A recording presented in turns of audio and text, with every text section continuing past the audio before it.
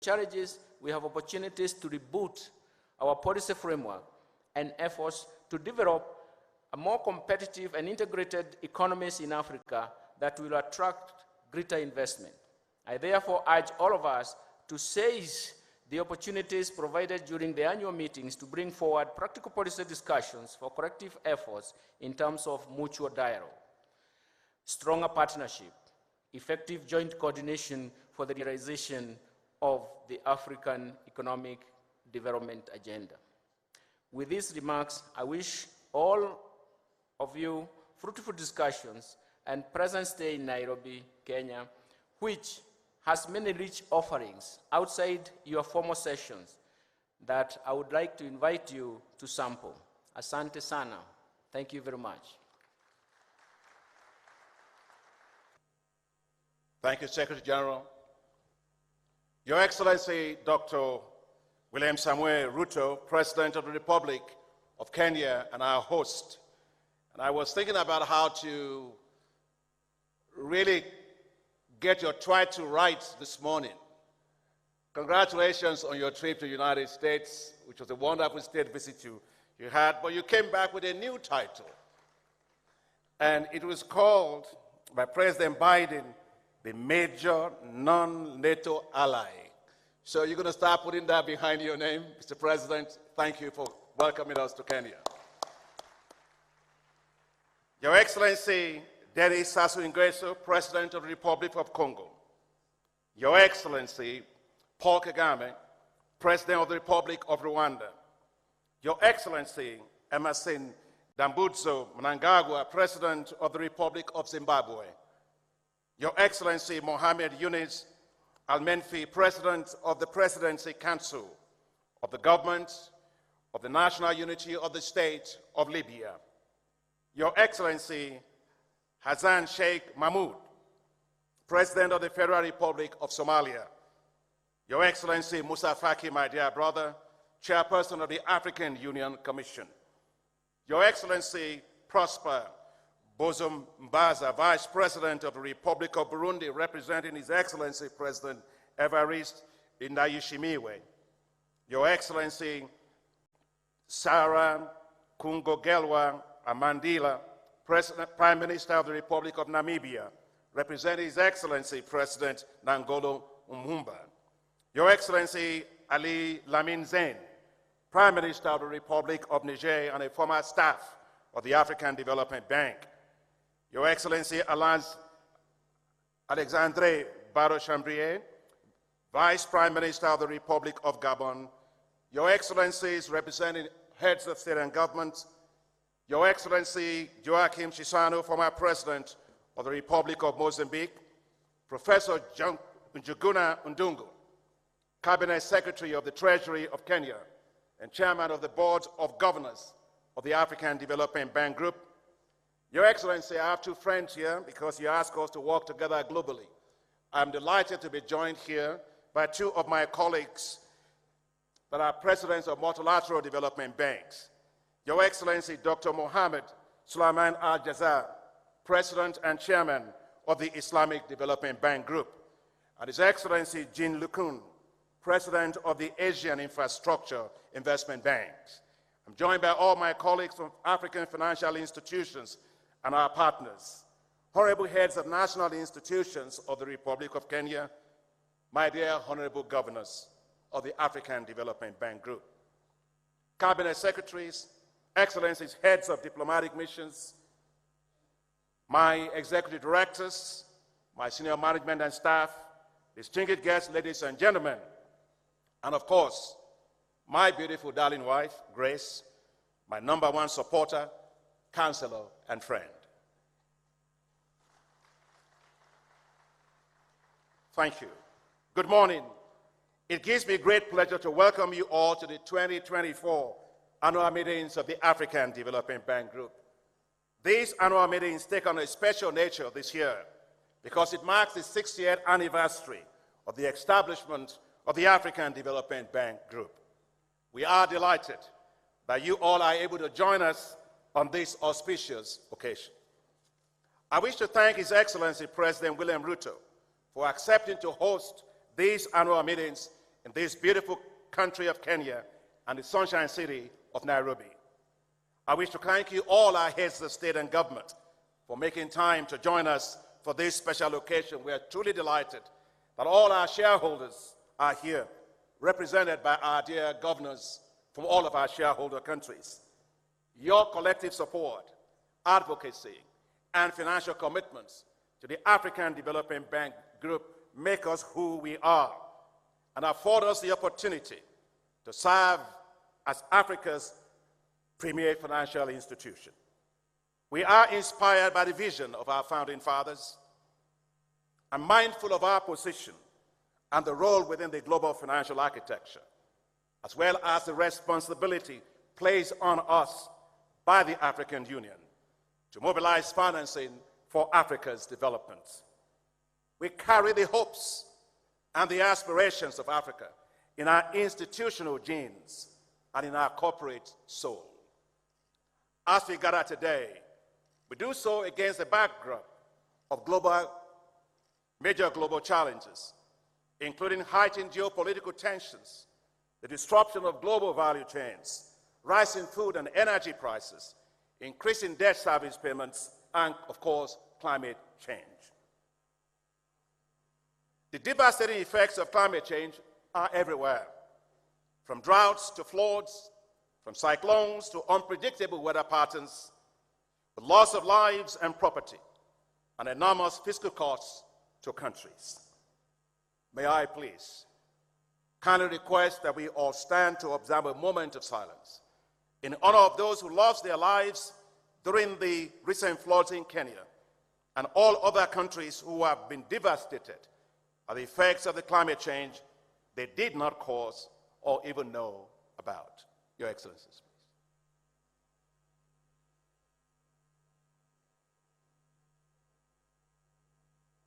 Thank you very much.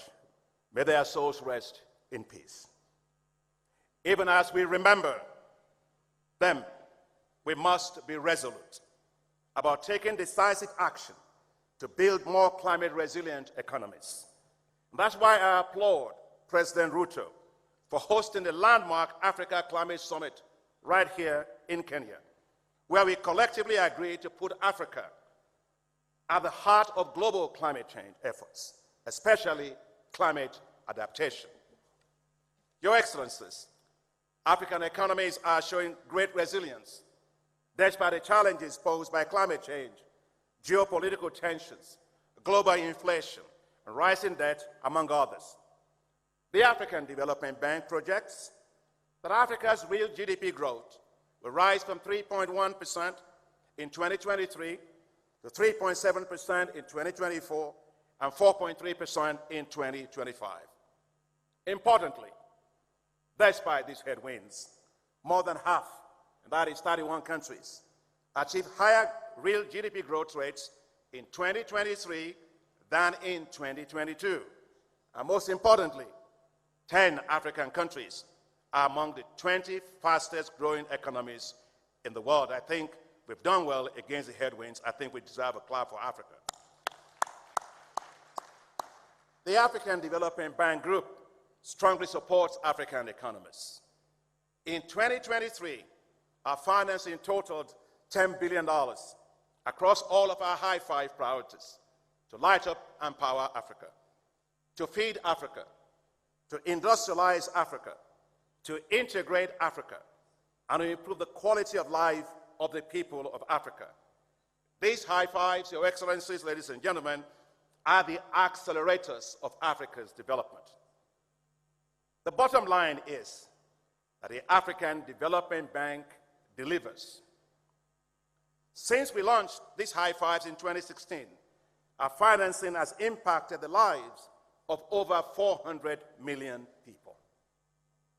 Last year, our work has significant impact across the continent, with 11 million farmers provided with access to improved agricultural technologies, 8 million people provided with access to new sanitation services, 3.5 million people with access to improved transport, 2.8 million people provided with better health services, 1 million people provided with access to clean water, and over 443,000 enterprises provided with access to finance. The African Development Bank is highly responsive. When the Russian war in Ukraine erupted, it posed tremendous food security risks to Africa. To forestall a crisis, the bank launched a $1.5 billion emergency food production facility to rapidly support African countries in their ambition to reduce food dependency over a 2-year period.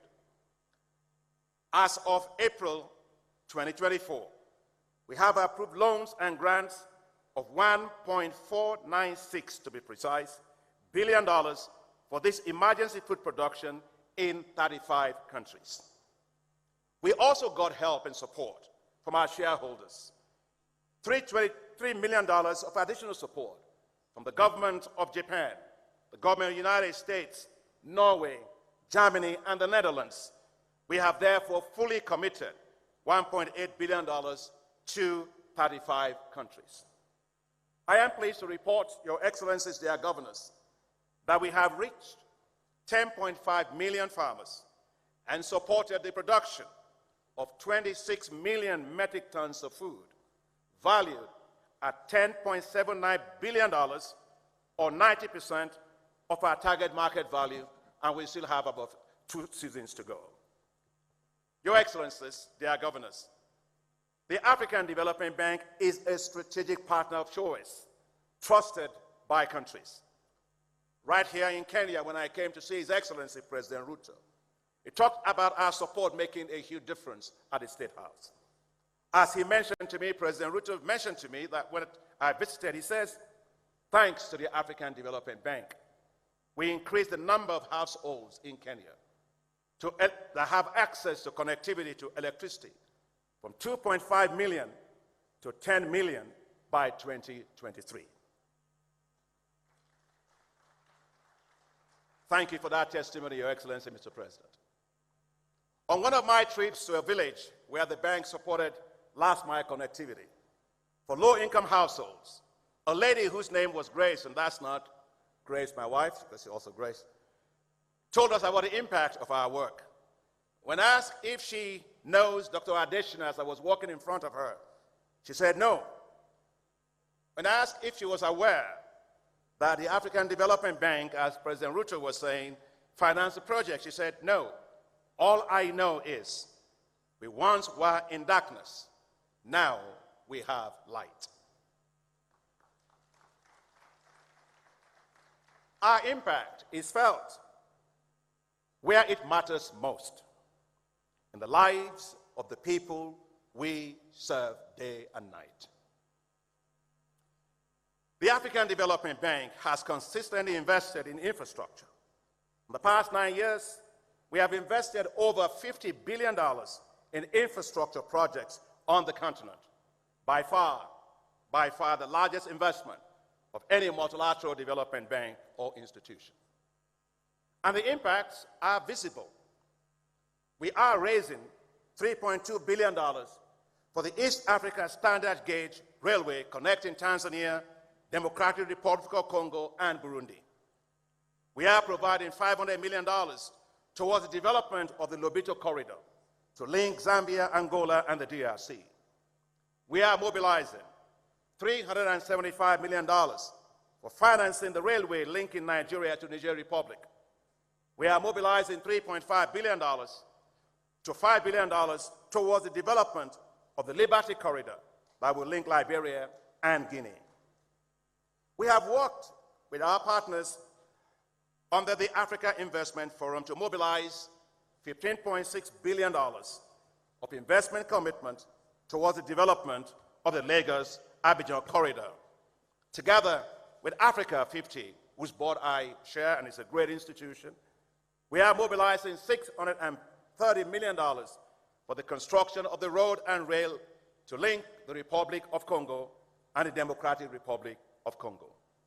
We are financing the Guassib-Nado Highway in Morocco and the 1,000-kilometer highway linking Addis Ababa to Nairobi and Mombasa, which has expanded trade flows between Ethiopia and Kenya by 400%.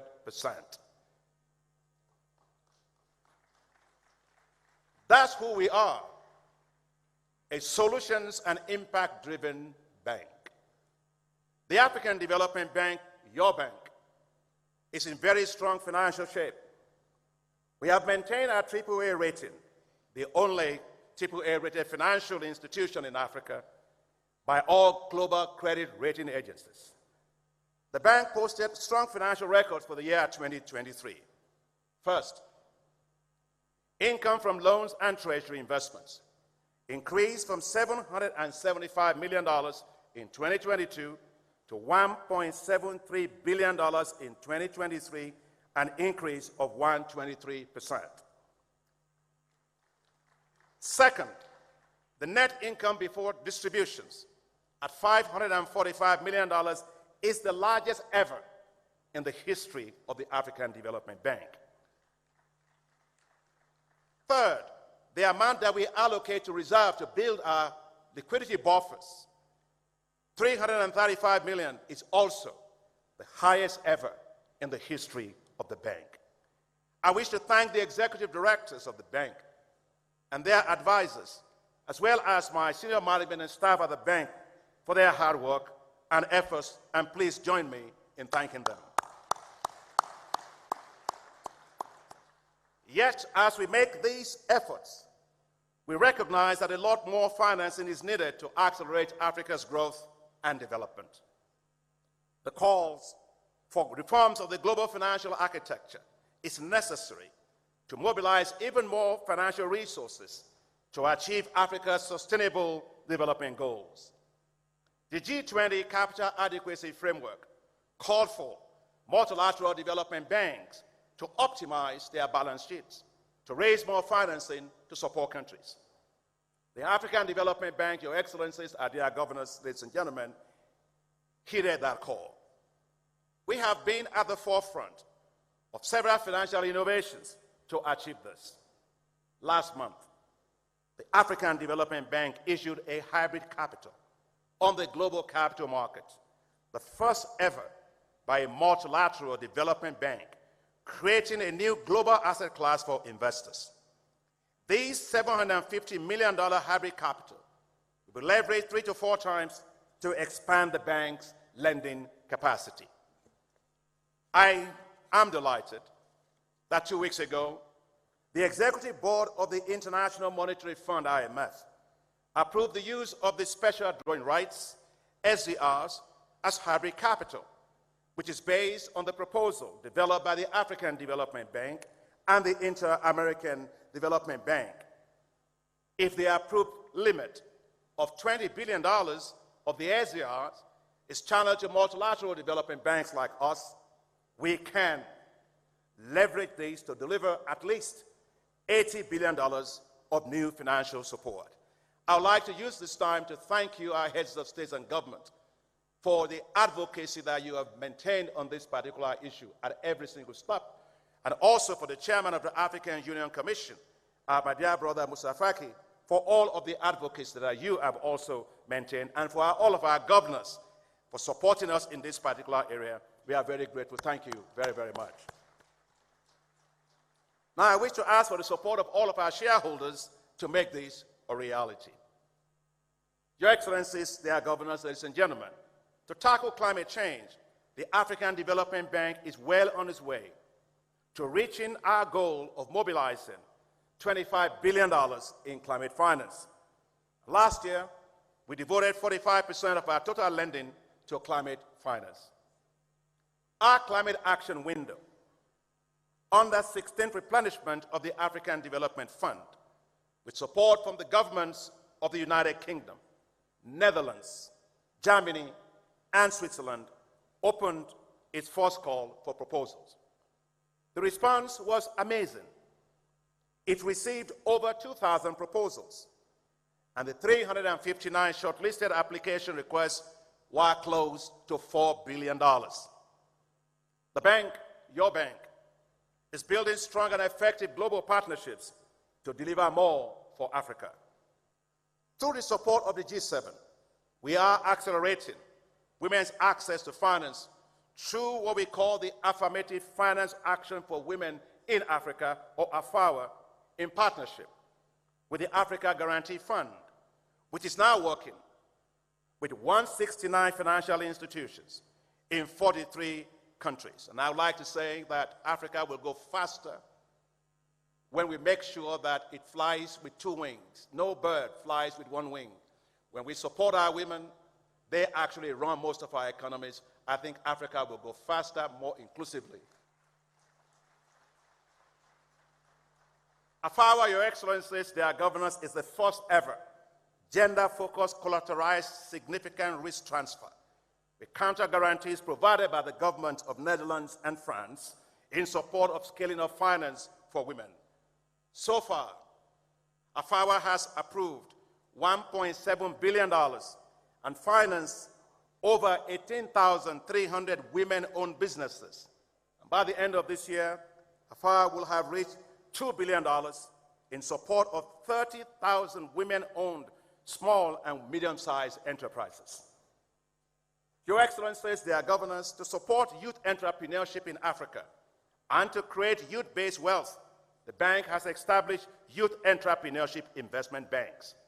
In partnership with the French Development Agency, Agence Française de Développement, and other partners, with support from the bank's multi-donor Youth Entrepreneurship Trust Fund.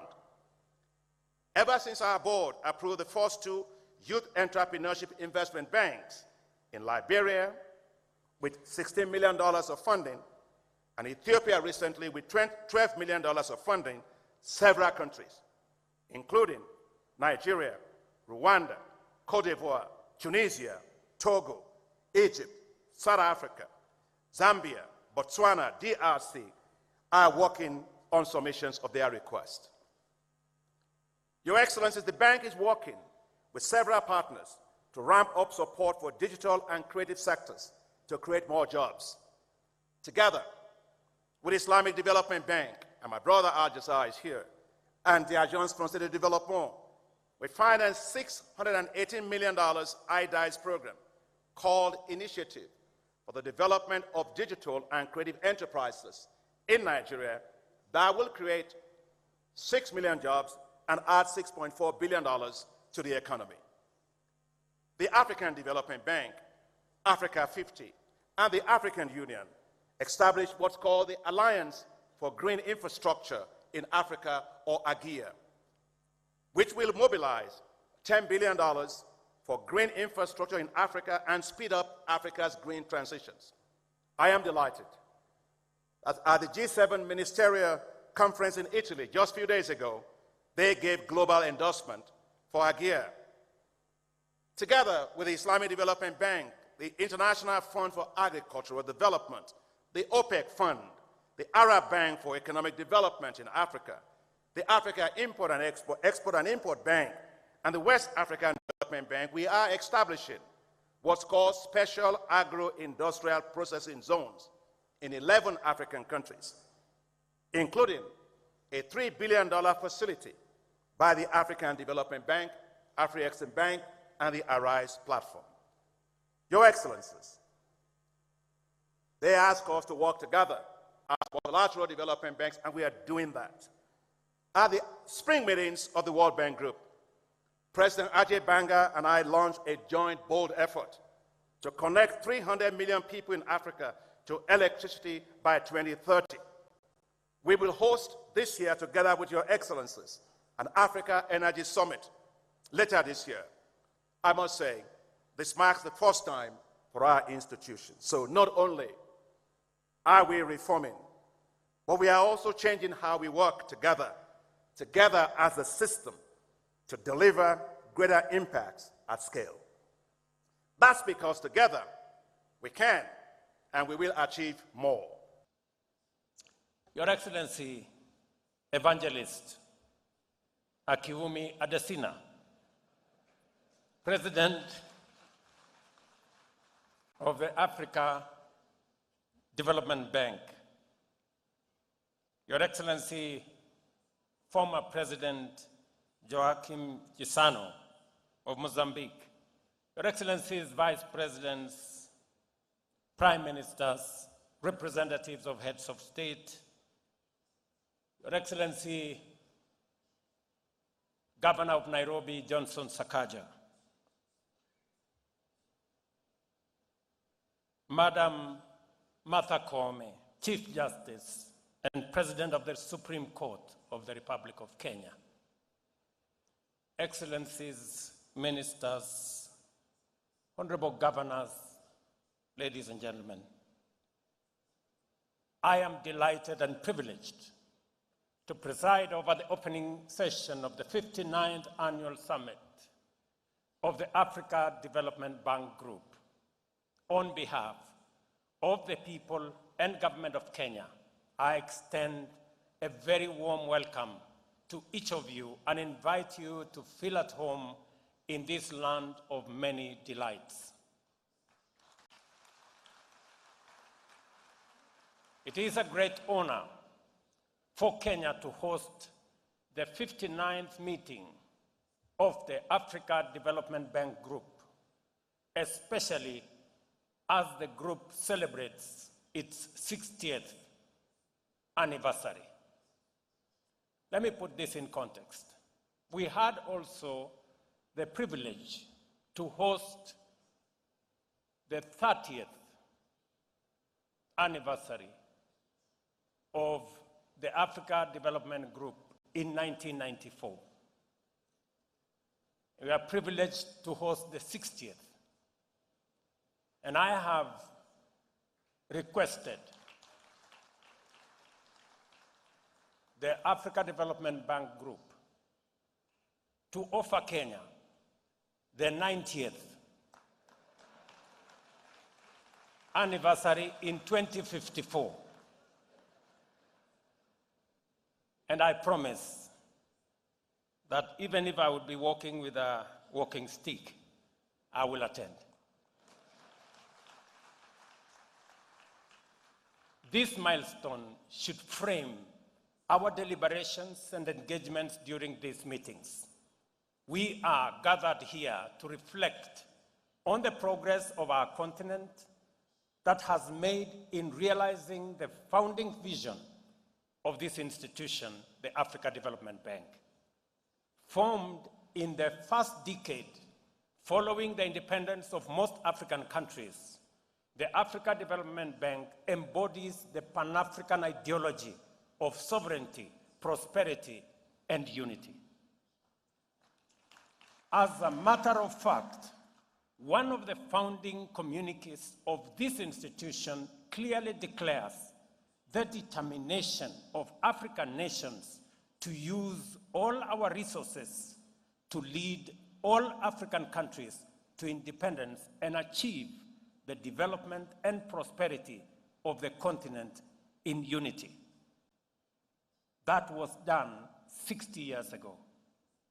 And over 6 decades, the group, like the continent, has not only survived many crises and challenges, but has also grown stronger and achieved much in supporting economic growth and stability in our continent. It has become Africa's premier development financing institution. To date, it has financed 5,432 projects across our land, 4,036 of them which have been completed, provided a mechanism to coordinate the fight against poverty, improve the standards of African financial institutions and other institutions, and contributed significantly to conflict prevention and resolution. You agree with me, ladies and gentlemen, that Africa Development's performance has been nothing short of sterling.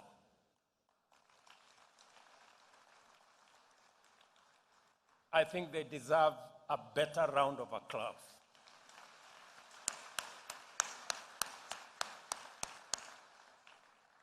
Nevertheless, the space of African economic growth and development has not kept pace with the rest of the world.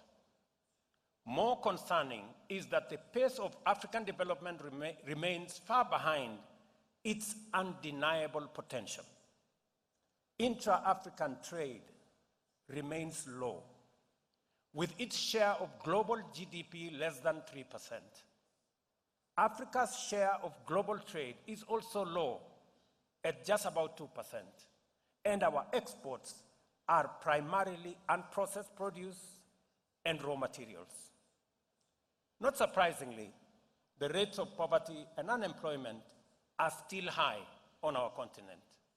The vulnerabilities arising from this situation undoubtedly contribute significantly to conflict, economic refugees, and in this age of frequent extreme climate shocks, climate refugees. There is tremendous urgency in developing and implementing transformative interventions to turn things around for our continent, our countries, and our people. I am confident that this sense of urgency resonates very strongly amongst African leaders, and I am encouraged that we are not just doing something about it. We are actually making very good progress. Our continent is growing at the world's fastest rate, exceeding the global average of 3%, and 11 of the world's fastest growing economies in 2023 were African countries. We were told that by Adesina. Between 2000 and 2002, Africa's real GDP increased at an annual rate of 4.3%, well above the global average of 2.9%. 7 of the 10 world's fastest growing economies were in this continent of Africa. The Pan-African Economic Integration Agenda has finally taken off. Our regional economic blocs are vibrant and effective, while the African Continental Free Trade Area has come into effect and already made a huge impact.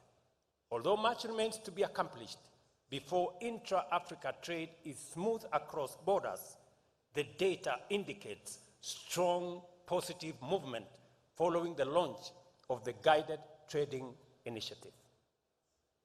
As we look into the future, with this optimism, we are also cognizant of the immediate challenges we must confront and overcome.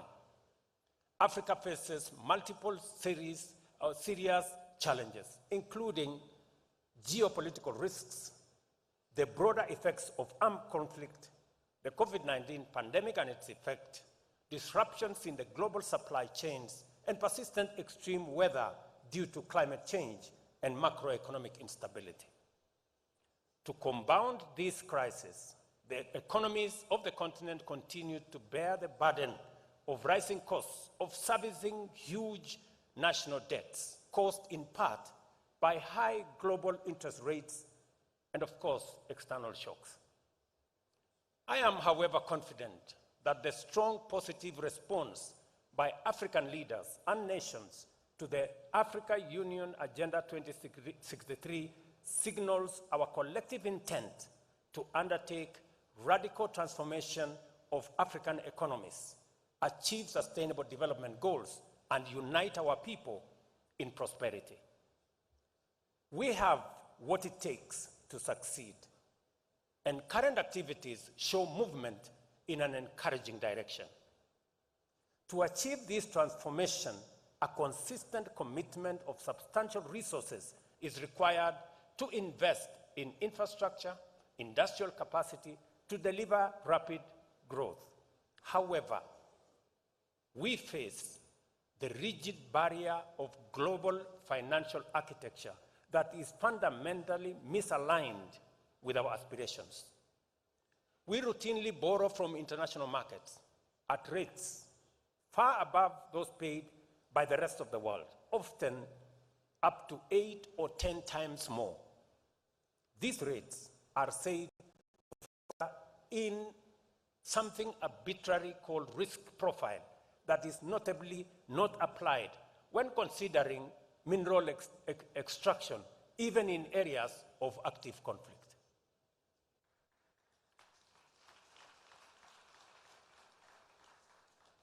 It is safe we are told, to mine in spaces where there is conflict, but it is risky to lend to African economies. What a contradiction.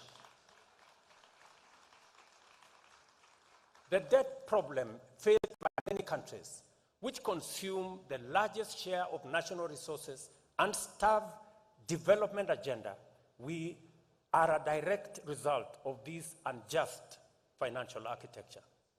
This situation not only makes debt unsustainable, but also undermines growth, prevents countries from investing in resilience, and denies millions of people, especially young men and women, their fair shot at life's opportunities. Africa remains most vulnerable to the effects of climate change, by recent devastating floods, for example, in Kenya, and drought in Southern Africa, from which we are still working to recover, as well as other climate-related disasters across the continent. The adverse impact of climate change or the fiscal sustainability of many economies, especially in developing countries in Africa, deserves our serious attention. Despite contributing only 4% of global carbon emissions, we bear the brunt of climate change effects. Climate change is a threat multiplier. Its direct impact and related responses negatively affect our fiscal position through reduced revenues and increased public spending.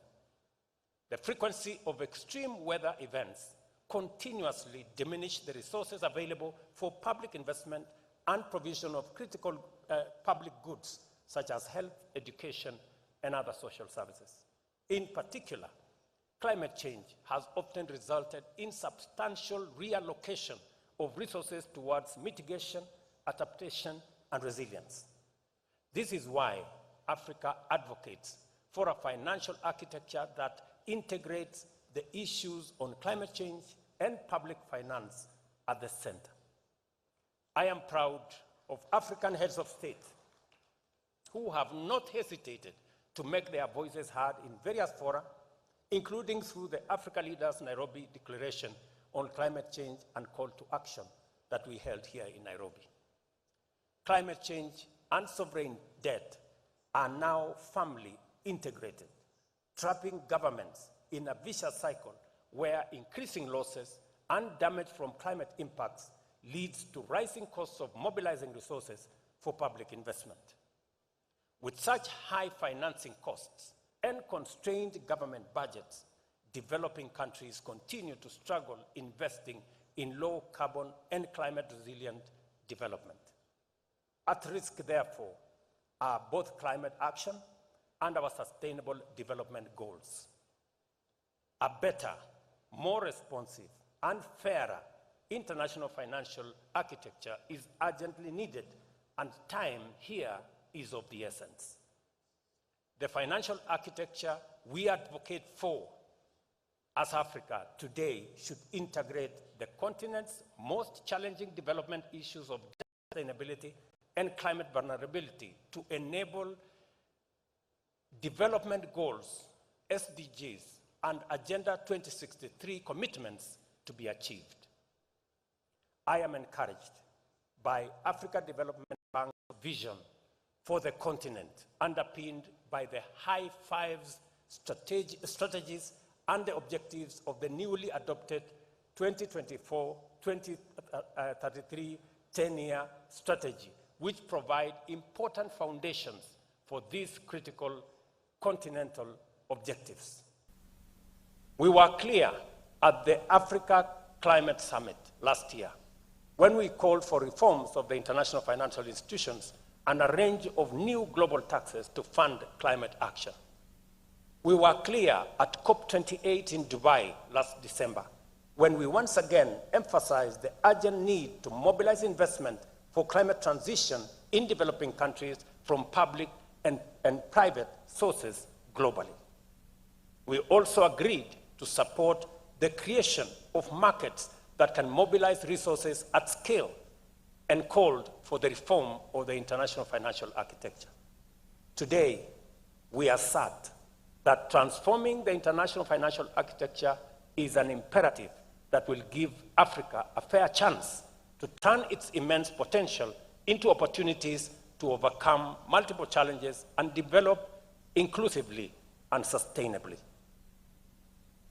I take this opportunity to reiterate my call at the recent concluded IDA 21 summit here in Nairobi, that we appeal for a substantial 17th replenishment of the Africa Development Fund by at least US $25 billion to increase its capacity to continue providing concessional financing to the least developed African countries. We therefore call on our donors and development partners to scale up their investment in our continent's premier development financial institution, the Africa Development Bank. To further strengthen the capacity of our multilateral development institutions, we strongly support the proposal to rechannel special drawing rights through the Africa Development Bank as endorsed by the Africa Union's Assembly of Heads of State and Government. And because we must believe in ourselves for others to believe in us, and we must invest in these institutions for others to invest in them, Kenya has made the decision that over the next 3 years, we are going to invest $100 million in enhancing our shareholding in Africa Development Bank, Afrexim Bank, and Trade Development Bank.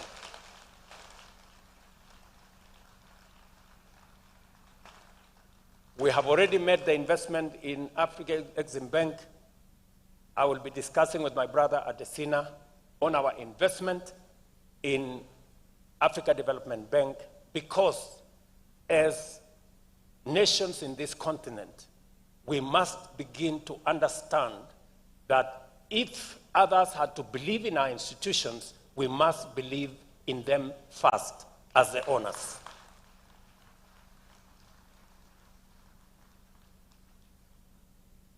The multiplier effect of the rechanneled SDRs will significantly increase the lending capacity of the Africa Development Bank. This initiative has the potential to unlock additional financing for high priority and transformational development projects, which are currently constrained by available resources. Kenya pledges to continue championing SDR rechanneling through the African Development Bank. And Mr. President, as a demonstration of Kenya's confidence in the Africa Development Fund, the concessional window, we are making a commitment of $20 million as Kenya into that kit. It is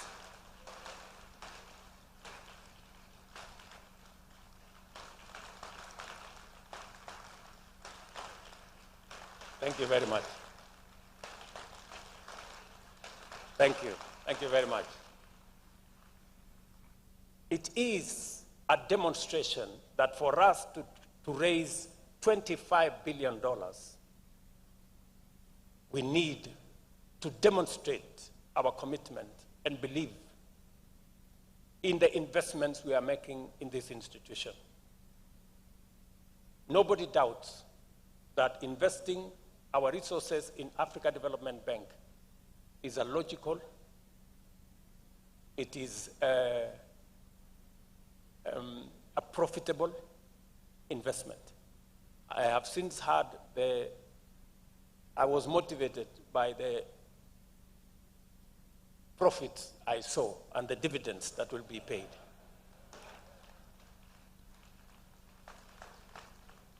And I think it's a very worthwhile investment. I want to encourage public and private entities to equally invest. I promise you it is a worthwhile investment. Given the glaring shortcomings of the current climate financing ecosystem, we need to fundamentally reconfigure prevailing financing patterns and adopt more innovative financing structures that eliminate access barriers. I commend the Africa Development Bank Group for developing innovative financial instruments tailored to our continent's unique needs. These instruments are more ambitious in financing and our significant development projects, including heavy investments in smart agriculture and clean energy generation. However, more financial resources need to be channeled towards climate adaptation in Africa. At my last meeting with President Adesina, we were discussing them extending our water program, which we started with the Africa Development Bank, to phase 3, where we are discussing now a $400 million facility with the African Development Bank for water harvesting, water storage, and irrigation that will support Kenya's food security, especially in the context of the effects of climate change. Ladies and gentlemen, at this juncture, I wish to underscore the critical role of the Africa Development Group's annual meetings in advancing progressive discourse, structured dialogue, and knowledge events. These engagements provide an opportunity for collective deliberation and facilitate the dissemination of relevant knowledge among high-level decision makers in Africa from different sectors, including government leaders, academics, and the private sector, among other key players. The 59th annual meeting takes place at an important juncture in our continent's developmental history. I am confident that all of us gathered here are able, willing, and ready to apply ourselves accordingly and do justice to our common agenda of taking Africa to the next phase of transformation through constructive deliberations. Let me say this finally. My colleagues, the heads of state and government in Africa, asked me to take over the baton from my senior, President Paul Kagame, on reform of institutions of the Africa Union. It is an assignment I intend to work on with the support of my colleagues, to align it with aspirations of today, and so that we can support more financial institutions like the Africa Development Bank and all the other continental institutions to support Africa's development and progress. Our agricultural development assets, our human capital assets, our natural resources assets, and use them to create investment opportunities so that we turn our potential into opportunity and opportunity into investment and create a better Africa for all of us. Number 2, to make Africa Union a fit-for-purpose organization to take charge of the consolidation of the African market through the Africa Continental Free Trade Area. Today, in Africa, intra-Africa trade is only 15%. Intra-Asian trade is 60%. Intra-European trade is 70%. Intra-Africa trade is 15%. We are struggling looking for markets everywhere except in our continent. We must believe in ourselves. We must first sell to the market that we have in our continent. It is the silver bullet. And it is what is going to increase the contribution of trade from Africa from 2% to the next level. Number 3, we must make Africa Union fit for purpose to secure continent. The African Union must take charge of our peace, security, and stability.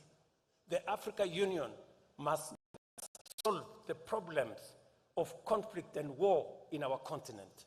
We cannot progress as a continent if there is war in Sudan, there is trouble in Somalia, there is problems in DRC, there is problems in the Sahel. We must take charge of our security. We must take charge of our stability, and African Union must step forward to be counted to provide that cover. And finally, the African Union must work with us to close the infrastructure gap. We will be proposing 4 assignments. The African Union was initially a liberation movement. We must repurpose it. We must re-engineer it so that it addresses the challenges of the moment.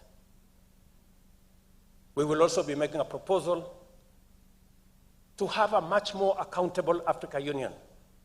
Today, the Pan-African Parliament has no connection to the African Union executive. We are proposing that we are going to reduce the size of the Pan-African Parliament to make it much more cost-effective, from 275 members to 100 members. 1 woman, 1 man from every country. And make it a full-time organization. Let it approve the budget of the African Union. Today, the budget of the African Union is approved by people who are not people's representatives. We want the people of Africa to take charge of this continent. And finally, we must bring about the Africa Court of Justice so that we can sort out our issues. We don't want any African to be dragged to courts elsewhere to sort out our issues.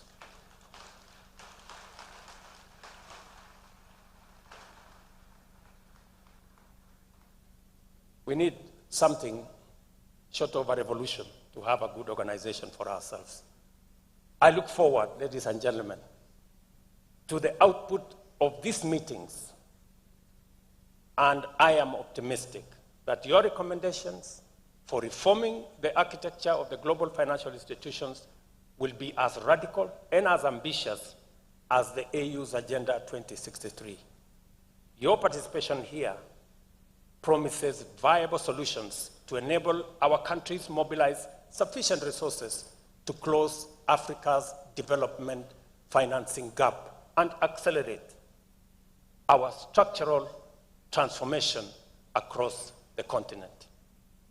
Ladies and gentlemen, the 59th annual meeting of the Africa Development Bank Group is now officially opened. I thank you.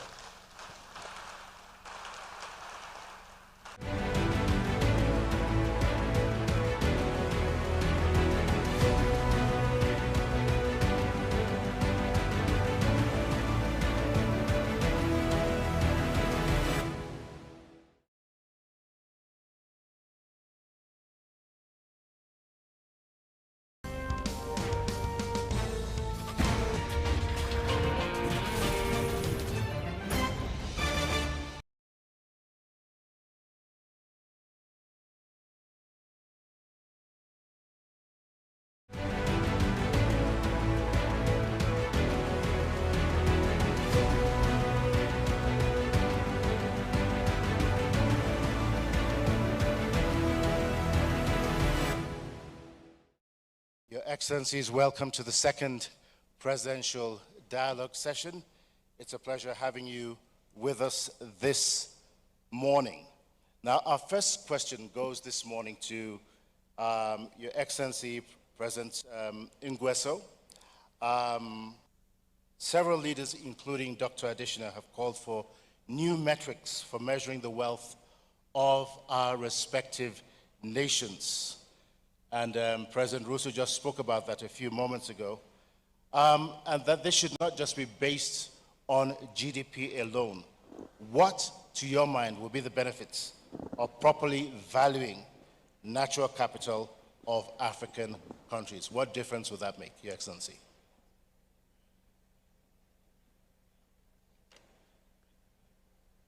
Merci. Thank you. I'd like, first of all, to thank my friend and brother, President Ruto, for extending a kind invitation to us to be part of this August meeting. In truth,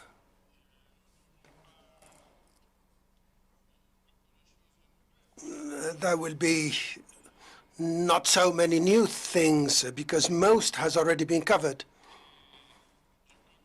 And I believe that we will probably take more time to focus on the interest rates,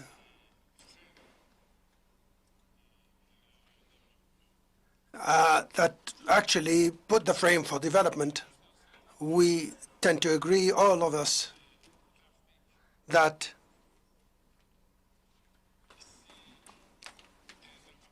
if Africa doesn't have basic infrastructure such as roads, railroads, waterways, how would they help promote the African trade zone? This cannot be done without the necessary infrastructure.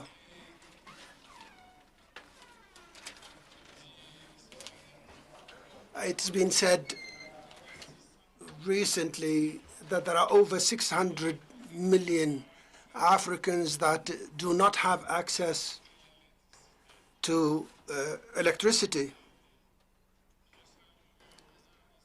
And I'd like to express appreciation for President Adesina, who said that by 2030, 2032, around 300 million, if I remember well, Africans would have access to electricity. Now, you're raising the issue of our natural resources. My friends here have spoken about this. Yes, Africa has very rich natural resources, but they are not harnessed in the evaluation of GDP of African economies. And I think this is the crux of the matter. Let me just speak about a concrete example. For example, the Congo Basin and the immense forest reserves. The lands there in the around the Congo Basin, what would be the value of these resources if they were taken into consideration in the evaluation of the wealth of the countries concerned? The GDP of these states will be placed at a level that would allow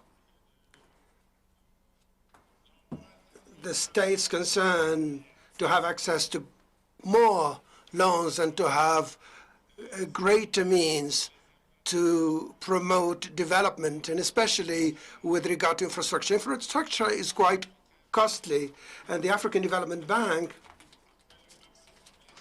has done its best. The figures were displayed before us, and here we would like to appreciate the work of our brother and friend, President Adesina, that has placed the African Development Bank at a very high level, but this is not enough. How could Africa be lacking in electricity? And why would Africa manage to construct the Dinga Dam in the Congo Basin, which would bring electricity beyond the Congo Basin and even as far as Cape Town in South Africa? What we need to do is to evaluate natural resources of African states in this way and then integrate them within the GDP of these countries. And I believe this would give us greater opportunities to finance development efforts in Africa. This struggle we need to wage. And I'd like to invite the president of the African Development Bank Group to join the other African leaders so that we start this struggle right away, so that we would not be just speaking about these things. And I'd like to also call on President Ruto. And as you remember, last year in June, we met in Paris to speak about the same thing. That is the new financial pact. That was the term, the global pact. And President Ruto at the time made a major presentation. He also was invited to join the group to reflect on these reforms. I called upon President Ruto, and maybe he could take the floor again to assess the progress made so that we can move beyond speeches to concrete actions. Thank you for your attention. Thank you very much, Mr. President. You make an excellent point here, the need for a reevaluation of the value of our natural resources, with the paradox being that we're resource-rich, but GDP poor. Excellent points, Your Excellency. I come next to President Mnangagwa. As a leader whose country is going through a debt resolution process, in your view, what is the main weakness with the current framework for debt resolution? You've faced a number of challenges in the last few years, but what would you consider to be the main weaknesses of the current situation that you're dealing with? May you repeat your question?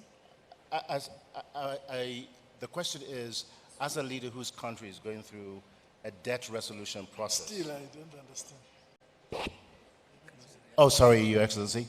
I was saying that as a leader whose country is going through a debt resolution process, in your view, what is the main weakness of the current framework for debt resolution, particularly as it concerns African countries? And in particular, your circumstances in Zimbabwe. Well, thank you very much. May I first express, on behalf of my delegation, the warm reception we've received since our arrival here, this beautiful city, Nairobi. The problem that faces Africa, we have the history of colonialism. That history has burdened independent African countries for a long time. I believe that very few countries have shaken off the burden of colonialism after independence. For a long time, independent African countries continued to focus in terms of relations to their former colonial masters. It is now, in recent history, that we have begun to collaborate as African countries among ourselves, changing focus from the former colonial masters relating to ourselves. Africa as a continent has resources enough to develop, modernize, and industrialize our continent as a people. But it has taken us long to shift from the focus of believing that our development must be linked to our former colonial masters. Africa has resources that, if we correctly focus on the domestic resources we have on the continent, we have the resources to develop our countries. Most importantly, in my view, since the Second Republic in Zimbabwe, we have decided that to develop our country, we must embrace science and technology.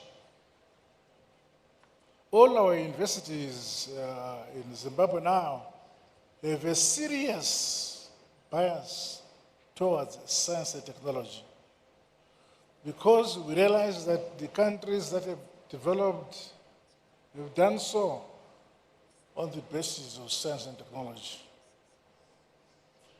We have introduced focus that in the past we had graduates from our universities who spoke English very well, but did not produce a product. So it is critically important that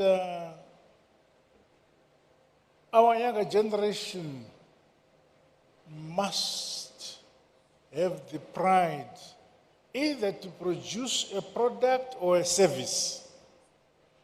In the same manner, our universities must produce products where, when they leave university, they contribute to their country by producing a product or a service. The first world is the first world because they have produced products for themselves.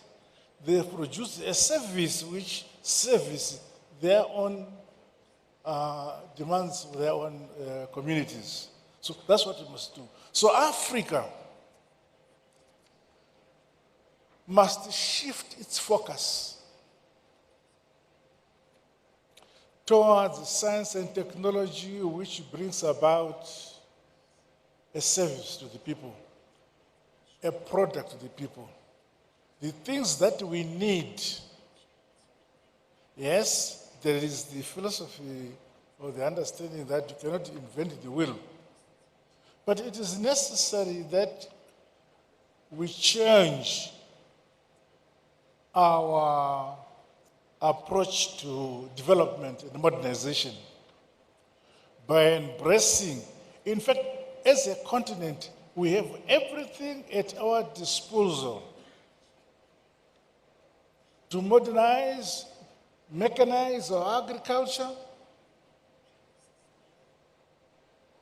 Our education system should produce students who, when they leave university, they should have the pride that they have the capacity to produce a service for their country.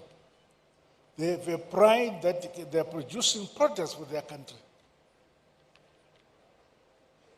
And that way, without much reliance on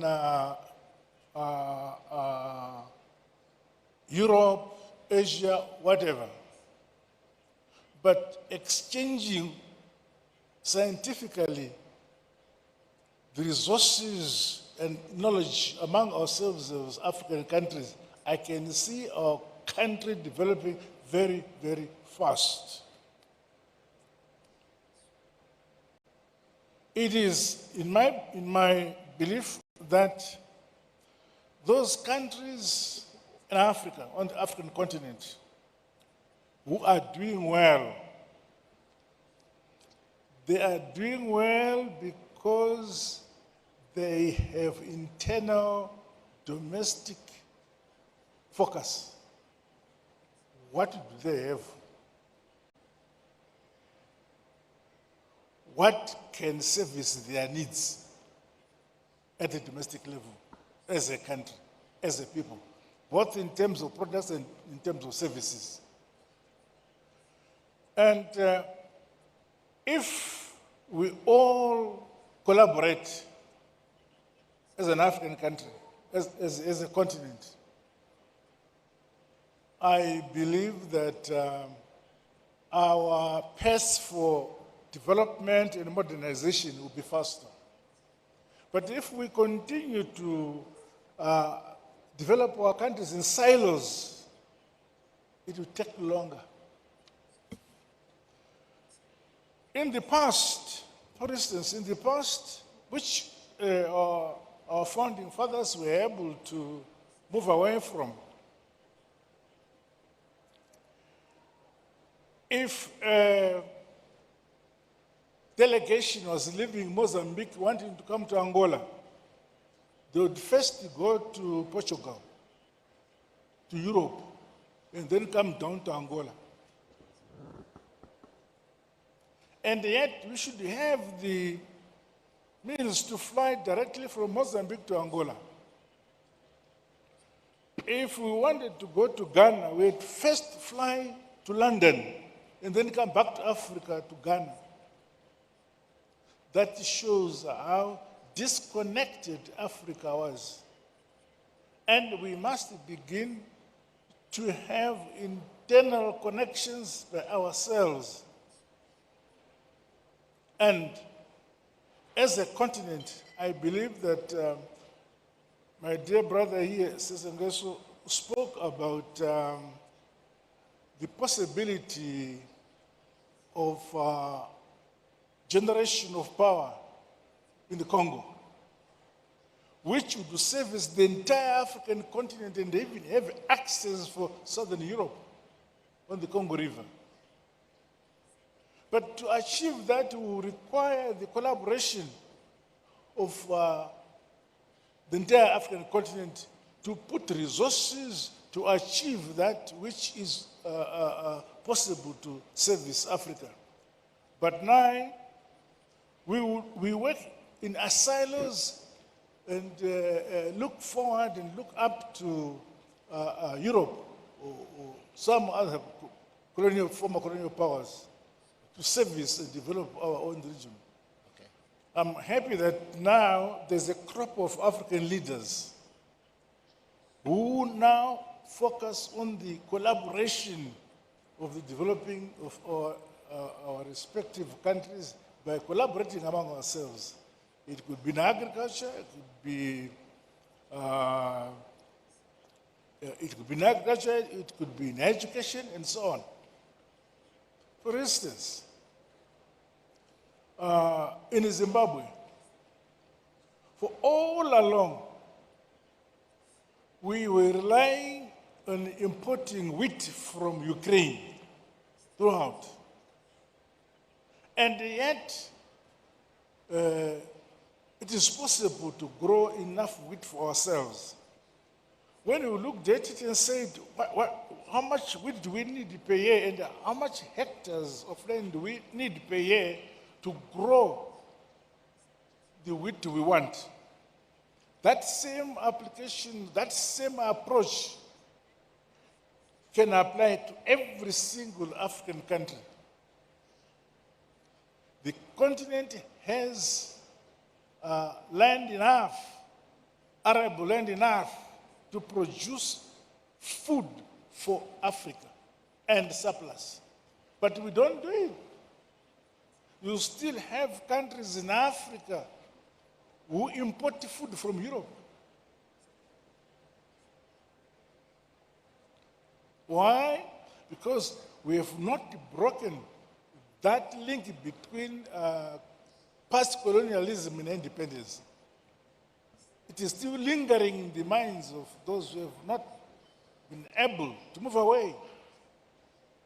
So, platforms like this one, where we share ideas, it is my belief that they're very useful because then we realize that if we collaborate, we have the chance of developing our respective economy far more than when we work in silos. For instance, the former colonized countries by Britain or the Anglo side of the Anglo former colonies speak to themselves. The French speak to themselves. Now, you now have Africa being divided between the divisions in Europe.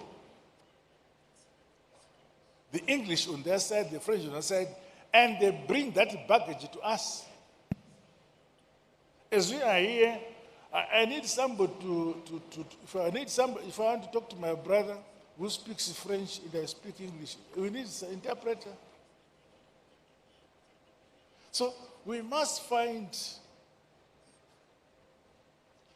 a way where ourselves as Africa focus on integrating our systems.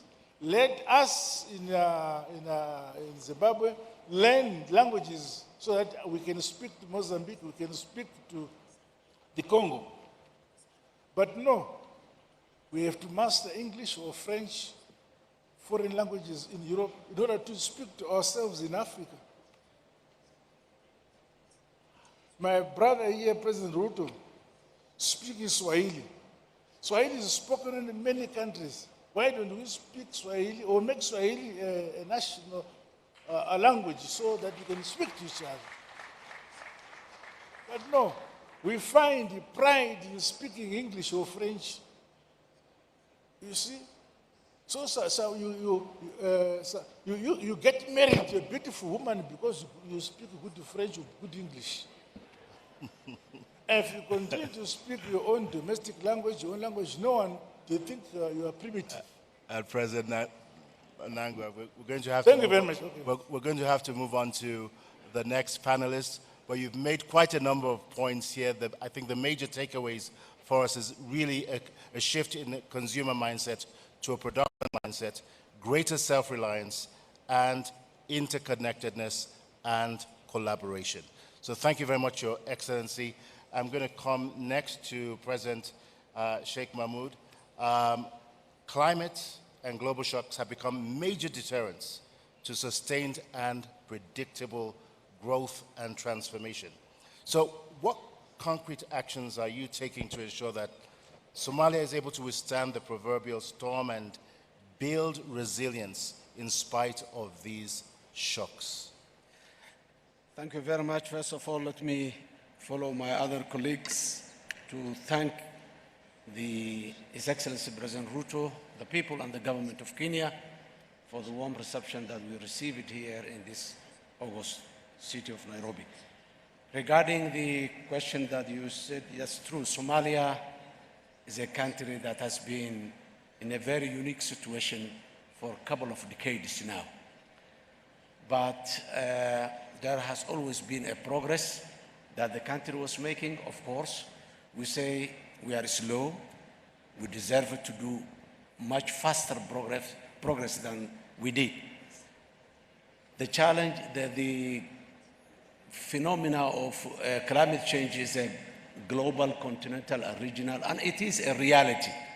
No one can deny today we are living with it every day and all days. So in Somalia, the fragility phenomena is among the challenges that we're facing.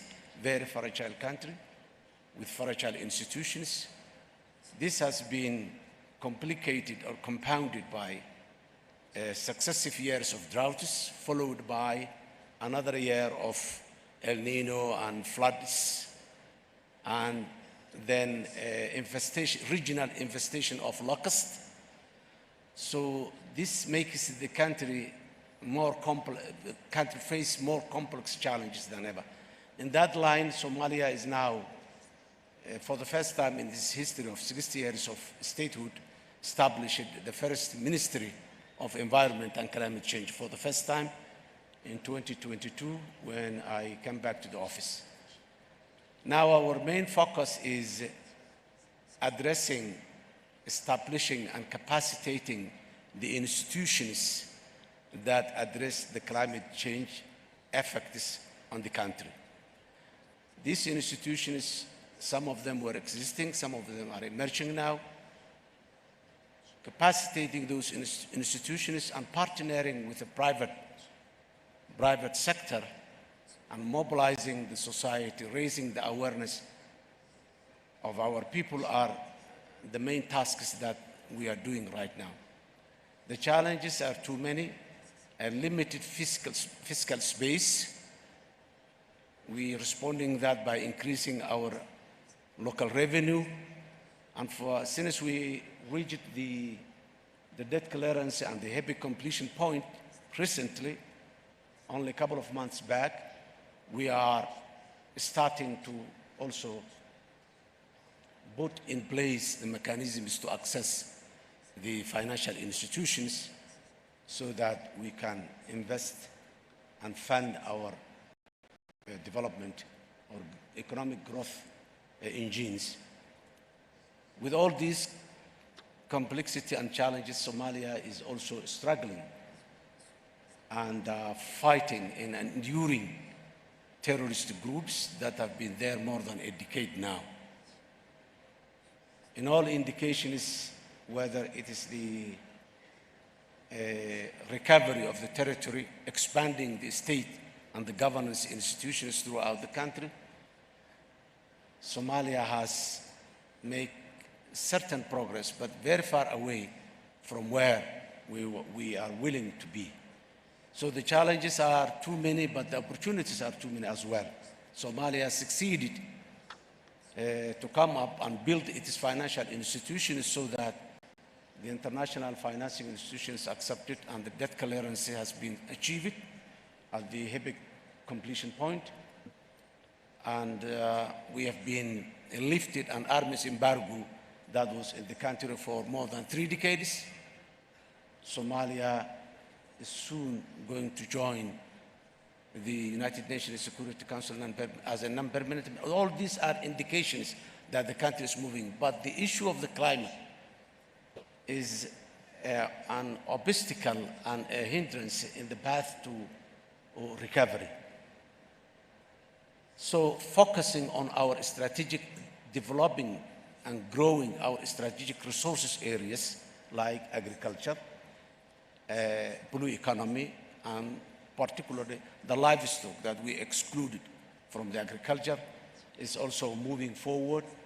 The export of Somalia is increasing, still at the infancy level, but increasing by the year. That all are indications that our institutions and state building is improving very fast. Still, the challenge of fragility is still there. Somalia making all those steps just to address the challenge of the climate change. We lost a huge number, more than 3 million livestock herds for droughts and for floods. Stocks of our livestock has been, floods have been washed to the sea. And the limited agriculture that we established also moved away. And the limited infrastructure that we have has been washed. So we are restarting again as we started from scratch earlier. Now in many areas, again, we have to, the climate change, the challenge among them is also demographic change. A lot of rural people are losing their livelihoods, and they are just coming in the urban areas as IDPs.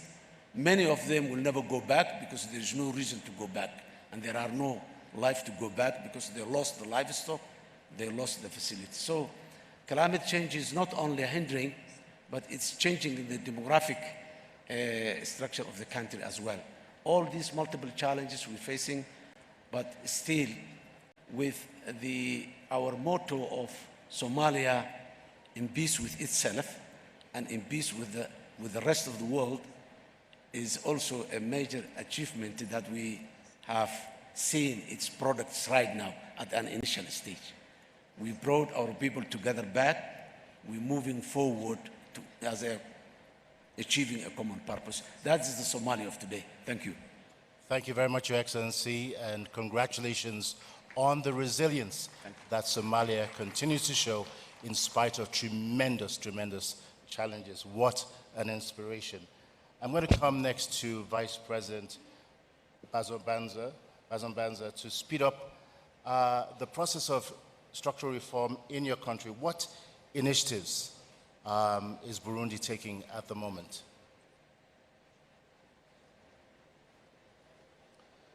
Merci beaucoup. Thank you very much. But I'd also like to start by conveying my sincere thanks to the President of Kenya for the warm welcome that has been extended to me and my delegation. I would also like to thank all the heads of state that have spoken before me, and to commend the President, the chairperson of the African Union, and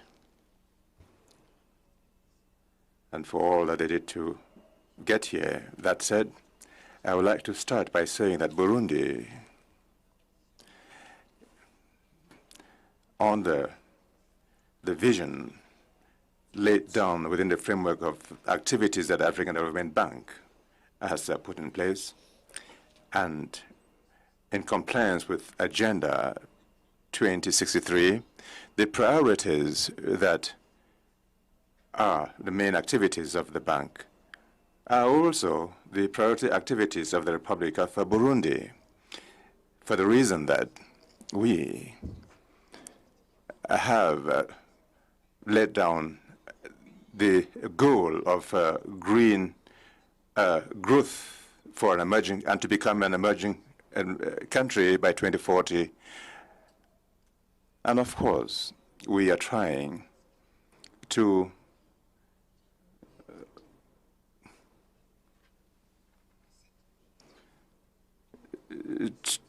comply with these objectives or goals that Africa has set for itself. We would like that Africa should be prosperous with inclusive growth, and in order to achieve sustainable development. We also would like that Africa, like Burundi, should be a country, a united and integrated continent politically, and that they should advocate the ideals of Pan-Africanism and Africa Renaissance. We also like Africa to be characterized by good governance and respect of human rights and a rule of law. That is Africa that is moving on in peace and security, whose development is people-centered, and that will rely on the potential of these populations, in particular of women and youths. We want an Africa that acts as a strong partner and a partner, a strong stakeholder that is united on the world stage. But the Africa's transformation and the reform of the global financial architecture are closely linked. And here, I would like to revisit the idea of saying how we are trying to fight against economic challenges that our country is facing. Burundi here is facing significant major economic challenges. In particular, we depend a lot on agriculture. We have infrastructure that is not well developed, and with development initiatives that are supported by the African Development Bank and other development partners that are crucial in stimulating economic growth and reducing poverty in the country. We also should like to point out the participation of the ADB in other regional initiatives and how the African Development Bank has been participating in these development initiatives and programs. It could also be involved in other development initiatives that are meant to strengthen the economic integration and development in Africa, that is, in Eastern Africa in particular. So, as an activity, we would like to point out that the portfolio of ongoing operations of the African Development Bank, and that is co-financed by the government of Burundi, involved some 20 projects in the public sector that total a commitment of about $500 million, but has witnessed a rather low disbursement rate, which is at 37.5%. The sector distribution of this portfolio indicates that the predominance of infrastructure, because they represent 76% of the investments, that is 37% for energy and 35% for transport, followed by agriculture at 29%, at social 6%, governance 0.5%, finance at 0.9%. The portfolio of the public sector, of national public sector, includes or comprises 12 projects totaling a commitment of about 114 million units of accounts, with a disbursement rate of about 44%. Furthermore, the portfolio of the regional portfolio comprises 8 multinational projects amounting to about 60 million units of accounts for a total disbursement rate of about 33%. For the regional projects are designed to ensure connectivity between Burundi and other countries of Eastern Europe, Central Africa, and Southern Africa, especially in border countries like Rwanda, Tanzania, DRC, and beyond, right up to Zambia. Now, in the private sector, the portfolio comprises virtually, projects for facilitating guaranteeing transactions of the Central Bank of Burundi, for instance, representing about 4 million. And here, I should point out that there's been improvement in the indicators of the portfolio because as I said earlier on, the disbursement rate is still low, but it's improving year by year. I know that there's a lot that is taking place in your country, lots of transformations, but just because of the limitations of time, we do have to move on to our next panelist. I'm getting a signal in my earpiece, so I do have to come to His Excellency President Joachim Chissano for the next question, and we'll provide very short comments to close out this round. Unfortunately, we've run out of time. President Chissano, you've played a globally recognized and acknowledged and much appreciated role in championing debt arrears clearance for countries facing debt challenges on the continent. To your mind, what can and should Africa do to improve its debt situation? You've been involved in several negotiations, several discussions. If you wouldn't mind sharing your experiences with us, that would be much appreciated. Thank you, Excellency.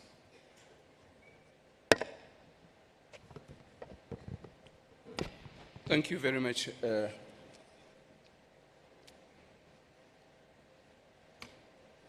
I would like to start from where I thought I would end, if we had time, is to say that the ADB has to be congratulated. As far as what regards Mozambique, is what they have done since 1977, when we established partnership. At that time, the other institutions were more powerful, were shy, were shying away from us. And there were many reasons why.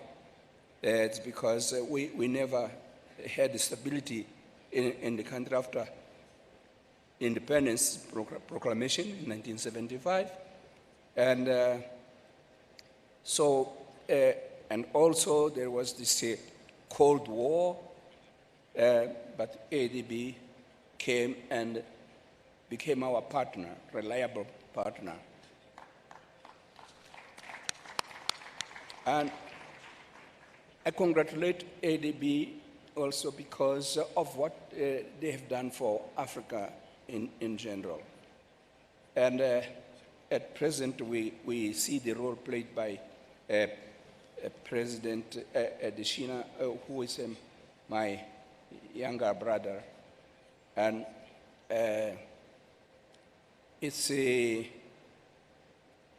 he has been delivering. And he shows us that he knows Africa, and not only him, but also with his team working in different countries, the example of my country.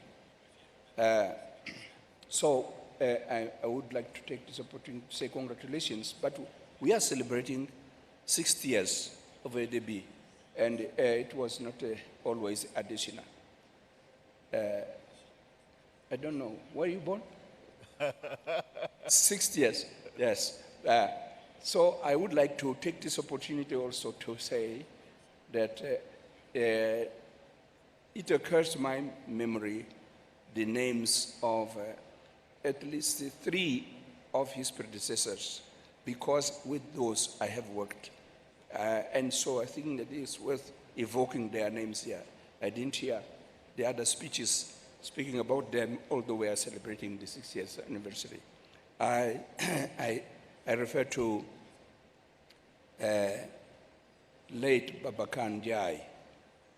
Babakan Jai is one of those with whom we worked closely to reconstruct the country and to construct the country in Mozambique. And then I would mention the name of the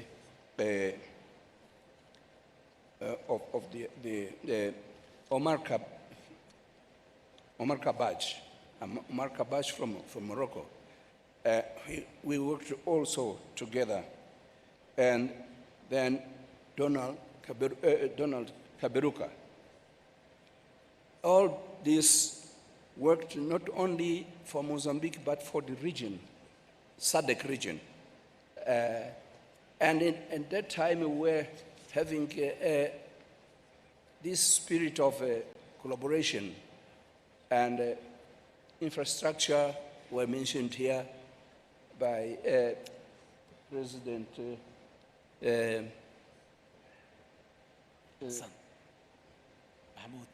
President Sassou Nguesso, and and energy. At that time, the problem was coordinating efforts on infrastructure, railways, roads, dams, electricity, all infrastructure necessary. So this is not a new theme. He referred to Inga. It was not a new theme of those days. But what was missing there was this engine to make things happen. So what I could advise is to the ADB to be that engine to make things happen. We are having here ministers of finance. The ministers of finance are more practical than we. I was Minister of Foreign Affairs. We would speak about generalities, but when you come to the ground, you need someone to make things happen. So the ideas which we heard here start from far beyond, like when we joined the United Nations in 1975.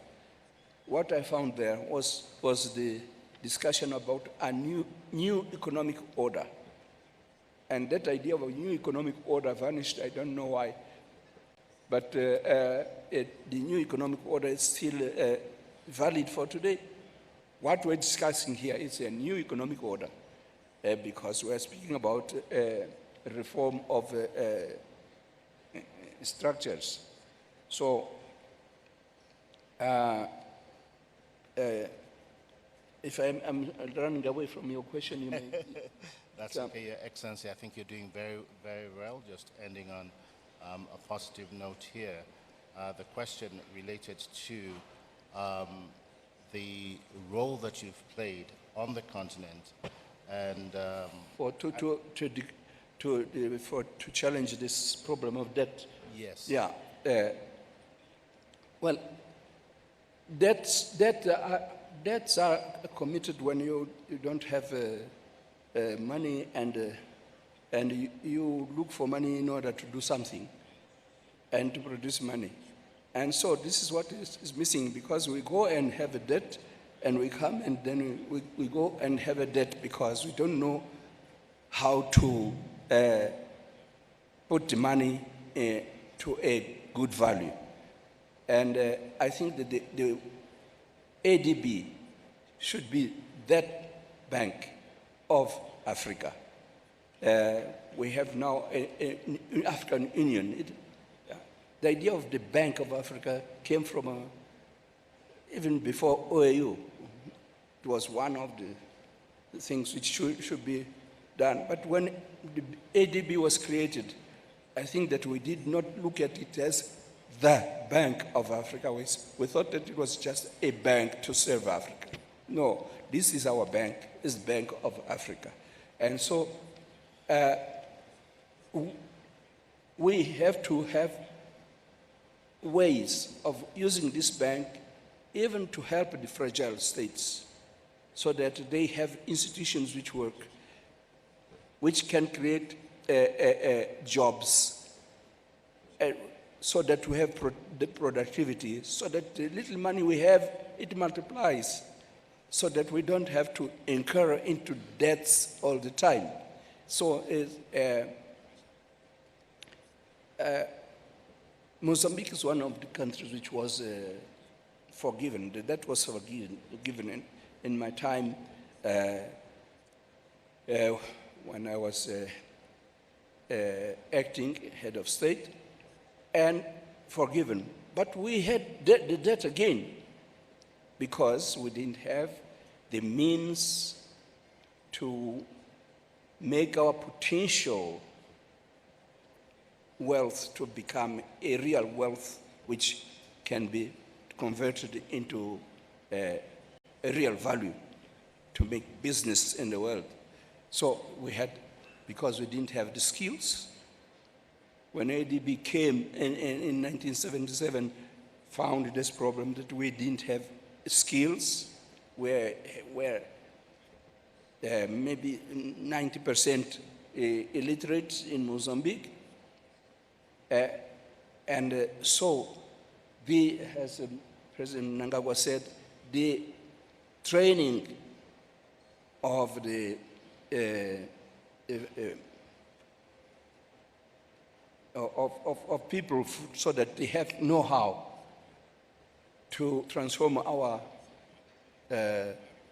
resources into value. It's a very valid point to which will help us to go away of the need of going for debt.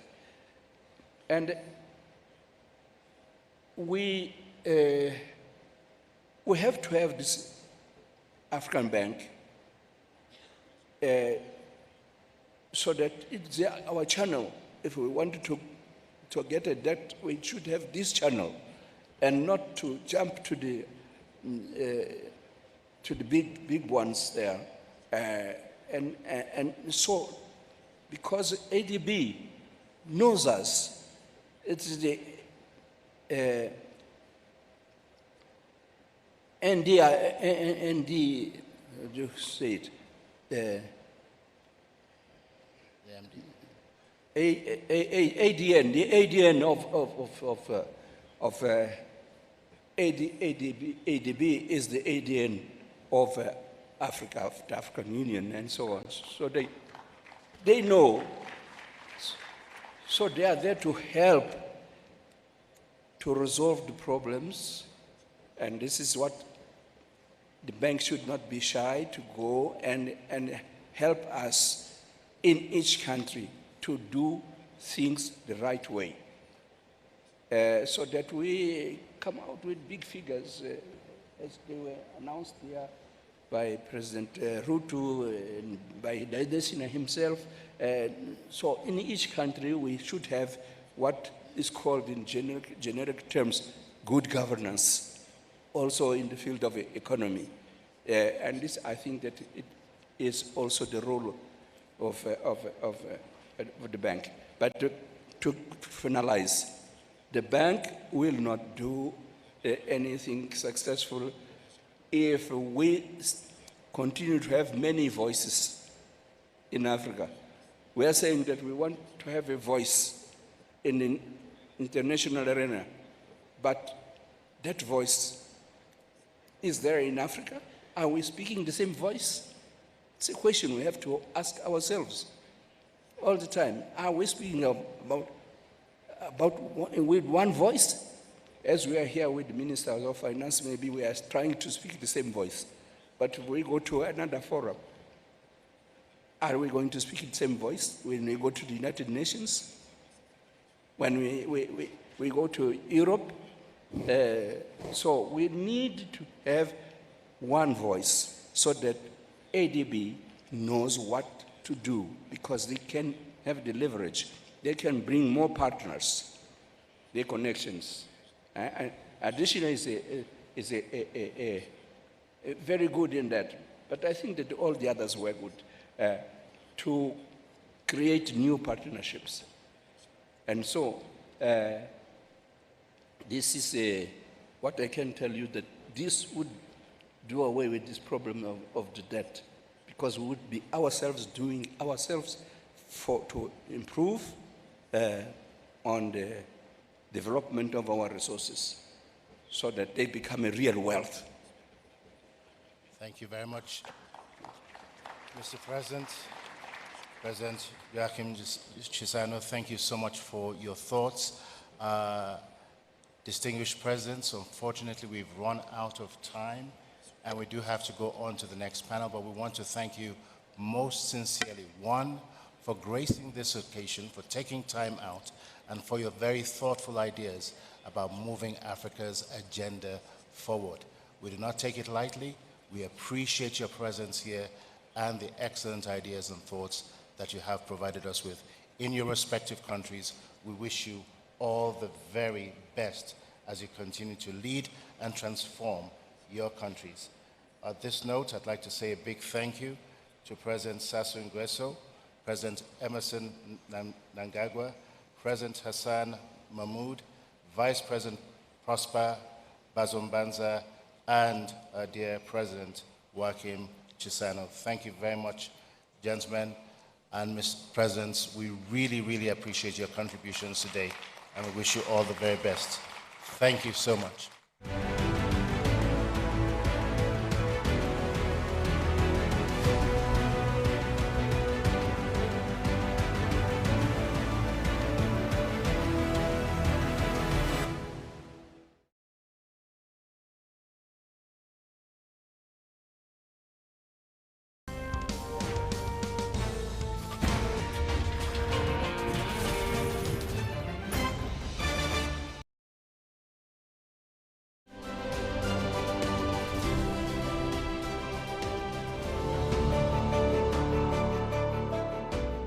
The recipient of the Forbes Woman Africa Lifetime Achievement Award exemplifies the highest ongoing commitment in their chosen sectors and fields.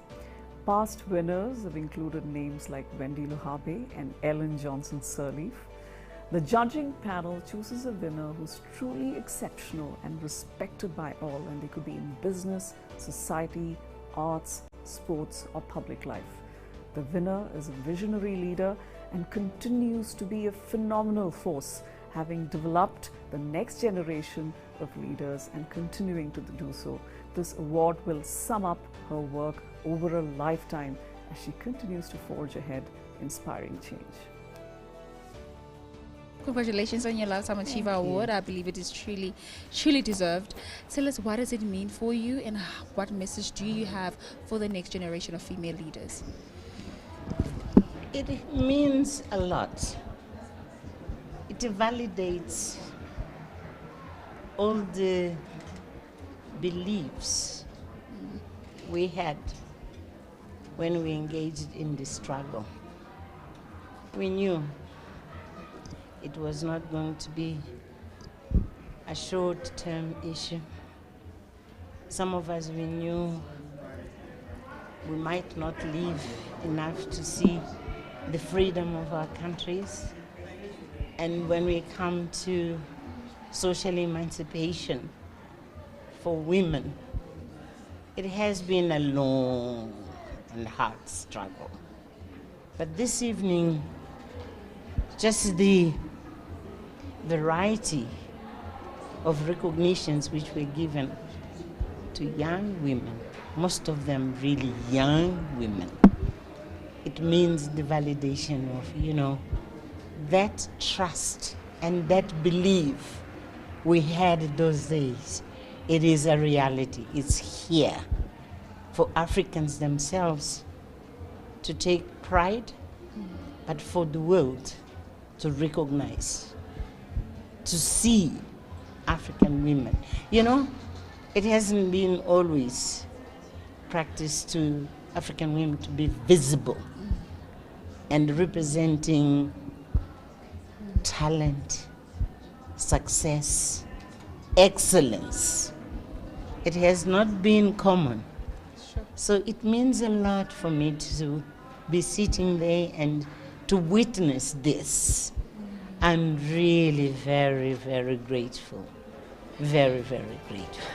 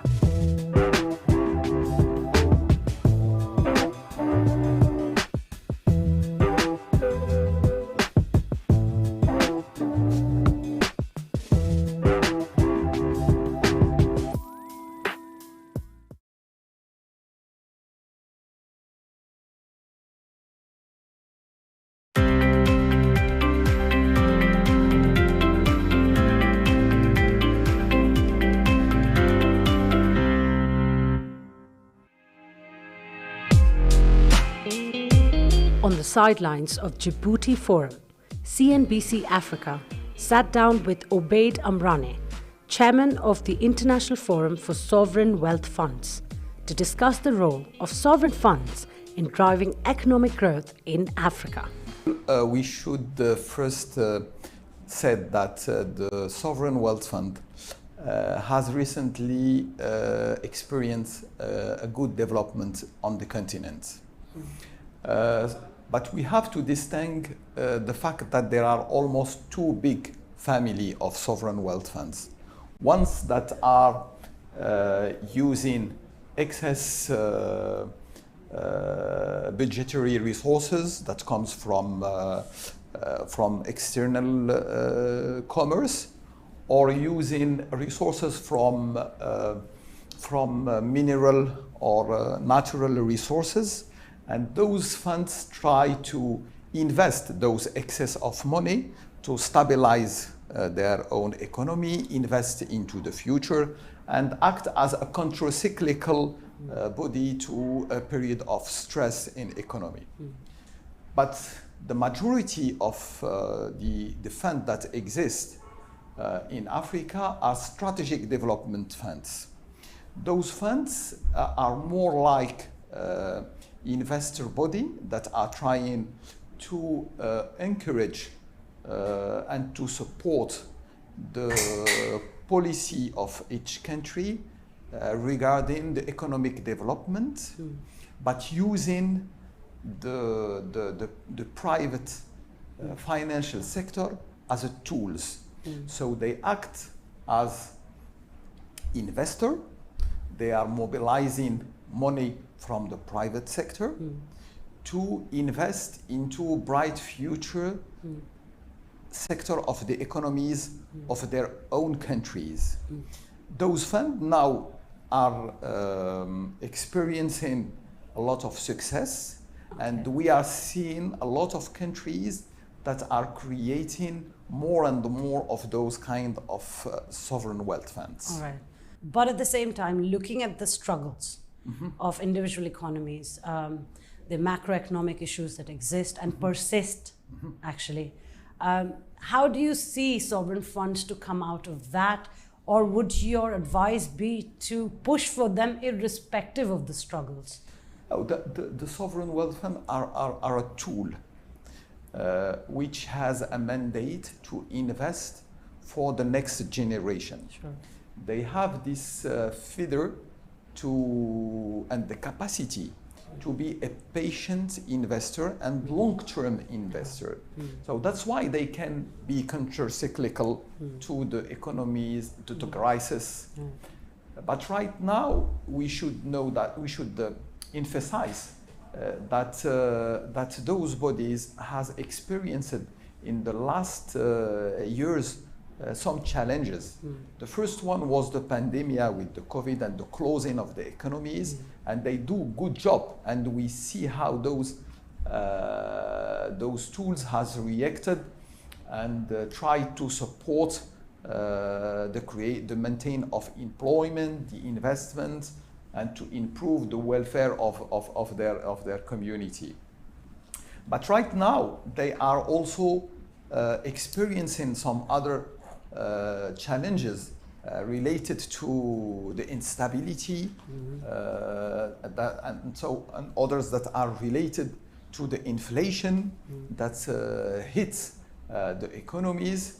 And in that, their main role, even with all those challenges, remain the fact that they have to attract private sector investment to leverage on their assets, on the strengths of their economy. So you will find that they are invested in early stage phase of investment, Right. which is the gap that exists today, and that you can hear in all the conferences, that the bankability, how to improve Yes. the bankability of project, and how to improve the quality of the documentation, and so on and so forth. And for that, we launch 2 years ago, Itmar Capital at Rabat, we launched a platform that we called the African Sovereign Investment Forum, which group today 12 African sovereign wealth funds from all the continent. We met last year in Kigali, Rwanda, and in some weeks we will be gathering in Mauritius. And we are expecting to have more funds that will come to this platform. The aim of this tool is first to create the opportunity of collaboration between those bodies, to create the opportunity to exchange experiences, have the good lessons from each party, and more important is to create the scale and to create the size. Since large-scale investors are looking for de-risking projects within local investor, but also for a pipeline of projects.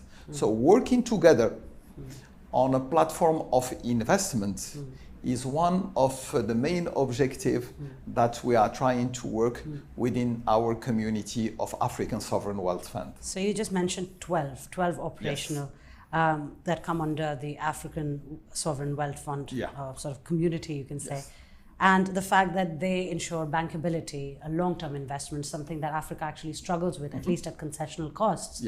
And at the same time, de-risking the investor's interest. What are some examples of this success in the recent time that you see in Africa? There are a lot of very interesting experiences. You should know that there are new funds that come. They still have to organize themselves, to work on their strategic equation of investment, because each fund will give answer to its own problem, to its own context, and to its own framework. But we can see more and more the very first fund, like those of Nigeria, the fund of Senegal also has embarked in very interesting project. Certain are related to the financing of infrastructure, typically when it comes to energy or renewable energy. Others have created some tools to support and to leverage money in financing SMEs to create more activities. So you have a diversity of situation that today I think give us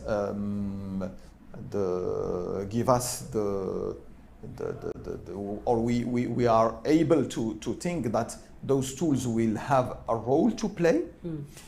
There are for sure some challenges that are related to governance, to the interaction they can have with their environment, because this is a very specific tool that is done to support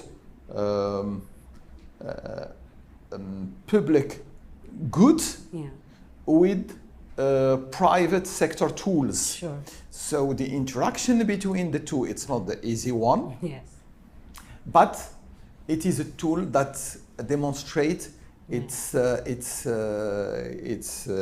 usefulness when it comes to economic development. Surely, nobody can refute the use here of these mechanisms, and neither will I. But looking at the environment today that we are functioning in, high debt, high interest rates, international markets, again, wary, still calling Africa a risky market. People can argue all they want about perception, but rates are still not changing at which credit is being extended to Africa. So in that aspect, how do you see sovereign funds navigating international markets, capital markets, where their worth, they're very important in terms of they're very attractive, everybody wants in, but At what cost? Let me tell you something. Because we should be very, very clear with ourselves. If you want to have an 8380 plane landing in your airport, you should construct the airport for that. Yeah. What does it mean? That means if you want to bring international investors, you should speak their language. You should prepare the documentations and the bankability of projects that fit to their considerations and to the industry. That's why I think that the most important industry should the African continent develop is the investment industry. Having skilled people, having good frameworks to attract those investors will be the only way that we can measure the success.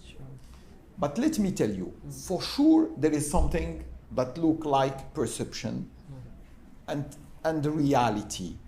And forever perception surpasses the reality, unfortunately. And the African countries are paying for this perception more than they have to do when it comes to all the elements that you spoke about. And this is a situation that we should address as funds and as entities concerned by the economic development of our countries. And you say speak their language so they can understand you better. They can understand better. All right. Thank you so much, Mr. Obaid Morane, for joining us on CNBC Africa. Thank you for that.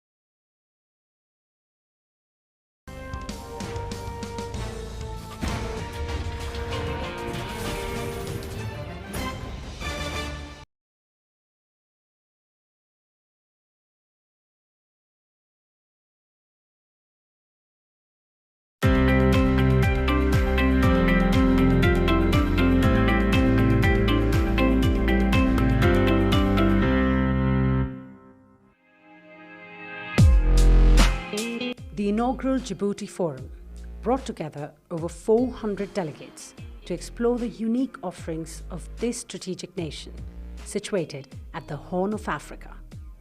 In this episode, we bring you insights from industry experts, government leaders, and the private sector, shedding light on Djibouti's stable economic climate and its pivotal role in fostering regional development and global connectivity. Djibouti has been a success story in many ways. It is not too different from other relatively small African countries that have positioned themselves as gateways, as entrepots. So Mauritius is another case. And you have a few other countries that are aspiring to be centers and gateways for the rest of the region. And so Djibouti has been very vibrantly positioned as a gateway in the Horn of Africa.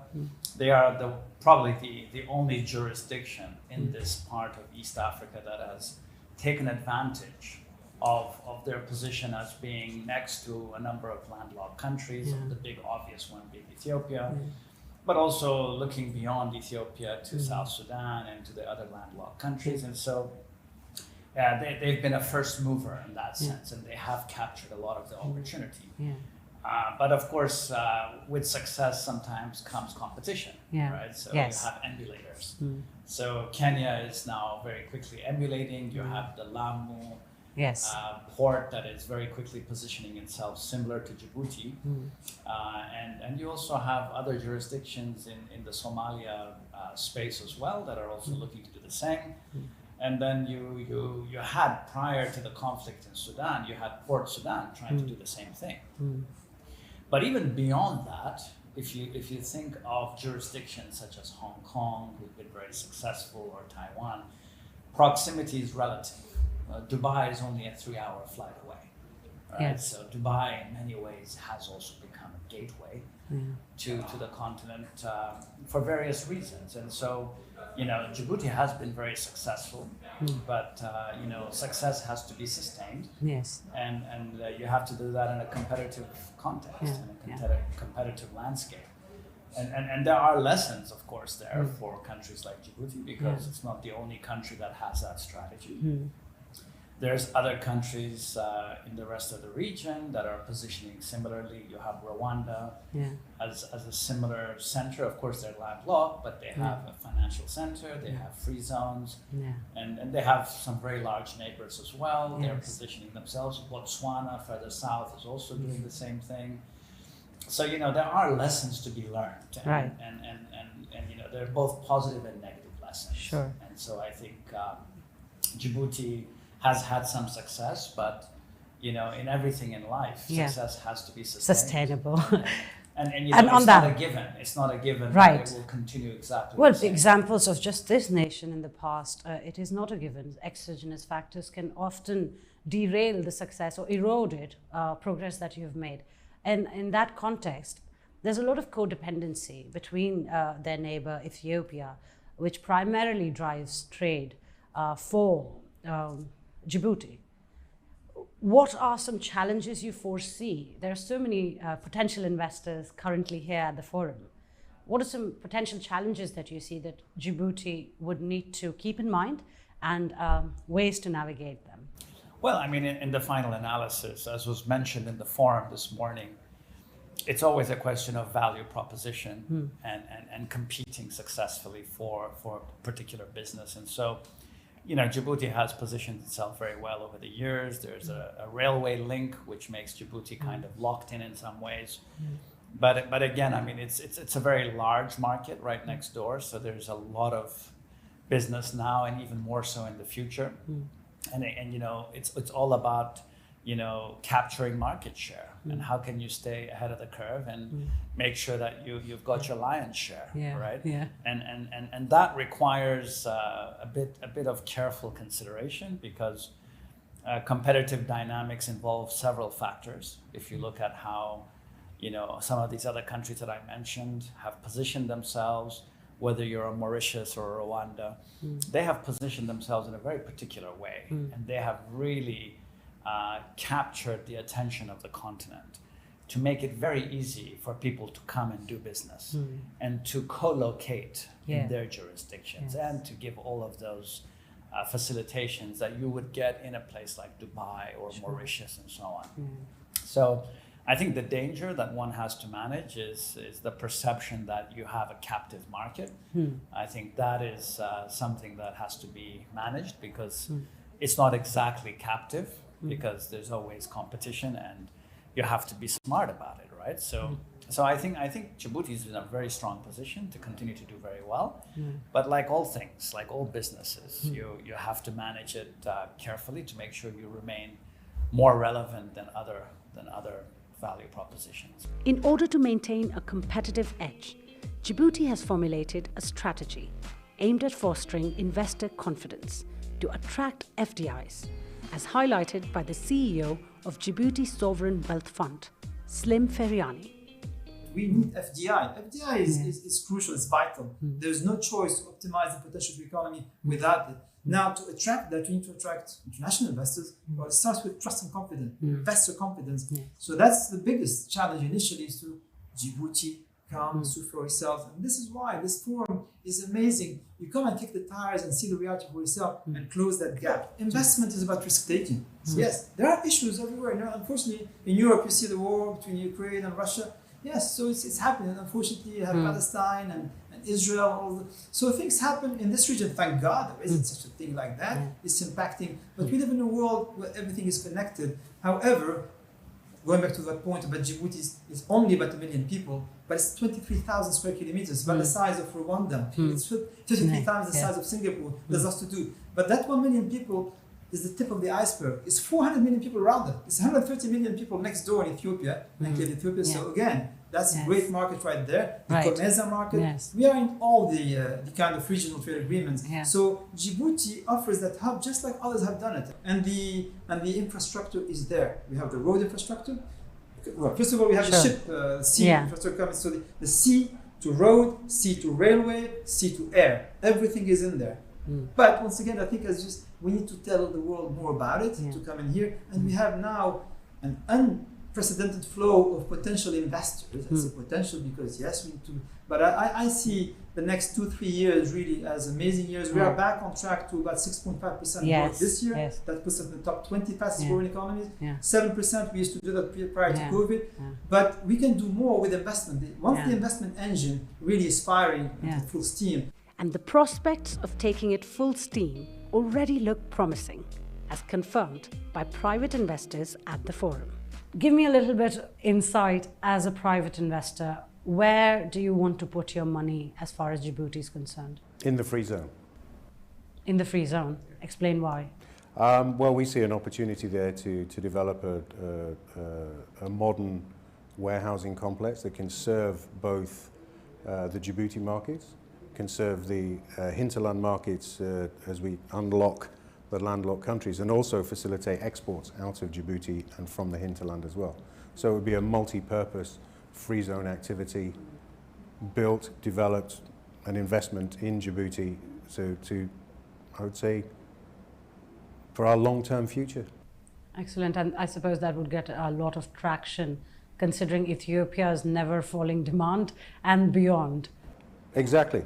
Yeah. And that's the market we're trying to tap into, is to have a stronger footprint in Djibouti. But as we spoke about before, I mean, the countries that have ports as a gateway, they have to also consider the unlocking the potential of the hinterland and those landlocked countries as well, because they rely on those for trade. Sure. And such a massive opportunity for countries like Djibouti. Huge opportunity. Yes. How do you feel about the support system here by the government and in general the business environment? How supportive, how conducive is it for putting in that kind of money into the free economic zones?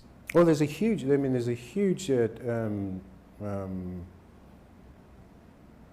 development in ports and the surrounding industry in Djibouti over the last 10 years. Also in the railways and the road network.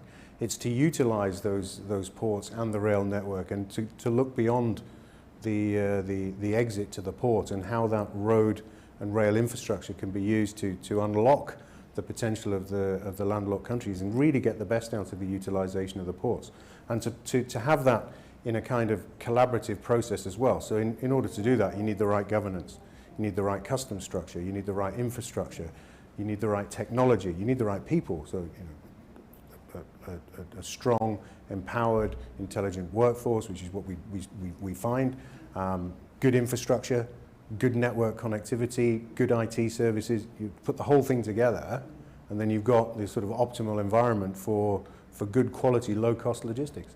Djibouti is a very interesting country with quite a bit political stability, and location is very interesting. And we were invited to come and look investment opportunities by the Sovereign Wealth Fund of Djibouti.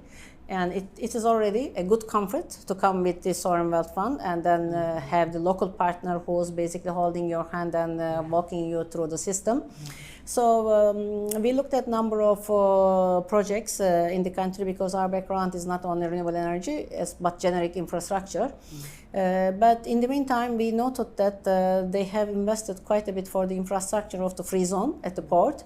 And they are basically trying to promote this free zone more and more. But people, they are coming to this free zone, what they look at is actually, they look for reliable and affordable energy, power, and most important, reliable power. They don't want to basically wait for the grid to basically, deliver the power at their door at the cost. So this is why actually when this project was introduced to us, it was very interesting. We decided to basically start with it. Our target is 15 megawatt, but we will be doing this 15 megawatt in installments, because we are also aware that, once we put the first phase, then there will be more people coming, and we have to put a second phase. So we will grow with the free zone. So which means that we invest, free zone grows, and then we grow with them when we invest more. So that's the modality. Growing here. with appetite. Yes, exactly. Excellent. This appetite is not limited to investors, but also Djibouti's own vision for its future in economic diversification. In our strategical shift, the future will be much more diversified economy. And there is no other point than moving into other diversified economy. And as our development model as of today came to its own, not end, but it came to its limit. Sure. And our economy was mainly driven by logistics and trade. Yes.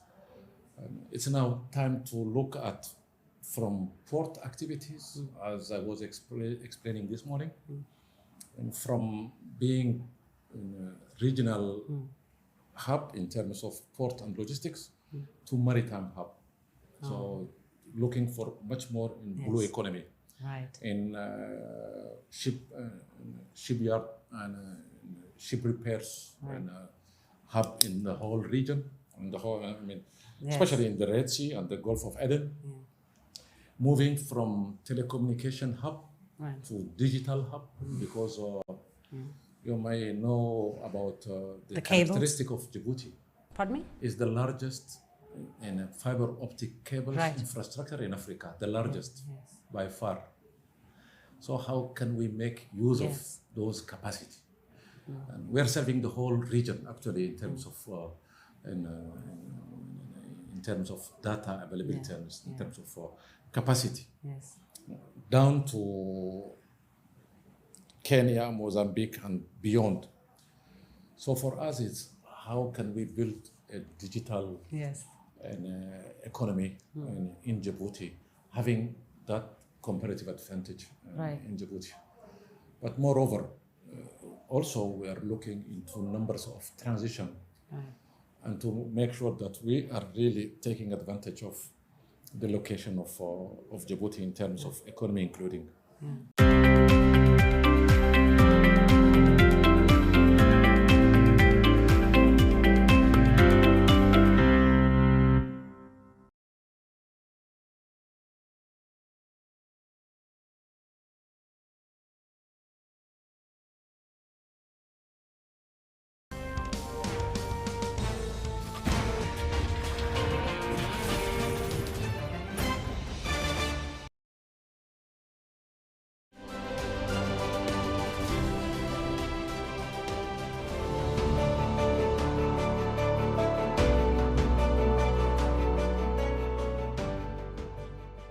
For the Forbes Women Africa Academic Excellence Award, the team and I looked at nominees with an outstanding academic track record. And is this person investing her time and energy in furthering scholarship and research? The individual also needs to impart her knowledge and skills. So this award seeks to identify and recognize a female leader who serves as an inspiration to other young people. Chirisha, congratulations on your Academic Excellence Award. What does it mean to you? Thank you very much. Well, I don't even know where to start. It actually means a lot because I've spent about 35 years focused on trying to find women-initiated HIV prevention technologies.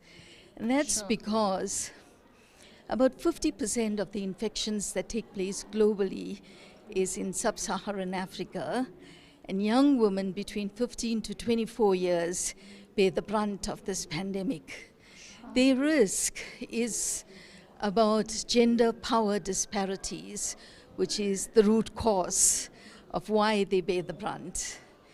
But we see science as the first step into high net worth individuals and affluent investors wanting to put more of their money to work. And our industry experts as they bring detailed and up-to-date trends impacting Africa's economy at large. Moving the dial for your country or for your countries it's important to communicate very clearly. But still, we're projecting a 6.6% growth for 2024. We don't want to be caught in a downward cycle. This was able to bring in a significant capital inflows or investments. You're watching CNBC Africa. Thursday Business Worldwide.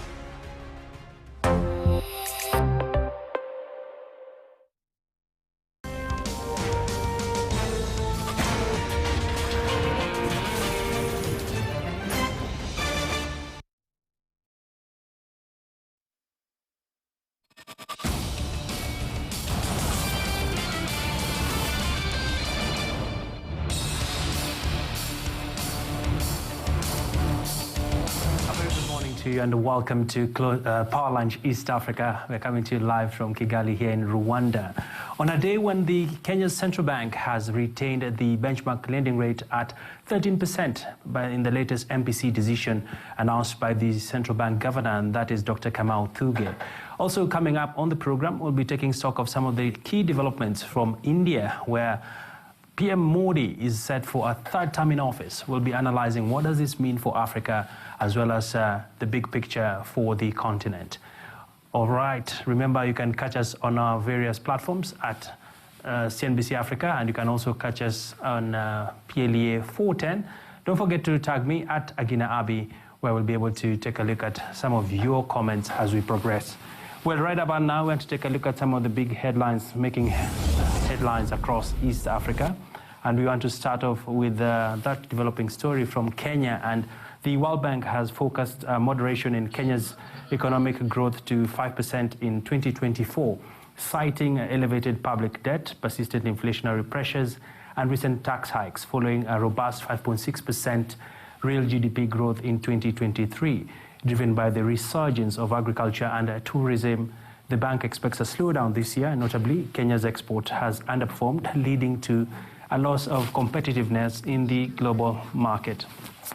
Well, elsewhere, Kenya's National Treasury has proposed an annual tax on motor vehicles that may pose significant compliance challenges for insurance firms, according to the Association of Kenya Insurers.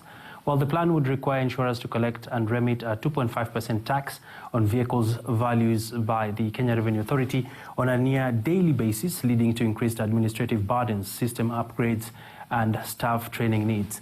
And finally, the Alcoholic Beverages Association of Kenya has sounded a warning that the newly proposed excise tax regime for alcoholic beverages will render products unaffordable for a significant segment of consumers, thereby driving demand for illicit and counterfeit alternatives. The revised tax structure predicated on alcohol by volume is poised to increase excise duties on certain spirits by a substantial 80%, potentially reshaping the industry's landscape. Well, that's a quick look at some of the big headlines coming out of East Africa this morning. And remember, you can follow us on our various platforms, and don't forget our website through www.cnbcafrica.com.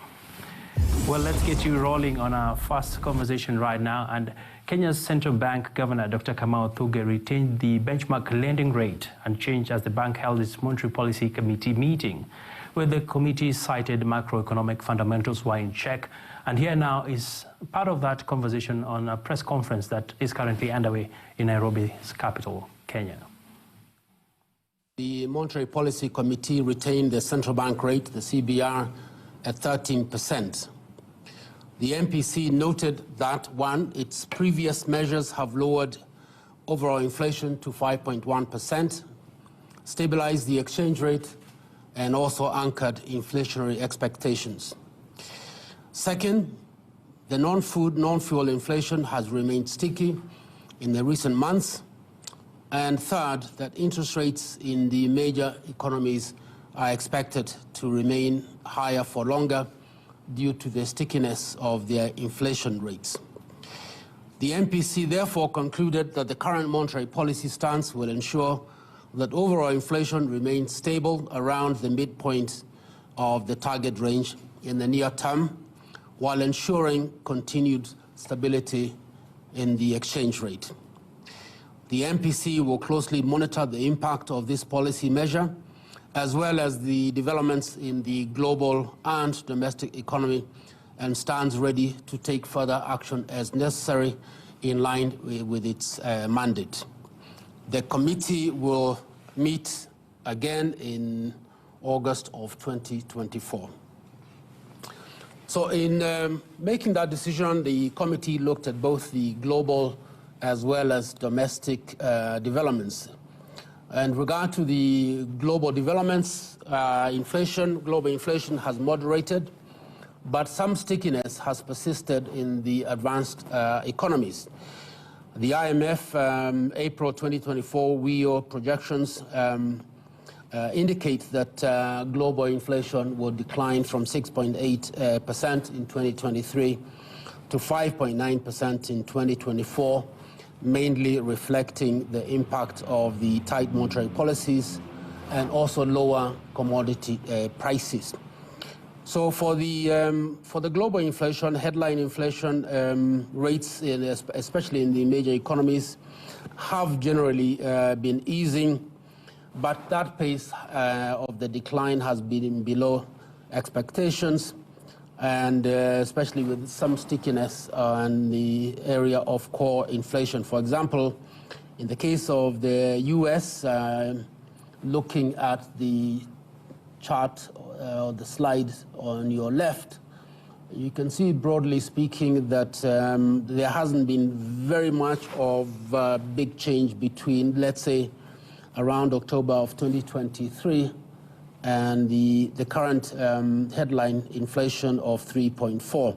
And similarly, on the right-hand slide, the core inflation has broadly, it's now 3.6. It went to 3.6 in May from 3.8, but has been quite sticky.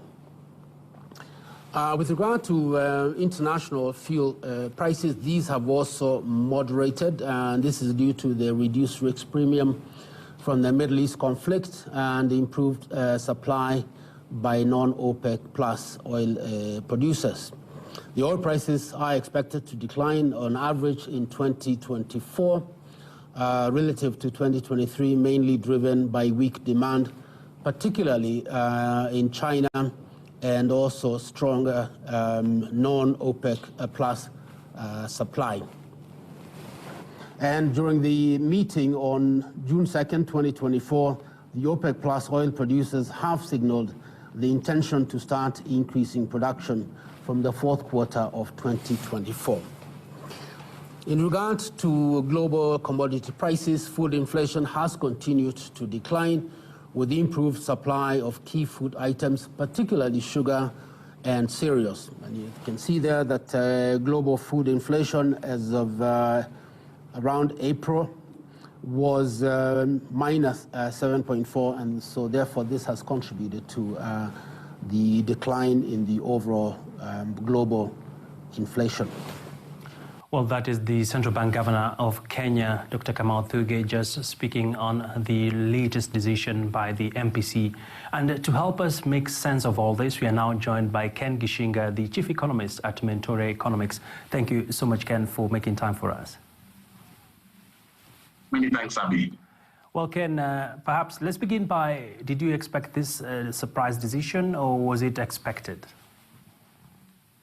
Yes, indeed, we did expect that interest rates will be held. I would say this is a particularly relaxed time for the governor, for the CBK, because much of the public focus is on the fiscal policy side with the Finance Bill 2024. So I think that's where much focus is. So I think from the CBK's perspective, the fact that inflation remains quite stable at the target 5.1%, there isn't really much happening there. I think all we wanted to see was what was happening on the food inflation side. We saw prices of key things, onions, tomatoes, Irish potatoes went up because of the floods that really destroyed supply, but they were easily countered by the non-vegetable food items. That's maize, sugar, and wheat flour. So I think it's a safe period from a monetary policy perspective, and I think the market really had anticipated this outcome. And indeed, Ken, we've seen inflation easing off now at about 5.1%. And on the flip side, interest rates have remained rather high. The borrowing rates are about 19 to 21%. Perhaps tell me more about this in regards to how is this being transmitted to the economy? Yeah, that presents an interesting dilemma, particularly in economics, because often interest rates, when they go up, you see interest rates going up. But what we've seen is inflation has been coming down. This is only the first instance that it has gone up, albeit marginally. So I think it presents a breakdown in a sense of market forces. That said, I think the high interest rates have been driven by high government borrowing, which continues to crowd out the private sector. So to the extent that inflation remains contained, I think that's a good thing. But a lot of people will be asking, when do we start seeing interest rates coming down so that businesses can afford credit at a much affordable rate? And Ken, of course, one of the big areas of discussion right now among the economists is in regards to how the shilling has performed. We've seen the shilling sort of stabilizing in the last couple of months, now trading at about 130 to the greenback. And is this sustainable, considering that we've seen a lot of global demand, especially for Kenya being a net importer? Well, I think in terms of the tools, I think the central bank has limited tools. If you look at reserves, that about 3.6 months. That's quite low in terms of dollar reserves. It's way below the constitutional requirement of 4 months. So in terms of ammunition in which they can use to intervene, I think that's fairly limited. But I think they will be hoping that market forces play out for them. If you look at the global central banks, many of them, starting with the ECB, the European Central Bank, planning to cut interest rates possibly today. The Fed expected to cut interest rates Q3, Q4. I think those market forces might help them in terms of dollar liquidity into this market.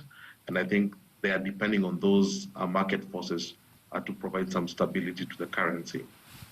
And Ken, the Eurobond is due this year, of course, in June.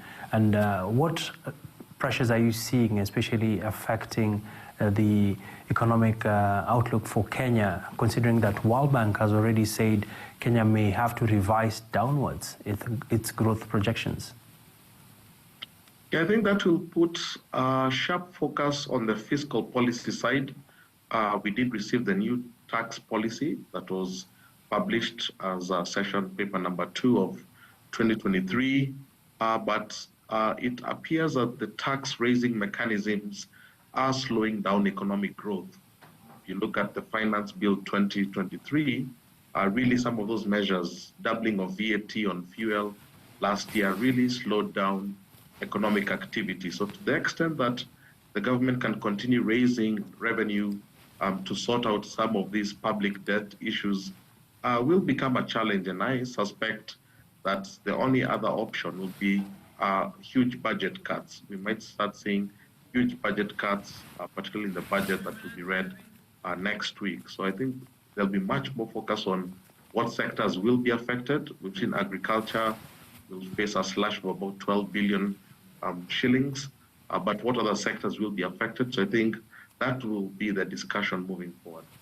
All right, Ken, and the elephant in the room is the NPLs that were highlighted by the governor. Just as we wrap it up, we did see Kenyans defaulted on more than 630 billion shillings in loans in April 2024, this being the highest in the last 18 years. Yeah, that's a real concern. In fact, I consider that to be one of the real indicators of the state of the economy. People tend to look at bank profitability, but banks tend to make a lot of money from investing in government securities and exchange rate trading. So I think the NPLs give us a true picture of really the state of the economy. And the fact that it's coming from a number of sectors, I think it's a bit worrying, from agriculture, from tourism, from trade.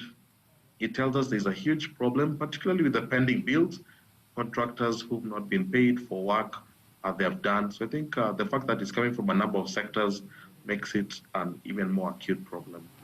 Well, a lot to watch out for in the coming weeks and months. Thank you so much, Ken Gishinga. Always a pleasure having you on the program. Thank you. Well, on that note, we want to take a quick break. When we come back, we'll be taking a look at the election outcomes in India and, of course, what is the nexus with Africa, even as Africa is up on the table for discussion. All this after the break.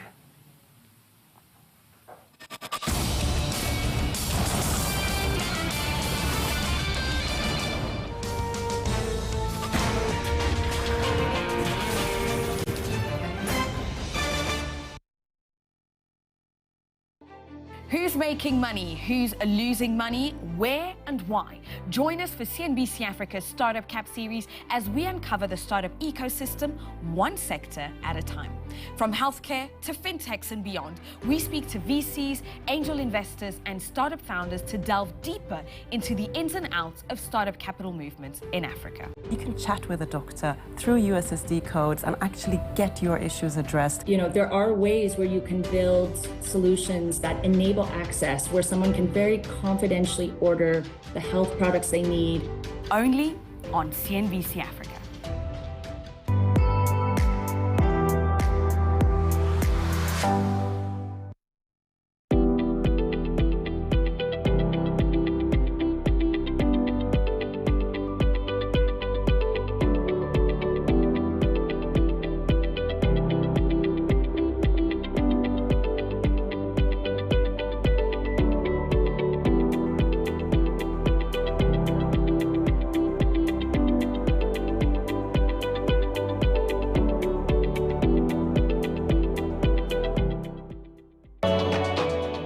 Africa's premier business accolade, the All Africa Business Leaders Awards 2024, returns for its 12th edition with nominations open until the 30th of June.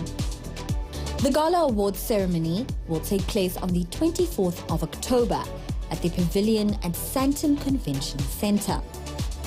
As with the ABLAs 2023, this year's awards will honor excellence in business leaders who have made an indelible impact on their industries.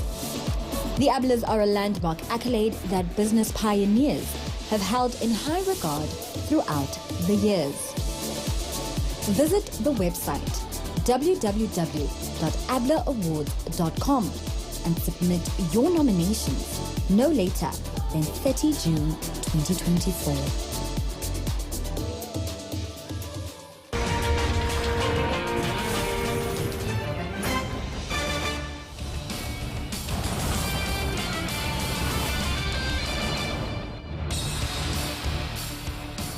Welcome back. Thanks for staying with us. You're watching Power Lunch East Africa, coming to you live from Kigali here in Rwanda.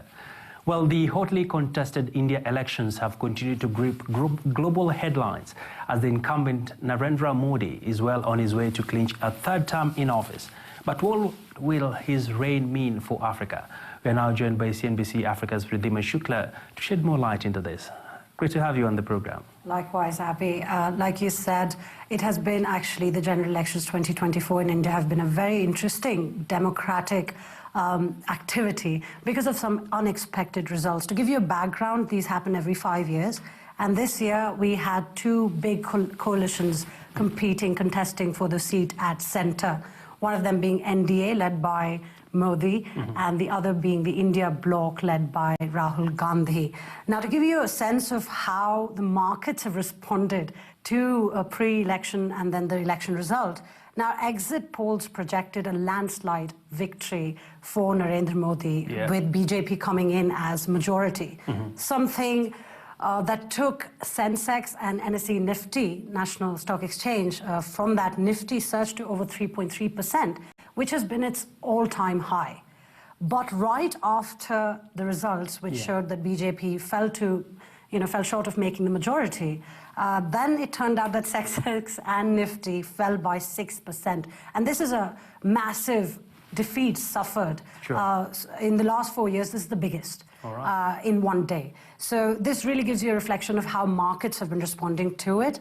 Now, it's just turned out that NDA will be, with Narendra Modi being still Prime Minister, as he was incumbent, forming the government with smaller parties like TDP and JD. All right. Yeah. And quite insightful indeed, Ridhima. But looking at the Africa connection, we do know that Africa is currently the third largest trading partner with India. But there seems to be a lot of focus right now on the continent, considering the continent has vast mineral resources and, of course, a fast-growing population. Absolutely, Abby. But before we get into that, just to understand this dynamics between Africa and India, one needs to understand how the global, for our audience, how the global power dynamics are shifting and how there's a desire for that change. And India and Africa, just like many others in the global south, share this frustration against the rule-based system that benefits the north opposed to keeping the south at the bottom. So this is where the Africa-India dynamics become really interesting. And when you mention all the natural resources that Africa has and all the interest that India has in Africa, if you just look at what has happened in just the past few years, under Modi's very ambitious foreign policy, the focus is on Africa. They, in fact, actually have a Focus Africa program commissioned by the government of India just a few years ago. Now, examples of some of that would be South Africa joining the BRICS bloc. Of course, the invitation came from China, but India was very much in favor of bringing South Africa on board. And not to forget that BRICS is actually, in GDP, it surpasses the G7 today, which is a very interesting dynamics when these parties, these elements come together to form, sort of consensus on how global trade dynamics should function. At the same time, India championed for the African Union to join the G20. Now, these are some great examples of the existing trade ties and the dynamics and of course, this is coming on the back of a pre-existing, trade dynamic between these two elements, because India imports quite a lot of raw minerals, materials, gold from Africa. At the same time, Africa imports pharmaceutical products, automobiles, telecommunication equipment, and so on from India. So we do see that this engagement, this economic engagement with Africa will continue to grow. Just to give you some numbers, Abby, bilateral trade is on the rise and expected to surpass $100 billion in 2024. At the same time, $12 billion worth of credit has been extended from India to Africa in the form of concessional finance. And Abby, you know that best, how much there is a need for concessional finance today in Africa, looking at the needs for transition, and also, just from your previous interview, the debt situation in Africa. At the same time, under that same Focus Africa program, India has also, the Indian Exim Bank has taken great interest in Africa, setting up offices, having them in Johannesburg, Cote d'Ivoire, Addis Ababa, and the recent one being in Nairobi, Abby, your city. They have invested about $250 million US, which is up for grabs for Kenyan enterprises and Kenyans in usual. So this is basically just covers the trade front of India-Africa relations. Diplomacy-wise, as you know, Modi has visited since taking in office in 2014 multiple times Africa, different countries, Rwanda included, and extended of sort of good faith things that they have done recently. So that's what it's looking like, and hopefully will continue to be, Abby. Amazing. We'll be definitely keeping a close watch on those developments. Thank you so much, Ridhima, for that quick update. Well, let's get you on to our next item. And companies are placing significant emphasis on people, planet, and profits as the global job market continues to face headwinds linked to technology disruptions in the wake of calls for business sustainability. Well, I spoke to Mapula Kanyi Wanjau on key trends shaping the future of the global workforce. Take a look. Our agenda at Diageo around inclusion and diversity, it cuts across the entire business. And I will spend a bit of time perhaps sharing what we're doing around people, what we're doing around our brands, and also what we're doing around how we source our raw material and our involvement with the communities. At Diageo, we have what we call Society 2030. And essentially what is it? It's our commitment and our ambition that we want to achieve by 2030 around those three aspects of people, planets, and communities. So to give you an idea, at a global level, for Diageo, we have a very diverse board and we have a very diverse executive team. And perhaps we're one of the companies that would stand out for going external with an ambition for both gender and ethnic diversity at a global level. Something that we're very proud of because we know that we have a track record of delivering what we commit to. If I take it back to Africa and touch on those 3 points of people, brands, and how we source, I would say, for Africa, we have a number of listed companies. So we have East Africa Breweries as a listed company. We have a listed company, Guinness Ghana, Guinness Nigeria. If you look at the total combination of those boards, and looking at gender representation, 46% of those board of the members of those boards are actually women, which is commendable. For Africa Exec, so this is the internal team that is leading the Africa business, 40% are women, and I sit on that executive team. Our ambition across global and for Africa is to get 50% of female representation by 2030, and in some instances, we believe we will get there ahead of that time frame.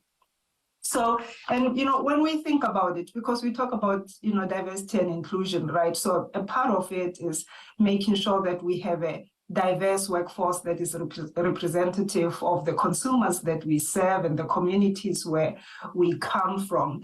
The other part is really driving inclusion within the business, and we have employee representative groups that are doing that. So we have Spirited Women in some of the markets. We have ERGs for different courses. Globally, we will have a Pride ERG, for instance. In North America, we will have ERG around, ethnic groups, for instance.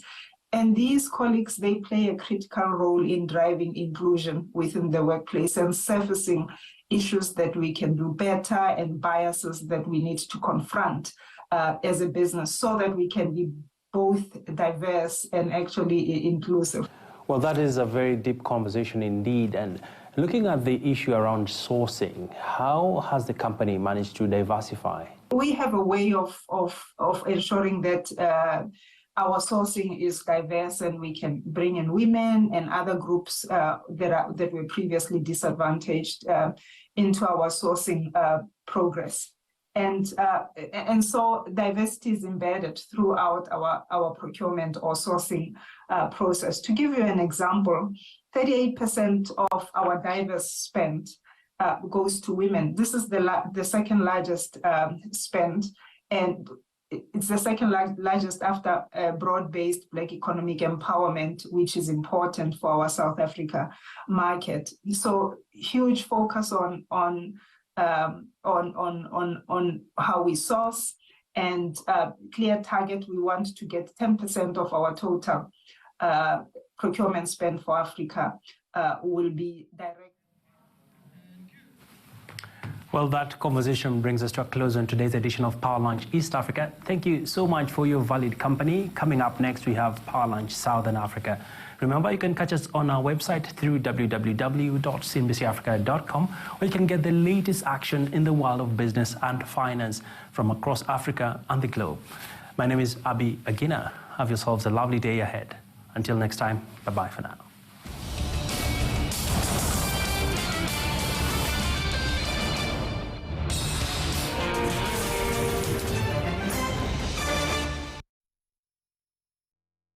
From here, possibilities are everywhere.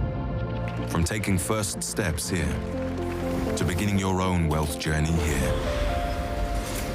From backing global trade ambitions here, to delivering on that promise here. That's why we're here, in the world's most dynamic markets. A bank that connects potential to possibilities. So, Where will you go from here? Who's making money? Who's losing money? Where and why? Join us for CNBC Africa's Startup Cap series as we uncover the startup ecosystem, one sector at a time. From healthcare to fintechs and beyond, we speak to VCs, angel investors, and startup founders to delve deeper into the ins and outs of startup capital movements in Africa. You can chat with a doctor through USSD codes and actually get your issues addressed. You know, there are ways where you can build solutions that enable access, where someone can very confidentially order the health products they need. Only on CNBC Africa.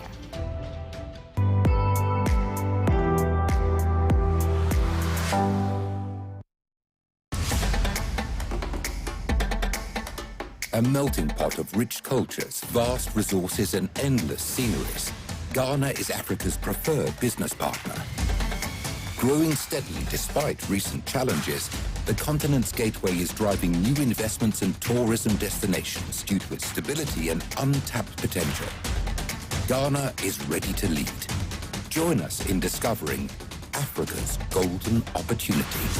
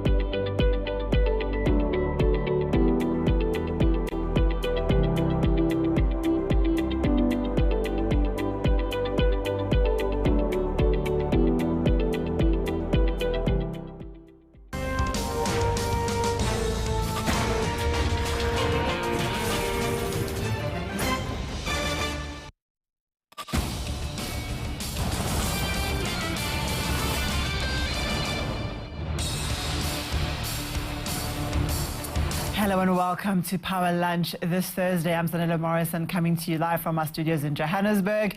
Today we look at Salesforce and the integration of CRM, AI and data, as well as trust in transforming industries. And then thereafter we're going to explore the status of hybrid working. There's no turning back. Or are we in a stalemate? Or are we just trying to make it work? Let's have a full panel discussion on this later on in the day. But currently the dollar and the rand, the dollar is definitely moving stronger. Last I checked, it was around 18.92, down by about 0.5%, 0.05%. Let's explore the factors and the movements, for the broader market. Let me do a quick correction. It's at 18.90 dollars to the rand. Stay tuned for a full, insightful program today. I'm starting off with Zwelakhe Mnguni, the CIO of Benguela Global Fund Managers. But how do we start first? It's with our top stories. For your top stories this morning, South Africa's current account deficit narrowed in the first quarter of 2024 to 1.2% of gross domestic product from 2.3% of GDP in the fourth quarter. Central bank data showed that in rand terms, the current account deficit narrowed to 84.6 billion rand in the January to March reporting period from a revised 162.9 billion rand in the previous 3 months. And moving abroad, European stocks edged higher as markets anticipate first European Central Bank rate cut since September 2019. This would also mark the first time in 2 decades that borrowing costs are lowered in response to easing of inflation pressures rather than a financial crisis hitting the economy. Markets are currently pricing in another 25 basis point decrease, potentially in September or December. That's all for news in this hour, but for more stories, do visit our website on www.cnbcafrica.com. It's back to you, Zanella, with the markets. Let's turn our attention to the markets. Joining me is Zwelakhe Mnguni, the CIO of Benguela Global Fund Managers. Zwelakhe, the South African rand has edged higher with the focus on ANC talks, and there are quite a number of headwinds that are apparently being managed as best as they can be. The JSE, or the All Share, and the top 40 also hedging higher today, really helped by industrials as well as minerals, but financial sector taking a bit of a a beating today. What are your thoughts on the elements that are influencing the markets today? Yeah, good afternoon, Zanele. I think I do take the positivity of the rand on board, as you said, but I think there is still a lingering concern around the coalition talks between the ANC and other parties. In particular, you see it through the financial sector that is worried that the coalition could produce a partnership that may have an element of land expropriation in it. So I think that is one of the main themes that is affecting markets. But I think the resources as beneficiaries of the weaker rand are actually doing relatively better today. And not that it's not good news. It's always good news when the resources are doing better. But we do see that there's a broader global impact as well as we look at the Fed rate cuts in the US and the US jobs growth numbers. Your thoughts on the macro environment?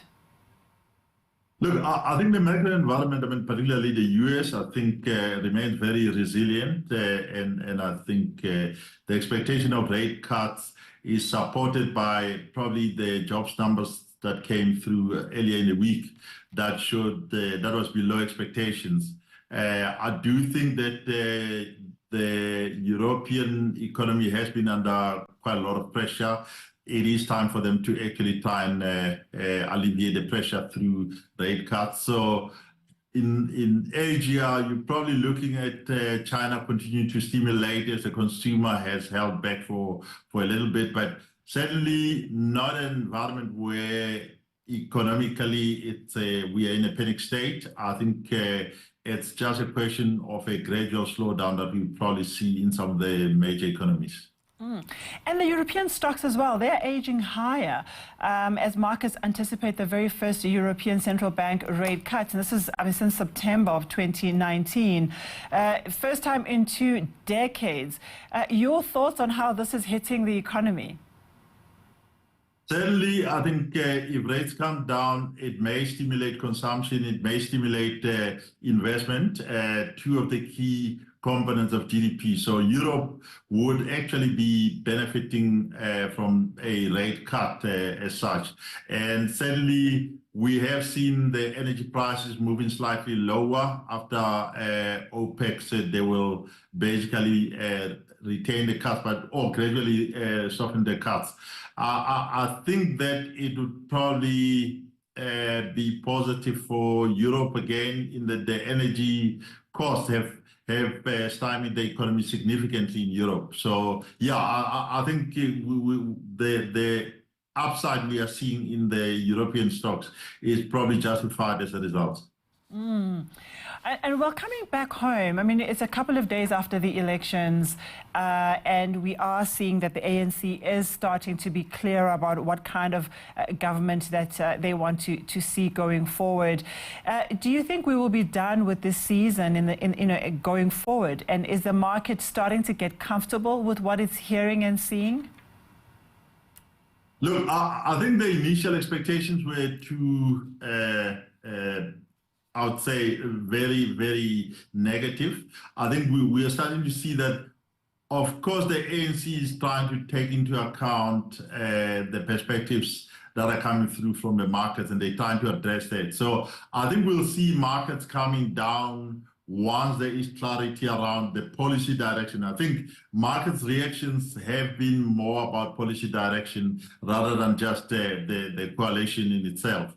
So I think as that becomes clearer, we should see markets coming down a bit and basically focusing again on the fundamentals and the better supply of electricity that is potentially positive for the economy. So we should see that fundamental playing out rather than just the noise around the elections. Well, let's get down to business. I think the BHP Billiton and Anglo story is really interesting. And today the story is around Botswana really looking at, well, mainly the strategy of BHP and Anglo. Anglo wanting to move out of the diamond space, move more into copper and iron ore. So Botswana is saying they're going to take a bid at owning more of the shares in the business.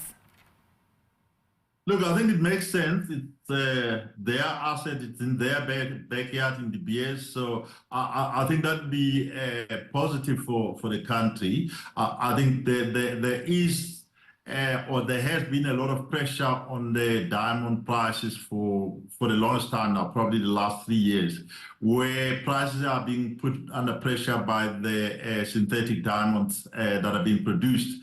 And Botswana, the Botswana government would probably benefit significantly by owning the De Beers, more of the De Beers. On the other side, I think the Anglo-BHP deal, I mean, for now it's dead. I think we will probably see Anglos now has to deliver on their promise to unlock value. So one of those is putting M+ on the London Stock Exchange, and certainly we will look forward to see their execution on the copper production increases. So it is a work in progress, but I think it's in a positive direction. The copper price has been firming up in the last 2-3 months. I think that's supportive of the sector. And if our viewers want a better and a more in-depth look at that story, it is on cnbcafrica.com. Very succinct as they spoke to us around what their plans were. But Zolake, that's all we have time for. Thank you so much. That's Zolake Mnguni, the CIO of Benguela Global Fund Managers. We'll catch him again soon. Up next, I'm joined by Robin Fisher, Senior VP for Emerging Markets at Salesforce. Robin, thank you so much for taking the time to engage with us. The key thing that I pick up is Salesforce constantly striving to solve for industries by putting AI now closer and solutioning for data and other elements. You know, what are you hoping to achieve with this particular focus on Salesforce redirecting into AI? Well, thank you, Zanella, for having me on your show. Always a pleasure. And I think the word redirecting is probably wrong, not to put you on the spot. But frankly, Salesforce has been part of the AI game for some time. You know, we had predictive intelligence built in. And then when ChatGPT came out, it caught the world by storm, which is really the generative AI. But that's already exists in Salesforce. So today we at Kyalami here in Johannesburg doing a World Tour event, demonstrating how customers like Pepkor, Standard Bank, Wheelie, which is part of the Blue Spec Group, all already using AI within their business. So it exists today. It's about just helping our customers do more with it, Zanella. Absolutely, and I think that's why I played on the word redirecting, because I think as much as we know AI is there, the transition by organizations into really inculcating it. How far along the path are you on that, and what are you showing customers is possible if they really maximized what this opportunity presents? Yeah, I think the whole idea around AI is that it's not going to replace jobs. It's just going to make us more productive. It's going to make us more effective in how we do it. So already within Salesforce, within all of our clouds, we have a thing called Einstein Copilot, which is really the AI that's built in to help you do your job. And it uses natural language. So you could say things like, show me my top accounts, my top partners, and it'll collate that. What we're also seeing, obviously, in the industry is around a war on the data. Who owns the data? Who doesn't own the data? And one of the key things for Salesforce is about making sure that AI is done in a trusted and relevant way. So a lot of the stuff that you see with OpenAI and the ChatGPT is in the public domain, but enterprises need to figure out how to bring that same technology into their own private domain in a trusted, secure way, because their customers are trusting them with the data. Good news is it exists today because Salesforce has always been a cloud computing vendor trusted. Now we're allowing that AI capability to work within Salesforce. But the key thing is also about being open, making sure that we work with other players like AWS, Databricks, Snowflake, etc., Google, even Microsoft, making sure that we integrate with them so that our customers can leverage the power of AI, because AI is really just collating that data, taking away the mundane and making us more productive. And if I could go into industries in South Africa like healthcare, like SOEs or government-owned entities, the biggest challenge has always been data. I'm really interested to find out, does this solution start to make the data challenge go away? Because when data is properly mined, there's great value in how we serve our customers and therefore the bottom line. Is it solving for this? Absolutely. So, even this morning, delighted to have, as I spoke about, a customer of ours. So here in South Africa, Pepkor owns many of the brands that you might be aware of, everything from Hi-Fi Corporation to Takis to Pep. They had a whole lot of different ERP systems at different brands. And what they needed to do was to take what they said was 52 million human beings or customers, and then to profile that and consolidate that down to what actually landed up being just 19 million unique profiles, but across every single brand, so that they could get a single source of the truth. Well, truth is, it's happening, right? It exists today. And now once you have that data, you can act on that data, and then suddenly data becomes gold. So I'm sure a lot of people will be asking, and is there a portion of the conference that's dealing with regulation, and is there a piece that's talking to protection of information?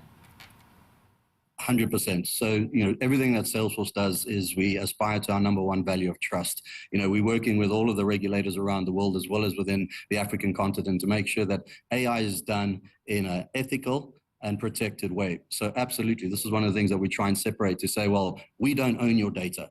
Right? We do not own your data. Whereas if you look at the AI that's out there, the current ChatGPT, that's in the public domain. They use all sorts of data, whether it's Reddit, whether it's anything on the internet. The key thing is that if you're going to use AI, you've got to do it in a trusted, private, secure way, so that it's done internally, and then the result is presented to whatever means possible. But the key thing is absolutely trust and security, and we're trying to lead the way with other vendors on that topic around the world.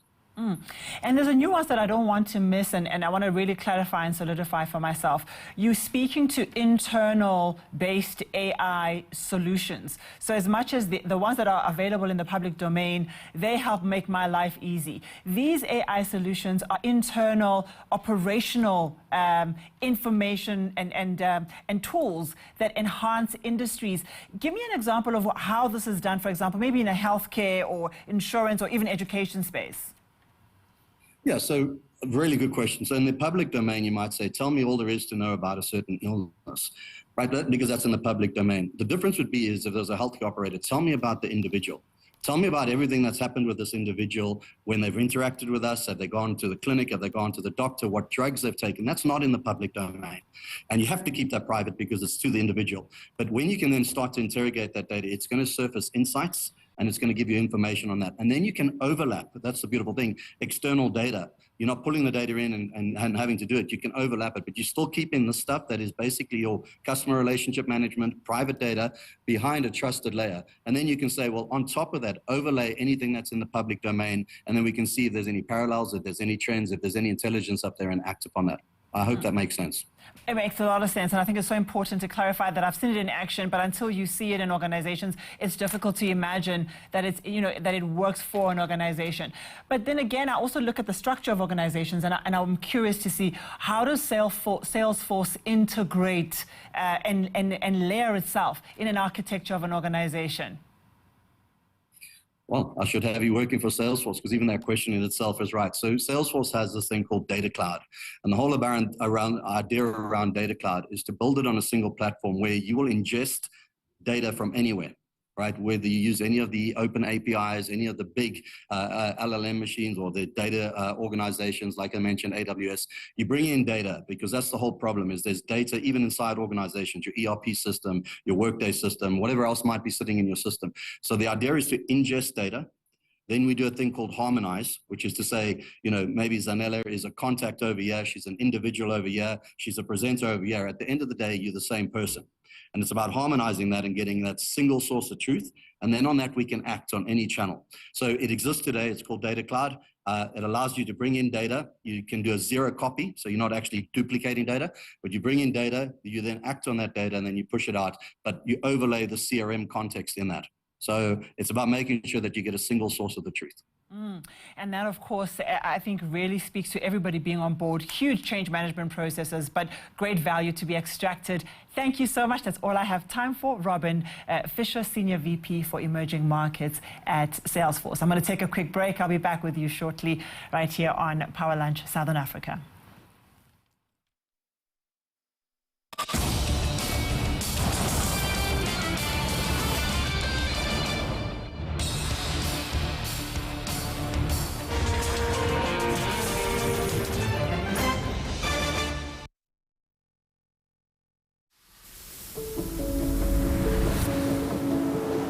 SA Home Loans is the leading home finance specialist company in South Africa. Our purpose is to change people's lives by enabling South Africans to become homeowners. I think the scale of Standard Bank has helped SA Home Loans right from the beginning. We understood the management team and their vision, and we understand the markets that we were placing this into, and that's a very powerful combination.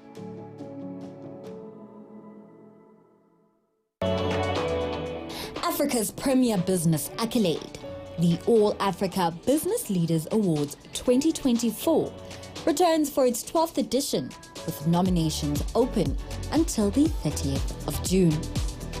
The Gala Awards ceremony will take place on the 24th of October at the Pavilion at Sandton Convention Centre. As with the ABLAs 2023, this year's awards will honour excellence in business leaders who have made an indelible impact on their industries.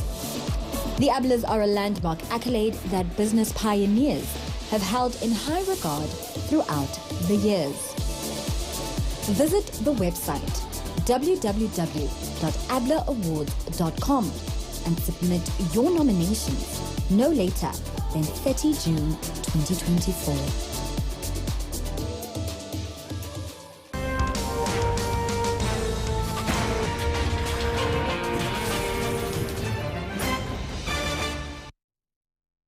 Thank you.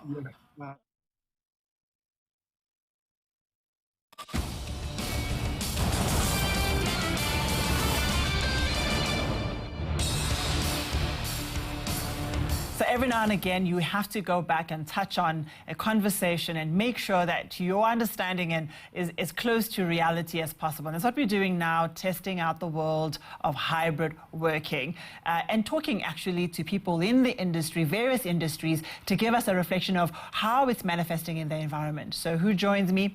Timothy Thomas, Country Manager at Epson South Africa, and Conwell Liss, collaboration expert at Cisco, and Simi Sachar, the COO at Liquid Thought. So I'm really keen to have this conversation. I think I was on the wrong side of the fence when I got the sense that we were moving away from hybrid work environments and organizations were actually requesting people to be at work, and a lot of work required them to be physically there. Let me get a take on you. What's your reflection of how hybrid work is manifesting in your environment? Conwell, do you want to start us off?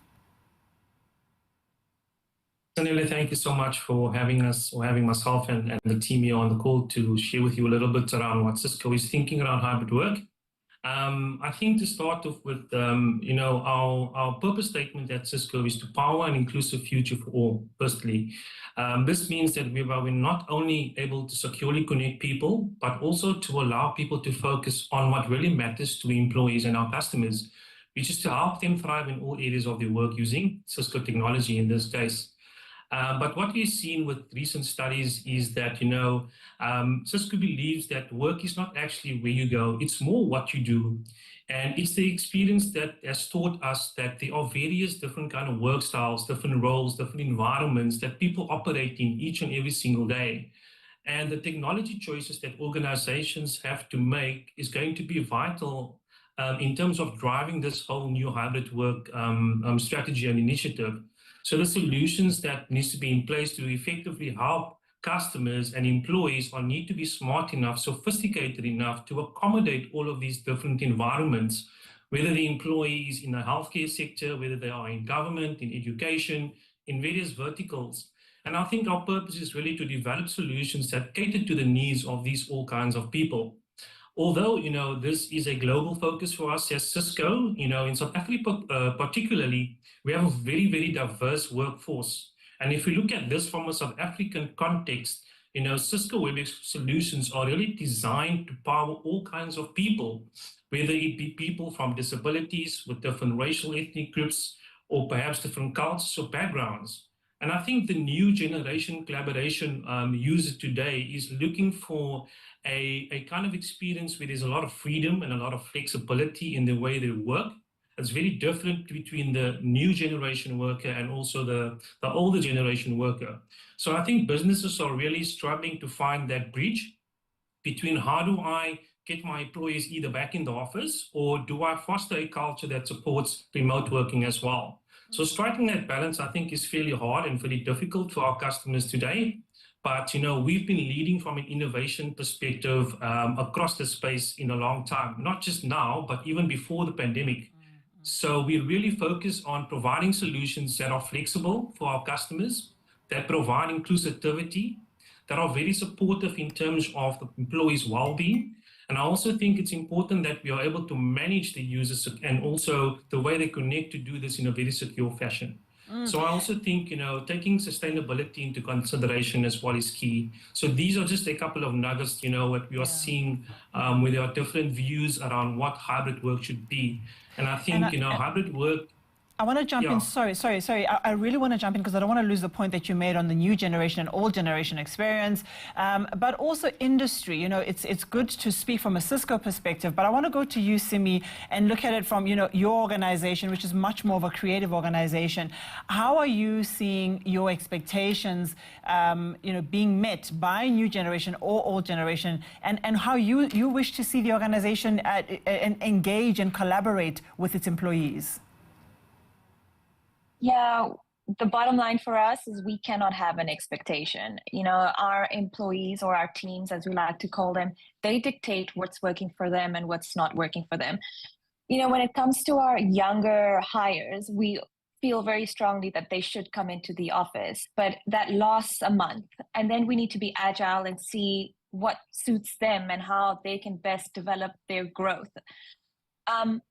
When it comes to creatives and developers, they like their own space. They don't want to come into the office. They want to be creative. They want to be comfortable. So we literally have to adhere to what the team members want and how they will function the most innovatively on their own. So we say we've got a hybrid model. Some people love coming in, especially like the project managers, to sort of have face-to-face interaction. But most of our creatives, actually all of them, have set up themselves really nicely at home. They've got their 3 or 4 screens, some of them, and you need to give them the space to be creative. On the collaboration side, we feel they're more collaborative when they're working from home because they get to have more than one meeting. But the only downside is that you lose the interpersonal relationships that you create with your team members. So you have to have, once a month. We tried doing it weekly, but it didn't work for us. So then we had to reduce it because working in an innovative agency life, our deadlines are crucial and they're critical and they're hectic. And for them to then take space away from their homes, it wasn't working. So we've made it monthly that the creatives and the developers and the engineers, all of us would meet once a week within our teams and have that interpersonal sort of connection. Another aspect for us is having monthly and weekly sessions with them to understand, where they're at mentally. We've had to create a completely separate program, and we call it the Liquid Go program, where not only are we measuring the output of our teams, we're also measuring the health and wellness of our teams. We've had to incorporate so many different wellness days within our teams because they're stuck to their homes, they're not coming into the office. And now when they do come into the office, it's almost like they're taking a day off work because they're coming to meet with everybody. So we cannot have expectations to answer your questions. We have to see how the team members are responding and what their needs are for us to work in a very collaborative and successful manner. And what I think is very good about the shift is that it no longer becomes HR's responsibility to create culture, but it looks like and sounds like culture now becomes everybody's problem. And Timothy, it also sounds to me like we even have to think about the work environment and how that looks and feels. I don't want to force that question on you, but I do want to say, what is your thought on and what is your experience on how you are dealing with the hybrid work challenge? Yeah, thanks, Zanele. And I think Conwell and Simi have really summed it up very well. It's an ever-changing environment. Nowadays, we see that a hybrid working environment is very much here to stay. Depending on the industry that you're involved in, the requirement to either be at the office or to be able to work from home is now more ingrained in our culture from a day-to-day perspective. And so therefore, the type of solutions that are put in place to be able to support employees, whether that be in the work environment or whether that be at their home, has become more of an important factor. And so when we look at it from an Epson perspective, in particular from a printing point of view, the type of device that gets placed inside an office environment today has changed significantly. Gone are the days where you would only have your really large footprint type printing devices. And in many cases, they're being replaced by smaller devices, which are either being used on someone's desk or being used in a larger environment. And then when you're working at home, as an example, it's really important to be able to have a device which caters for not only your work needs while you're working at home, but also sometimes your personal needs as well. And so that is the beauty, I think, of the evolution of this technological environment we face today, is that the type of devices which are being utilized both in a work environment and in a home environment have really changed. And it's up to us as manufacturers to be able to make sure that we provide the right solutions to our customers.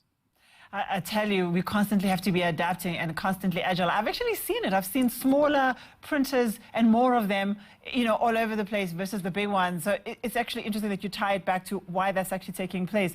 But what I want to go back to is the conversation around collaboration, and then link that to what Robin added on around measuring output. And I wanted to actually ask you, Conwell, what are the collaboration tools that are being utilized today, and how do they tie in with monitoring of performance? So very great question, Zanele. And I think, Cisco's developed something called a hybrid work suite model, which includes a lot of services, which allows a user or an employee to be very interactive across various interactions that needs to take place in any given day.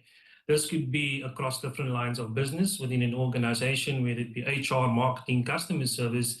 Every user needs to send a message, needs to make a call, either be part of a hybrid or digital event, and also needs collaboration tools and applications to help them be productive, whether it be in the office and outside of the office. And I think where Cisco is really leading in this space, we are really serious about providing fit-for-purpose solutions, whether it is in the home office. I myself are using a very intelligent device that's built in with unique AI abilities to help me be productive, cameras that focuses on me. It has noise cancellation capabilities. So I could take this sort of experience to my mobile phone. I can get to the car and I can commute on my way to an office to a client meeting with moving the meeting either to a capable device.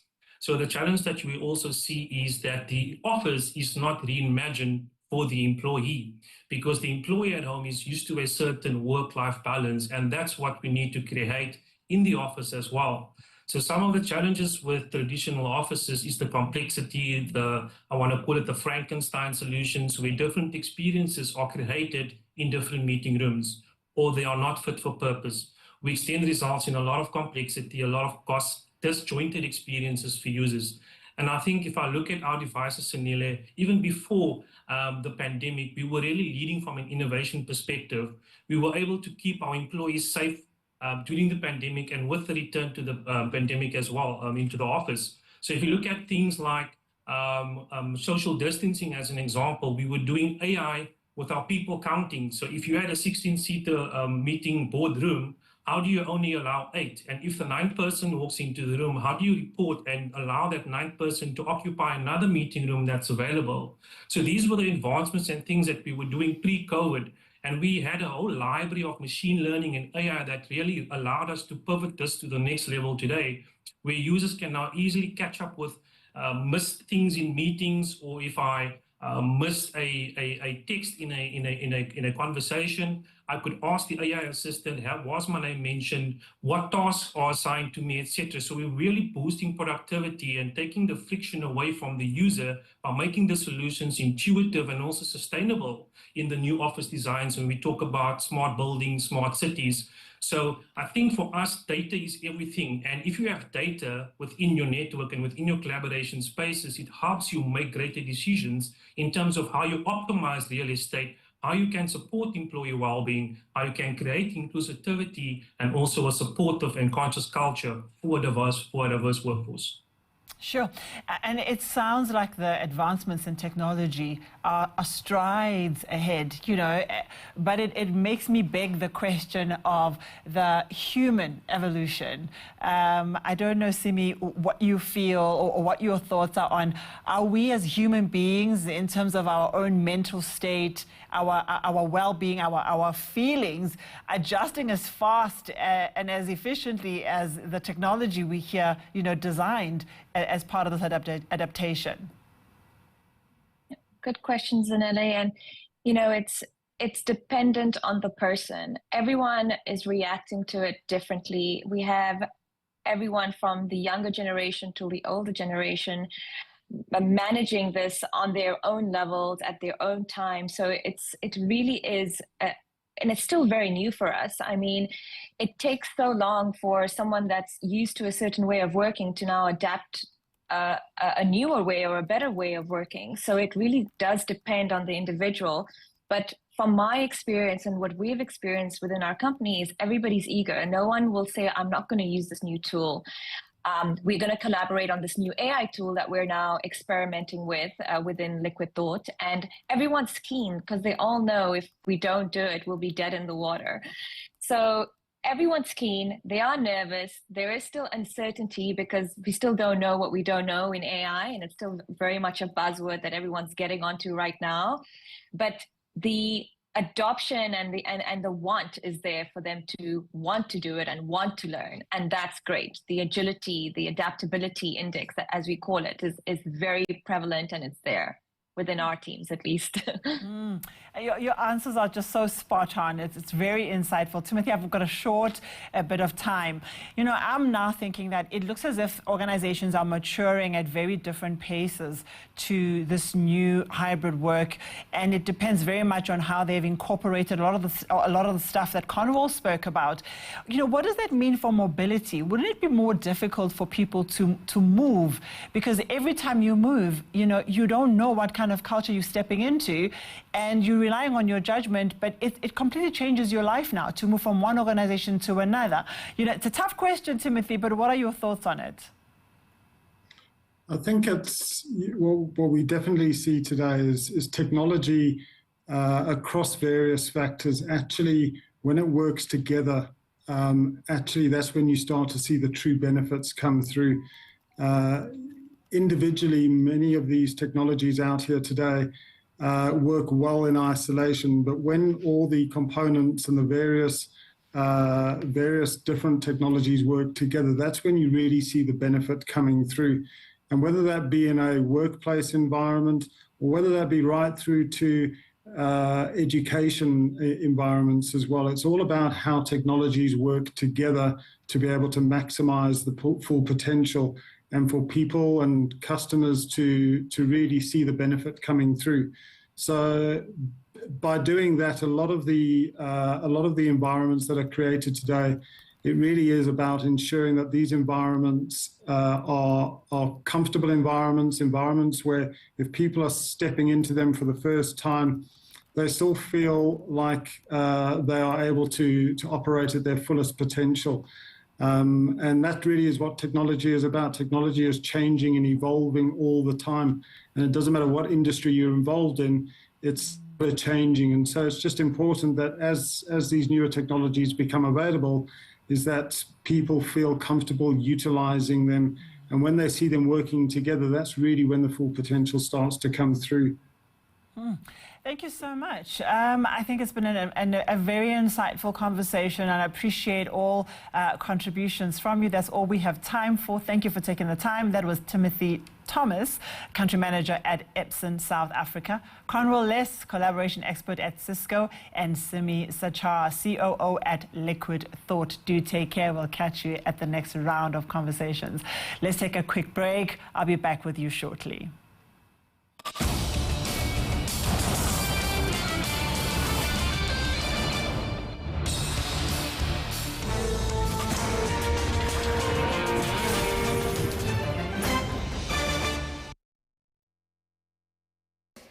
Hey, Dame, is playoff mode a thing? It's not a thing. Look at the evidence. It's definitely a thing. It's not a thing. Of course it is. Playoff Wheezy is locked in. It's game time. Playoff Guy is going nuts. Even Chuck's playoff jokes are funnier. No, they are not. Well, sit yourself down and watch some NBA playoff basketball. Because we all know... It's not a thing. It's clearly a thing.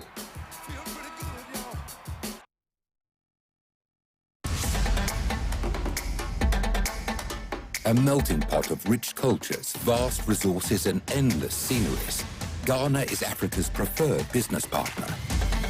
Growing steadily despite recent challenges, the continent's gateway is driving new investments and tourism destinations due to its stability and untapped potential. Ghana is ready to lead. Join us in discovering Africa's golden opportunity.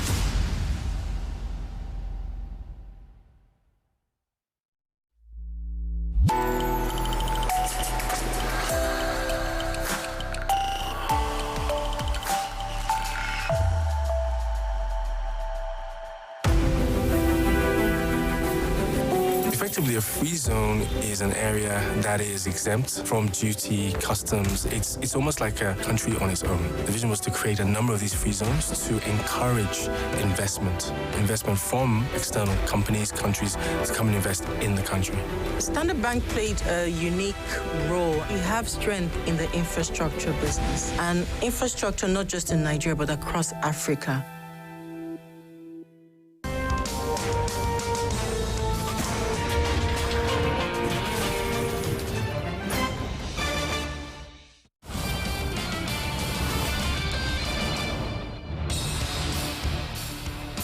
Welcome back to Power Lunch Southern Africa. It is with concern that we see a new UNICEF report seeing South Africa amongst the top 20 countries where children are experiencing severe malnutrition.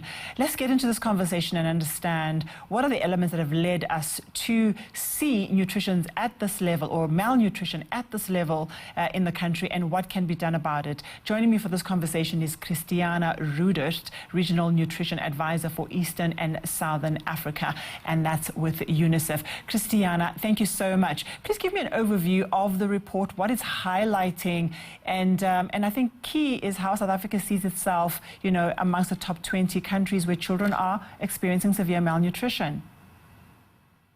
Thank you very much. And yes, the new report that has been launched today concerns a concept that we're calling child food poverty, which is defined as a child eating too few of the recommended different types of foods, or what we call food groups. A child who is living in severe child food poverty only consumes 2 or less food groups in a day. And that means, for example, that they're eating some kind of cereal, rice or maize, and maybe breast milk, day in, day out. This very limited, very poor quality diet, which is not enough for children to grow and thrive. We have analyzed that in sub-Saharan Africa, 64 million children, that's 1 in 3 children, are living in severe child food poverty. And severe child food poverty explains about half of the severe acute malnutrition or severe wasting that affects so many children still in Africa. And it's one of the biggest missing elements in our response, our collective response, our responses as government and development partners and many other stakeholders, including the private sector.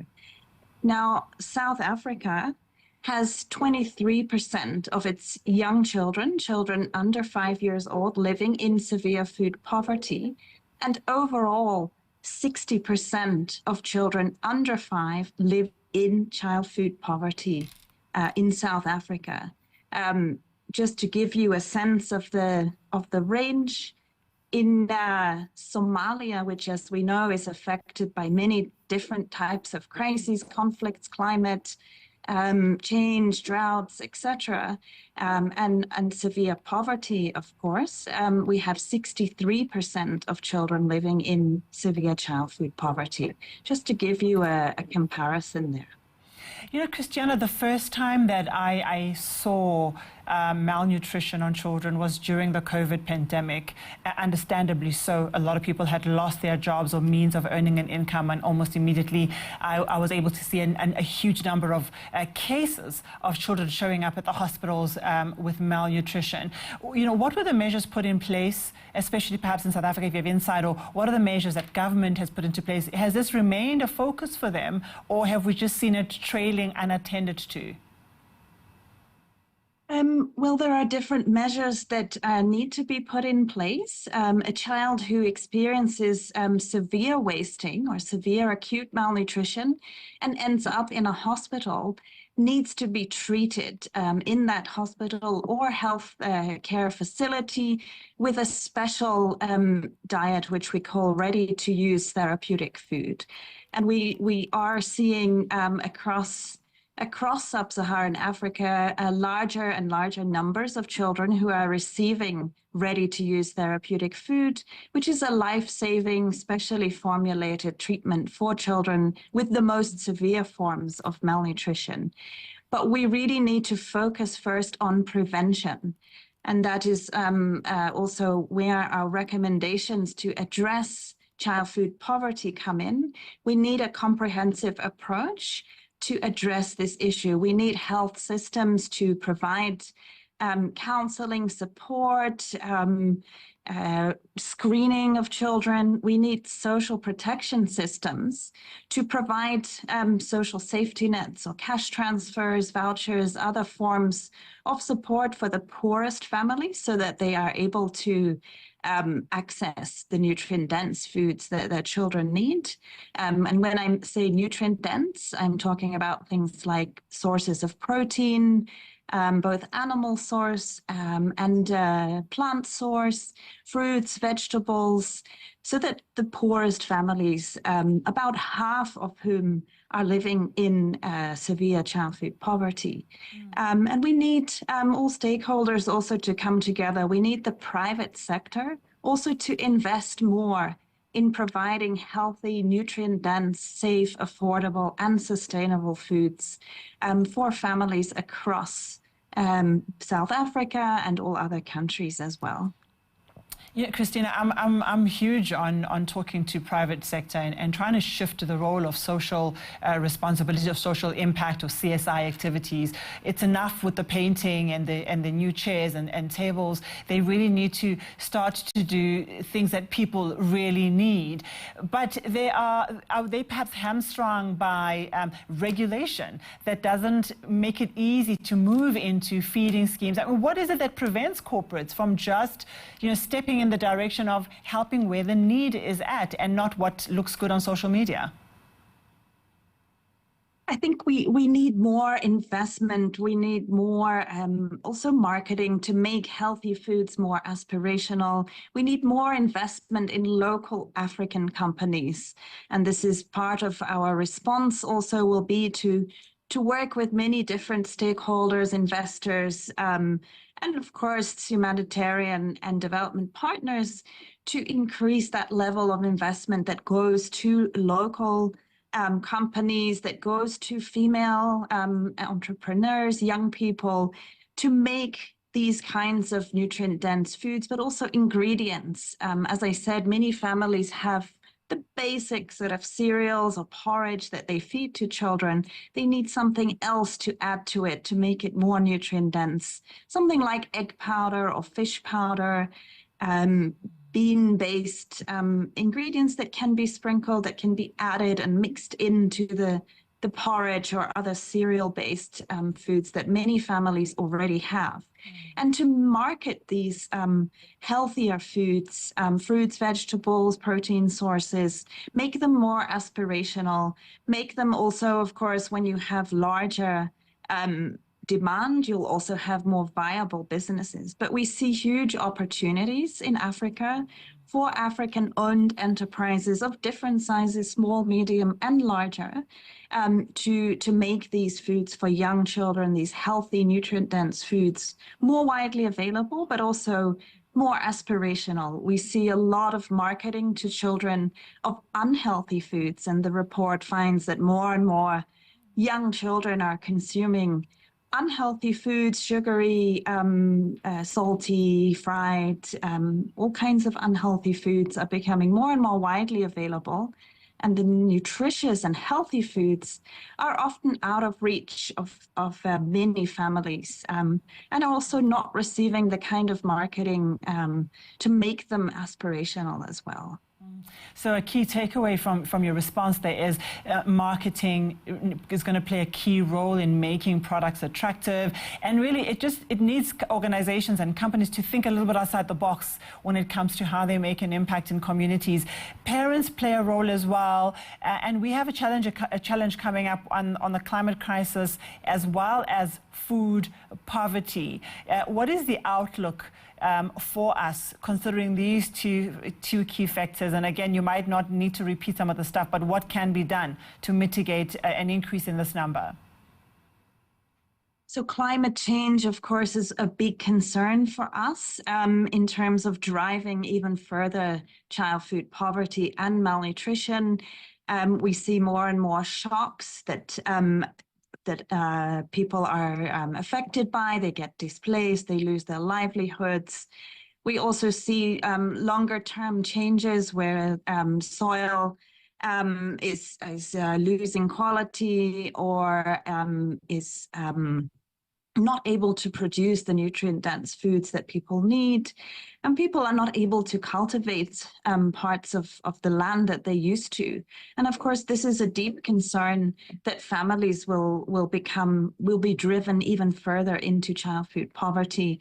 And we need to make these nutrient-dense first foods for young children available through social protection channels, through, of course, humanitarian pipelines. And this is something that UNICEF, of course, is supporting many governments to do. We also need to make sure that people have livelihoods, alternative livelihoods, and investing in livelihoods that produce nutrient-dense foods, of course, would be a win-win solution. Of course, the mitigation aspect of climate change also needs to be considered so that the crops and foods are sustainable and are not driving further climate change. All of these considerations are needed. And of course, families need the right information and support to make the right choices to feed their children healthy food so that they will grow well and not become malnourished, but also so that they will be informed and well informed on what is healthy and what is not healthy for their children. Thank you so much, Christine. Thank you for the time, as well as the details of the report. There's a lot more to be gained out of it, and we definitely will delve into it.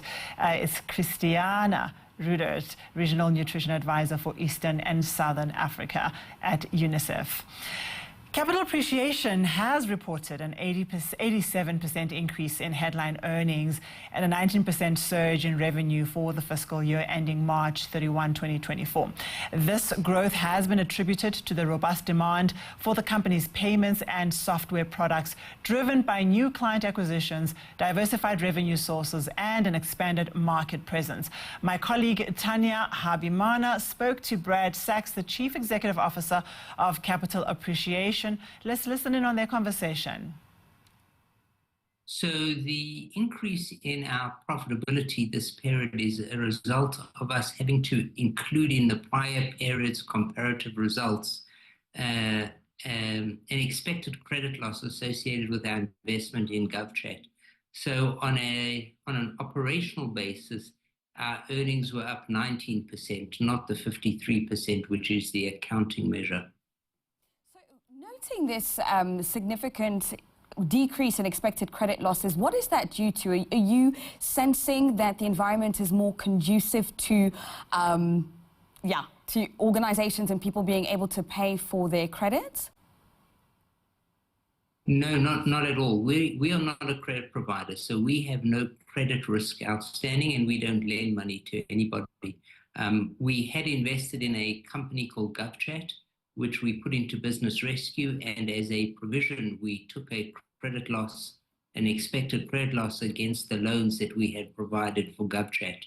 We have now exited business rescue with GovChat, and we are going to continue to pursue the claim that we have against Meta for their undue anti-competitive conduct in trying to exclude GovChat from the WhatsApp platform, and the Competition Commission is prosecuting Meta for their conduct, and we are a co-complainant in that activity. Okay, brilliant. Thanks for the clarification. Now, moving on, I'd just like to get an understanding of the segmental performance that you experienced in this period. So we had a really great performance in our payments business. In that business, we were able to land relationships with 2 new banks in South Africa that we previously didn't have a very penetrated relationship with. And those are, and one of which includes a much more firm relationship with Nedbank. The other is a great tender that we won associated with the fuel sector in providing payment devices into petrol forecourts. We have also expanded into Africa, providing software services and payment software as a service, which is a very high margin business for us. In the software business, we experienced a number of contract delays with customers who have reduced their capital expenditure and new project initiation. And there we saw a delay in new starts, and as a result of having previously provided the resources to be able to execute on those projects, we saw a compression in our profitability and margins in software. So as a group overall, we did very, very nicely. The payments division did superbly well, with our software division performing less well. Talk to us on your expansion into Africa. Is this something that you're looking to further do? It is. It's been part of our strategy for a long time. We were always wondering how to do it on a very risk-mitigated basis. One of the strategies is to follow our South African clients onto the African continent, and we have done that.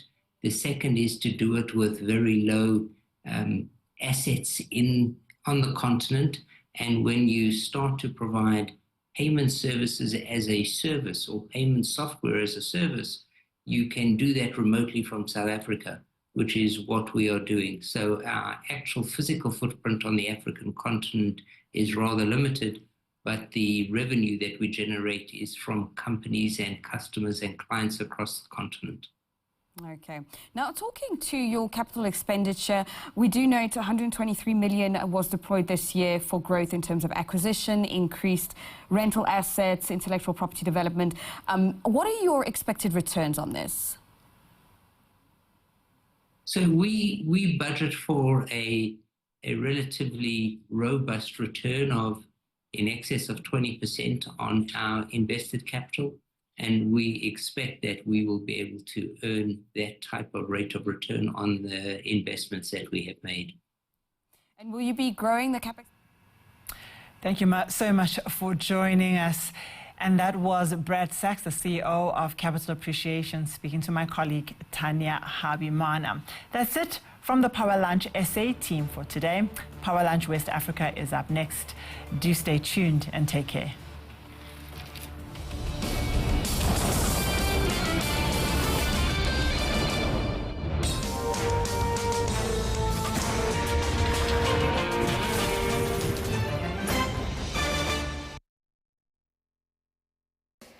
Hey, Dame, is playoff mode a thing? It's not a thing. Look at the evidence. It's definitely a thing. It's not a thing. Of course it is. Playoff Wheezy is locked in. It's game time. Playoff Guy is going nuts. Even Chuck's playoff jokes are funnier. No, they are not. Well, sit yourself down and watch some NBA playoff basketball. Because we all know... It's not a thing. It's clearly a thing.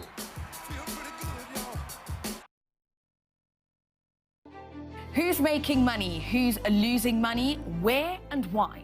Join us for CNBC Africa's Startup Cap series as we uncover the startup ecosystem, one sector at a time. From healthcare to fintechs and beyond, we speak to VCs, angel investors, and startup founders to delve deeper into the ins and outs of startup capital movements in Africa. You can chat with a doctor through USSD codes and actually get your issues addressed. You know, there are ways where you can build solutions that enable access, where someone can very confidentially order the health products they need. Only on CNBC Africa.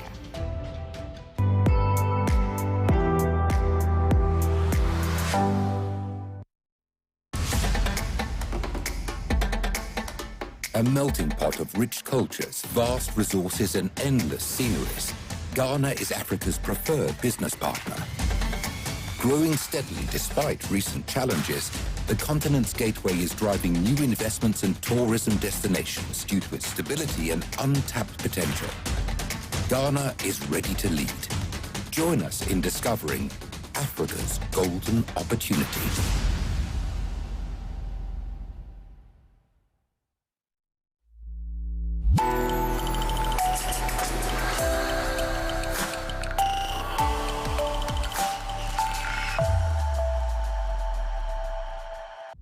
Missed out on your favorite CNBC Africa shows? CNBC Africa has you covered. We repeat last week's feature shows this week every day. Catch up on the live stream between 6 a.m. and 10 p.m. on the CNBC Africa YouTube channel or at cnbcafrica.com. CNBC Africa, first in business worldwide.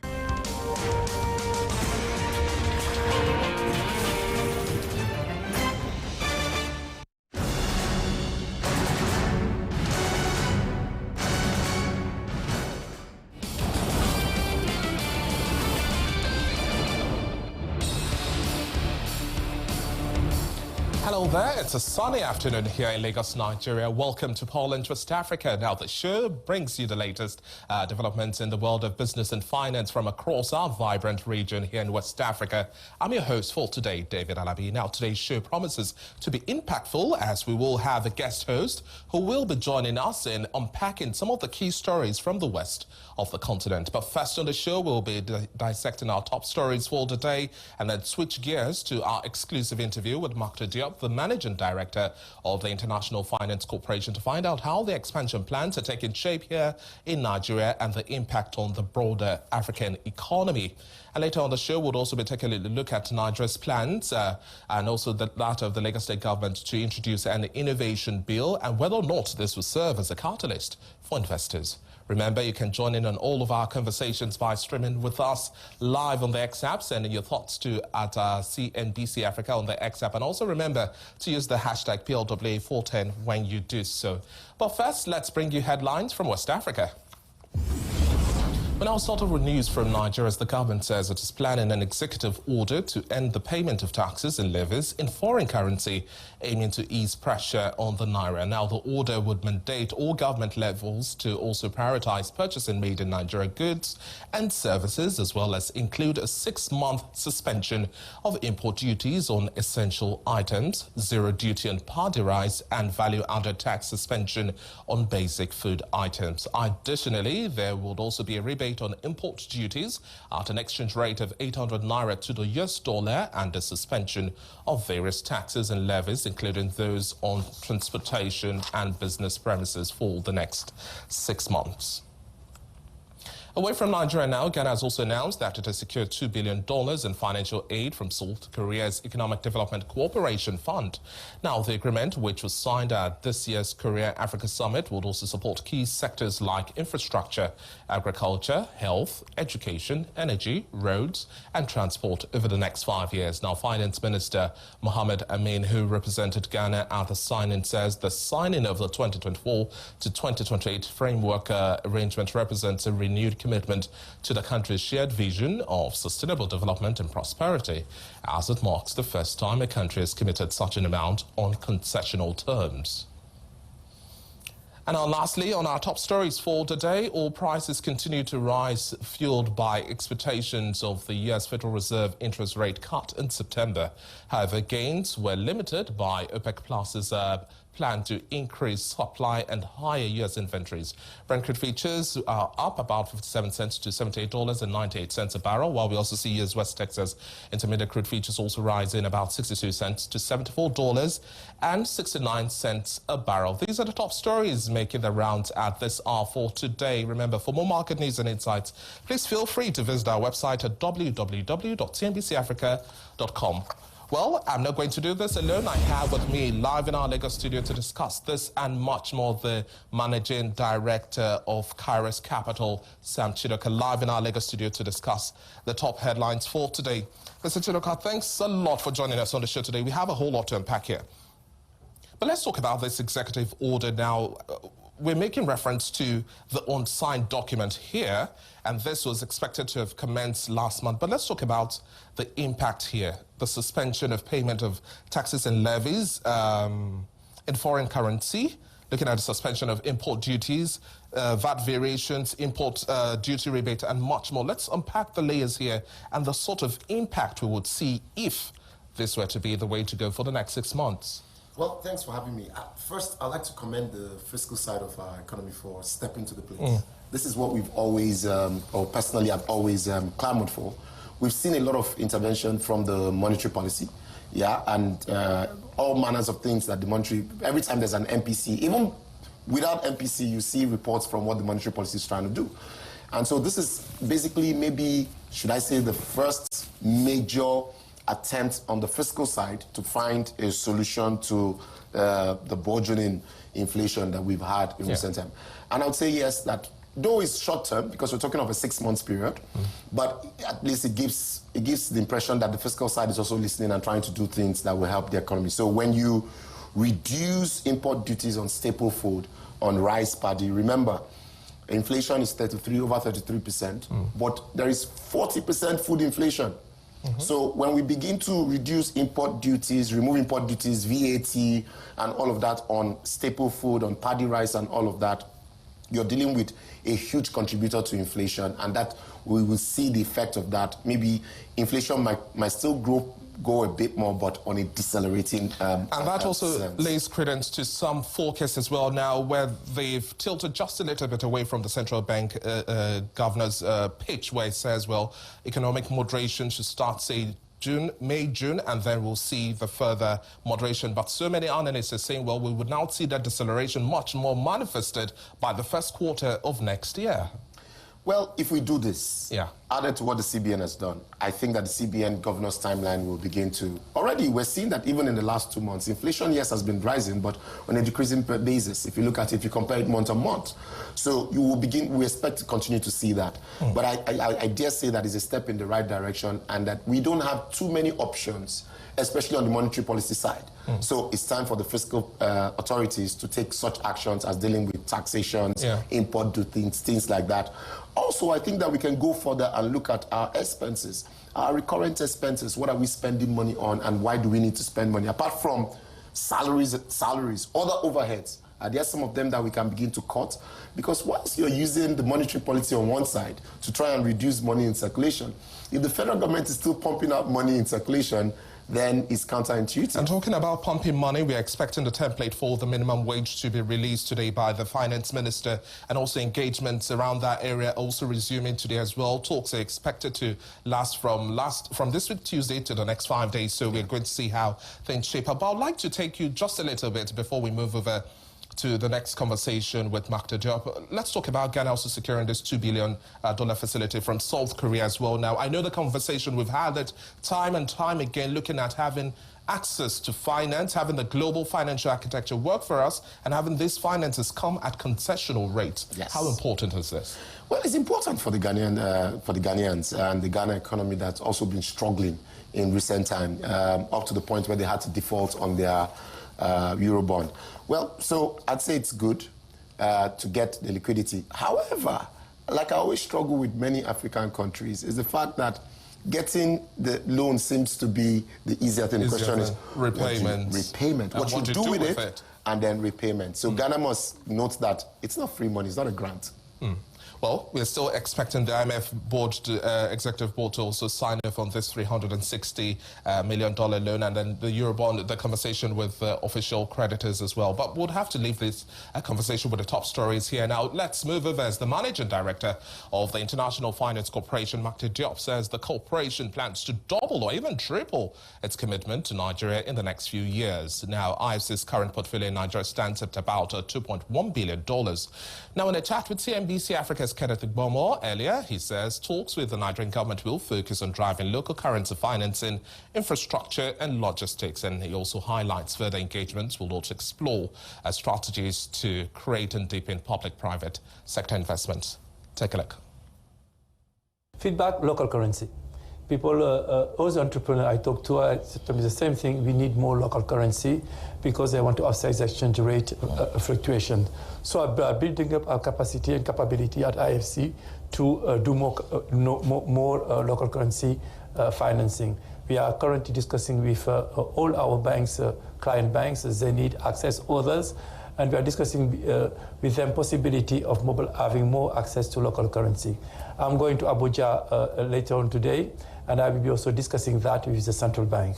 So we'll should be able to, in a very foreseeable future, to access more local currency and be able to help better the private sector in Nigeria.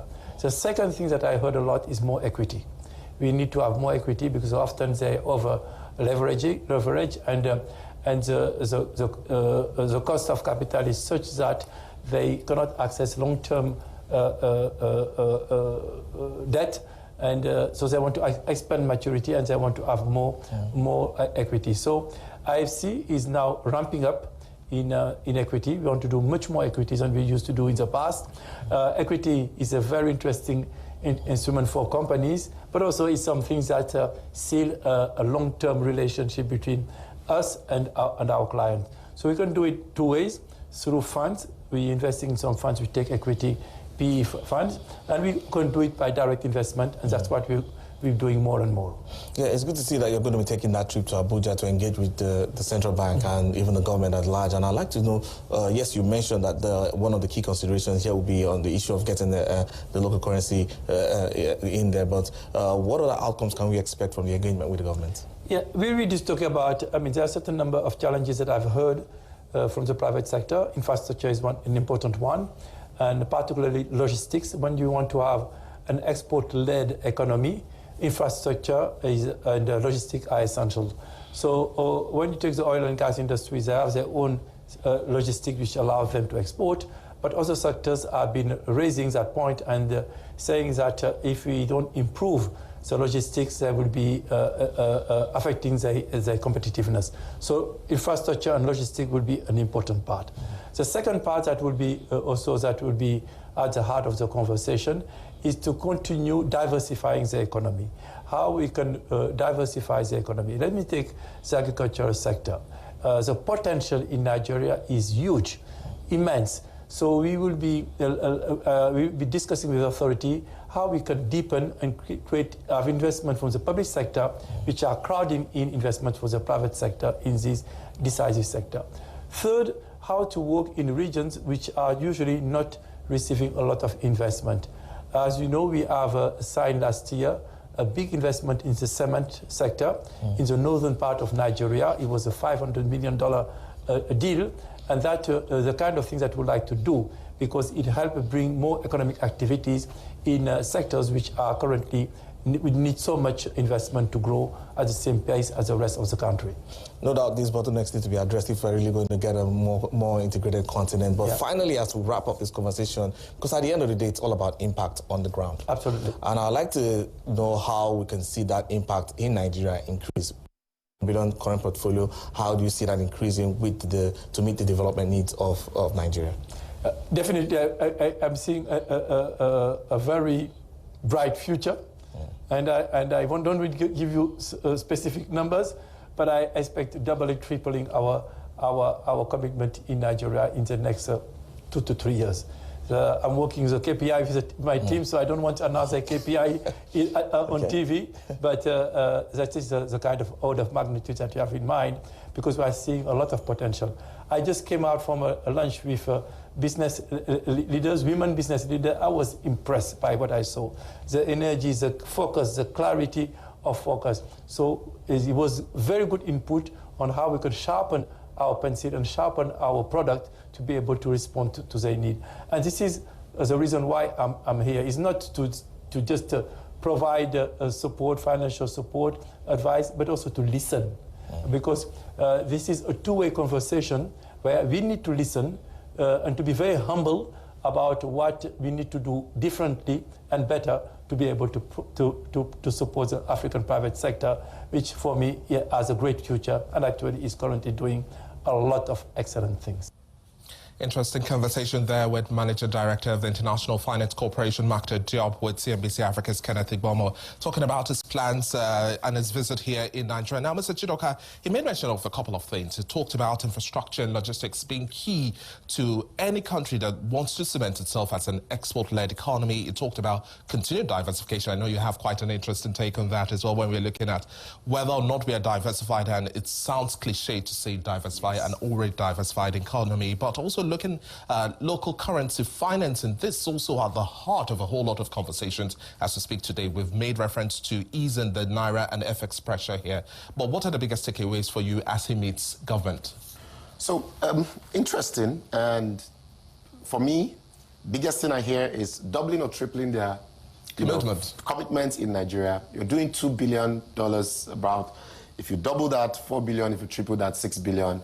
In investment. What many people do not know is that the IFC has investments in the private sector, has a lot of investments that are invested in different companies. So does the man deal with $500 million? You know, so when you hear about the World Bank IFC, people just think about loans they give to government. But the IFC does quite a bit with private companies, investing in equities. So it's music to my ears to hear that they're going to continue going down equities, right? And they're going to also double or triple.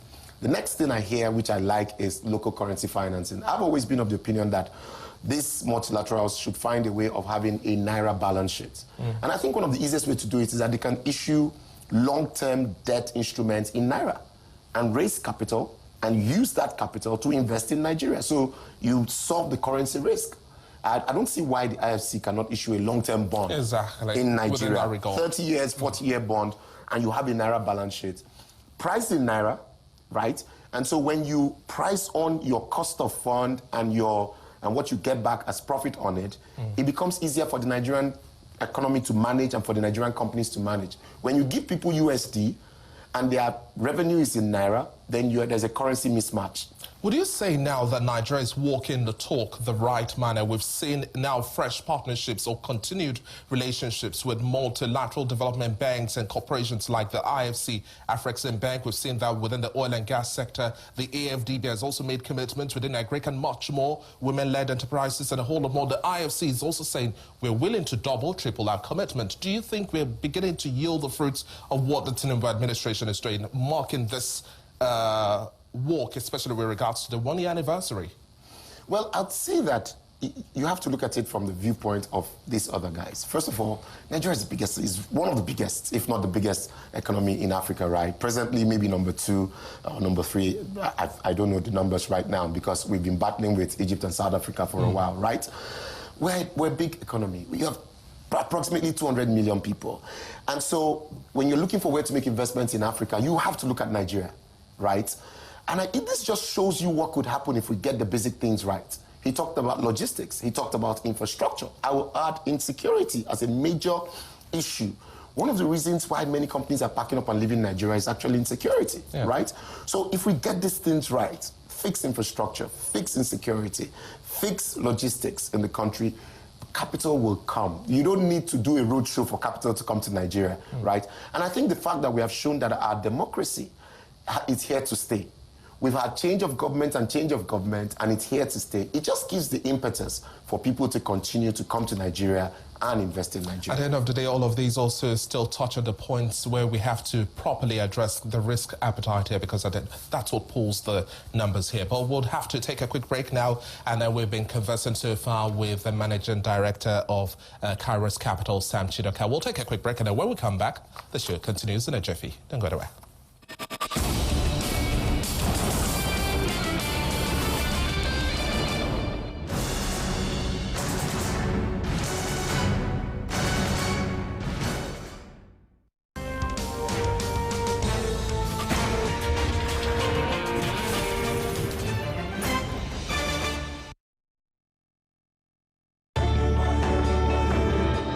adjust to the new realities for operating your business and engaging with your customers, let us help you transform your business into a digital powerhouse capable of adapting and taking advantage of today's opportunities. With our best-in-class array of digital solutions, you can conduct your business, receive payments from your customers, and perform transactions quickly, safely, and conveniently, because we've got you covered with the right people, technology, and service offerings.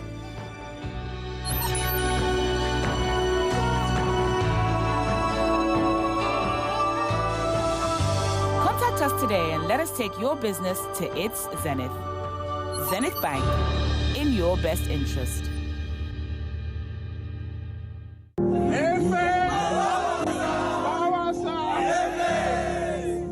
At the base level, Apex is a marketplace. It is a place where buyers and sellers can come and meet, interact, and find solutions to their commodity needs on the continent. But if you dig deeper, we are much more than that. We're partners. We do everything from providing inputs to assisting with logistics services, whilst unlocking financing and making markets work efficiently for all of our players. We are also fundamentally impact multipliers. Our goals are aligned to serve rural communities and solve social problems in line with the UN SDGs. SDG 1, no poverty. SDG 2, zero hunger. SDG 5, gender equality. SDG 8, decent work and economic growth. SDG 12, responsible consumption and production. And SDG 13, climate action. This we have done successfully for nearly 10 years now, and we are only just getting started.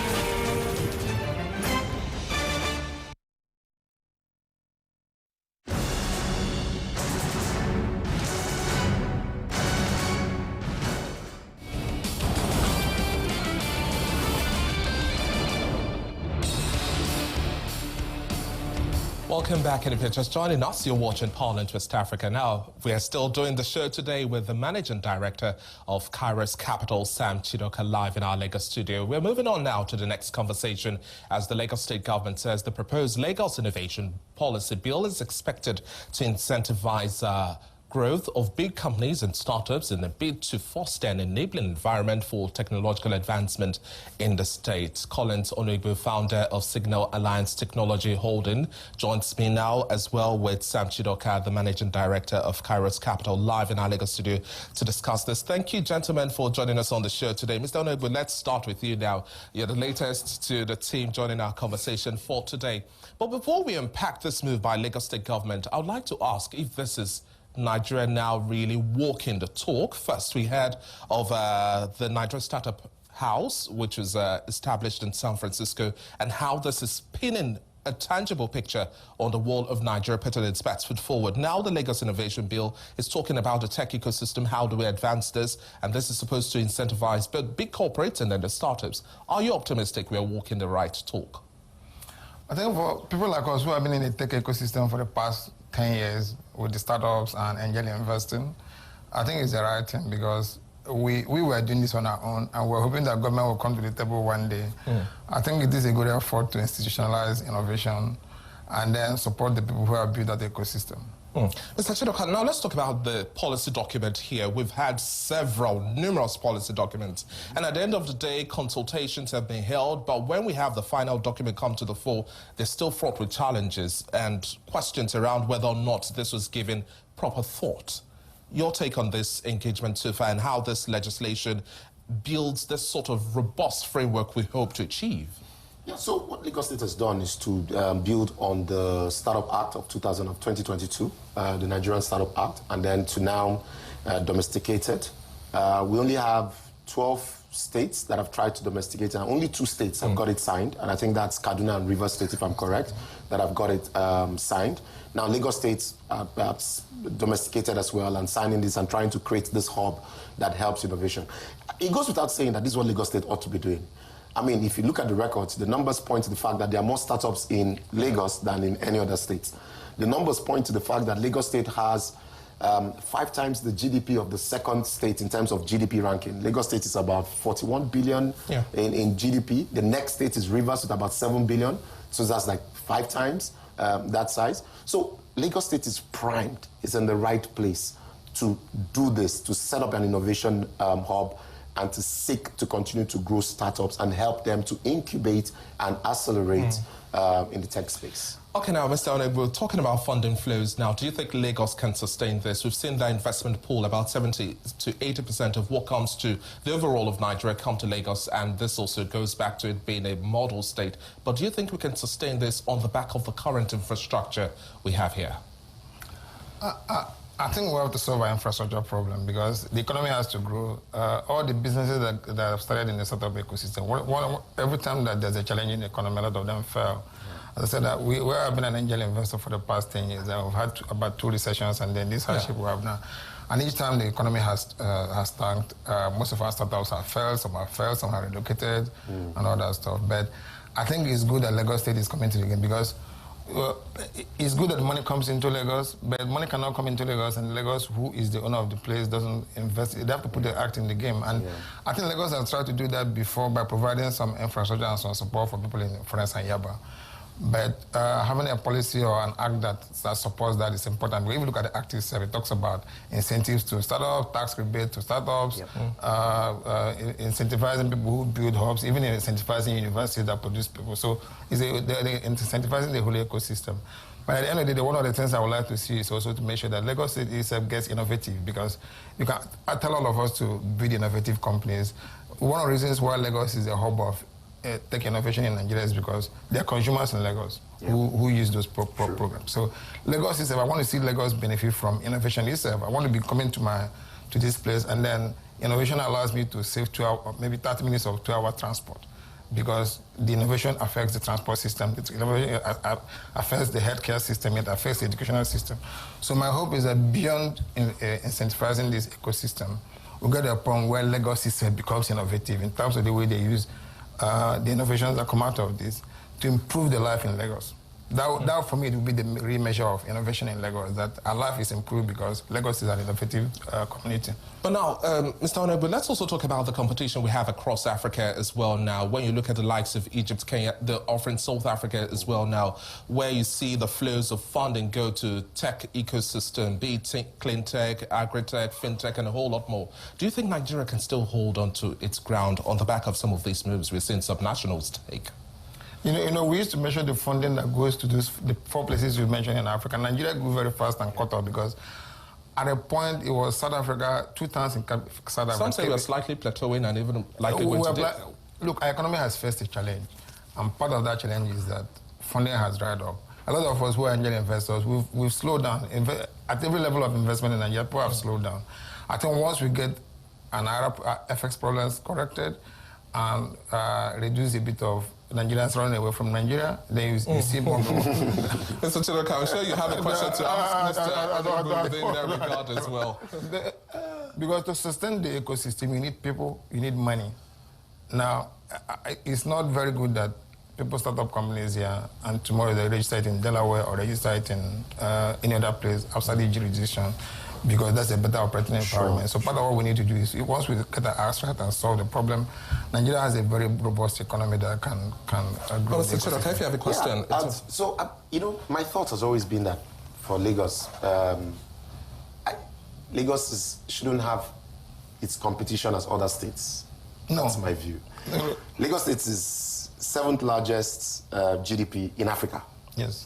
Lagos State has GDP 5 times that of the next state.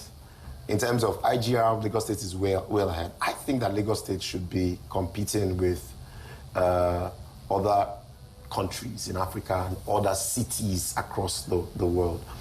But I'm not sure that I see that enough. What's your sense as regards what Lagos is doing and how it can begin to compete for tech hubs, competing with SA, competing with Europe, competing with South America, and stuff like that?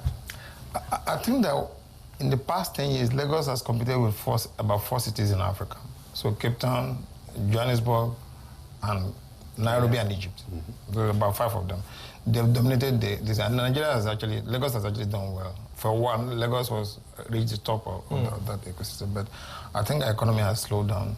You cannot remove startups from the overall economy that it exists in. and a lot of them have struggled. People who were raising money before and raised money and you're operating in Naira, and Naira dollar devalues. Most of those companies, their valuations fell. And so if you're an investor in this time, you just be a bit cautious now until we fix our problems. But once we do that, I think that we have built a robust ecosystem that if it comes back, if things get better, it will come back. So I don't want to worry about Lagos. Lagos cannot be competing with Rivers State. So let's not talk about Rivers State.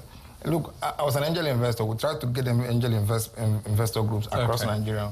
We couldn't do that because every other city has no business enough to support. Yes, we definitely need to replicate a whole lot of this and ensure that we have a greater level of balance within the interplay of activities. And it's quite important to also know that the telco and information services space contributed about 14.58% to our first quarter GDP report. And definitely we need to scale some of these performances. Thank you so much, gentlemen, for doing this wonderful conversation with me today. We've had Mr. Collins Onegbu, founder of Signal Alliance Technology Holding, and I must say a very big thank you to you too, Sam Chidoka, the Managing Director of Kairos Capital.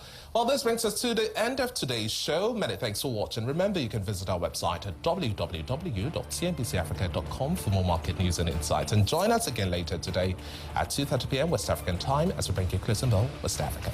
Bye for now.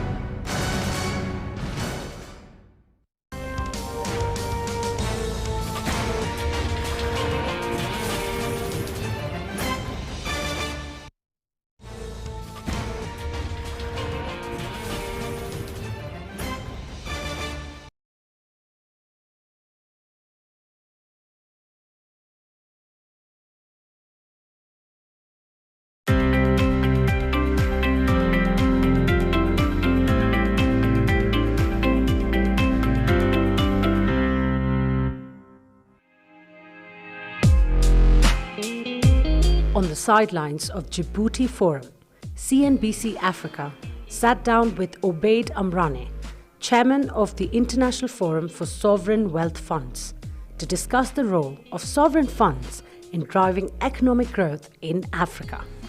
We should first say that the Sovereign Wealth Fund has recently experienced a good development on the continent. But we have to distinguish the fact that there are almost two big families of sovereign wealth funds. Ones that are using excess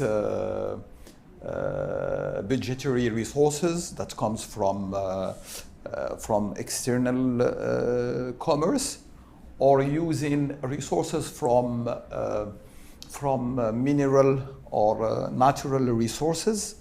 And those funds try to invest those excess of money to stabilize their own economy, invest into the future, and act as a counter-cyclical body to a period of stress in economy. But the majority of the funds that exist in Africa are strategic development funds.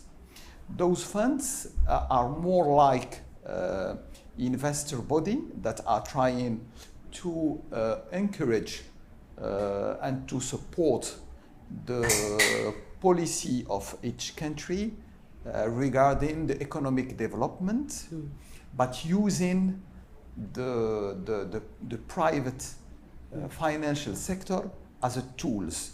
So they act as investor.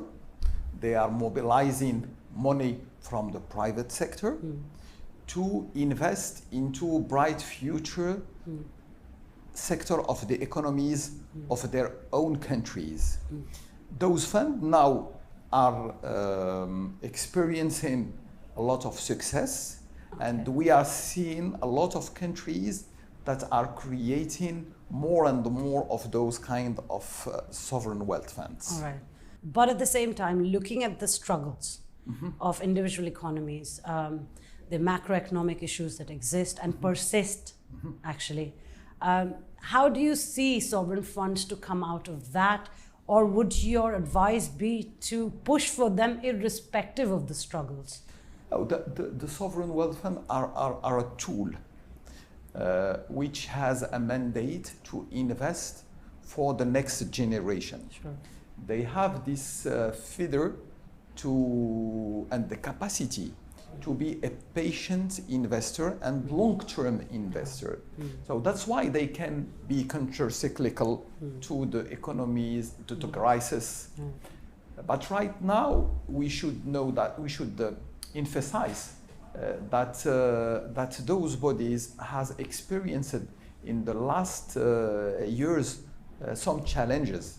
The first one was the pandemic with the COVID and the closing of the economies, and they do a good job. And we see how those tools has reacted and tried to support the maintain of employment, the investment, and to improve the welfare of their community. But right now, they are also experiencing some other challenges related to the instability, and others that are related to the inflation that hits the economies. And in that, their main role, even with all those challenges, remain the fact that they have to attract private sector investment to leverage on their assets, on the strengths of their economy. So you will find that they are invested in early stage phase of investment, Right. which is the gap that exists today, and that you can hear in all the conferences, that the bankability, how to improve the bankability of project, and how to improve the quality of the documentation, and so on and so forth. And for that, we launched 2 years ago, Itmar Capital at Rabat, we launched a platform that we called the African Sovereign Investment Forum, which group today 12 African sovereign wealth funds from all the continent. We met last year in Kigali, Rwanda, and in some weeks we will be gathering in Mauritius. And we are expecting to have more funds that will come to this platform. The aim of this tool is first to create the opportunity of collaboration between those bodies, to create the opportunity to exchange experiences, have the good lessons from each party, and more important is to create the scale and to create the size. Since large-scale investors are looking for de-risking projects within local investor, but also for a pipeline of projects. So working together on a platform of investment is one of the main objectives that we are trying to work within our community of African Sovereign Wealth Fund. So you just mentioned 12 operational that come under the African Sovereign Wealth Fund sort of community, you can say. And the fact that they ensure bankability, a long-term investment, something that Africa actually struggles with, at least at concessional costs. And at the same time, de-risking the investor's interest. What are some examples of this success in the recent time that you see in Africa? There are a lot of very interesting experiences. You should know that there are new funds that come. They still have to organize themselves, to work on their strategic equation of investment, because each fund will give answer to its own problem, to its own context, and to its own framework. But we can see more and more the very first fund, like those of Nigeria, the fund of of Senegal also has embarked in very interesting project. Certain are related to the financing of infrastructure, typically when it comes to energy or renewable energy. Others have created some tools to support and to leverage money in financing SMEs to create more activities. So you have a diversity of situation that today I think give us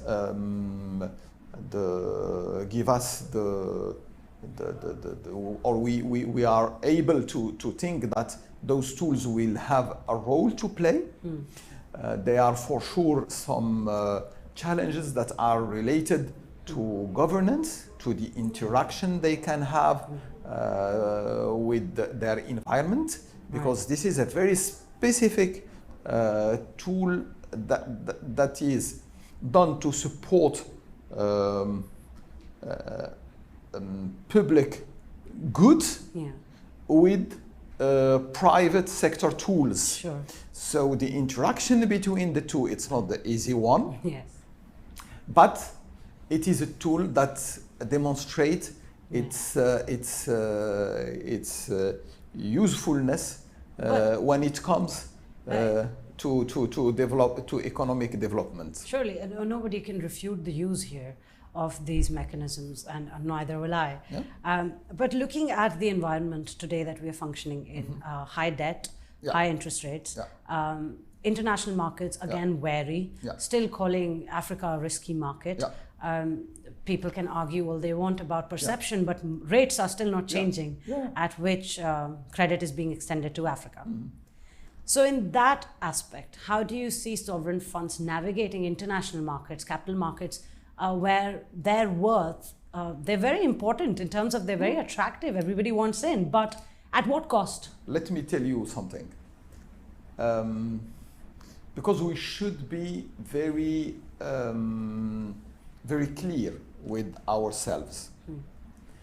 If you want to have an A380 plane landing in your airport, you should construct the airport for that.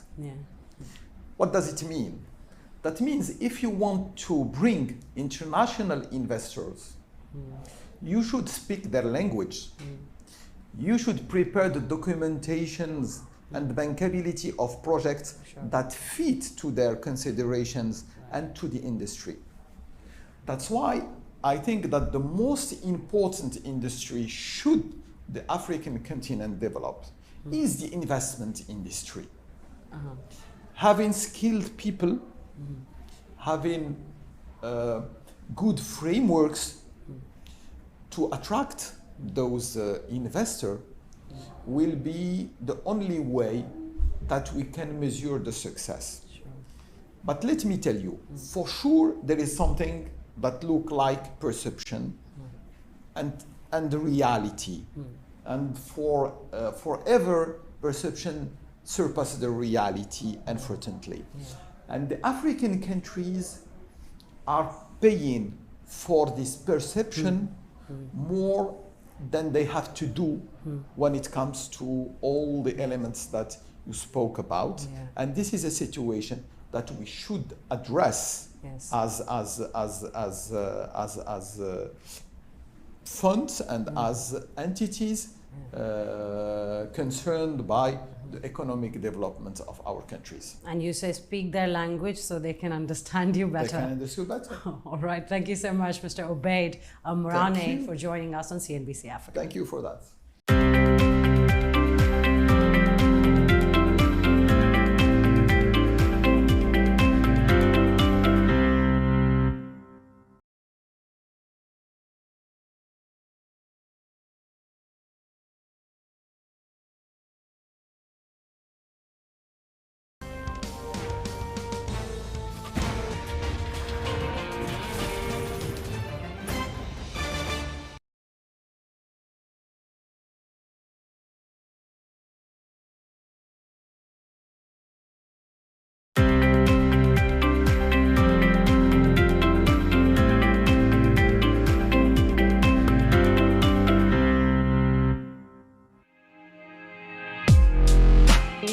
The inaugural Djibouti Forum brought together over 400 delegates to explore the unique offerings of this strategic nation, situated at the Horn of Africa. In this episode, we bring you insights from industry experts, government leaders, and the private sector, shedding light on Djibouti's stable economic climate and its pivotal role in fostering regional development and global connectivity. Djibouti has been a success story in many ways. It is not too different from other relatively small African countries that have positioned themselves as gateways, as entrepots. So Mauritius is another case. And you have a few other countries that are aspiring to be centers and gateways for the rest of the region. And so Djibouti has been very vibrantly positioned as a gateway in the Horn of Africa. They are probably the only jurisdiction in this part of East Africa that has taken advantage of their position as being next to a number of landlocked countries, the big obvious one being Ethiopia, but also looking beyond Ethiopia to South Sudan and to the other landlocked countries. And so they've been a first mover in that sense, and they have captured a lot of the opportunity. But of course, with success sometimes comes competition, right? So you have emulators. So Kenya is now very quickly emulating. You have the Lamu port that is very quickly positioning itself similar to Djibouti. And you also have other jurisdictions in the Somalia space as well that are also looking to do the same. And then you had, prior to the conflict in Sudan, you had Port Sudan trying to do the same thing. But even beyond that, if you think of jurisdictions such as Hong Kong, who've been very successful, or Taiwan, proximity is relative. Dubai is only a 3-hour flight away, right? So Dubai, in many ways, has also become a gateway to the continent for various reasons. And so, Djibouti has been very successful, but success has to be sustained. And you have to do that in a competitive context, in a competitive landscape. And there are lessons, of course, there for countries like Djibouti, because it's not the only country that has that strategy. There's other countries in the rest of the region that are positioning similarly. You have Rwanda as a similar center. Of course, they're landlocked, but they have a financial center, they have free zones, and they have some very large neighbors as well. They're positioning themselves. Botswana, further south, is also doing the same thing. So, there are lessons to be learned. And they're both positive and negative lessons. And so I think Djibouti has had some success, but in everything in life, success has to be sustainable. And on it's that, not a given. It's not a given that it will continue exactly the same. The examples of just this nation in the past, it is not a given. Exogenous factors can often derail the success or erode it, progress that you've made. And in that context, there's a lot of codependency between their neighbor, Ethiopia, which primarily drives trade for Djibouti. What are some challenges you foresee? There are so many potential investors currently here at the forum. What are some potential challenges that you see that Djibouti would need to keep in mind and ways to navigate them? Well, I mean, in the final analysis, as was mentioned in the forum this morning, it's always a question of value proposition and competing successfully for a particular business. And so, Djibouti has positioned itself very well over the years. There's a railway link, which makes Djibouti kind of locked in some ways. But again, I mean, it's a very large market right next door. So there's a lot of business now, and even more so in the future. And it's all about capturing market share, and how can you stay ahead of the curve and make sure that you've got your lion's share, right? And that requires a bit of careful consideration, because competitive dynamics involve several factors. If you look at how some of these other countries that I mentioned have positioned themselves, whether you're a Mauritius or a Rwanda, they have positioned themselves in a very particular way, and they have really captured the attention of the continent to make it very easy for people to come and do business and to co-locate in their jurisdictions and to give all of those facilitations that you would get in a place like Dubai or Mauritius and so on. So I think the danger that one has to manage is the perception that you have a captive market. I think that is something that has to be managed because it's not exactly captive because there's always competition and you have to be smart about it, right? So I think Djibouti is in a very strong position to continue to do very well. But like all things, like all businesses, you have to manage it carefully to make sure you remain more relevant than other value propositions. In order to maintain a competitive edge, Djibouti has formulated a strategy aimed at fostering investor confidence to attract FDIs, as highlighted by the CEO of Djibouti Sovereign Wealth Fund, Slim Feriani. We need FDI. FDI is crucial, it's vital. There's no choice to optimize the potential of the economy without it. Now, to attract that, you need to attract international investors. Well, it starts with trust and confidence, investor confidence. So that's the biggest challenge initially is to Djibouti, come, sue for yourself. And this is why this forum is amazing. You come and kick the tires and see the reality for yourself and close that gap. Investment is about risk-taking. Yes, there are issues everywhere. You know, unfortunately, in Europe, you see the war between Ukraine and Russia. Yes, so it's happening. Unfortunately, you have Palestine and Israel. So things happen in this region. Thank God there isn't such a thing like that. It's impacting. But we live in a world where everything is connected. However, going back to that point about Djibouti is only about 1 million people, but it's 23,000 square kilometers, about the size of Rwanda.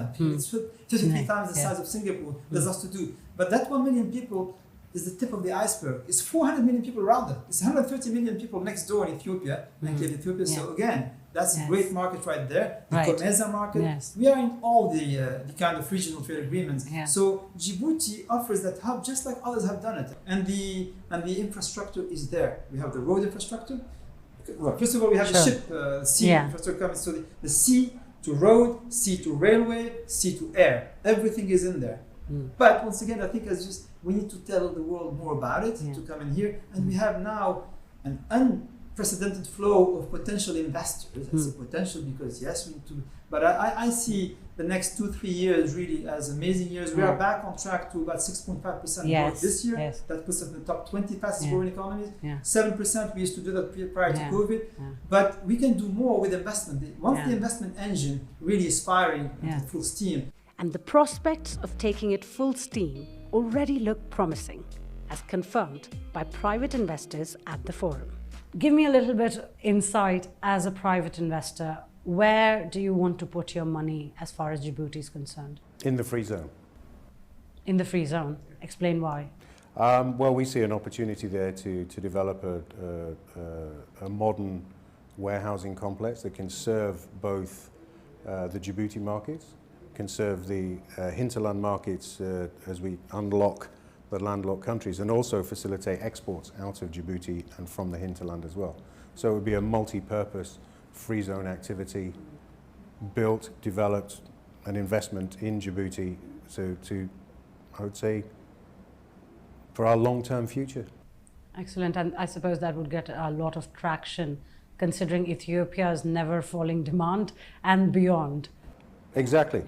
Yeah, and that's the market we're trying to tap into, is to have a stronger footprint in Djibouti. But as we spoke about before, I mean, the countries that have ports as a gateway, they have to also consider the unlocking the potential of the hinterland and those landlocked countries as well, because they rely on those for trade. Sure, and such a massive opportunity for countries like Djibouti. Huge opportunity. Yes. How do you feel about the support system here by the government?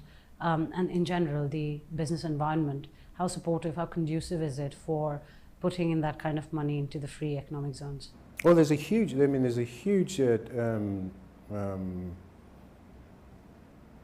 development in ports and the surrounding industry in Djibouti over the last 10 years. Also in the railways and the road network.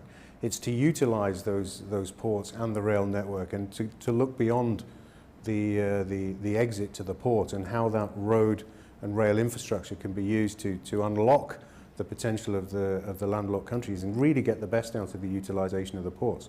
And to have that in a kind of collaborative process as well. So in order to do that, you need the right governance, you need the right custom structure, you need the right infrastructure, you need the right technology, you need the right people. So, a strong, empowered, intelligent workforce, which is what we find, good infrastructure, good network connectivity, good IT services. You put the whole thing together, and then you've got this sort of optimal environment for good quality, low-cost logistics. Djibouti is a very interesting country with quite a bit political stability, and location is very interesting. And we were invited to come and look investment opportunities by the Sovereign Wealth Fund of Djibouti. And it is already a good comfort to come with the Sovereign Wealth Fund and then have the local partner who's basically holding your hand and walking you through the system. So we looked at a number of projects in the country because our background is not only renewable energy, but generic infrastructure. But in the meantime, we noted that they have invested quite a bit for the infrastructure of the free zone at the port. And they are basically trying to promote this free zone more and more. But people that are coming to this free zone, what they look at is actually, they look for reliable and affordable energy, power, and most importantly, reliable power. They don't want to basically wait for the grid to basically, deliver the power at their door at the cost. So this is why actually when this project was introduced to us, it was very interesting. We decided to basically start with it. Our target is 15 megawatt, but we will be doing this 15 megawatt in installments because we are also aware that, once we put the first phase, then there will be more people coming and we have to put the second phase. So we will grow with the free zone. So which means that we invest, free zone grows, and then we grow with them when we invest more. So that's the modality. Growing here. with appetite. Yes, exactly. This appetite is not limited to investors, but also Djibouti's own vision for its future in economic diversification. In our strategical shift, the future will be much more diversified economy. And there is no other point than moving into other diversified economy. And as our development model as of today came to its own, not end, but it came to its limit. Sure. And our economy was mainly driven by logistics and trade. Yes. It's now time to look at from port activities, as I was explaining this morning, and from being a regional hub in terms of port and logistics to maritime hub. So looking for much more in blue economy. Right. In shipyard and ship repairs and hub in the whole region, in the whole, especially in the Red Sea and the Gulf of Aden. Moving from telecommunication hub to digital hub because you may know about the characteristic of Djibouti. Pardon me? Is the largest in fiber optic cables infrastructure in Africa, the largest by far. So how can we make use of those capacity? And we are serving the whole region actually in terms of in terms of data availability, in terms of capacity. Yes. Down to Kenya, Mozambique, and beyond. So for us, it's how can we build a digital economy in Djibouti, having that comparative advantage in Djibouti. But moreover, also we are looking into numbers of transition and to make sure that we are really taking advantage of the location of Djibouti in terms of economy including.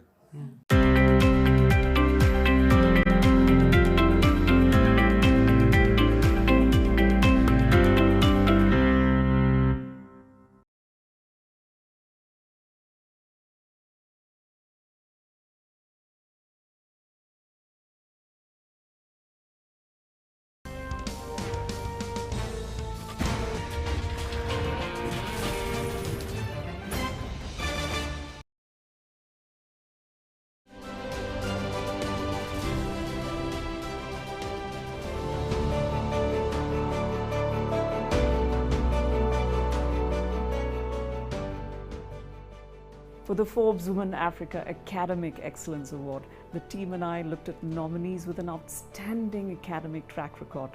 And is this person investing her time and energy in furthering scholarship and research? The individual also needs to impart her knowledge and skills. So this award seeks to identify and recognize a female leader who serves as an inspiration to other young people. Tricia, congratulations on your Academic Excellence Award. What does it mean to you? Thank you very much. Well, I don't even know where to start. It actually means a lot because I've spent about 35 years focused on trying to find women-initiated HIV prevention technologies. And that's because about 50% of the infections that take place globally is in sub-Saharan Africa, and young women between 15 to 24 years bear the brunt of this pandemic. The risk is about gender power disparities, which is the root cause of why they bear the brunt. But we see science as the first step in terms of helping them survive adolescence, reach adulthood, HIV uninfected. And so the science is only the first step to enable young women to reach their full potential, to take on the longer struggles of gender power disparities that underlie the gender inequities that we see in society. So the Forbes Award gives an opportunity for me to bring out of this shadow this challenge that are facing young women 15 to 24 years in sub-Saharan Africa, and hopefully increase awareness, increase more efforts to ensure that our young women are able to realize their full potential by completing school, by being HIV-free, and to realize their dreams.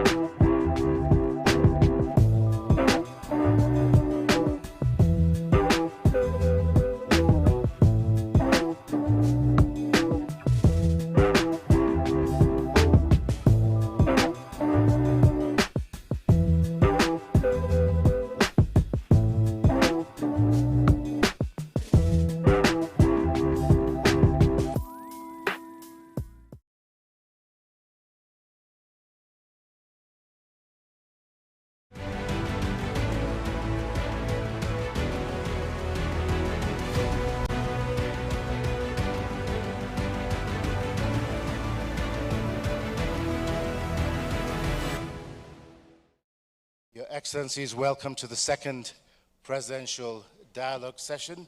It's a pleasure having you with us this morning. Now, our first question goes this morning to Your Excellency, President Nguesso. Several leaders, including Dr. Adesina, have called for new metrics for measuring the wealth of our respective nations. And President Rousseau just spoke about that a few moments ago, and that this should not just be based on GDP alone. What, to your mind, will be the benefits of properly valuing natural capital of African countries? What difference would that make, Your Excellency?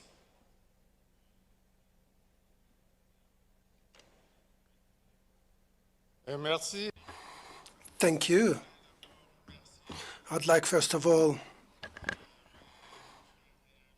to thank my friend and brother, President Ruto,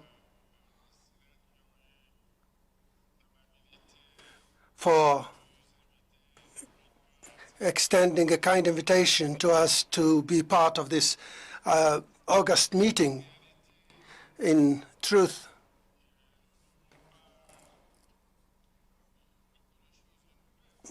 there will be not so many new things because most has already been covered. And I believe that we will probably take more time to focus on the interest rates,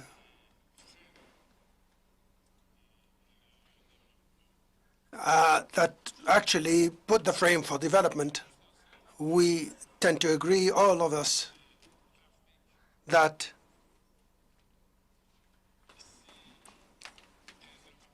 if Africa doesn't have basic infrastructure such as roads, railroads, waterways, how would they help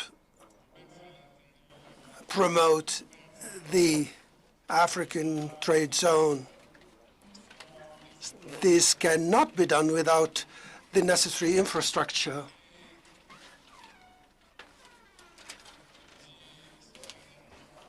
It's been said recently that there are over 600 million Africans that do not have access to electricity. And I'd like to express appreciation for President Adesina, who said that by 2030, 2032, around 300 million, if I remember well, Africans would have access to electricity. Now, you're raising the issue of our natural resources. My friends here have spoken about this. Yes, Africa has very rich natural resources, but they are not harnessed in the evaluation of GDP of African economies. And I think this is the crux of the matter. Let me just speak about a concrete example. For example, the Congo Basin and the immense forest reserves. The lands there in the around the Congo Basin, what would be the value of these resources if they were taken into consideration in the evaluation of the wealth of the countries concerned? The GDP of these states will be placed at a level that would allow the states concerned to have access to more loans and to have greater means to promote development, and especially with regard to infrastructure. Infrastructure is quite costly, and the African Development Bank has done its best. The figures were displayed before us, and here we would like to appreciate the work of our brother and friend, President Adesina, that has placed the African Development Bank at a very high level. But this is not enough. How could Africa be lacking in electricity?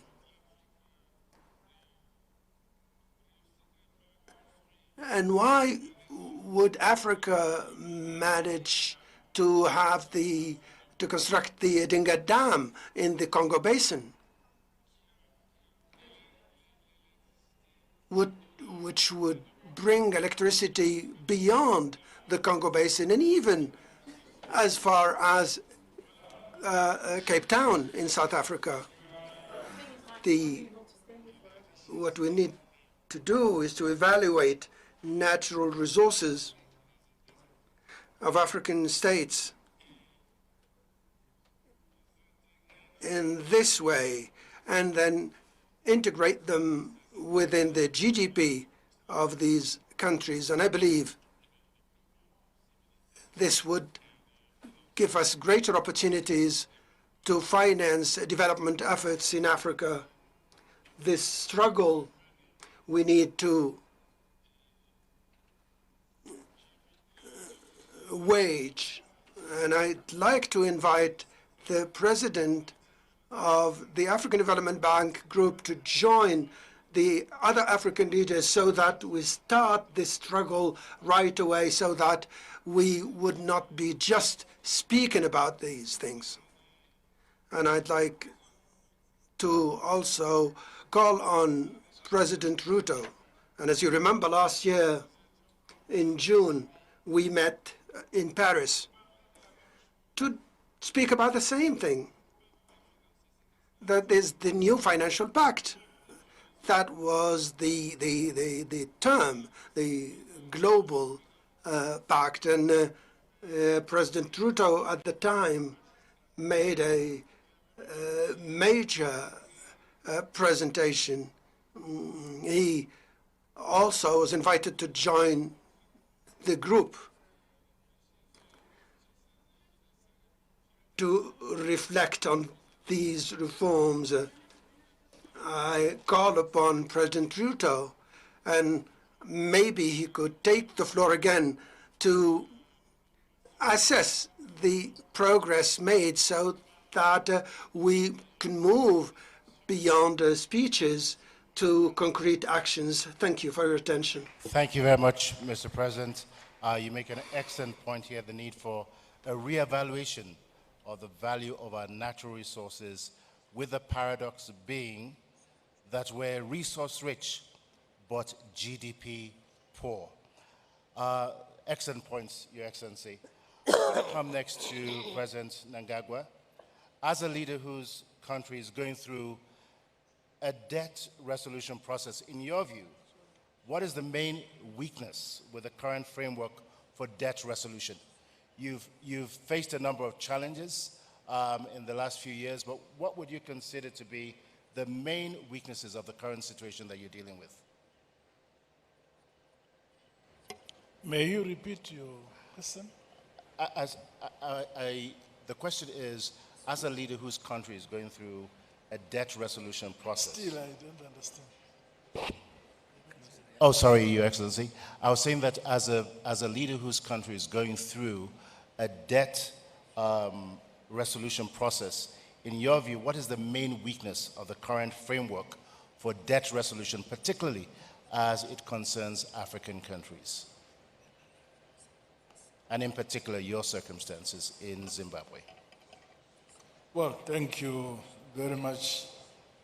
May I first express, on behalf of my delegation, the warm reception we've received since our arrival here, this beautiful city, Nairobi.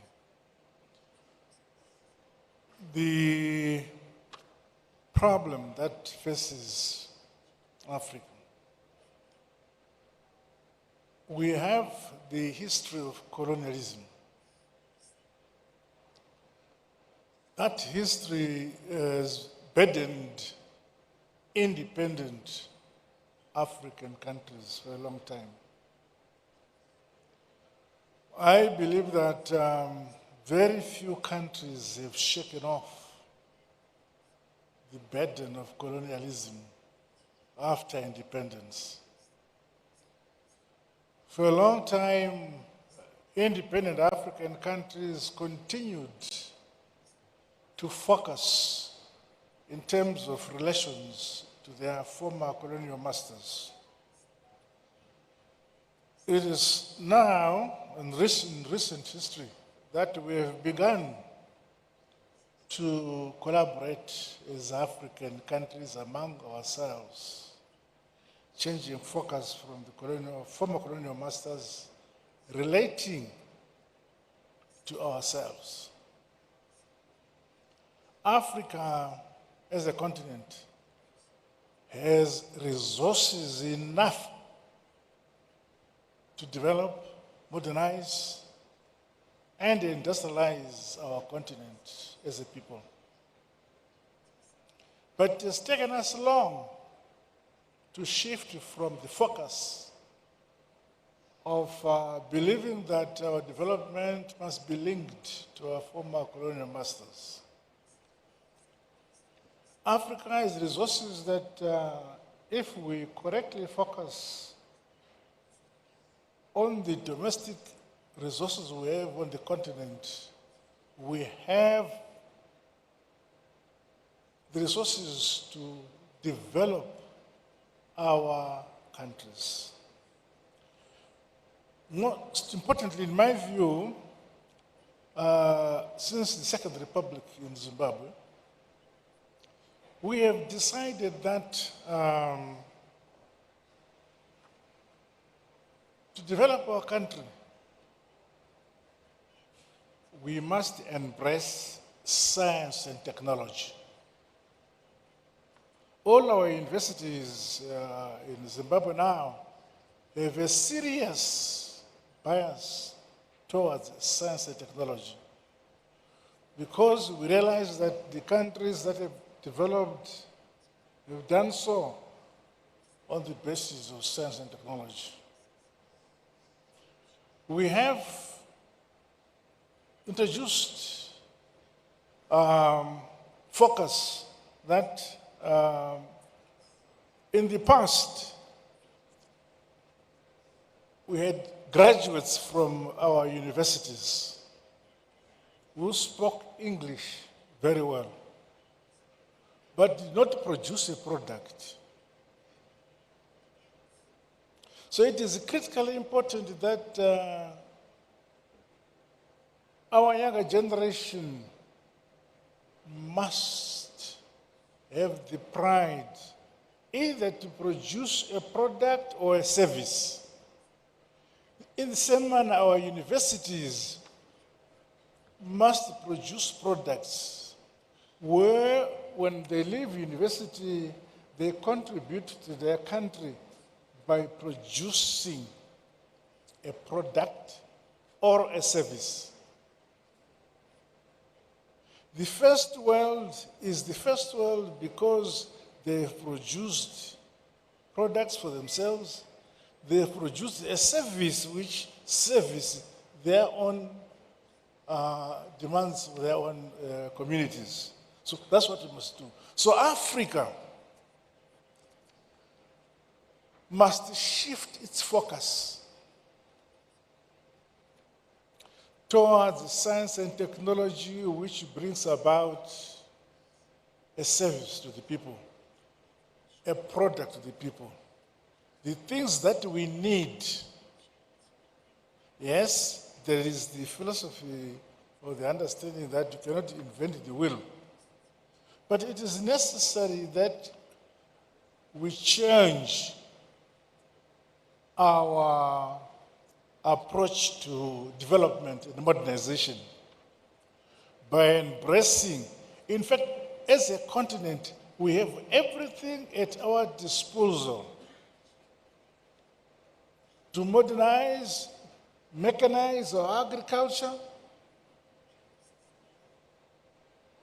our education system should produce students who, when they leave university, they should have the pride that they have the capacity to produce a service for their country. They have a pride that they are producing products for their country. And that way, without much reliance on Europe, Asia, whatever, but exchanging scientifically the resources and knowledge among ourselves as African countries, I can see our country developing very, very fast. It is, in my belief, that those countries in Africa, on the African continent, who are doing well, they are doing well because they have internal domestic focus. What do they have? What can service their needs at the domestic level, as a country, as a people, both in terms of products and in terms of services? And if we all collaborate as an African country, as a continent, I believe that our pace for development and modernization will be faster. But if we continue to develop our countries in silos, it will take longer. In the past, for instance, in the past, which our founding fathers were able to move away from, if a delegation was leaving Mozambique wanting to come to Angola, they would first go to Portugal, to Europe, and then come down to Angola. And yet, we should have the means to fly directly from Mozambique to Angola. If we wanted to go to Ghana, we'd first fly to London and then come back to Africa, to Ghana. That shows how disconnected Africa was. And we must begin to have internal connections by ourselves. And as a continent, I believe that my dear brother here, Sesengeso, spoke about the possibility of generation of power in the Congo, which would service the entire African continent and even have access for Southern Europe on the Congo River.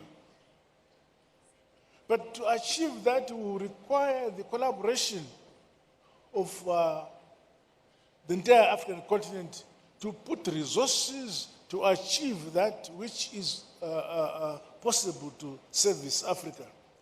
But now, we work in silos and look forward and look up to Europe or some other former colonial powers to service and develop our own region. Okay. I'm happy that now there's a crop of African leaders who now focus on the collaboration of the developing of our respective countries by collaborating among ourselves. It could be in agriculture,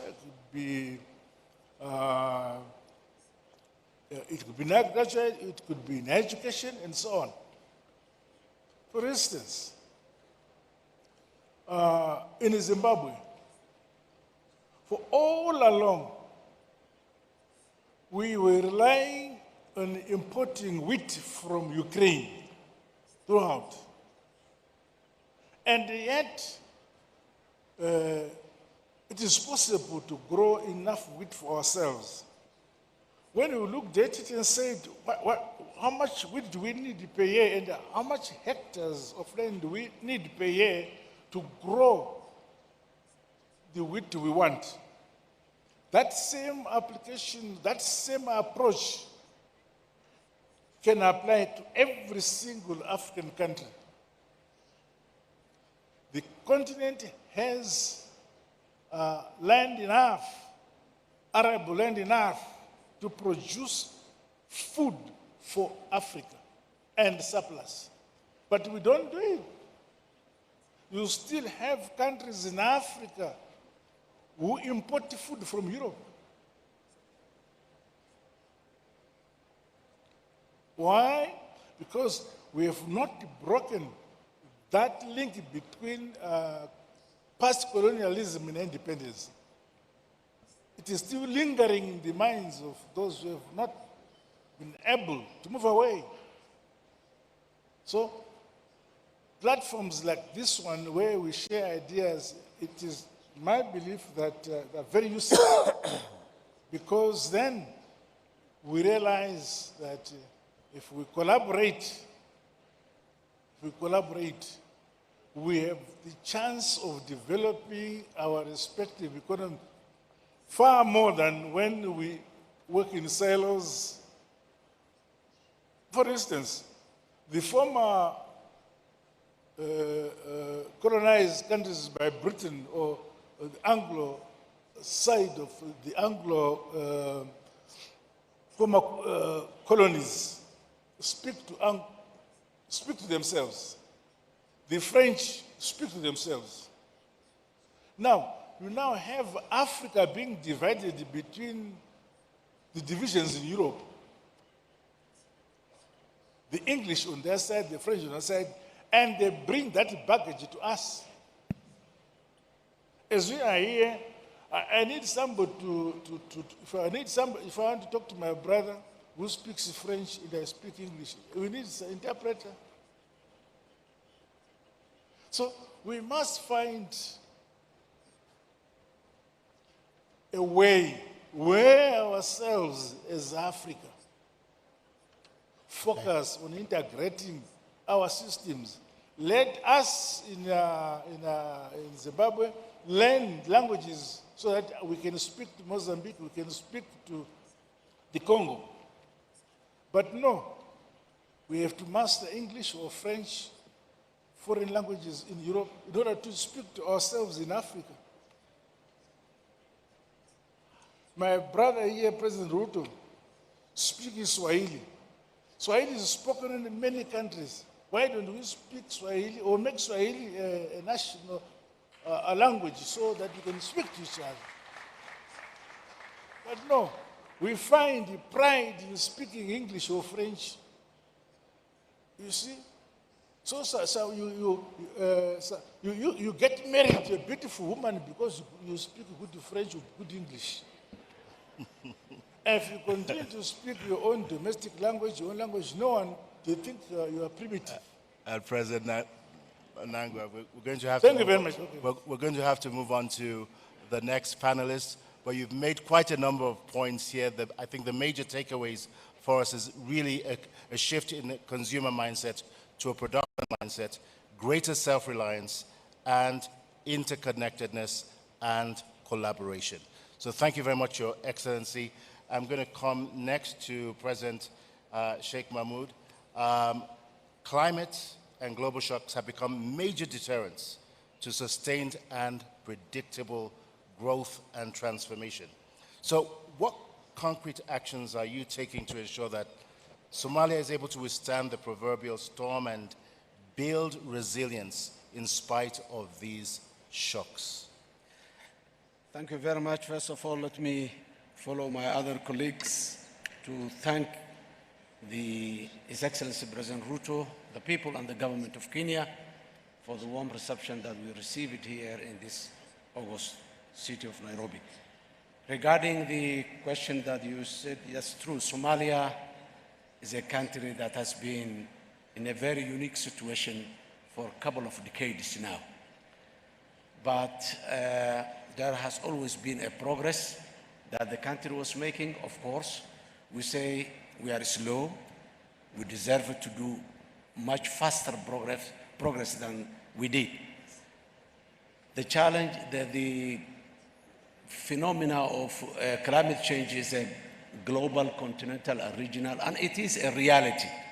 No one can deny today we are living with it every day and all days. So in Somalia, the fragility phenomena is among the challenges that we're facing. Very fragile country with fragile institutions. This has been complicated or compounded by successive years of droughts, followed by another year of El Nino and floods, and then regional infestation of locusts. So this makes the country face more complex challenges than ever. In that line, Somalia is now, for the first time in this history of 60 years of statehood, established the first Ministry of Environment and Climate Change for the first time in 2022 when I came back to the office. Now our main focus is addressing, establishing and capacitating the institutions that address the climate change effects on the country. These institutions, some of them were existing, some of them are emerging now. Capacitating those institutions and partnering with the private sector and mobilizing the society, raising the awareness of our people are the main tasks that we are doing right now. The challenges are too many, a limited fiscal space. We are responding that by increasing our local revenue. And since we reached the debt clearance and the heavy completion point recently, only a couple of months back, we are starting to also put in place the mechanisms to access the financial institutions so that we can invest and fund our development or economic growth engines.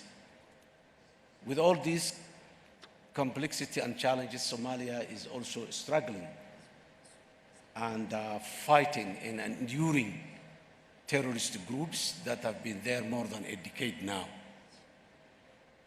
In all indications, whether it is the recovery of the territory, expanding the state and the governance institutions throughout the country, Somalia has made certain progress, but very far away from where we are willing to be. So the challenges are too many, but the opportunities are too many as well. Somalia succeeded to come up and build its financial institutions so that the international financing institutions accept it and the debt clearance has been achieved at the HEPIC completion point. And we have been lifted an arms embargo that was in the country for more than 3 decades. Somalia is soon going to join the United Nations Security Council as a non-permanent. All these are indications that the country is moving. But the issue of the climate is an obstacle and a hindrance in the path to recovery. So focusing on our strategic developing and growing our strategic resources areas like agriculture, blue economy, and particularly the livestock that we excluded from the agriculture is also moving forward. The export of Somalia is increasing, still at infancy level, but increasing by the year. That all are indications that our institutions and state building is improving very fast. Still, the challenge of fragility is still there. Somalia making all those steps just to address the challenge of the climate change. We lost a huge number, more than 3 million livestock herds for droughts and for floods. Stocks of our livestock has been, floods have been washed to the sea. And the limited agriculture that we established also moved away. And the limited infrastructure that we have has been washed. So we are restarting again as we started from scratch earlier. Now in many areas, again, we have to, the climate change, the challenge among them is also demographic change. A lot of rural people are losing their livelihoods and they are just coming in the urban areas as IDPs. Many of them will never go back because there is no reason to go back and there are no life to go bad because they lost the livestock, they lost the facility. So climate change is not only hindering, but it's changing the demographic structure of the country as well. All these multiple challenges we're facing, but still with our motto of Somalia in peace with itself and in peace with the rest of the world is also a major achievement that we have seen its products right now at an initial stage. We brought our people together back. We're moving forward as achieving a common purpose. That is the Somalia of today. Thank you. Thank you very much, Your Excellency, and congratulations on the resilience that Somalia continues to show in spite of tremendous, tremendous challenges. What an inspiration. I'm going to come next to Vice President Bassam Banza to speed up the process of structural reform in your country. What initiatives is Burundi taking at the moment?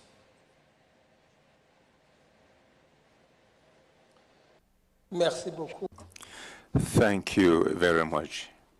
But I would also like to start by conveying my sincere thanks to the President of Kenya for the warm welcome that has been extended to me and my delegation. I would also like to thank all the heads of state that have spoken before me and to commend the President, the chairperson of the African Union, and for all that they did to get here. That said, I would like to start by saying that Burundi,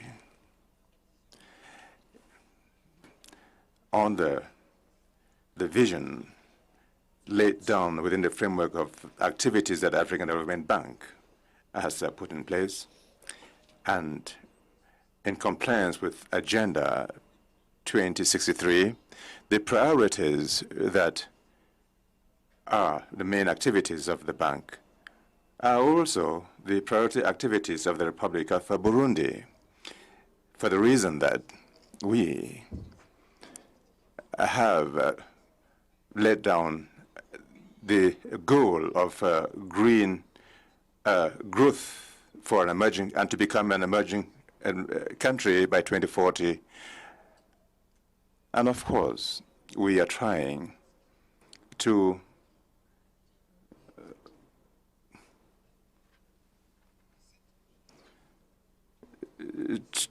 comply with these objectives or goals that Africa has set for itself.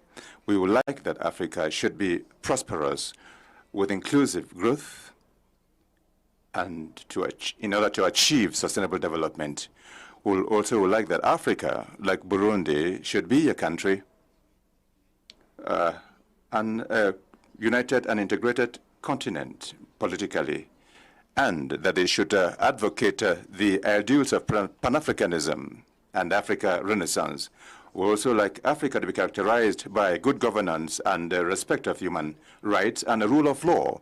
That is Africa that is moving on in peace and security, whose development is people-centered, and that will rely on the potential of these populations, in particular of women and youths. We want an Africa that acts as a strong partner and a partner, as strong a stakeholder that is united on the world stage. But the Africa's transformation and the reform of the global financial architecture are closely linked. And here, I would like to revisit the idea of saying how we are trying to fight against economic challenges that our country is facing. Burundi here is facing significant major economic challenges. In particular, we depend a lot on agriculture. We have infrastructure that is not well developed, and with development initiatives that are supported by the African Development Bank and other development partners that are crucial in stimulating economic growth and reducing poverty in the country. We also should like to point out the participation of the ADB in other regional initiatives and how the African Development Bank has been participating in these development initiatives and programs. It could also be involved in other development initiatives that are meant to strengthen the economic integration and development in Africa, that is, in Eastern Africa in particular. So, as an activity, we would like to point out that the portfolio of ongoing operations of the African Development Bank, and that is co-financed by the government of Burundi, involved some 20 projects in the public sector that total a commitment of about $500 million, but has witnessed a rather low disbursement rate, which is at 37.5%. The sector distribution of this portfolio indicates that the predominance of infrastructure, because they represent 76% of the investments, that is 37% for energy and 35% for transport, followed by agriculture at 29%, at social 6%, governance 0.5%, finance at 0.9%. The portfolio of the public sector, of national public sector, includes or comprises 12 projects totaling a commitment of about 114 million units of accounts, with a disbursement rate of about 44%. Furthermore, the portfolio of the regional portfolio comprises 8 multinational projects amounting to about 60 million units of accounts, for a total disbursement rate of about 33%. For the regional projects are designed to ensure connectivity between Burundi and other countries of Eastern Europe, Central Africa, and Southern Africa, especially in border countries like Rwanda, Tanzania, DRC, and beyond, right up to Zambia. Now, in the private sector, the portfolio comprises virtually, projects for facilitating guaranteeing transactions of the Central Bank of Burundi, for instance, representing about 4 million. And here, I should point out that there has been improvement in the indicators of the portfolio, because as I said earlier on, the disbursement rate is still low, but it's improving year by year. I know that there's a lot that is taking place in your country, lots of transformations, but just because of the limitations of time, we do have to move on to our next panelist. I'm getting a signal in my earpiece, so I do have to come to His Excellency President Joachim Chissano for the next question, and we'll provide very short comments to close out this round. Unfortunately, we've run out of time.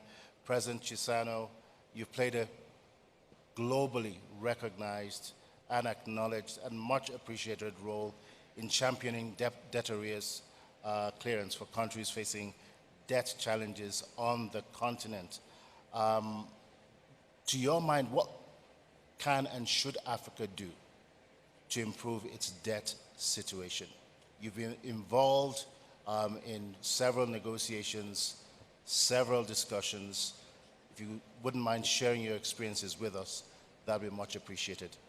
Thank you, Excellency.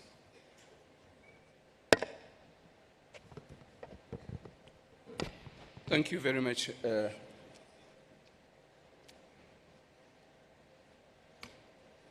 I would like to start from where I thought I would end, if we had time, is to say that the ADB has to be congratulated. As far as what regards Mozambique, is what they have done since 1977, when we established partnership. At that time, the other institutions were more powerful, were shy, were shying away from us. And there were many reasons why. It's because we never had stability in the country after independence proclamation in 1975. And and also there was this Cold War, but ADB came and became our partner, reliable partner. And I congratulate ADB also because of what they have done for Africa in general. And at present, we see the role played by President Adesina, who is my younger brother. And he has been delivering, and he shows us that he knows Africa, and not only him, but also with his team working in different countries, the example of my country. So I would like to take this opportunity to say congratulations, but we are celebrating 60 years of ADB, and it was not always Adesina. I don't know, were you born? 60 years, yes. So I would like to take this opportunity also to say that it occurs to my memory the names of at least 3 of his predecessors, because with those I have worked. And so I think that it's worth evoking their names here. I didn't hear the other speeches speaking about them, although we are celebrating the 60th anniversary. I refer to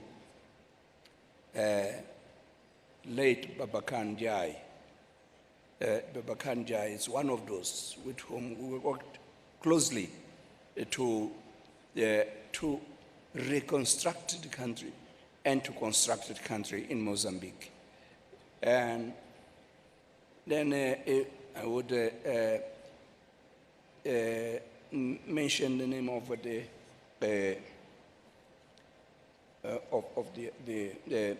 Omar Kabaj. Omar Kabaj from Morocco. We worked also together. And then Donald Kaberuka. All this worked not only for Mozambique, but for the region, SADC region. And at that time, we were having this spirit of collaboration, and infrastructure were mentioned here by President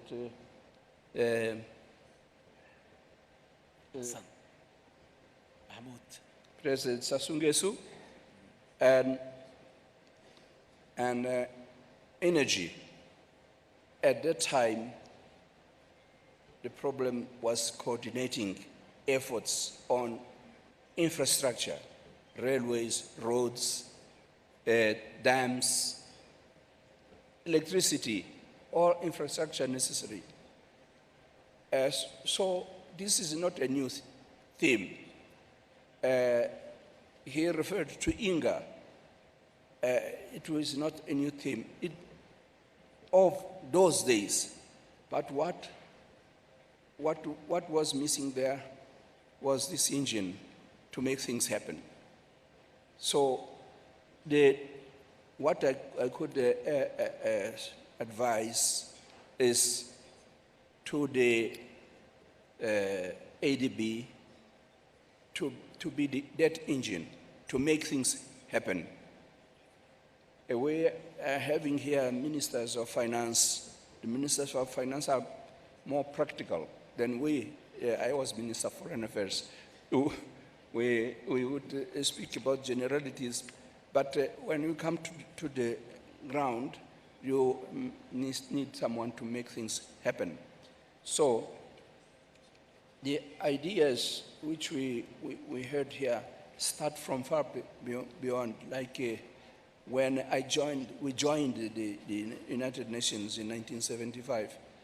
What I found there was the discussion about a new economic order. And that idea of a new economic order vanished, I don't know why. But the new economic order is still valid for today. What we're discussing here is a new economic order because we're speaking about reform of structures. So, if I'm running away from your question, you may... That's okay, Your Excellency. I think you're doing very, very well. Just ending on a positive note here.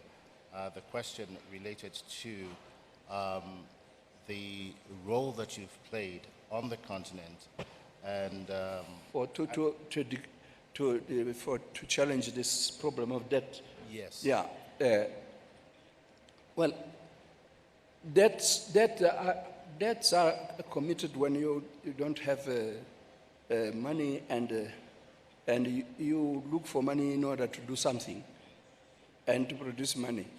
And so this is what is missing, because we go and have a debt and we come and then we go and have a debt because we don't know how to put the money to a good value. And I think that the ADB should be that bank of Africa. We have now an African Union. The idea of the Bank of Africa came from even before OAU. It was one of the things which should be done. But when the ADB was created, I think that we did not look at it as the Bank of Africa. We thought that it was just a bank to serve Africa. No, this is our bank, it's the Bank of Africa. And so we have to have ways of using this bank even to help the fragile states so that they have institutions which work, which can create jobs, so that we have the productivity, so that the little money we have, it multiplies, so that we don't have to incur into debts all the time. So Mozambique is one of the countries which was forgiven. The debt was forgiven in my time when I was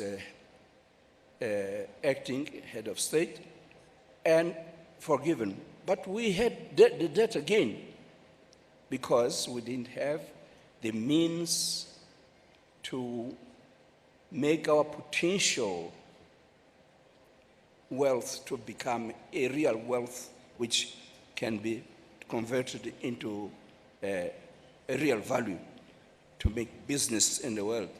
So we had, because we didn't have the skills, when ADB came in 1977, found this problem that we didn't have skills, where maybe 90% illiterate in Mozambique. And so, as President Mnangagwa said, the training of the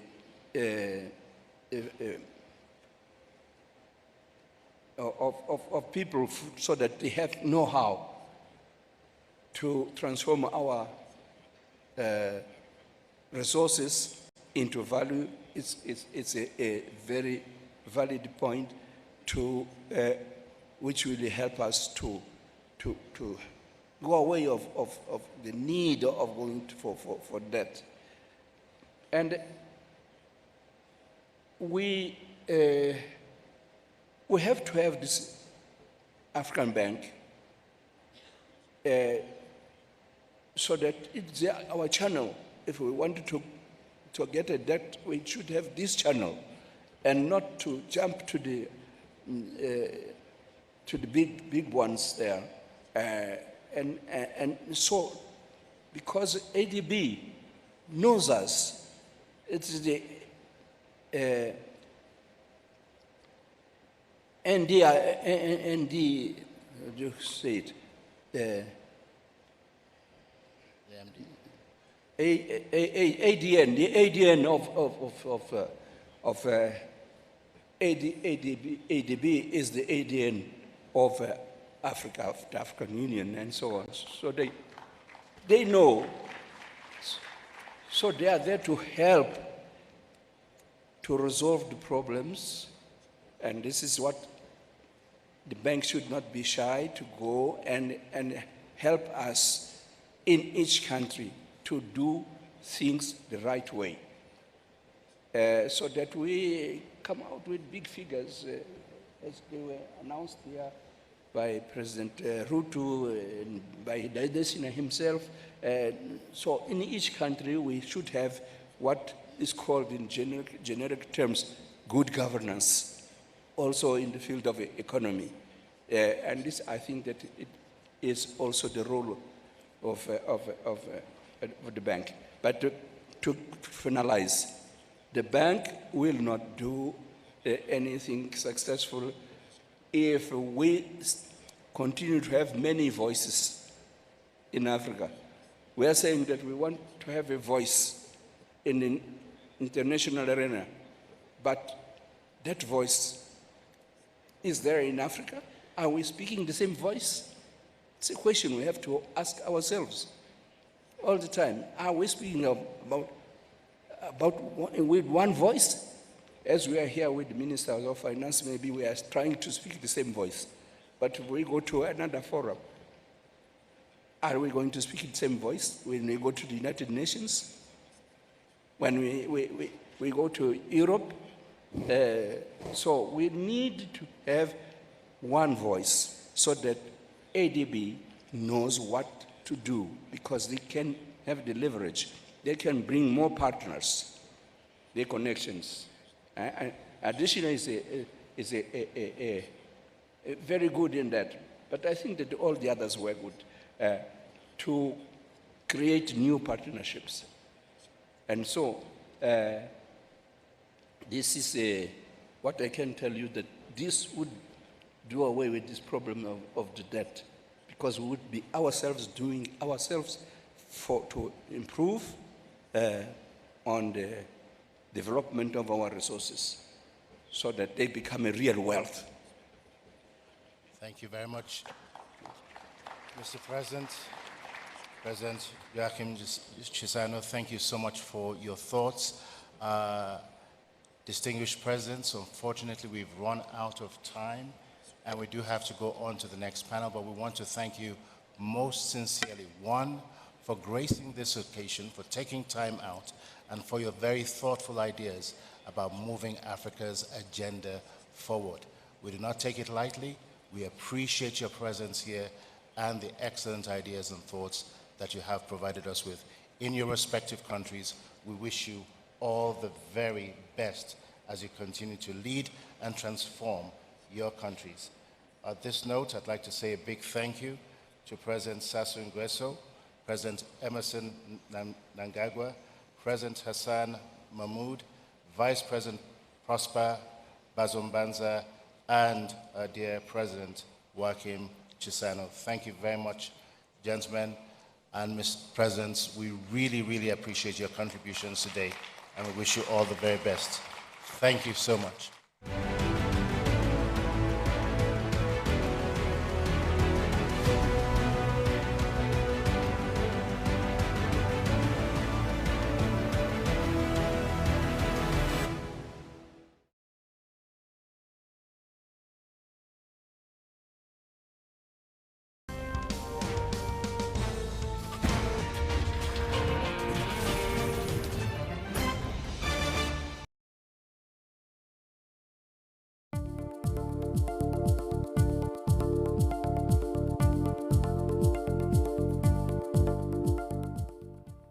Welcome back. You're watching a special edition of CNBC Africa special programming looking at the decision of the Monetary Policy Committee of the South African Reserve Bank to leave interest rates unchanged. I've got a strong panel to discuss the outcome of that meeting that started, by the way, on election day. Let me introduce them. Carmen Nel, Head of Multi-Asset Strategy at Terebinth Capital. Thank you, ma'am. Azar Jamin, Director, Chief Economist, Econometrics. Sir, we welcome you. Koketso Mano, FNB Senior Economist. Thank you, ma'am, very much indeed. I almost feel like I don't want to talk about this decision by the sub-MPC committee because there's a bigger discussion to be had, and today it pertains to fiscal policy. But I suspect you'll answer me like the governor and say, we are mere economists, we talk about what is happening, we do not set policy, therefore I'll stick to the mandate. Let me begin with you, Carmen. The governor coming very through clear. I think the decision, no change, was expected by everyone. Anything you picked up in that speech and in the post decision announcement that piqued your interest?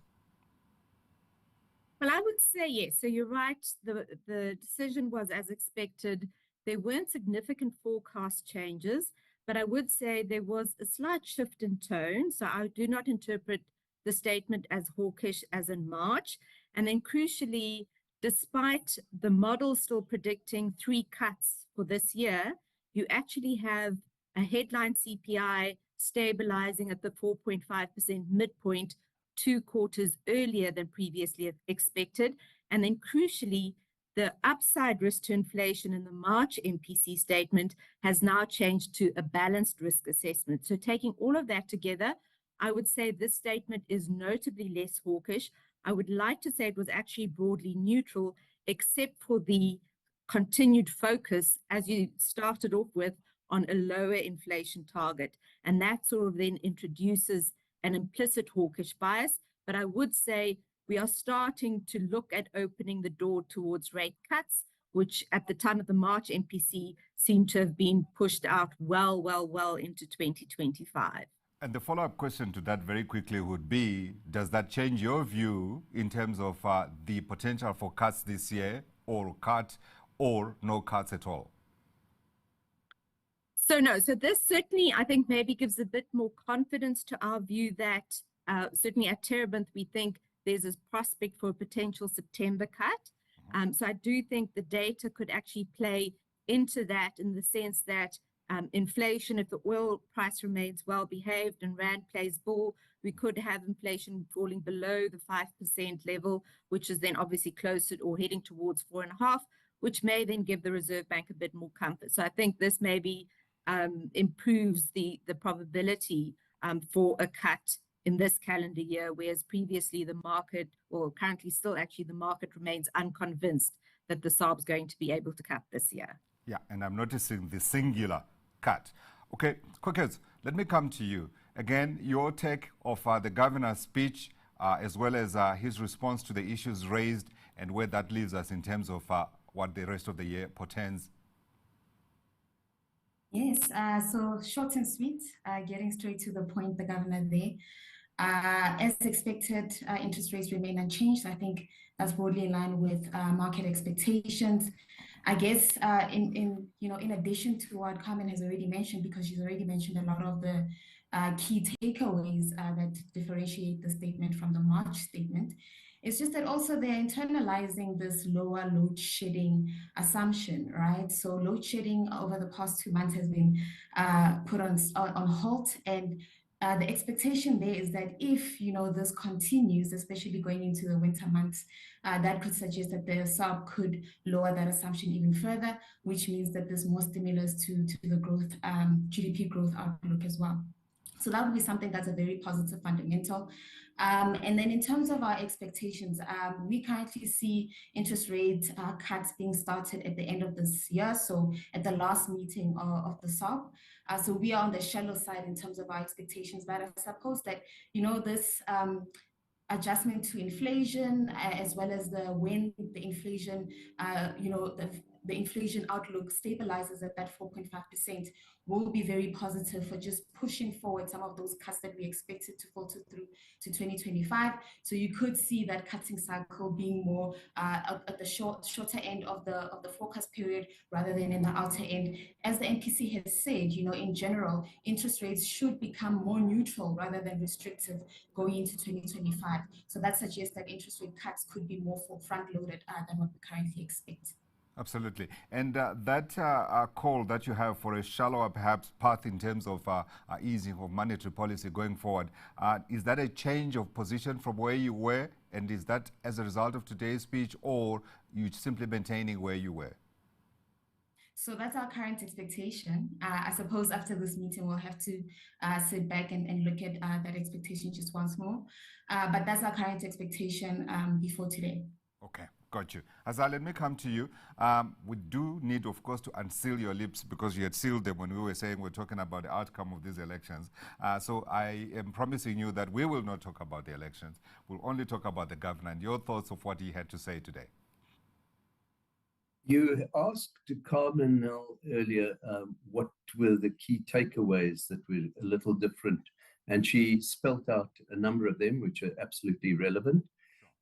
For me, what I found very interesting was his insinuation about the possible divergence in the monetary policy of different central banks in advanced economies, almost as if to say that the Reserve Bank may not slavishly carry on following the Fed in the timing of its monetary policy, but may now start considering what the ECB and the Bank of England and maybe the Bank of Japan, etc., start doing, possibly being influenced by the fact that a number of central banks in Europe have already cut interest rates.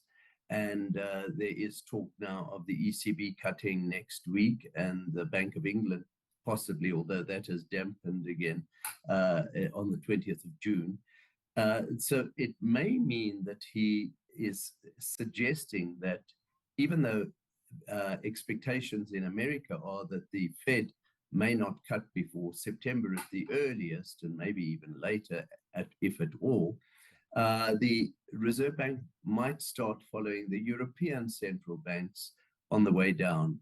And this, to some extent, affects one's expectation of the timing of the next rate cut, which increases the possibility of a rate cut earlier than November that was suggested as the first rate cut, more in line with Carmen's suggestion of September. That's the one take I have. But against that, he emphasized the concerns that the Reserve Bank has about potential increase in tariffs under a Trump administration, which would obviously hike inflation and delay rate cuts still further if the Fed were allowed under a Trump administration to continue acting independently.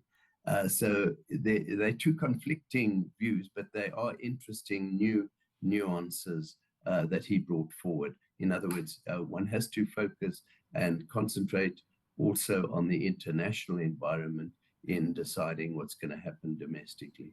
Absolutely. And Azar, in coming to that conclusion, do you then potentially see not just one cut, but perhaps two this year? I think it's a tall order, especially given the increased rhetoric about lowering the inflation target. If you're going to talk about lowering the inflation target, you cannot afford to reduce the policy rate too far. So I would still hang my hat on one rate cut before the end of this year. Absolutely. I want to shift a little bit and talk about one of the things that he addressed, the issue around the potential impact of lower power cuts going forward. So he speaks about the impact of 0.5% and potentially therefore perhaps growth being around about 1.7%. I had a conversation with our friends at Standard Bank earlier this week, and Gulam Abalim, the chief economist, was saying from their calculations, they reckon there could be a 1.5 percentage point upside to growth if we see the availability of power that we are seeing at the moment. Obviously not every day, but sort of averaging out. So I want your thoughts, all of you. I'll begin with you, Azar. Yes, I mean, Ghulam's view is very logical. If you take the view that last year we had 0.6% GDP growth, and according to Reserve Bank calculations, they, for last year, they felt that load shedding had negatively affected GDP growth by 1.5%, and logistical bottlenecks had negatively affected growth by a further 0.75%. So you're talking about more than 2% off last year's GDP growth rate purely on account of these SOE problems. Now, if you were to remove them for this year, logically, if those calculations are correct, you then move up to a growth rate of 2.5–3% for this year. Personally, I'm skeptical of that, and especially given the very weak, if you extrapolate what Q1 GDP growth might be, we're looking at a significant contraction based on some of the data that have been released. So, I was very interested to see, to concentrate on what the Reserve Bank would forecast for GDP growth. And it's fascinating to see that they've left it unchanged, but given themselves room to not to be criticized should the growth rate turn out to be somewhat higher. So they seem to be seeing growth risks being balanced, no longer being balanced, but more the risks are to the upside of that. Obviously, depending on what happens now in the next couple of weeks with the outcome of the politics here as well. And there, I got you to talk about it because I was going to come and talk to you about it anyway, what that means. But let me get the views of the others as well. Kokesa, I'm coming to you, and I want your thoughts as well in terms of what you guys at FNB are seeing as the potential upside to growth should, not just the power that we are having, that we've had for the past 64 days, but perhaps also the progress that many have been reporting is coming through on the Transnet side. Yes, I think we are broadly in the same camp, that all of these do suggest that you could have, stronger growth than what you previously anticipated. And I think maybe to piggyback right on what Azar has already said, I mean, if you're the MPC and you were in the camp that, load shedding could be is going to be better than it was in 2023, given that is expected to have been the peak of the load shedding crisis. But on top of that, you also expected that first quarter GDP, outcomes would not be as severe as what high frequency data is suggesting. So when you put all of that together, it means that even with improved load shedding, that first quarter starting point is still having a bearing on your annual GDP growth forecast. So maybe that could explain some of what the MPC is putting on the table in terms of their forecast or outlook. But yeah, that's, putting all of that together, it does also mean that, if load shedding does continue to, be of less intensity for the remainder of the year, and Transnet issue continue to continue to unwind over the forecast period, that will be something that contributes to better GDP growth outcomes versus what we currently anticipate. I guess the issue for us in our current expectations that we are seeing the Reserve Bank, keeping interest rates above where we were pre-pandemic. So interest rates should be above 7% at the end of 2026 versus 6.5% at the end of 2019. That's in line with what the governor has already mentioned in the Q&A, higher or tighter global financial conditions, so which that is reflected in the higher neutral estimate, which you will see in the forecast table as well. Yeah. So interest rates do generally have to be higher than where they were pre-pandemic, and that has a bearing for indebted consumers. So on the consumer side as well, you might not get that strong impetus as opposed to if the MPC was moving more towards an accommodative stance rather than just a neutral. So all of those factors do counter each other, and we are broadly in line in terms of our growth expectations. Okay, which is where does that leave you guys? I just wanted your number. Our number for this year is 1.2, and then we grow towards 1.6 by 2026. So it's broadly in line with the MPC. Absolutely. And to be fair, what Ghulam also said was that this number they saw by 2026, this addition of the 1.5 percentage points that I was talking about. Carmen, to you as well, your thoughts? Yes, I think the issue around load shedding, it's a supply side constraint. So the question is it a short-term addition and alleviate short-term pressures, or is it more sustained so it steadily resolves and you actually have a significant improvement in your long-run potential? And that is crucial for the MPC because better potential growth will feed into a more sustainable fiscal position. And then actually, despite the stronger growth, you have more leeway to cut rates because you don't have to compensate for that fiscal uncertainty. So I think the environment we're in is you have a lot of uncertainty, whether it's elections, fiscal, Trump coming through. And what the SARB's trying to do now is provide a level of certainty, i.e. it's saying we're going to stay at 8.25 for some time. But as these risks dissipate, and if we can get potential GDP up, more investment coming in, then despite the stronger growth, which a lot of people will think means more inflation, because it's a supply side story, you actually then have potential for your risk premium to dissipate and the SARB to actually cut rates. So in terms of the quantum, I mean, we're all in the same ballpark. I think it's about how quickly it can come through. Is it merely a short-term story driven by improved efficiency and reasonable winter weather so far? And if we head into a cold spell now, does load shedding return versus more sustainably resolving the issue and lifting long-run potential growth?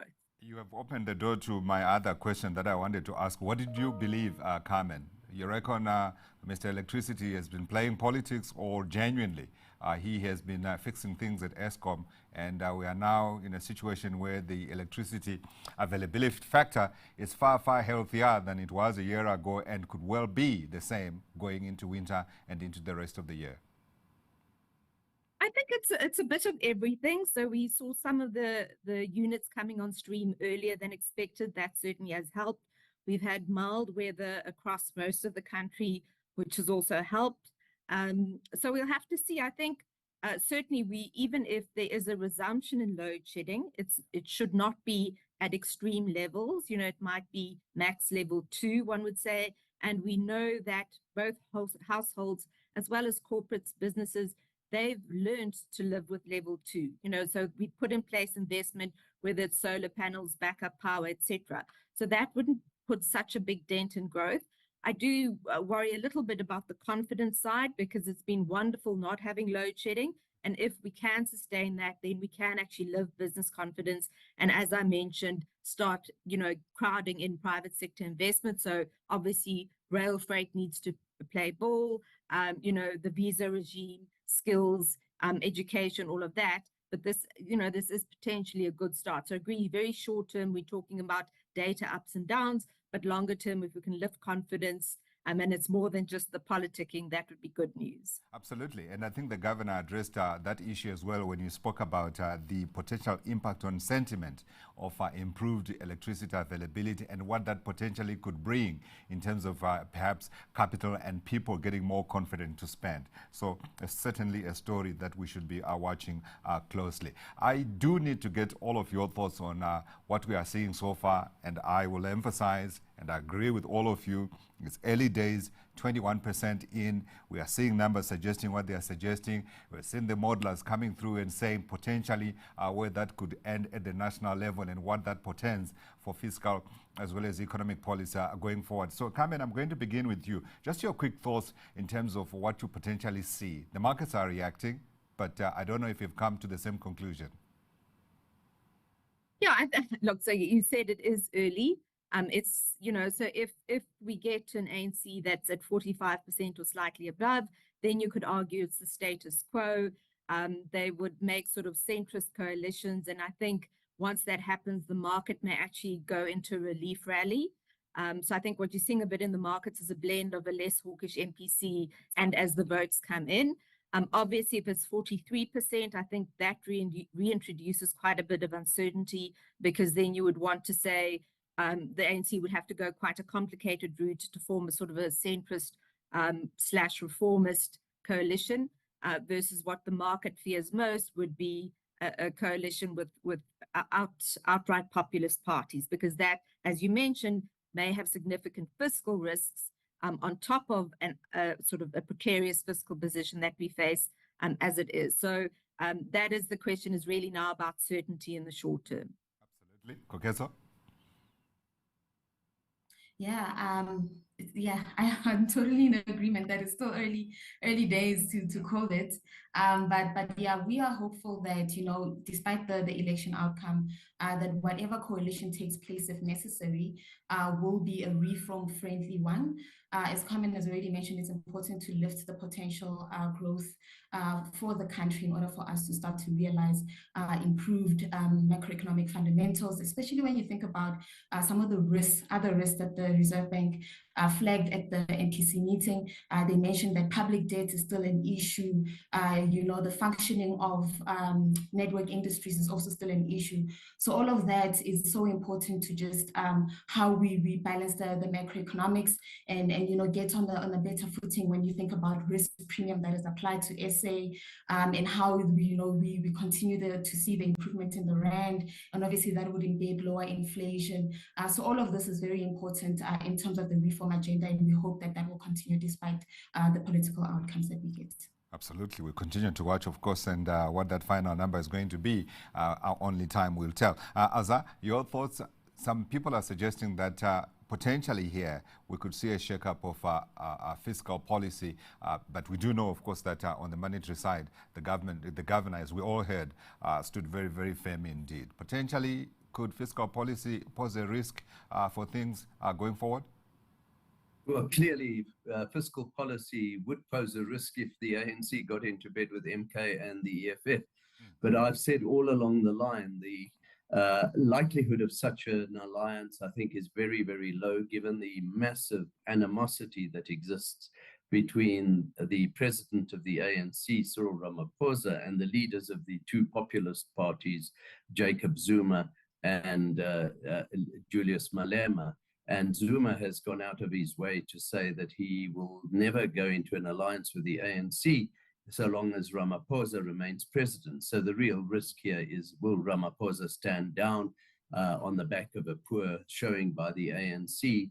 And I don't see that actually happening. I think there are other forces. I think Ramaphosa still carries a lot of weight within the ANC. And therefore, I think that there is a greater likelihood of a centrist coalition, which, as Carmenel suggested, it raises it's quite a complex kind of issue. And under those circumstances, I think fiscal policy will still remain fairly, could I say, responsible. Yeah. So I'm not terrified. The initial reaction on the currency market for the rand to weaken, I think, was because of the unexpectedly strong showing by MK, especially in KwaZulu-Natal. But one shouldn't be totally surprised by the latest outcomes. The entry of the MK has basically taken away 10 to 15% from a combination of the EFF and the ANC, and to some extent the IFP. And that's the result we're seeing, as well as the fact that the pro-Ramaphosa vote that prevailed in 2019 is no longer anywhere near as potent in these elections. So for the ANC to get 42, 43% is totally logical. But at the same time, I've given the reasons why I don't think they're going to form an alliance with the populist parties, unless I'm wrong and Ramaphosa is booted out or resigns. Absolutely. And that we shall continue to watch, and I think we can make a whole program about those potential outcomes and their implications. Ladies and gentlemen, thank you very much for your valuable time, for sharing with us your thoughts on the MPC, as well as, of course, this very, very important election that's just taken place. Thank you for watching.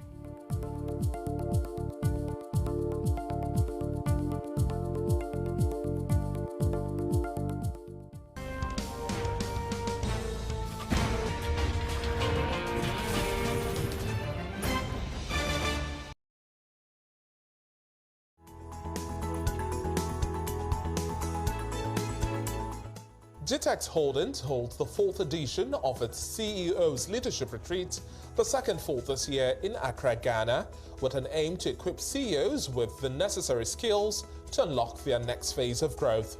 CNBC Africa brings you highlights of the 4-day event in this special broadcast.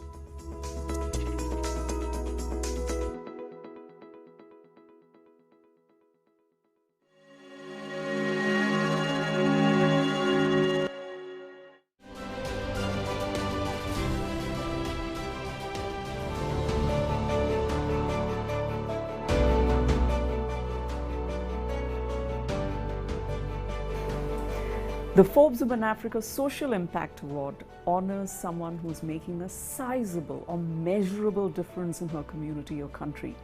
Last year's winner was Dr. Helena Ndumi of Namibia, who's known for her work treating thousands of Namibians as an ophthalmologist.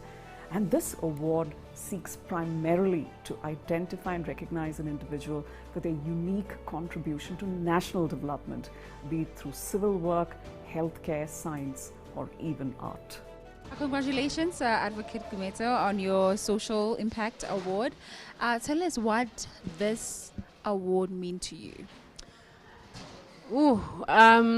Like I said, I think for me this is divine affirmation, and I'm talking on a personal level, and I'm being, totally vulnerable.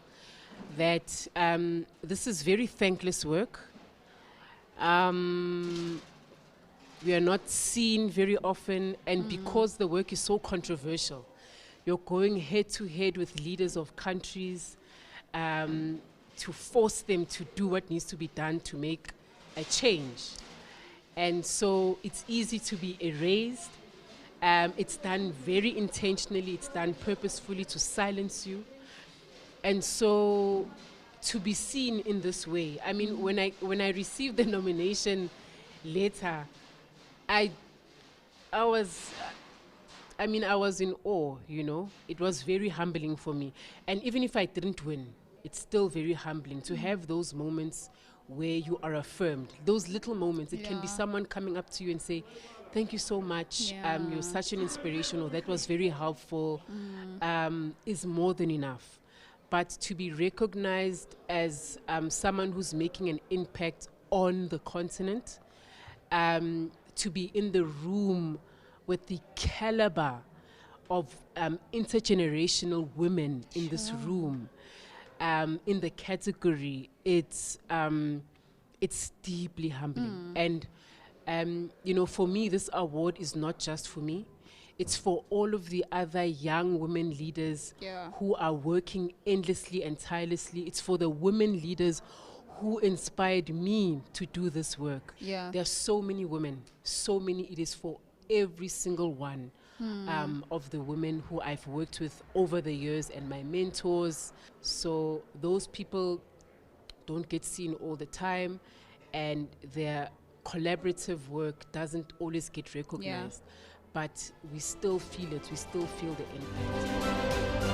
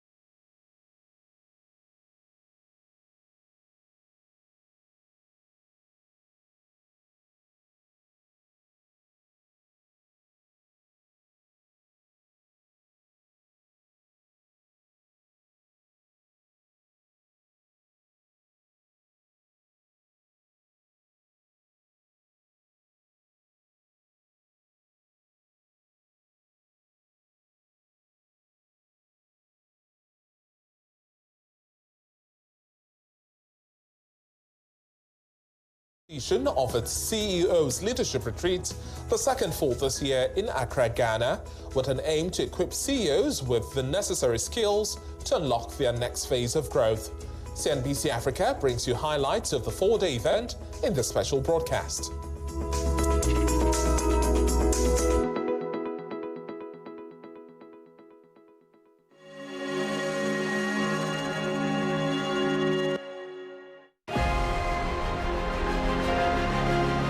It is time for a Closing Bell Southern Africa. Closing Bell brings you the latest in market and finance news from across Africa. High net worth individuals and affluent investors wanting to put more of their money to work. And our industry experts as they bring detailed and up-to-date trends impacting Africa's economy at large. Moving the dial for your country or for your countries, it's important to communicate very clearly. But still, we're projecting a 6.6% growth for 2024. We don't want to be caught in a downward cycle. This was able to bring in a significant capital inflows or investments. You're watching CNBC Africa. First in business worldwide.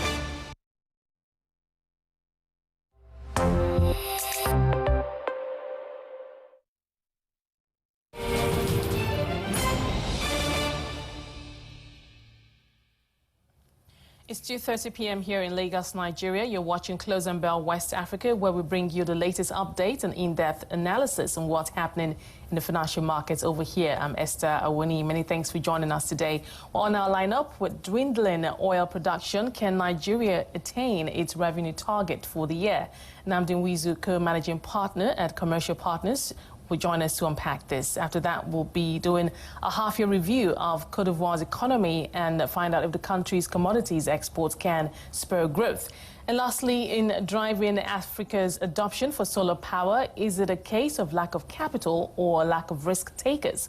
We'll find out more of that on the show. You can join all our conversations today. Send your thoughts and your comments to @CNBC Africa. That's on the X app. Use the hashtag CBWA410. When you do so, before we get to our conversations, let's get you all caught up with our top headlines from the west of the continent. We'll begin with some company news. Fidelity Bank says it will raise up to 127.1 billion naira via rights issue and a public share offering as it looks to invest in online infrastructure, business and regional expansion, as well as product distribution channels. Now, the Tier 2 lender says a share sale, which will start on the 20th of June and end in July this year, is in line with the new minimum capital requirements for local lenders introduced by the Central Bank of Nigeria. Now, the commodities market, oil prices continue to rise today, fueled by expectations of the U.S. Federal Reserve interest rate cut in September this year. However, gains were limited by the plan by OPEC and its allies to increase supply and higher U.S. inventories. Brent crude futures were up 16 cents to $78.57 a barrel, while the U.S. West Texas Intermediate crude futures rose 19 cents to $74.26 a barrel. Those are our top headlines from West Africa at this hour. And for more market news and insights, please see our website. It's cnbcafrica.com. Nigeria's draft Accelerated Stabilization and Advancement Plan estimates that the 27% shortfall in crude oil production may impact the country's revenue target set in the 2024 budget. Nnamdi Nwizu, co-managing partner at Commercial Partners, joins me to discuss the impact on the revenue drive, the government's borrowing plans and debt management. Nnamdi, thank you so much. Pleasure to have you on the show today. Same here.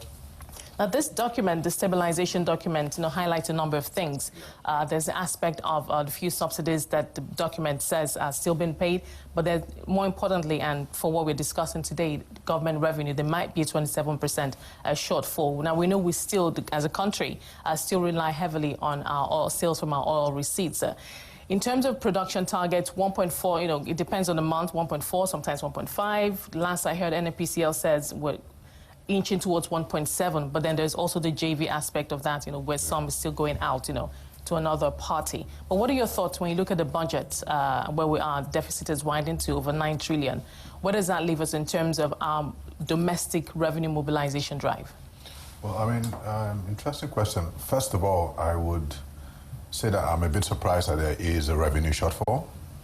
In as much as we have reduced crude oil production, we've had a huge depreciation of the currency, and we've gone from the budget target of about 800 to by 1,004, depends on which figures you're using, right? So which means that in as much as you've had a drop in crude oil production, you've also had a big jump in Naira receipts. However, I'm not surprised if you still have, or if you have a bigger budget deficit, because we have much higher expenses. Right. I mean, we've talked about, even though we've been told to disregard the document, we've talked about fuel subsidy, for instance, figures, giving us figures about 5.4 trillion, and I mean, the raft of other expenses. You have the wage increase. Wage bill is coming. Yeah, which is coming, and I mean, you're doubling minimum. They're going to double minimum wage, right, from 36,000. Another huge impact. So expenses, yes, I expect to see that moving. So I guess the next thing for government would be to try and drive revenue, even though we already had our coming out with a supplementary 6.6 trillion additional to this 28.7 trillion budget. Which is a big figure. And then you also have to factor in, I guess, debt service costs, because it's really going to shoot up. If cost of borrowing has gone from 14-15% to 25% on T-bills and 20% on bonds, that's a huge, increase in expenses. But on the revenue side, I mean, government has talked about, I mean, we know they're all for taxes and looking at ways to try and increase taxes. But on the other side, on the flip side, we've also seen some suggestions around reducing tariffs, import tariffs on certain goods and items to try and manage inflation. So it's a bit of a... Yeah, so it's just this balancing act between the fiscal and the monetary authorities. Yes. The fiscal authorities obviously want to boost the economy. The plan includes also, importing food to crash food prices. Yeah. On the other hand, the monetary authorities want to increase the lending rates, interest rates, etc. But, the conversation... After, with all the... When we... The bottom line is our revenue sources, oil, taxes. We know the tax committee, the special tax committee is coming up with harmonized taxes. And there's, talk about, VAT being increased from where it is to maybe 15%. I mean, until we see that. So I'm just wondering, where else is this money going to come from? Well, I mean, first of all, from taxes, I think not a bad idea, even though they say don't tax your way out of problems. I wouldn't subscribe to increase VAT at this point in time, because that will most probably does also lead to increase in inflation. But, I mean, general belief has been to sort of widen the tax net, because you have the, informal sector, which really doesn't pay taxes. Yes. But, we've been saying, sorry about it, we've been saying this. You get a sense that it is happening. We're using, because the plan was to use technology to widen the tax bracket, not necessarily increase it. Yeah. Do you get a sense that we're doing that? Is that showing in the numbers? I don't think so. From the things we've heard coming from the tax committee, advisory committee, it more or less sounds as if they are looking to exclude a big chunk of the informal sector from the tax net, even if they try to widen it. And about 95 or 96% will be excluded. I guess it also might be part of a political thing, right? Yeah. Times are hard. You also don't want to start to tax people, and eventually... But the thing is, I mean, in taxing a population that does not, production levels are low, and the money simply isn't even there to tax. So, but the question is, if you keep taxing the same tax bracket of people, and you just keep on looking for ways to squeeze them more, that sort of, creates a bit of a double jeopardy situation for them, right? So we have taxes as one thing. The second thing that a lot of people have advocated for has been more or less trying to sell a bit of government assets. You have a lot of underperforming assets. I guess that's part of what MOFI, is supposed to be doing, collating all the assets owned by the country, and then most probably looking for those that they can dispose of or how they can improve efficiency in some of them. This might take time, but I think... it is taking time, because we've had this conversation for over a year now. I mean, the other thing would be to try and increase productivity, because even if you don't increase the tax rate, if we are able to produce more, right, start to export more, and then you have a fixed power supply, for instance, and get... But those sound like mid to long term. They have to be. On the fiscal production, side, it's not something that's going to happen in the next 6 to 12 months. I agree, but on the fiscal side, really, you don't really have quick fixes. You have things that you put in place that would gradually lead to, the solution really at the end of the day is all about increase in production. Right, but this is 2024, we're talking about the 2024 fiscal year, we're already at half year. If you look at 2024, then what you can do is talk about possibly selling some government assets. We've seen Egypt do it very brilliantly. They raised about, I think about 30 billion in one of these deals that they did with the UAE. So if Nigeria were able to come up with one of those type transactions, we're able to bring in a country that's willing to buy up. We've had government talk about getting investors on quite a number of trips that the president has taken, just that we haven't seen them materialize. But I mean, you know, talk about people going to maybe India and coming back and saying that, look, we're going to get them to invest, or UAE are going to come in to invest. Can we get them to come in to buy some of these moribund assets? And that would automatically lead to huge revenue coming into the government. I mean, for Egypt, that's something bigger. Right. There's also, I mean, the foreign FDI side of things, foreign direct investment. It doesn't appear that there's any traction on that side also. Yeah, so... is the economy not looking, is it not, in terms of perception, appealing? Well, for them, typically what happens is FPIs would come in first of all, and then after that, you have the FDIs now start to come in. So we've seen the FPIs coming in, not in the kind of droves we've seen, you know, in prior years when we've had big moves like this. Well, what we're hearing is that FPIs are coming in, making a profit, and you know, exiting and going back and in, back and forth. Things need to stabilize. You need to see some currency stabilization for a period of time. People who are, if you want the FDIs to come in, they need to come in and see that, look, over the next 1, 2, 3 years, where do I think the currency is going to be? I don't want to come in this year at 1,005, and in 1 or 2 years' time, I'm valuing my investment, and the currency is now at 3,000, and I'm already talking about, you know, how much in terms of losses. But even then, the FDIs would have to be, for them to translate to revenue, you also talk about the FDIs coming in to buy some tangible assets. Right.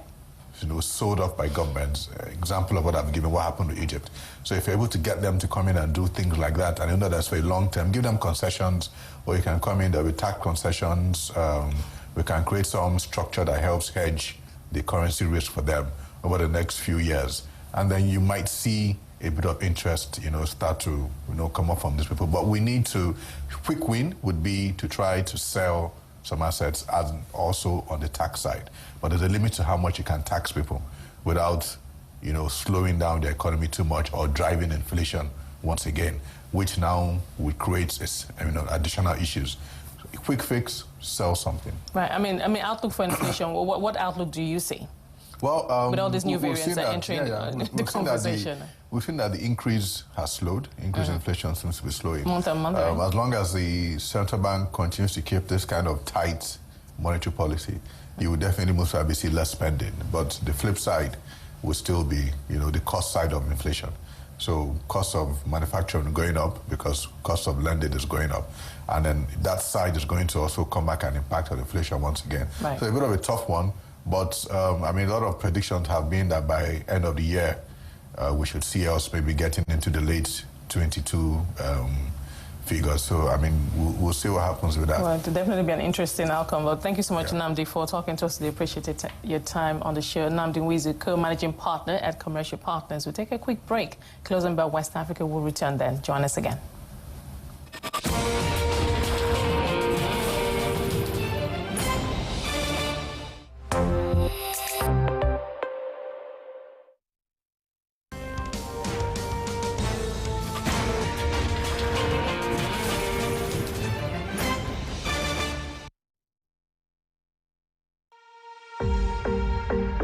Dear friends, this June 12th to 15th, Africans from around the world will meet in the Bahamas to reaffirm their commitment to taking their destiny in their hands and using their collective strength to break away from the shackles of poverty and underdevelopment.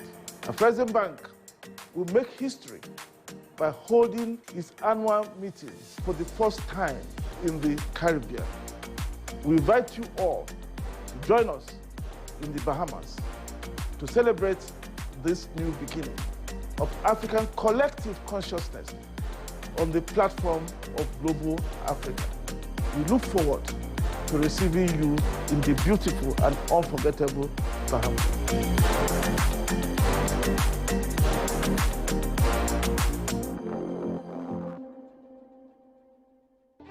Who's making money? Who's losing money? Where and why? Join us for CNBC Africa's Startup Cap series as we uncover the startup ecosystem one sector at a time. From healthcare to fintechs and beyond, we speak to VCs, angel investors, and startup founders to delve deeper into the ins and outs of startup capital movements in Africa. You can chat with a doctor through USSD codes and actually get your issues addressed. You know, there are ways where you can build solutions that enable access, where someone can very confidentially order the health products they need. Only on CNBC Africa.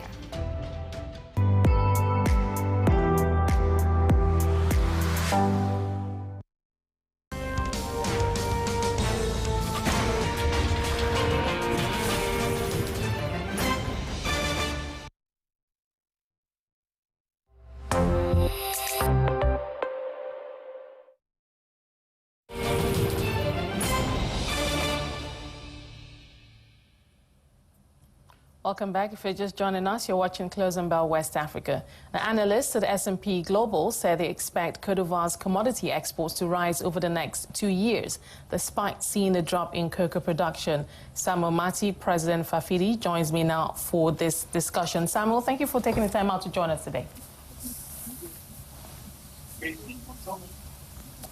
Samuel, if you can hear me, let's get right to it. Growth in sub-Saharan Africa is said to be accelerating, boosted with Côte d'Ivoire and Tanzania in the forefront of this growth.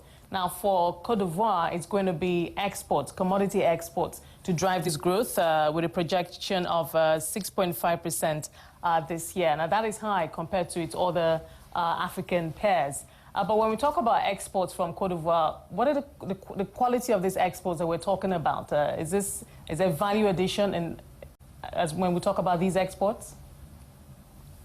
Yeah, in fact, what's going on is that the production has dropped a little bit, but Côte d'Ivoire is still the strongest producer of cocoa in the world. And then we have, he has positioned itself in other different commodities, such as cashew, for instance, and then coffee. And so what he's trying to do at this point in time is trying to create a commodity market, which is going to be like a future market for commodity. And they're trying to do that with the help of the Côte d'Ivoire and the UEMOA, which are the 8 countries using the CFA.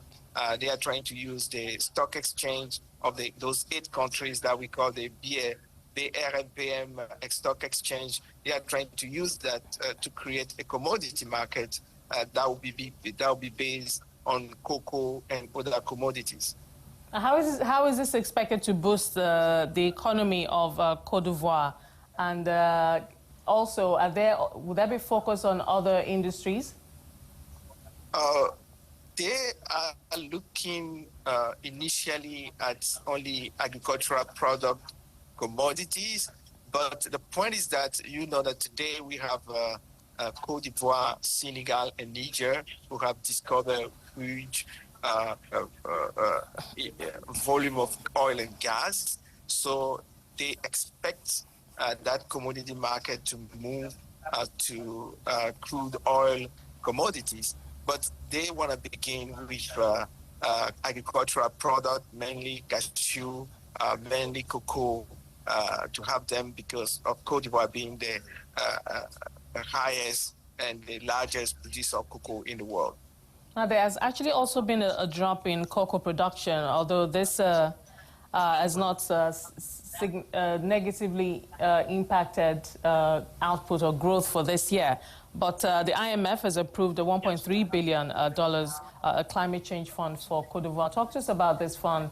We know that countries like Ghana, Côte d'Ivoire also have experienced or experiencing some climate change issues relating to, and that has been impacting negatively on the crop, in addition to other issues like that shoot disease. You said it. But, so how is this going to help boost crop production? Yeah, the point is that, Côte d'Ivoire has been the largest producer of cocoa, but at the same time, they have a serious problem That's a problem that most of the cocoa plantations are old cocoa plantation. So there's a vast program to kind of like renew the cocoa plantation with much more productive cocoa plots. And that is underway. But at the same time, they have to face serious climate change challenges. And then the money they are taking from the loan from the IMF should help Côte d'Ivoire in dealing with those cocoa diseases and then climate change issues they are having in the cocoa sector. If they don't do that, some of the experts are saying that Côte d'Ivoire can see its cocoa production reduced by 20 to 30%, which is huge. So definitely, at this point in time, they really need that influx of money to face and then to fight the cocoa disease, and then as well as climate change challenges that the cocoa industry is facing. To what extent is smuggling activities impacting on Côte d'Ivoire's cocoa output or your sales, if you will? We know Ghana is experiencing that, but is that a big issue for Côte d'Ivoire? It's not so much as a big issue, but that was a big issue in the past. But what has happened recently is that the cocoa price, the farmers' cocoa price in Ghana was a little bit over the age compared to cocoa price, farmers' cocoa price in Côte d'Ivoire. So what has been happening is that the farmers which are on the borderline between Côte d'Ivoire and then Ghana were trying to smuggle their production to Ghana to buy, to sell the production in Ghana, depriving Côte d'Ivoire of, part of its production. But one of the problems there was that the government is trying to combat that. And then at the same time, the problem those people are having is the currency problem. You know that Côte d'Ivoire is using the CFA while Ghana is using the Ghana cedi. So what is happening is that those farmers who have been smuggling the cocoa to Ghana are facing the problem of having to later on convert their purchase or the sales into CFA, which was not as easy as they were expecting. That's some of the reasons why this has been contained. Right, I will leave it there. Thank you so much, Mr. Mati, for talking to us today. We appreciate your time on the show today. Samuel Mati, president of FIDI. Moving on, Terj Osmanson, the CEO of Empower New Energy, says businesses in Africa can take advantage of the lower cost of solar power and make the switch to renewable energy now, stressing that the high cost of energy is impacting business profitability. Speaking to CNBC Africa's Akin Obake at the commissioning of Just Right, solar PV and BESS, Terj says his company plans to invest over $100 million by 2025 on similar projects. What we have seen here is that there's a huge benefit for commercial industrial customers to install solar power behind the meter, but also batteries. And what we are doing then is actually helping the company to reduce almost eliminate the reliance on diesel power and the grid. So they are more or less 80-90% fueled by solar power. This is good for business because it reduces cost. It's good for the business, you could say the operations, because it reduces insecurity, improves reliance, and it's good for the environmental sustainability. It reduces carbon emission and pollutions. And what we see in Africa, we are working in several countries in East Africa and West Africa, is that the time for businesses in Africa to go solar is now. The costs have come down, the cost of alternatives are increasing, and the customers and the society is expecting that companies will do what they can to reduce the carbon emissions. And in this example here in Just Right, we have shown what is possible and what can be done actually very quickly. It took us only 7 months to come where we are now, which is fantastic when you think about how much time things often take on these kind of matters. Right. One thing that would drive involvement of businesses in the renewable space is access to finance. You know, we've had multilaterals, FDIs come out to say, you know what, this is the next frontier. We have everything it takes from lithium, all the resources to develop that battery component, you know. But the problem is unlocking that finance. So what is that message you have to businesses in terms of repackaging themselves, unlocking that finance and switching from grid to solar? Yeah, the clue is to actually accept that you enter in a contract for maybe 15 years in this case, where there's no upfront payment, but you need to be able to sit down with a technical partner, looking at your energy bills, looking at your energy load, and then have a technical proposal. And we will then, as investor, together with the energy user, we will then invest into this so that the off-taker can have these benefits that we are talking about. And also we as an investor will get a return on the investment. And we see now this is coming at full speed in many African countries. And I think what I would encourage business leaders in Africa to do is look at your energy bills, look at your carbon emissions, and I'm sure if you do that, you will discover that there are huge benefits by looking at the model like we have been doing here for Just Right. All right, now let's look at the future for Empower New Energy right now, particularly the African markets now. What's the target by the end of this year and in the next 5 years in terms of onboarding new businesses and switching them from the grid to solar business? Yes. So Empower New Energy has actually increased our investment more than 6 times since last year from 2022 to 2023. So we have now invested about 10 projects which are under construction in Nigeria, Ghana, Kenya, Morocco. And next year we plan to at least do 3 times that amount, which means that we will in total have invested more than $100 million in investments in projects like this. So what the main challenge we have, of course, is that the opportunities are there, but we need to do a very careful planning. We need to make, as we have done it, we need to work in detail. Very often we discover that it is one thing to have a great idea, but you need to be able to actually also design and prepare and execute it in a good way. That's what we're doing. And what I can assure you is that there is no lack of capital for this kind of projects. It is a win-win. We have access to capital. There is lots of energy out there. What we need is the commitment by the key players to actually wanting to do this, like the chairman of Just Right have wanted. Well, that was Tej Osmanson, CEO of Empower New Energy. That's our show for today. Many thanks for being a part of it. Remember to visit our website, cnbcafrica.com, for more market news and insights. From the team and I, it's bye for now.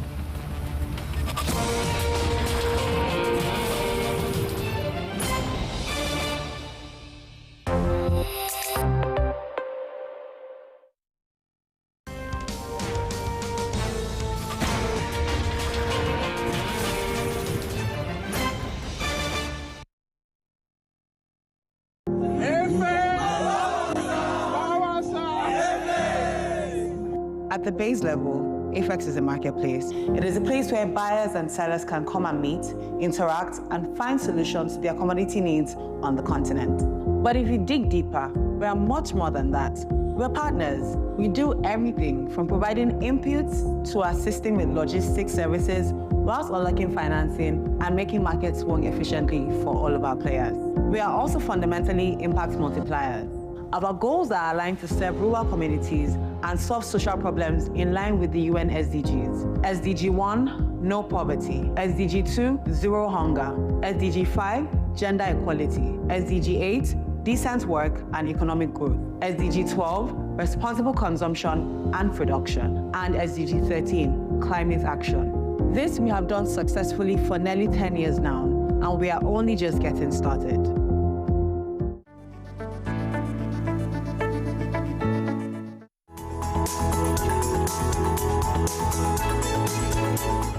GITEX Holdings holds the 4th edition of its CEO's Leadership Retreat, the 2nd full this year in Accra, Ghana, with an aim to equip CEOs with the necessary skills to unlock their next phase of growth. CNBC Africa brings you highlights of the 4-day event in this special broadcast.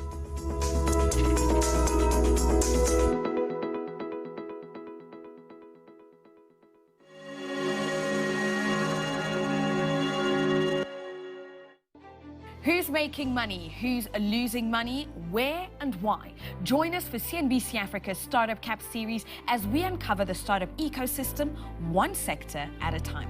From healthcare to fintechs and beyond, we speak to VCs, angel investors, and startup founders to delve deeper into the ins and outs of startup capital movements in Africa. You can chat with a doctor through USSD codes and actually get your issues addressed. You know, there are ways where you can build solutions that enable access, where someone can very confidentially order the health products they need. Only on CNBC Africa.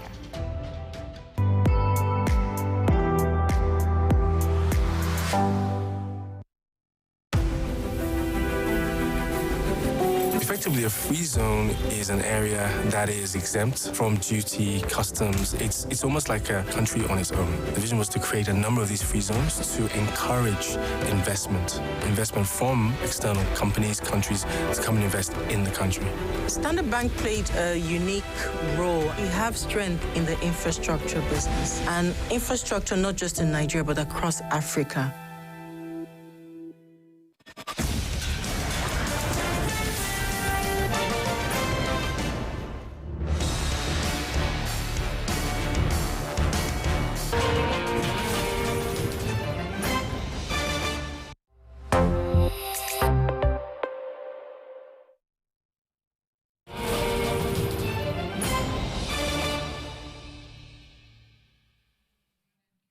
A very good afternoon to you. This is Closing Bell East Africa, and I'm Tabitha Muthoni. In the markets today, oil continues to extend gains by at least 1% with a September Fed rate cut in focus and inside Rwanda's stock market. As elections are drawn near, there were no outstanding offers and bids on the bonds market. Although from a market overview, the trading session recorded a turnover of 19 million Rwandan francs worth of bonds traded in 6 deals on the fixed income market. This afternoon, we shed a light on Islamic financing, eyeing Africa's big-ticket projects as global funding slows, and also we take a look at financial viability of Kenyan SMEs in intra-African trade. You can be a part of the conversation by talking to us on X at CNBC Africa. Use the hashtag CBA410 and also X me at Tabitha T. Muthoni. For now, let's kick off with a roundup of some of the top stories shaping business across the region. The East African Community EAC heads of state are gearing up for a virtual 23rd Extraordinary Summit tomorrow, the 7th of June. Top on the agenda is selecting a new Secretary General and a judge for the East African Court of Justice from Kenya. Additionally, leaders will review a report on regional relations compiled by the summit chair, President Salva Kiir of South Sudan. Moving on, Uganda has secured a $500 million loan from South Korea's Exim Bank to support infrastructure development amid concerns over the country's growing debt burden. The loan, details of which remain undisclosed, is expected to exacerbate Uganda's debt woes, which recently led to a credit rating downgrade by Moody's. And finally, I&M Bank Rwanda and Muhima Investment Company MIC have entered a strategic partnership to provide financing solutions for property purchases in the MIC business complex. Under this agreement, the bank will offer up to 80% financing repayable over 10 years for 240 premium properties, increasing accessibility for businesses and individuals seeking to own property in the complex. Now, that's a quick look at some of the big headlines impacting business across the region. For more market news and insights, visit our website. That is www.cnbcafrica.com. All right, on to matters of business this afternoon. We now take it to Bahrain, and Islamic financing can help bridge the financing gap being experienced within the African continent, which stands in the region of $100 billion annually. CNBC Africa's Abia Gena spoke to Dr. Abdilela Belatik, the Secretary General of the Council for Islamic Banks and Financial Institutions, on the opportunities to deploy their over $60 billion funding war chest into Africa. Now let us listen in. First of all, while the CBAFI, which is General Council for Islamic Banks and Financial Institutions, has, of course, members from over close to 40 countries globally, and including many countries in Africa.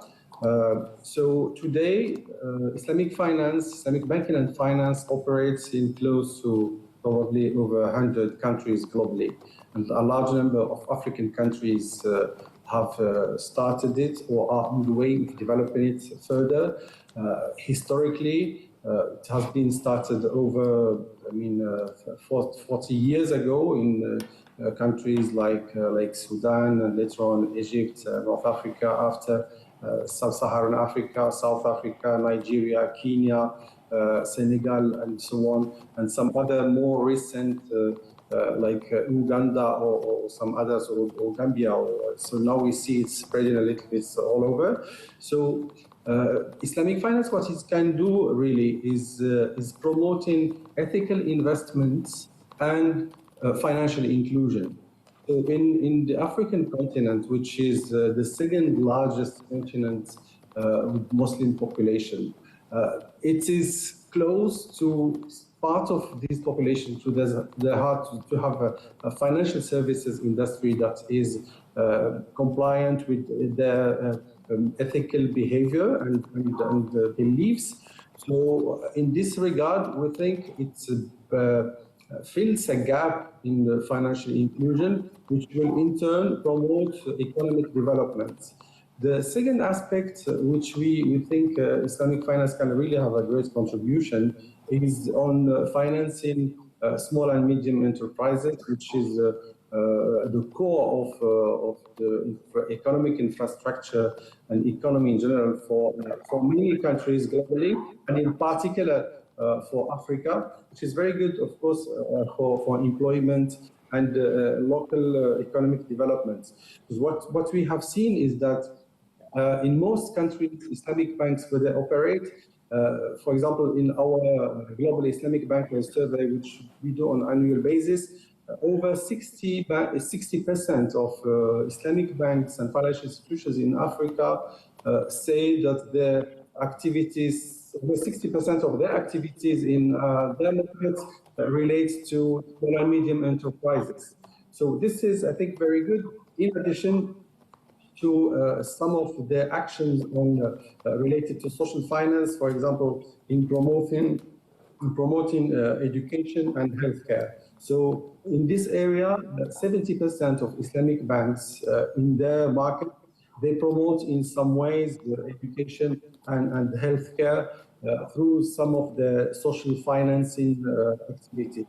So we think with the global attention and importance now of sustainability and sustainable development, and with the convergence of these principles with ethical principles of Islamic finance, it is a great opportunity for both for the locals to have a development that is sustainable and that promotes welfare and equality, and it's an opportunity for Islamic banks to take leverage on this. Because of the principles of the Islamic finance, we see, and our research has shown it, that there is a very strong correlation between this and between sustainable development goals. So it's a clear opportunity for us. Adding to that Islamic finance is always financing related to tangible assets and real economic activity. This is what really Africa needs now. Very elaborate. And looking at African countries, they are currently facing a number of gaps in terms of financing. What opportunities are you seeing, especially in infrastructure the green economy as a bank, and talk to me about the size of investment you're looking to make in Africa. Yeah, I think it's an important question. If we see, as we said, historically, Islamic banks being globally started about 50 years ago in its current form. What we have seen on a global basis, from just for example, the year 2010, the global industry was $1 trillion US, and it has reached close to $4 trillion US. By now, it's exceeding $4 trillion US. That's 4 folds of what it was like 12 years or 13 years ago. In Africa, there is a clear opportunity. Currently, the industry, Islamic finance, stands at around $60 billion US of assets, which is in its large majority comprises, of course, banking, about 56, perhaps 57, plus Sukuk, which is around 3 billion, Sukuk in outstanding $3 billion US, and $2 billion US in funds, Islamic funds, plus some takaful, which is close to $1 billion US. So we're exceeding 62, 63 billion US in the African continent only. But the growth potential is also very great, because when infrastructure financing, the gap to infrastructure financing is huge. According to research and reports by the African Development Banks, it exceeds $100 billion US annual basis. So in this regard, we need to make sure that Islamic finance can have its right potential. Looking, for example, at green energy, and there is the other side which can have further investment in it is on green sukuk, for example. In this regard, even what I said, we have like on $60 billion US, majority of it is on banking. So on the sukuk element, it's about 3 billion, which is maybe like 5 or 6% of the total assets in Africa, which is very low. We should be at least around 10-15 billion US of sukuk issuances in African markets to have some kind of balance between the capital markets and the sukuk issuances and the banking sector. So I think with the needs on sustainability and green energy, there are many opportunities, for example, on hydrogen, clean energy and financing. We can bring the industry, we can have some, and experiences exist, to be frank. So if we look at some countries, even in Egypt, there are some financing solutions on green energy. There are some others on green sukuk in different places in Southeast Asia.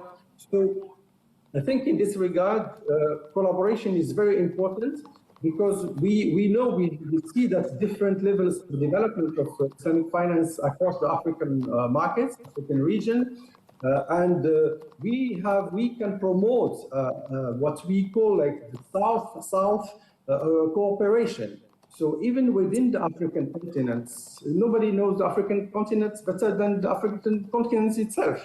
So countries from North Africa, Egypt, Sudan, and perhaps can leverage this Islamic finance knowledge and expertise with the other countries in sub-Saharan Africa, knowing that some of the sub-Saharan African countries like Nigeria, South Africa, they have started early on this. Others now, as we said, Senegal, Cote d'Ivoire, and Burkina Faso are starting, and they see an opportunity and they see demand. I mean, the market is ready for it. So some of the prerequisites we need to make sure we have the right infrastructure, and we need to make sure that we have a regulatory environment that is appropriate, so conducive for the development of the industry. So, as I said, the imbalance between the banking and the capital markets, most of the time, because there is a lack of regulation, a lack of legal infrastructure, appropriate legal infrastructure, which will help. So, in a way, we need to have some Islamic finance infrastructure requirements to ensure that the market players can come on and perhaps contribute in this growth and growth and development which we all want and which is much needed in Africa now. And now from the potential of Islamic financing on helping in bridging the financing gap in Africa, Closing Bell takes a break. More coming up.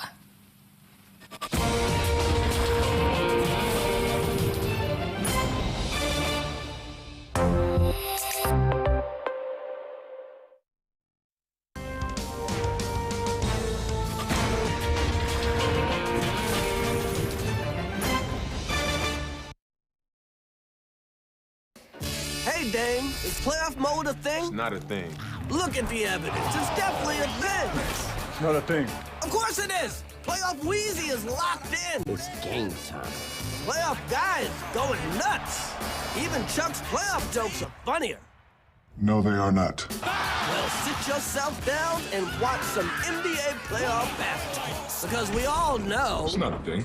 It's clearly a thing.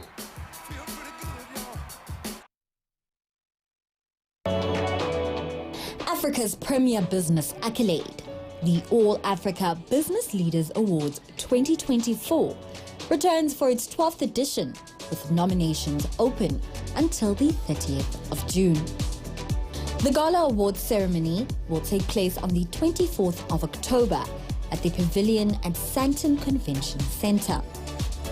As with the ABLES 2023, this year's awards will honour excellence in business leaders who have made an indelible impact on their industries. The ABLES are a landmark accolade that business pioneers have held in high regard throughout the years. Visit the website www.ableawards.com and submit your nominations no later than 30 June 2024.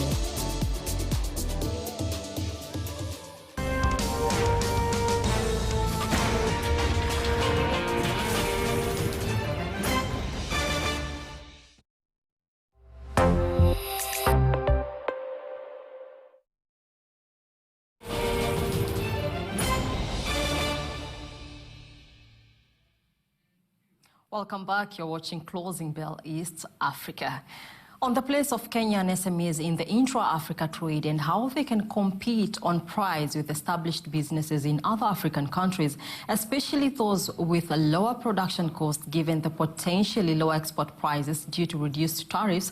I earlier had an engaging conversation with Timothy Gathima, who is the country director for Kenya at Impact on More.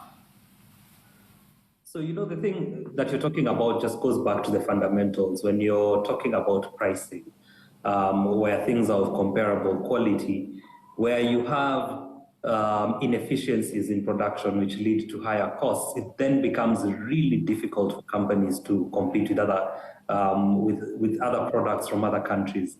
And we've seen certain industries being affected, especially when you look at cheap imports, cheap quality imports coming from places like Turkey, coming from China. And if you come closer to the domestic market, when we look at, for example, fruits and vegetables coming from our neighboring countries of really high quality, then it's hard for our local industries, our local producers, including the farmers, for them to compete, because if our factors of production, our input costs are very high, then the consumer makes choices based on their wallet. I don't think people have that much loyalty necessarily to the brand Kenya. You know, if it's a tomato, I'm making a decision between a Kenyan tomato and a cheaper tomato, which might be from Uganda or Tanzania. Yeah. I'll decide using my pocket. So that's really the danger that we are facing as costs are going up in production. Yes, and Timothy, what can we say is the place of Kenyan SMEs on the intra-Africa trade, and also looking at you know, the access to capital? Do Kenyan SMEs really have access to sufficient and affordable financing, you know, that will help scale their production and also meet the demands of these larger African markets? So what I'll say is I'd say this is more a double-edged sword. Kenya is becoming a very sophisticated economy as far as flows of capital is concerned. So we have a very liberalized commercial banking space. We have alternative channels for financing that are available to SMEs. You have microfinances, you have SACCOs, you have venture capital funds.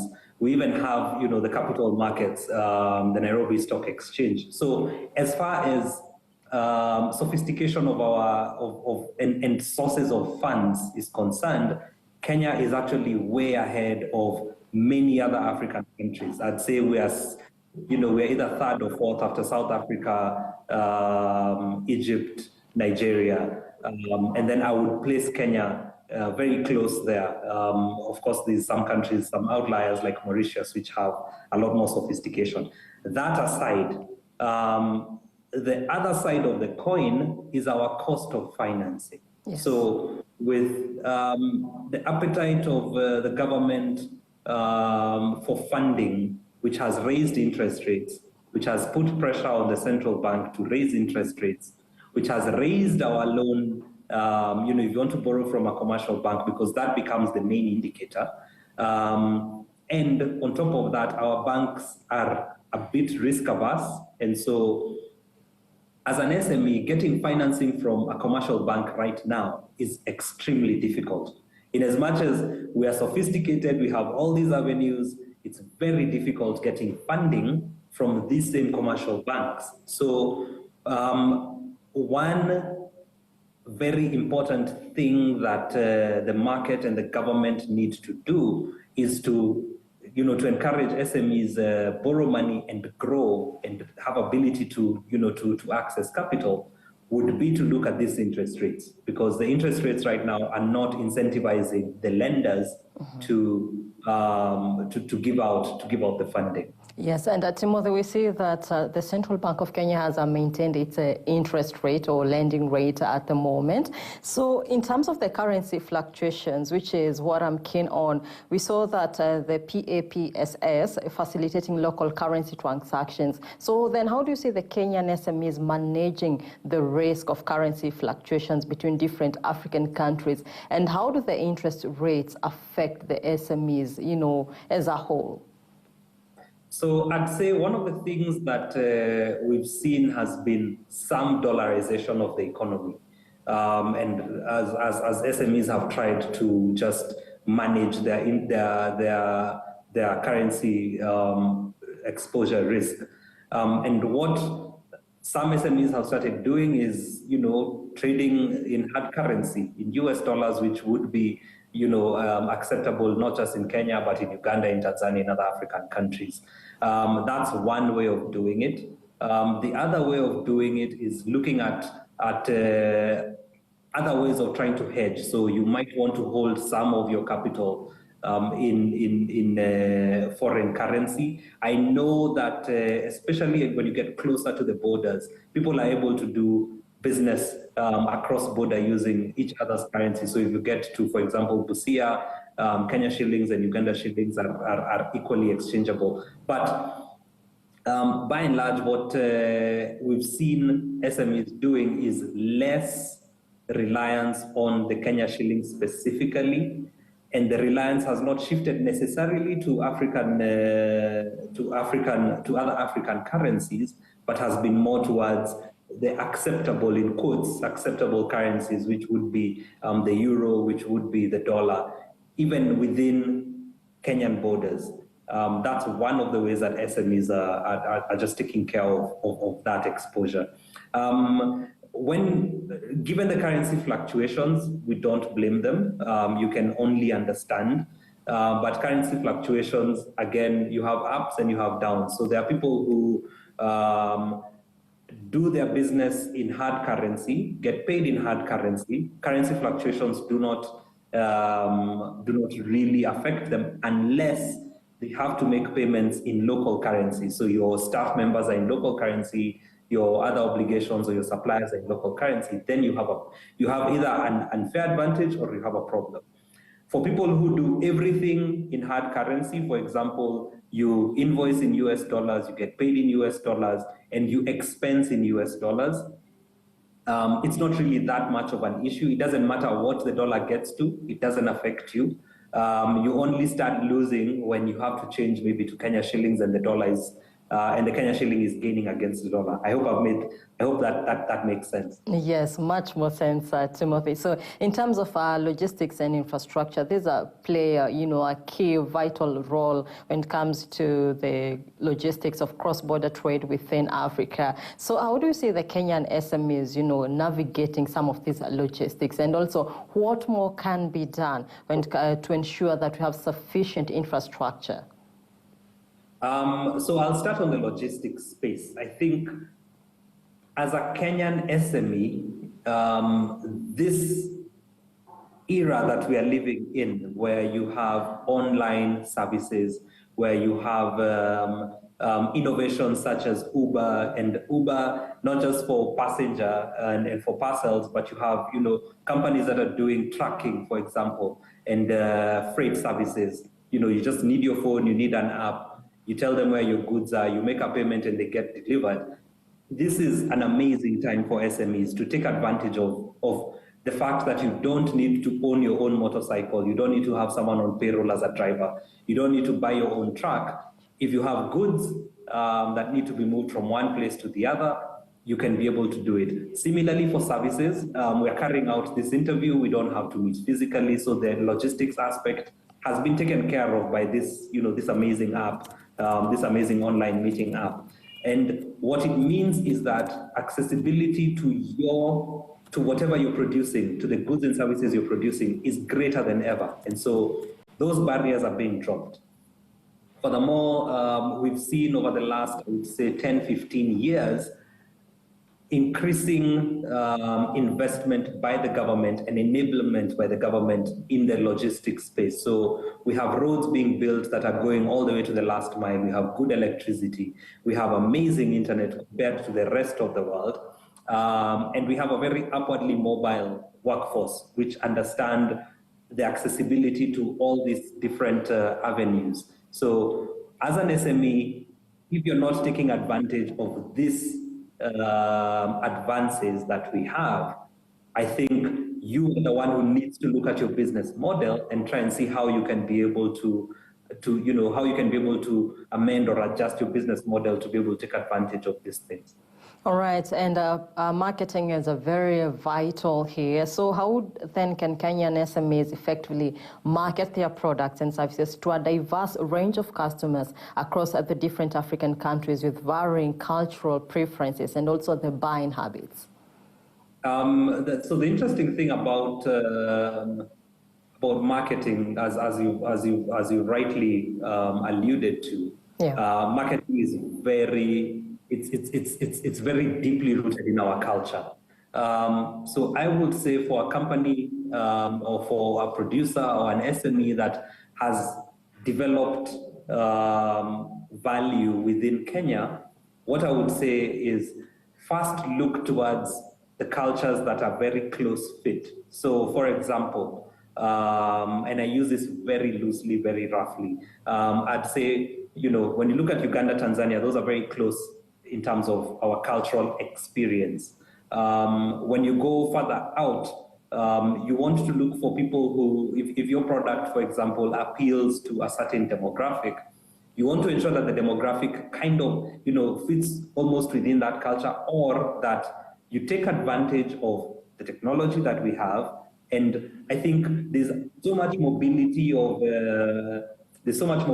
labor. There's availability of young people out there who you can use, who you can use, for example, as influencers, or who you can use as your remote staff to help you do your marketing. Marketing is really critical in growing your business, and understanding the culture of the people that you're marketing to is vital. So you don't want, for example, to go and try and sell bikinis in Mogadishu, because culturally, a bikini is not acceptable, right? Yeah. So know what culture you're getting into, have a good understanding of it, and decide also whether that actually fits for you as a product. So you don't want to spend money where you don't understand what your customer needs are. And your customer needs are largely driven by people's own personal user experiences, which are colored by our cultural experiences. And quite a number of questions arising on the place of SMEs in the intra-Africa trade. Now, that conversation brings the show to a close. You can continue engaging with us online on X at CNBC Africa, #CBA410. And also for more, you can visit our website, that is www.cnbcafrica.com. From me, Tabitha Muthoni, and the entire team here, it's a goodbye for now, but stay tuned. Closing bell, Southern Africa is up next.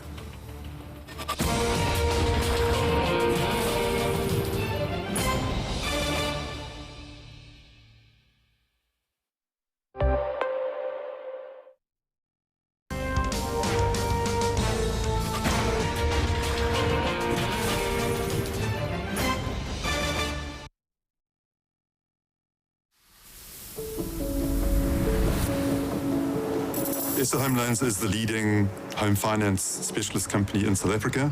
Our purpose is to change people's lives by enabling South Africans to become homeowners. I think the scale of Standard Bank has helped SA Home Loans right from the beginning. We understood the management team and their vision, and we understand the markets that we were placing this into, and that's a very powerful combination. Who's making money? Who's losing money? Where and why? Join us for CNBC Africa's Startup Cap series as we uncover the startup ecosystem, one sector at a time. From healthcare to fintechs and beyond, we speak to VCs, angel investors, and startup founders to delve deeper into the ins and outs of startup capital movements in Africa. You can chat with a doctor through USSD codes and actually get your issues addressed. You know, there are ways where you can build solutions that enable access, where someone can very confidentially order the health products they need. Only on CNBC Africa.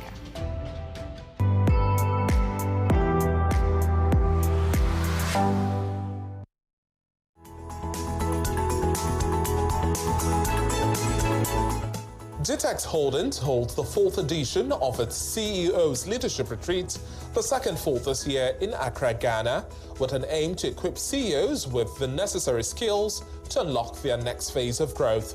CNBC Africa brings you highlights of the 4-day event in this special broadcast.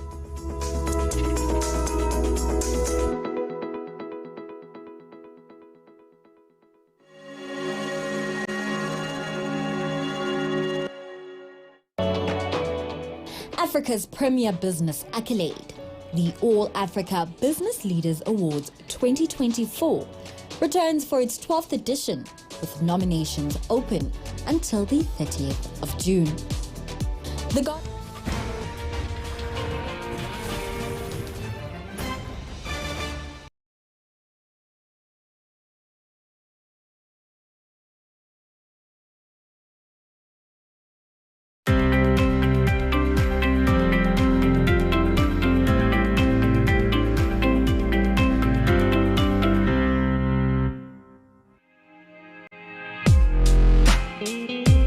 On the sidelines of Djibouti Forum, CNBC Africa sat down with Obaid Amrane, chairman of the International Forum for Sovereign Wealth Funds, to discuss the role of sovereign funds in driving economic growth in Africa.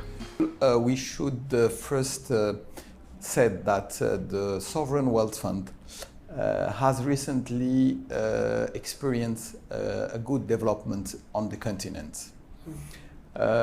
But we have to distinguish the fact that there are almost two big families of sovereign wealth funds. Ones that are using excess budgetary resources that comes from external commerce, or using resources from mineral or natural resources. And those funds try to invest those excess of money to stabilize their own economy, invest into the future, and act as a counter-cyclical body to a period of stress in economy. But the majority of the funds that exist in Africa are strategic development funds. Those funds are more like investor body that are trying to encourage and to support the policy of each country regarding the economic development, but using the private financial sector as a tools. So they act as investor. They are mobilizing money from the private sector to invest into bright future sector of the economies of their own countries. Those funds now are experiencing a lot of success, and we are seeing a lot of countries that are creating more and more of those kind of sovereign wealth funds. All right. But at the same time, looking at the struggles of individual economies, the macroeconomic issues that exist and persist, actually, how do you see sovereign funds to come out of that? Or would your advice be to push for them irrespective of the struggles? Oh, the sovereign wealth fund are a tool which has a mandate to invest for the next generation. Sure. They have this feeder and the capacity to be a patient investor and long-term investor. So that's why they can be counter-cyclical to the economies, to the crisis. But right now, we should know that we should emphasize that those bodies has experienced in the last years some challenges. The first one was the pandemic with the COVID and the closing of the economies, and they do a good job. And we see how those tools has reacted and tried to support the maintain of employment, the investment, and to improve the welfare of their community. But right now, they are also experiencing some other challenges related to the instability, and others that are related to the inflation that hits the economies. And in that, their main role, even with all those challenges, remain the fact that they have to attract private sector investment to leverage on their assets, on the strengths of their economy. So you will find that they are invested in early stage phase of investment, Right. which is the gap that exists today, and that you can hear in all the conferences, that the bankability, how to improve the bankability of projects, and how to improve the quality of the documentation, and so on and so forth. And for that, we launched 2 years ago, Itmar Capital at Rabat, we launched a platform that we called the African Sovereign Investment Forum, which group today 12 African sovereign wealth funds from all the continent. We met last year in Kigali, Rwanda, and in some weeks we will be gathering in Mauritius.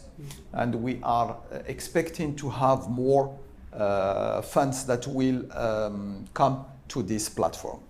The aim of this tool is first to create the opportunity of collaboration between those bodies, to create the opportunity to exchange experiences, have the good lessons from each party, and more important is to create the scale and to create the size.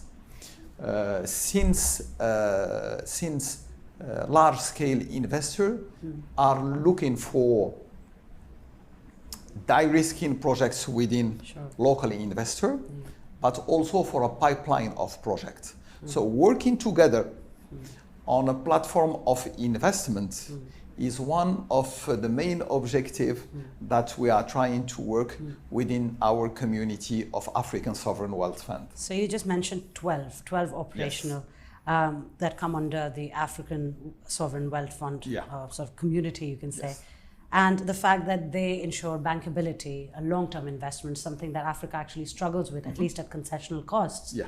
And at the same time, de-risking Yeah. the investor's interest. Yeah.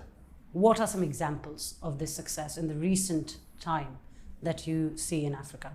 There are a lot of very interesting experiences. You should know that there are new funds that come. They still have to organize themselves, to work on their strategic equation of investment, because each fund will give answer to its own problem, to its own context, and to its own framework. But we can see more and more the very first fund, like those of Nigeria, the fund of Senegal also has embarked in very interesting project. Certain are related to the financing of infrastructure, typically when it comes to energy or renewable energy. Others have created some tools to support and to leverage money in financing SMEs to create more activities. So you have a diversity of situation that today I think give us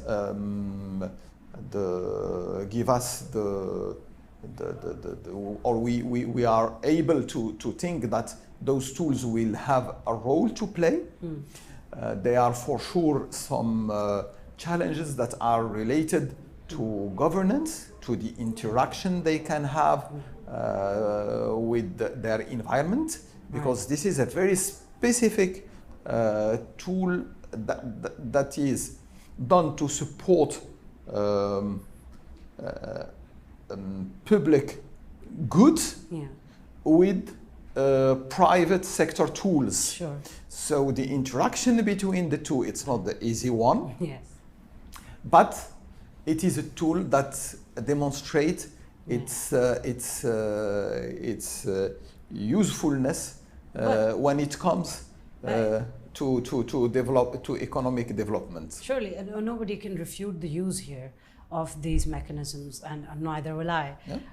But looking at the environment today that we are functioning in, high debt, high interest rates, international markets, again, wary, still calling Africa a risky market. People can argue, well, they want about perception, but rates are still not changing at which credit is being extended to Africa. So in that aspect, how do you see sovereign funds navigating international markets, capital markets, where their worth, they're very important in terms of they're very attractive, everybody wants in, but at what cost? Let me tell you something. Because we should be very, very clear with ourselves. If you want to have an 8380 plane landing in your airport, you should construct the airport for that. What does it mean? That means if you want to bring international investors, you should speak their language. You should prepare the documentations and the bankability of projects that fit to their considerations and to the industry. That's why I think that the most important industry should the African continent develop is the investment industry. Having skilled people, having good frameworks to attract those investors will be the only way that we can measure the success. But let me tell you, for sure there is something that look like perception and reality. And forever perception surpass the reality, unfortunately. And the African countries are paying for this perception more than they have to do when it comes to all the elements that you spoke about. And this is a situation that we should address as funds and as entities concerned by the economic development of our countries. And you say speak their language so they can understand you better. They can understand better. All right. Thank you so much, Mr. Obaid Amrane, for joining us on CNBC Africa. Thank you for that.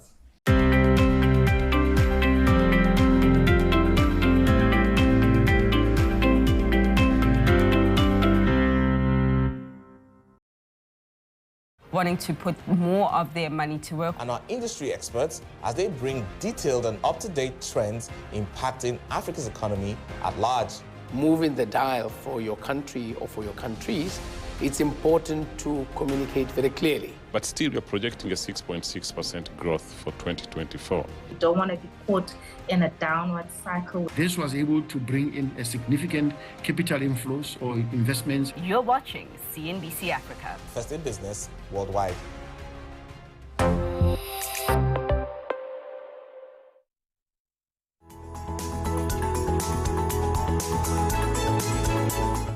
GITEX Holdings holds the 4th edition of its CEO's Leadership Retreat, the second full this year in Accra, Ghana, with an aim to equip CEOs with the necessary skills to unlock their next phase of growth. CNBC Africa brings you highlights of the 4-day event in this special broadcast.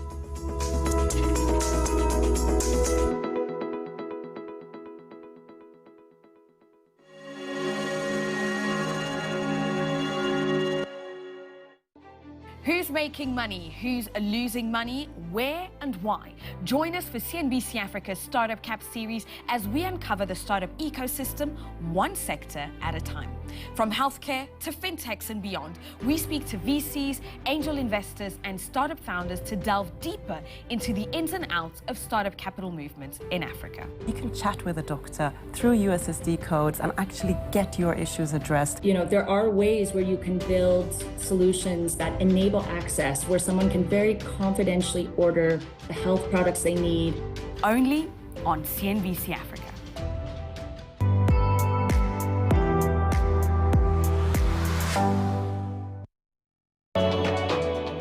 Africa's premier business accolade, the All Africa Business Leaders Awards 2024, returns for its 12th edition with nominations open until the 30th of June.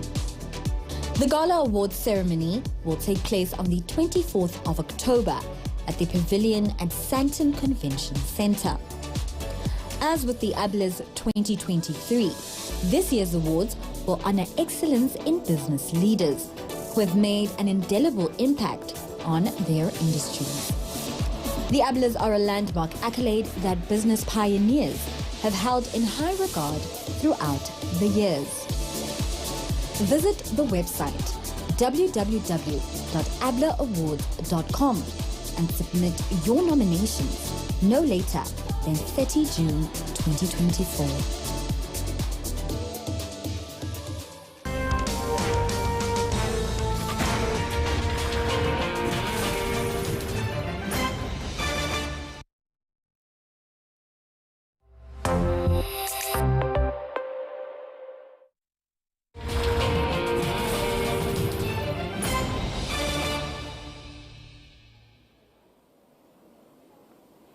Hello and welcome. You're watching Closing Bell Southern Africa live from the trading floor of Standard Bank here in Rosebank, Johannesburg. We come to you on a day when the markets are celebrating the first cut in interest rates by the European Central Bank in 5 years. So the picture, when you look across Europe, all green. The DAX up 0.4%, the FTSE in London just 1/3%, and the CAC in Paris 0.5%, and the overall stock 600 in Europe up 0.6%. 6%. But the picture is not so good looking when you look across the pond in the US. Those markets have just opened, of course, and yesterday we know that the Nasdaq hit a record, and today we're looking at smaller gains, so almost flat on the Nasdaq.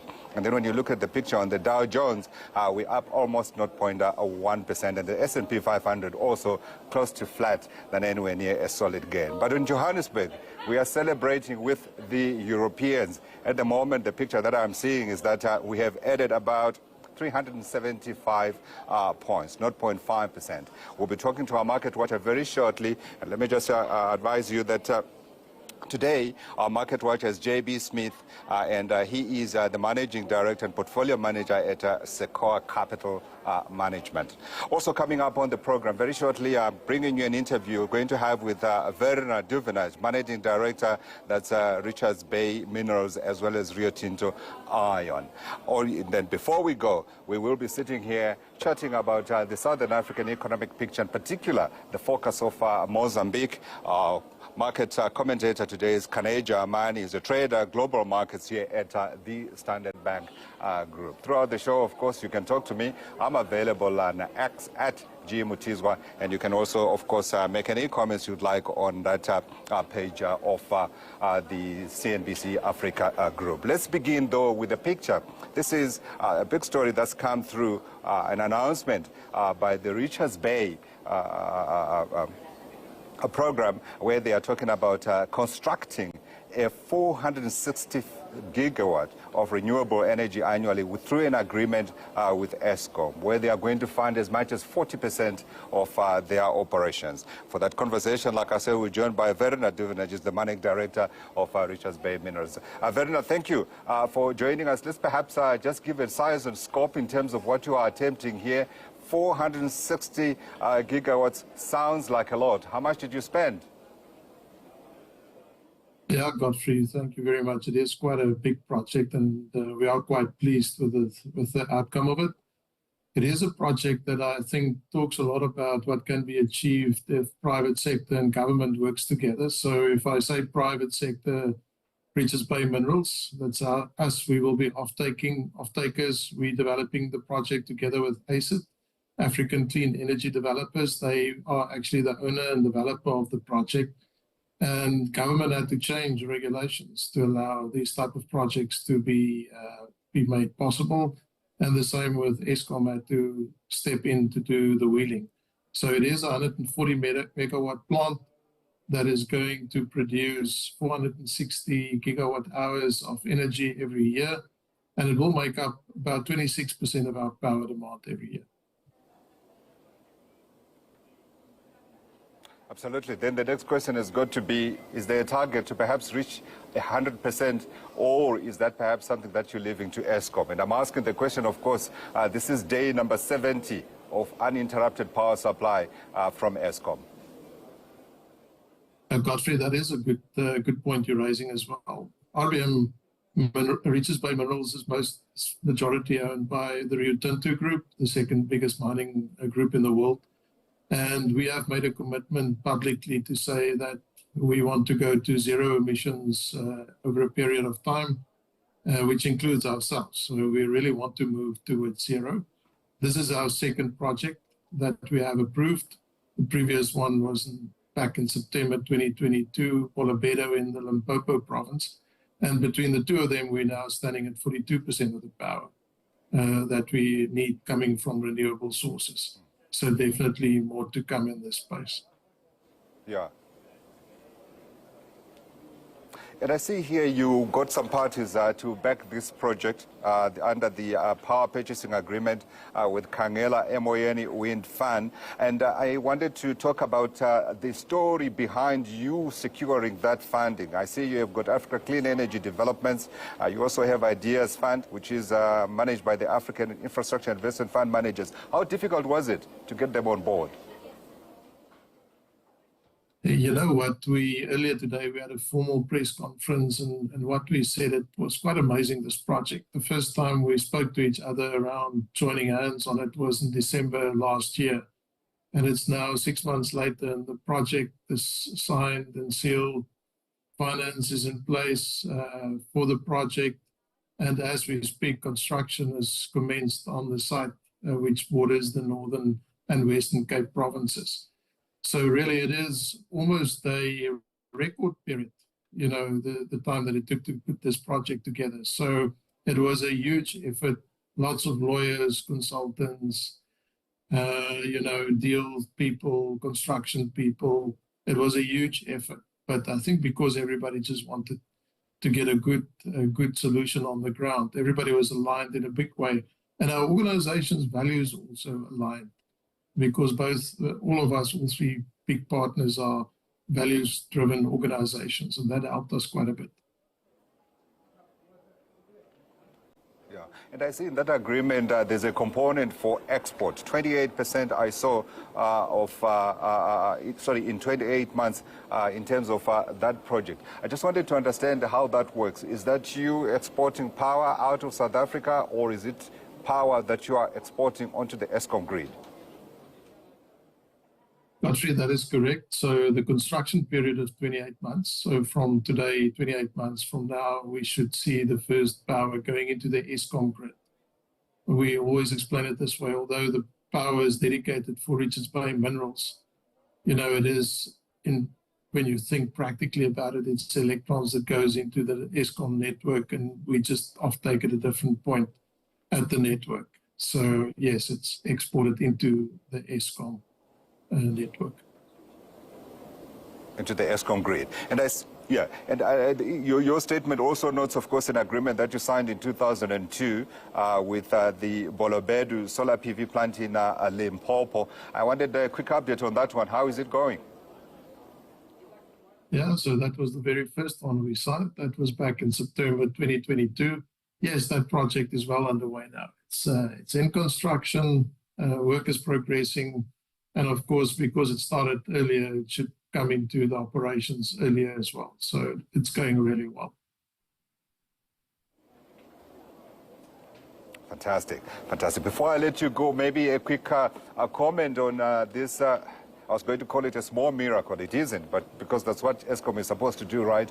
But we've had 70 days with power, uninterrupted. Many were skeptical, many suggesting that this was politicking. From your side, how have you seen supply to your plants? Yeah, Godfrey, for us, power is quite important. We've got a big smelting complex here in South Africa, and that's where this power is going to. Our annual demand that we need is about 400 megawatts, is the maximum demand that we need when we run our full operations. So the stability that we're currently seeing is very helpful because we absolutely have to run the furnaces, otherwise we can't produce our products.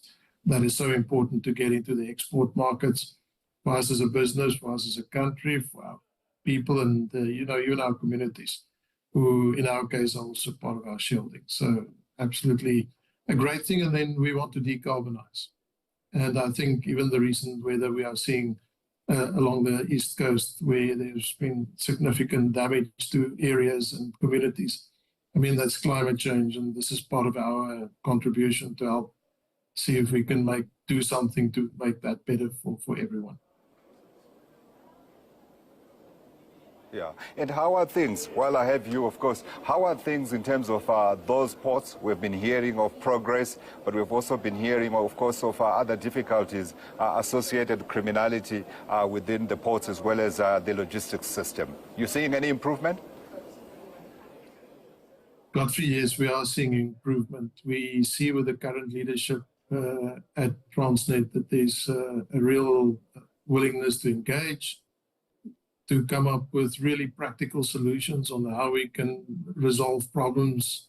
And I think we all have the same mindset. It's not, pointing fingers, but rather how can we fix it together?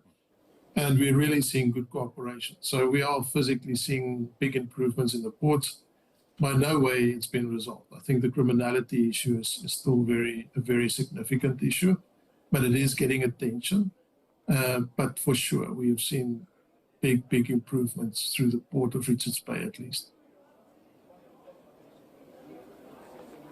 Let's hope that continues, and of course, let's hope the politicians are listening and they get the deal that we need done as quickly as possible. Let's leave it there for today. Verona Duvenage, Managing Director at Richards Bay Minerals and Rio Tinto Iron, speaking to us about a big project that they've just implemented, where they are targeting to supply as much as 42% of their own power through the projects that they are working on. We're going to take a short break. On the other side, when we come back, we're talking about the markets, and as I said earlier, the celebration appears to be still on, a little bit tempered, but solidly in the green on the JSE as well as in Europe. All the detail after this break.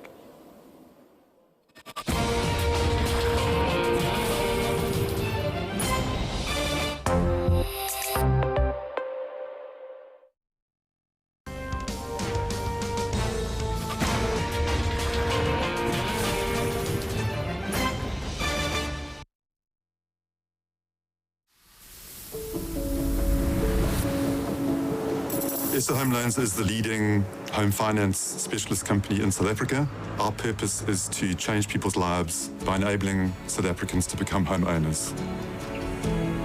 I think the scale of Standard Bank has helped SA Home Loans right from the beginning. We understood the management team and their vision, and we understand the markets that we were placing this into, and that's a very powerful combination.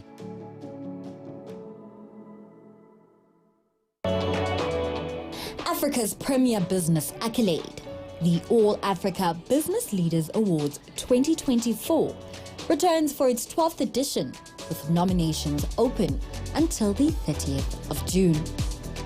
The Gala Awards ceremony will take place on the 24th of October at the Pavilion at Sancton Convention Centre. As with the ABLA's 2023, this year's awards will honour excellence in business leaders who have made an indelible impact on their industries. The ABLAs are a landmark accolade that business pioneers have held in high regard throughout the years. Visit the website www.ablaawards.com and submit your nominations no later than 30 June 2024.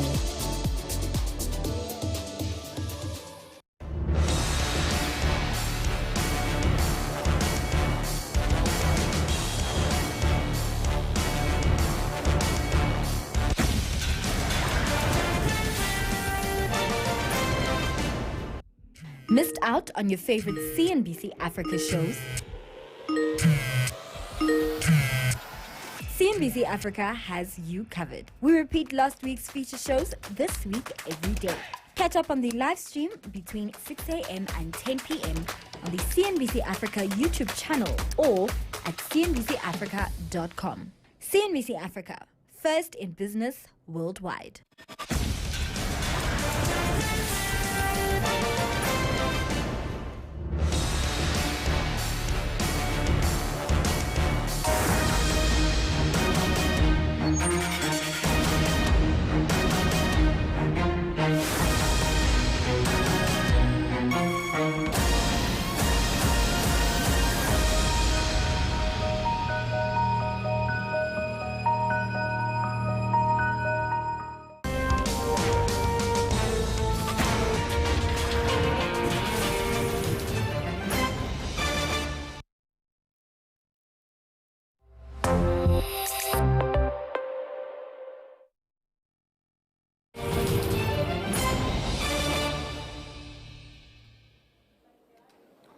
Hello and welcome back. You're watching Closing Bell Southern Africa. We are on the trading floor of, what did they say? They say the Big Blue at Standard Bank Global Markets here in Rosebank, Johannesburg. Before we tell you what the markets have been doing today, let's take a quick look at some of the top stories that we've seen across the region. To give you your top stories today, Godfrey, the rand briefly hit the 19 rands handle against the dollar earlier for the first time since April, as the market fretted about the outcome of an ANC National Executive Committee meeting. The NEC will decide whether it wants to form a version of a government of national unity, which will include the EFF, or a minority government with the DA, IFP and other smaller parties. The rand is now trading at 18 rands 96 cents against the dollar. Now, in other news, the European Central Bank today confirmed a widely anticipated reduction in interest rates at its meeting, despite lingering inflationary pressures in the 20-nation Eurozone. The cut takes the central bank's key rate to 3.75%, down from a record 4%. ECB Governing Council said in a statement that the decision was necessary following an updated assessment of the inflation outlook, the dynamics of underlying inflation, and the strength of monetary policy transmission. That wraps up your headlines for the day. For more market news, you can visit our website on www.cnbcafrica.com. It's back to you now, Godfrey.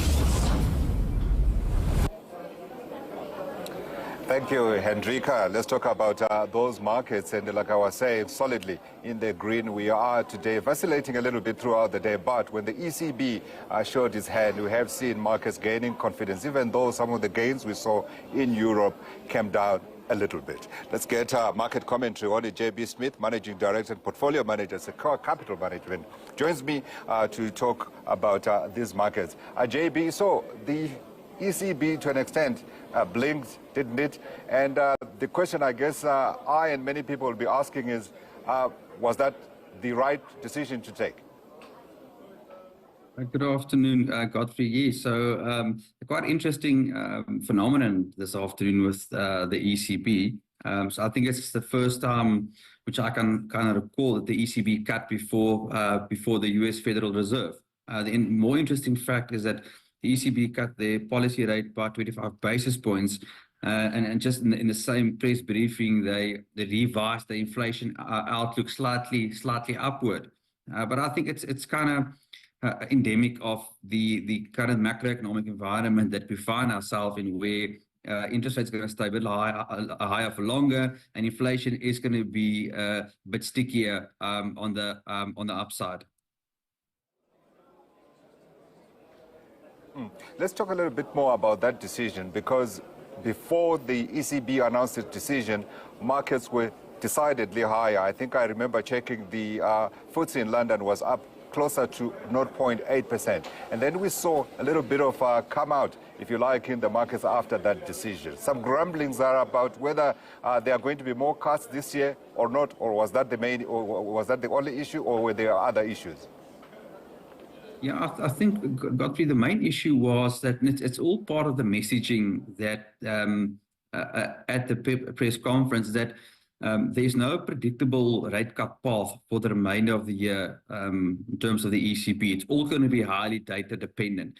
And that normally will create a bit of volatility, because we have seen over the past 3 to 6 months a lot of volatile economic indicators, which usually affect these decisions. So the market might have wanted a little bit more predictability in terms of future interest rate paths, and obviously what they got today is more case of it will be data dependent. So depending on where we go in terms of economic data, that will set the path for future rate cuts. So one might even not see a rate cut by the ECB within the next 1 or 2 meetings. So then the next decision, of course, then goes to the Fed. Does this in any way, in your view, change the potential? You guys in the markets call it the glide path for the Fed, i.e. quicker cuts or deeper cuts? Yeah, so look, the decision by the ECB doesn't affect the Federal Reserve at all. They are highly data dependent. If you look at what the market probabilities are indicating as of today, I mean, there's about a 58% probability that the Federal Reserve is going to cut. First rate cuts can happen in September, and then only about another 42% probability that they're going to cut in November. And keep in mind that when we were in December last year, the market expected a first cut in March this year, and then that's why we kind of had a good end of year rally in global markets.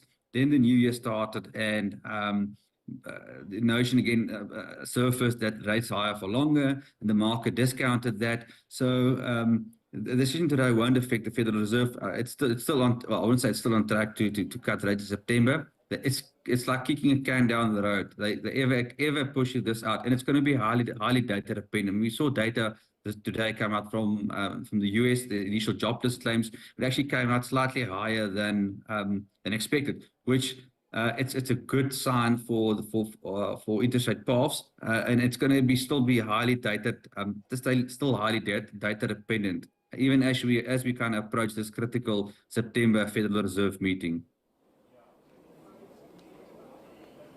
Absolutely, absolutely. Then the next question then becomes, of course, what does this mean for us? Because with our own idiosyncratic factors, we have seen pressure coming in onto the South African rand. And at the same time, we are seeing equities up a little bit. So perhaps just a wrap in terms of our market reaction from this side and expectations for the SARB, given the picture that we're seeing coming out of Europe. Yeah, so I think in a perfect world, we would have said that the SARB is going to be dependent on the path of what the Fed might take. It's normally difficult to see us cutting interest rates before that of the US Federal Reserve, purely because markets will leave our shores chasing yield, and that will kind of push our rand higher. And our Reserve Bank does need to keep our exchange intact.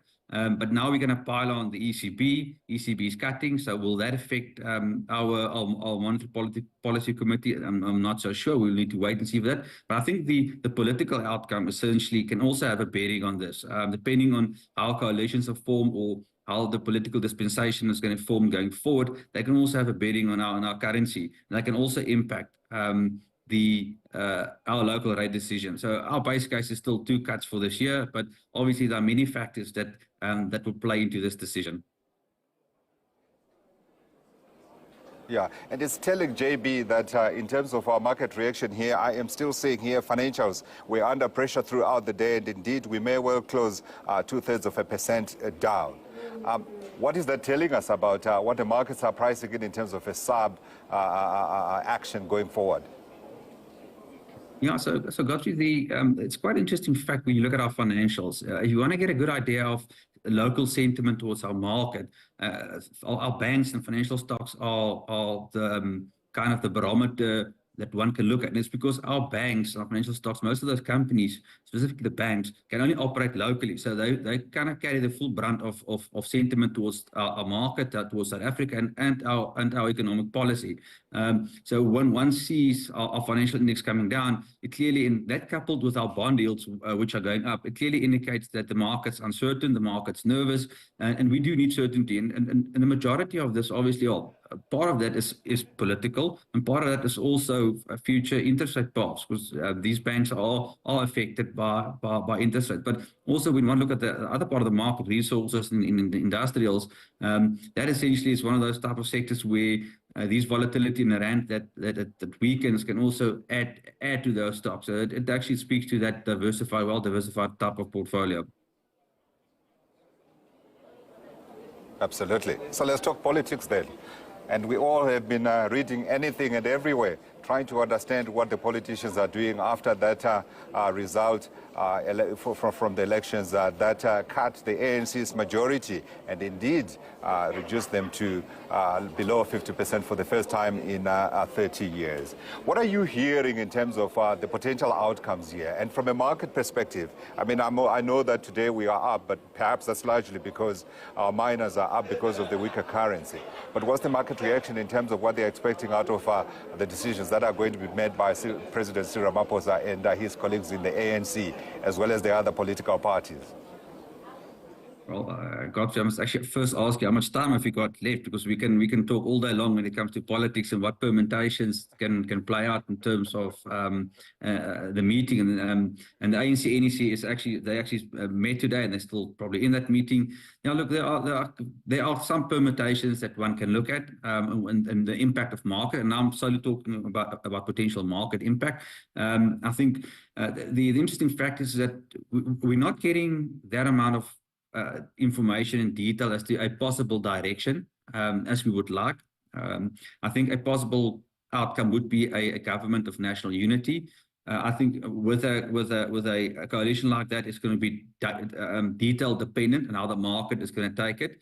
We know that a ANC DA IFP coalition type of agreement would be pro-market, whereas a more MK EFF PA coalition might not be that good for markets. And look, and there are some real-world examples out there. If you look at India, if you look at Mexico, India has got a pro-government, growth-oriented government with policies that's geared towards growth, where the market became aware that the Premier Modi is not going to have a super majority or majority. The markets didn't take that well. Mexico, on the other hand, got a government, incoming government of President Sheinbaum that essentially is more populist. And we also saw what the market did and how the market reacted in Mexico. The peso lost about 5%. MSCI Mexico index was down about 10%. So that can give us a good idea in terms of how policy can affect the market. So the most important thing coming out of this, obviously, is the partners, and then how is that going to affect policy, and that policy is going to start filtering through. We already saw Fitch came out with a warning saying that future policy will also have a bearing on our credit rating. Yeah. Yeah. Could we interpret the market reaction, JB, in part as perhaps negativity towards the government of national unity, given the fact that when the ANC Secretary General Fikile Mbalula spoke about this in the afternoon, we did see the rand taking off a little bit. And I'm also puzzled by that because it sounds to me like a government of national unity gives the ANC greater flexibility in terms of handling the different political dynamics than a straight ANC-DA coalition, which we know may not be so popular with the base of the ANC. Yeah, absolutely. I think first of all, any coalition is going to be very difficult to maintain. But even so, a GNU government or GNU coalition might be more palatable to everybody, because we're sitting with two outer elements, the EFF, MK versus DA, IFP, and each one of them has got their own difficulty for the ruling party. But nonetheless, the market will react in terms of comments that are made. The magnitude of the reaction, it's quite difficult to gauge that, because the direction of the US dollar is also have quite a big bearing on our market, and that sometimes can mask any movements in terms of in the context of political comments. So it's quite difficult to always discern. If you look at the past week, I think one can say that in terms of rand weakening, we can attribute at least about, I would say, 35 to 35, maybe 40 cents that's attributable to an election outcome. Just keep in mind that markets don't like uncertainty. The saying goes that sell on rumor, buy on fact. So the market will always discount any positive or any negative outcome first, and then it will claw back any good outcome that might be thrown to it. Absolutely. But I want to say, JB, that maybe the markets should get used to the idea of a grand coalition, because if you remember, after those municipal elections, we had parties that came together because they were all opposed to the ANC, and they were able to form coalitions. To an extent, that worked a little bit. Perhaps a GNU, Government of National Unity, might not be so bad, the outcome that the markets are fearing. But today, thank you, sir, for your insights. That's JB Smith, Managing Director and Portfolio Manager, Secure Capital Management, talking to us about today's markets, which, as I said earlier, are certainly solidly in the green, in large measure driven by resources because of that weaker currency that, of course, boosts the foreign exchange earnings of the mining companies. We're going to take a short break. On the other side, when we come back, we're talking about Mozambique, we're talking about Zambia.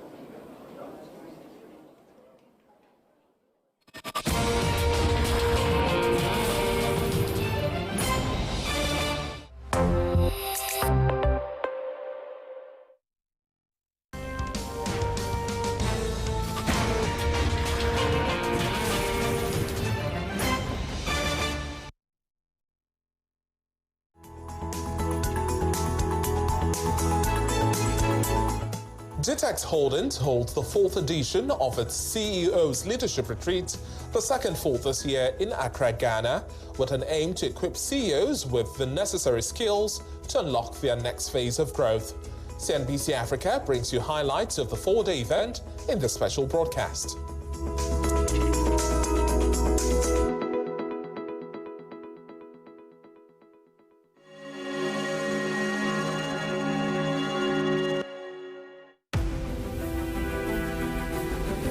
Effectively, a free zone is an area that is exempt from duty, customs. It's almost like a country on its own. The vision was to create a number of these free zones to encourage investment from external companies, countries to come and invest in the country. Standard Bank played a unique role. We have strength in the infrastructure business, and infrastructure not just in Nigeria but across Africa. Africa's premier business accolade, the All Africa Business Leaders Awards 2024, returns for its 12th edition with nominations open until the 30th of June. The Gala Awards ceremony will take place on the 24th of October at the Pavilion at Sandton Convention Centre. As with the ABLES 2023, this year's awards will honour excellence in business leaders who have made an indelible impact on their industries. The ABLES are a landmark accolade that business pioneers have held in high regard throughout the years. Visit the website www.ableawards.com and submit your nominations no later than 30 June 2024.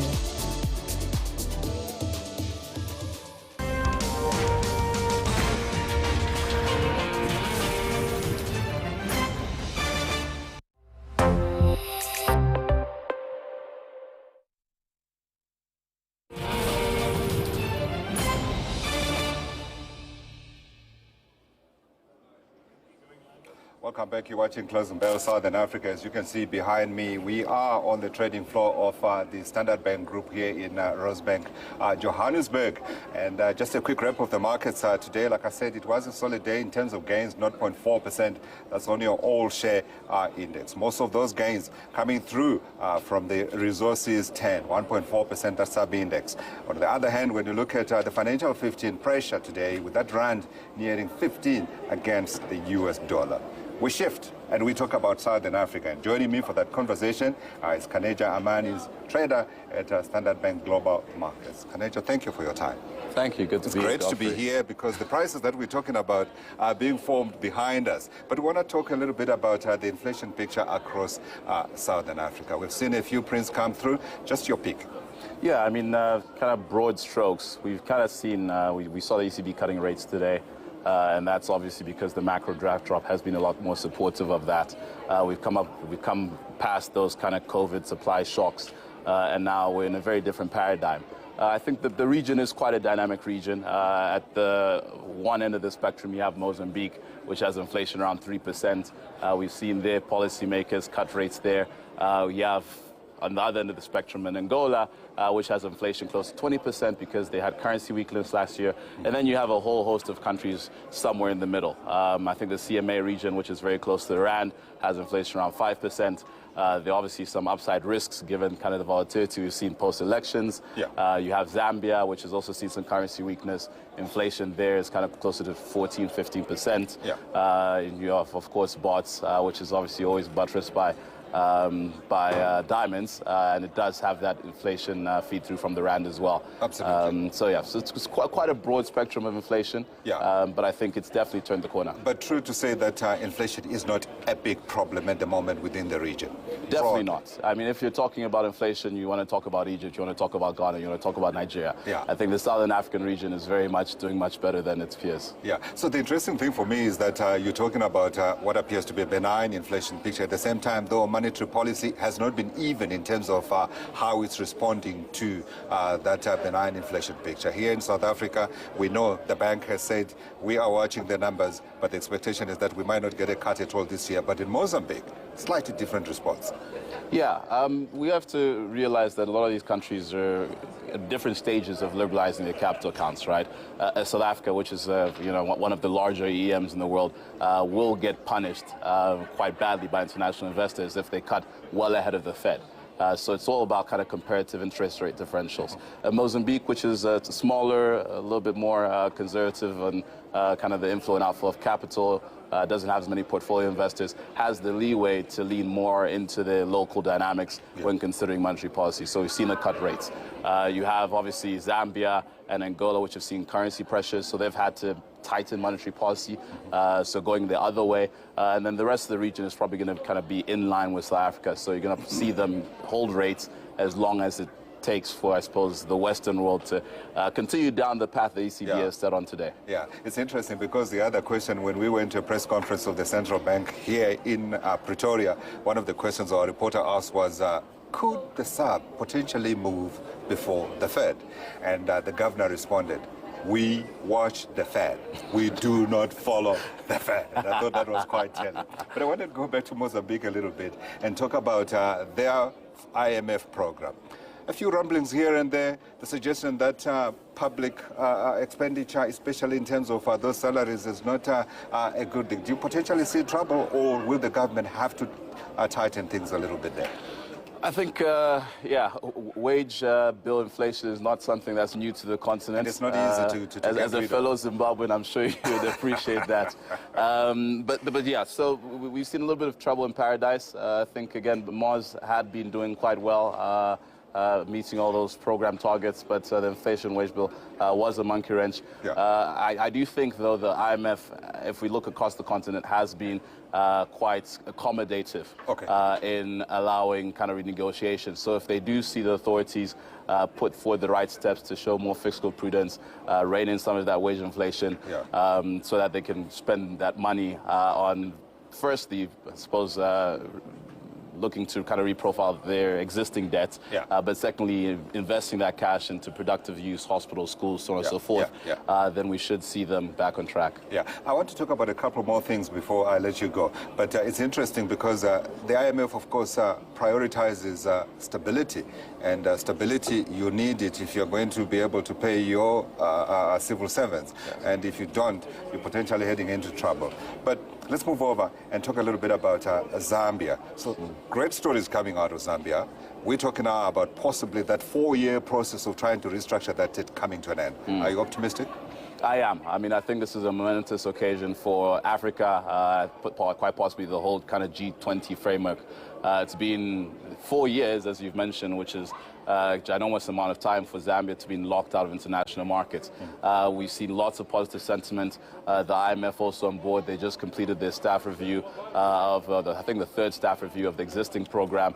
And they've slipped in a potential green shoe option. I think I'm misusing that term, but effectively, we might see the program increase by $300 million, which is funding Zambia needs. You know, we've been talking about the famine, the drought, and obviously the rolling blackouts there. But I'm quite optimistic. And I think in general for the region, as we see weather projections get better, I don't know how closely we follow that, but it seems El Nino is going to switch to El Nina later into this year, which hopefully bides most of our countries some time and gives us more positive weather conditions so that we don't have these inflationary pressures and monetary policy can finally come down. So one of the things I do is I talk to Dr. Penny Bird from your bank from time to time. Before, when she tells you those other things, she also tells me sometimes some of the things. So I heard about La Nina coming back perhaps towards the tail end of the year, which should be good news. Let's broaden the conversation a little bit quickly while I have you. The African Development Bank last week, the annual meetings, the big Africa Economic Outlook report coming through and painting a picture that shows our region, Southern Africa, laggards. The engine of growth continues to be East Africa. Just perhaps give us some color in terms of what's driving what the East Africans are doing right versus what we're doing here at the southern tip of the continent. So I would think about it from perspectives of basis, right? So the Southern African economy is very big, and that's predominantly driven by South Africa. So you've seen a small uptick in projections for growth in South Africa. Depending on how the coalition government talks, we might see a different revision. But in essence, I think South Africa is the largest component. The rest of the region, we've seen you mean. Let's call it. The rest of the region, we've seen kind of varying composition. So, you know, if we see better copper output in Zambia, we're going to see some potential upside in growth there. I think Namibia also potentially some mining, but Botswana as well, some mining. Mozambique is going to be in a pretty tough spot. I think Lesotho, Eswatini as well.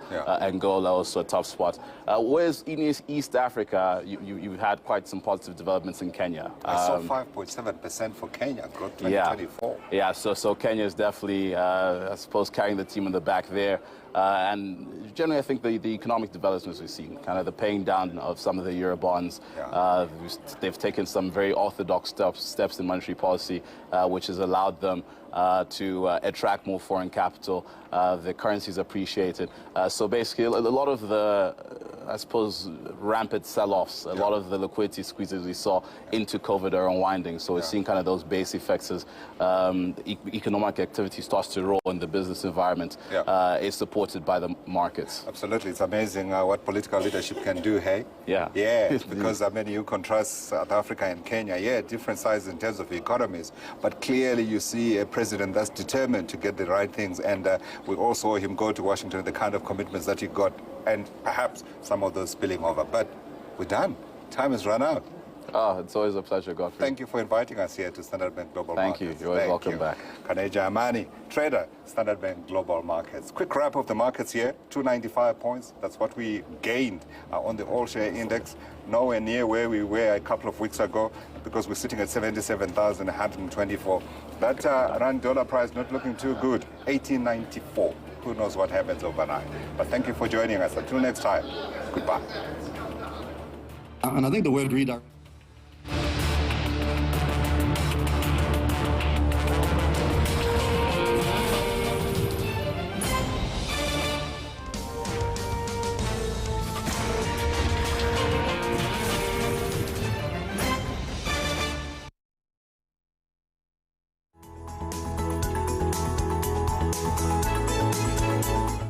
GITEX Holdings holds the 4th edition of its CEO's Leadership Retreat, the second for this year in Accra, Ghana, with an aim to equip CEOs with the necessary skills to unlock their next phase of growth. CNBC Africa brings you highlights of the 4-day event in this special broadcast.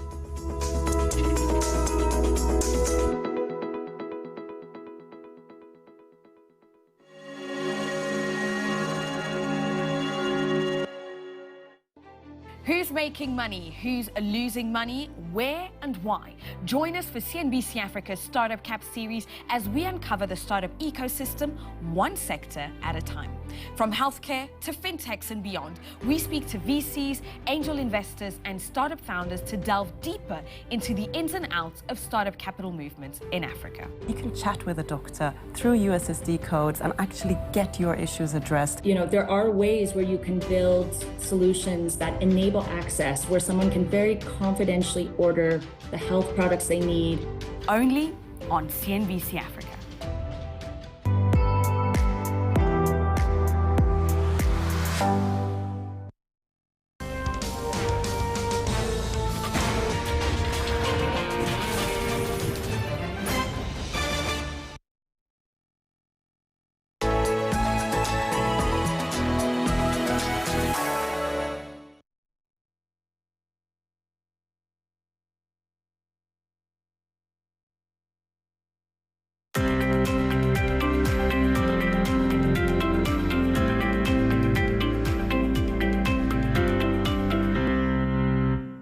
Hello and welcome to the Africa Bankers Awards of 2024, held here in Nairobi, Kenya. It was an event out to celebrate the trailblazers in the financial landscape in Africa, with some of the best ideas and transformative innovations were awarded in a gala that was filled with pomp and color. This event did see some of the key speakers make very weighty matters on their speeches. We also managed to capture some of the winners and what they had to say upon receiving their awards. Here now is that event. Africa, Africa, Africa, Africa, hey. Africa, Africa. Ladies and gentlemen, I have the privilege to welcome all of you to the 18th edition of the African Banker Awards. As we say here in Kenya, Karibu. And tonight we gather to honor the stars of our African banking community right here in the greatest city in Africa, Nairobi. Ladies and gentlemen, let me invite the publisher of African Banker magazine and the MD of IC Publications and host of the award ceremony, Omar Ben Yedda, to kick things off. Ladies and gentlemen, thank you for being here. It's great to have all of you here tonight. And I'm delighted to be welcoming you to the 18th edition of the African Banker Awards here in Kenya. It's strange to be here at the podium, to be honest, because really I'm amongst friends here. And what I've learned over the past 20 years or so, I've learned speaking to you and also covering the activities of your institutions and the institutions that are here tonight. But I am happy to be here in Kenya for a number of reasons. First of all, it's leadership. And we've got a number of leaders here tonight. But Kenya has shown leadership in financial services, especially in the past year. There are three particular events that I can relate to other than this one. One's been the IDI replenishment, which took place, I think, only last month, and which will be crucial for concessionary finance and financing of low-income countries on the continent. So we appreciate that lead role, and we'll help you take that lead role as well for the African Development Bank's ADF financing. Another event was obviously the groundbreaking climate summit that held last year, which actually got a unified voice for Africa, which is something that is rare and we need to work harder at. And lastly, President Ruto's support, alongside those of Zambia and Ghana, for the African Alliance for Multilateral Financial Institutions, and that's been instrumental. We need to support our banks, we need to support our own institutions, and we know how important it is to own our own capital if we are to own our own development. So thank you, President Ruto, thank you, Kenya. That's fantastic, and we do appreciate leadership, and we need more of it on the continent.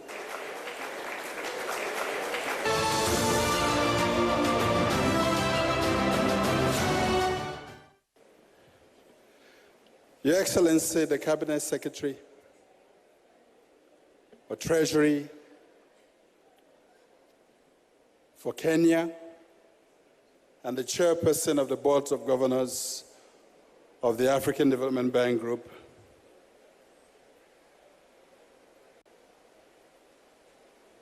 all excellencies, ladies and gentlemen, as they say in some places, all protocols observed. It is my pleasure to be here tonight for the 18th edition of the African Bankers Awards. In the 11th year that the awards are taking place on the sidelines of the annual meetings of the African Development Bank Group, starting with our annual meetings in Arusha back in 2012, through Ahmedabad in India, Busan in South Korea, Abidjan, where our headquarters are based, and last year in Egypt. Now, out of the 18 years, this is my 8th year of hosting and sponsoring the African Bankers Awards. So I've tried.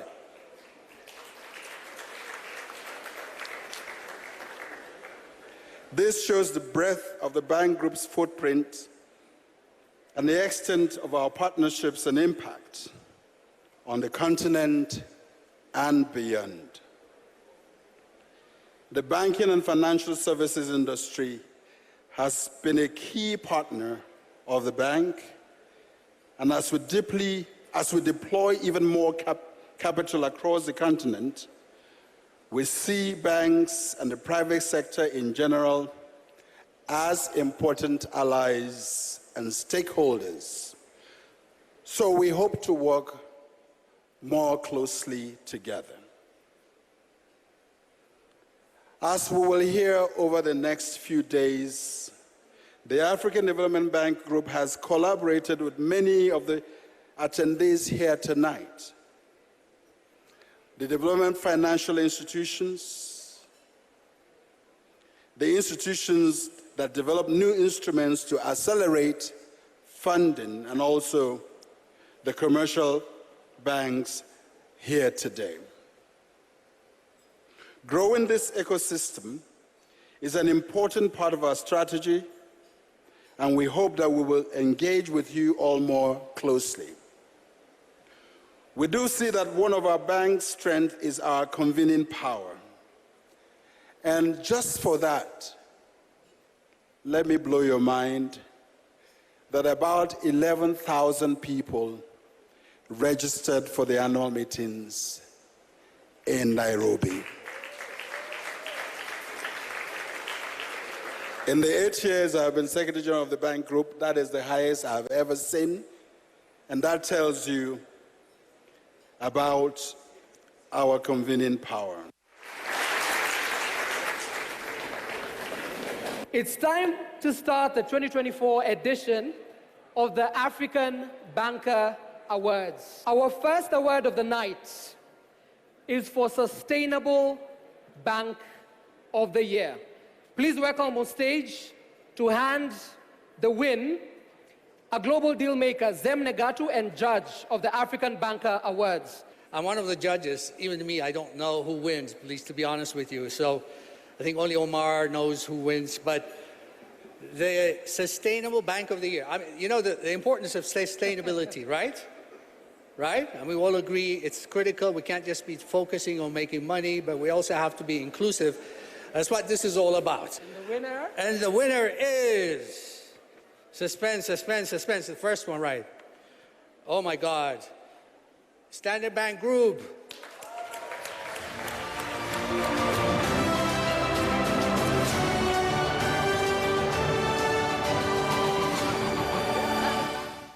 Thank you very much. We're off to a great start. The second award of the night, Deal of the Year Award, Infrastructure. Please welcome Fleur Chibota, Chief of Staff at Africa 50, to present this award. Good evening, ladies and gentlemen. I have the pleasure and the honor to give the prize for the Infrastructure Deal of the Year. And there are actually two winners this year. So the first one is for the 1.762 billion Tanzania Railways, the government of Tanzania. And there are two winners. It's the African Export-Import Bank and Standard Chartered Bank.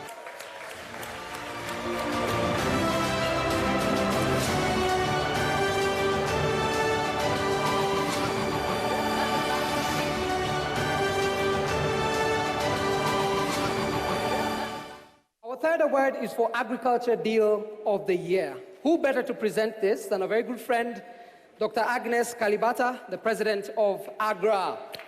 And the winner is the Deal of the Year in Agriculture. First of all, thank you for doing this. 400 million Evergrow for specialized fertilizers, National Bank of Egypt.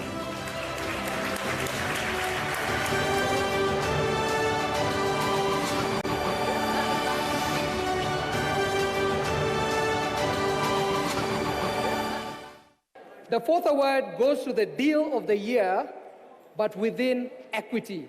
This award will be presented by Ayodele Popola, the Chief Operating Officer at GT Bank. The Deal of the Year equity goes to Rothschild for the $1.1 billion investment into Mopani Copper Mines, PLC, by International Resources Holding. Thank you.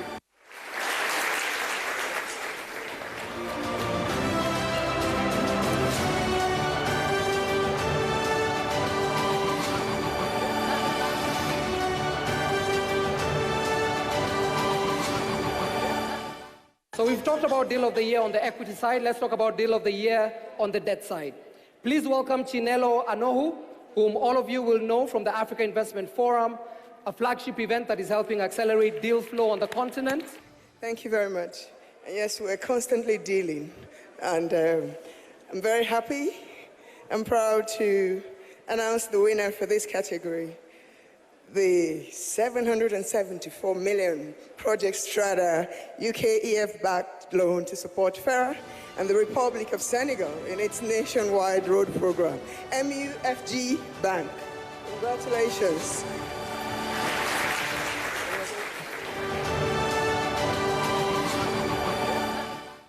Warm round of applause, please. Some fantastic work happening across the continent. We have 5 awards to go. The 6th award, we cannot stress how important this award is.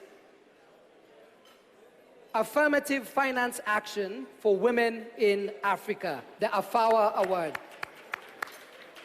Please welcome on stage Dr. Beth Dunford, the Vice President for Agriculture, Human and Social Development at African Development Bank, to tell us more about the AFAWA initiative and to announce the winner. AFAWA aims to close the $49 billion gap that women entrepreneurs face in financing. So we're working with a growing coalition of partners. AGF is one of our key partners that's really driving this effort forward. Thank you, AGF. And what we're doing really is to work, on the one hand, to help women become bankable, help them enter the formal financial space, help them with TA, mentoring, networking, and connection to finance. And then on the other hand, which is equally important, if not more, we're working to make banks womenable. And we do that by de-risking finance, de-risking a perceived risk of lending to women-owned SMEs.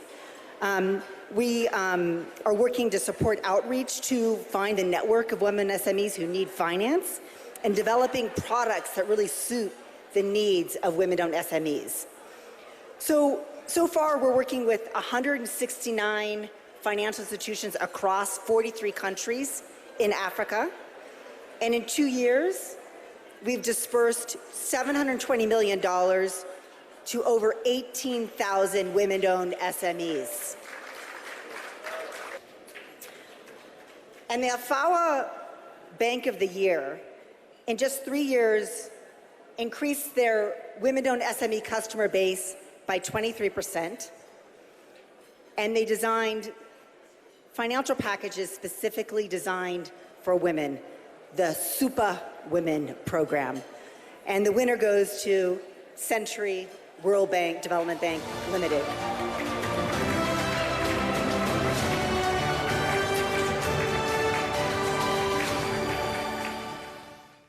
A few years ago, fintech was a buzzword. Today, it's the title of the next award. Our next category is Fintech of the Year. To present this award, I'd like to call up on stage one of Africa's fastest financial service groups, Vista Group. And the winner is Flutterwave. Flutterwave.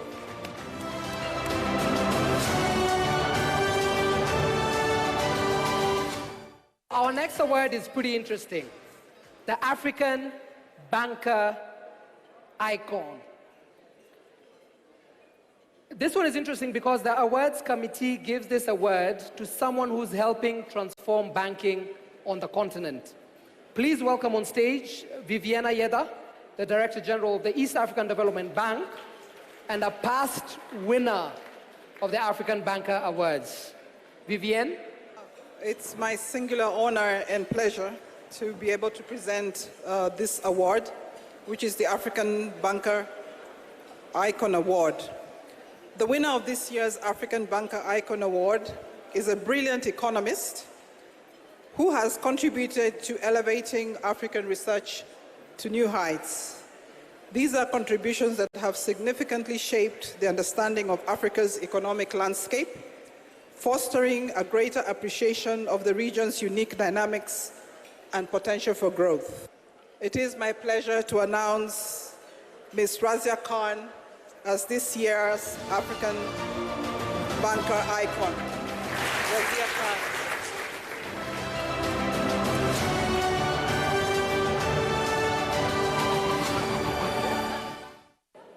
The next award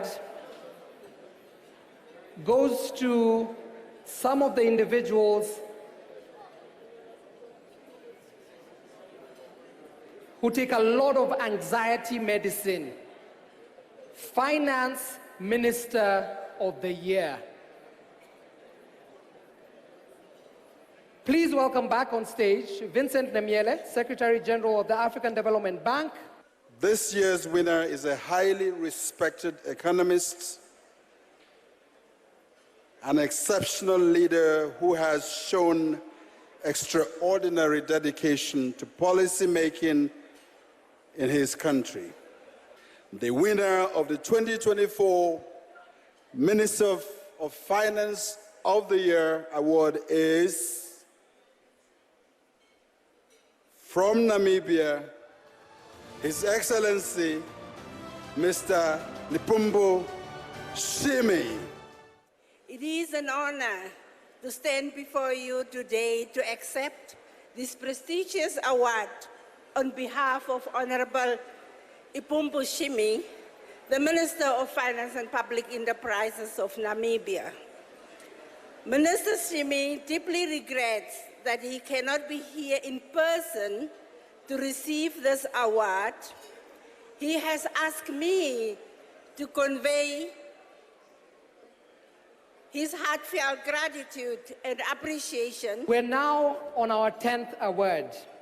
This award stands between us and dinner. The Lifetime Achievement Award.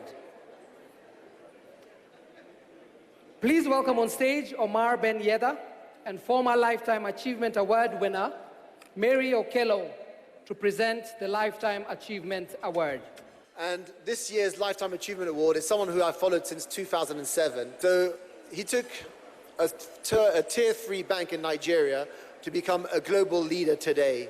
And when I say global, it's really global. It's got a footprint, not just on the continent, but beyond. And really what he's managed to do over those years, and then throughout his career also as an asset manager and also in philanthropy, is nothing short of extraordinary. So it's my great pleasure, Mary, for you to present this year's Lifetime Achievement Award. And the winner is Mr.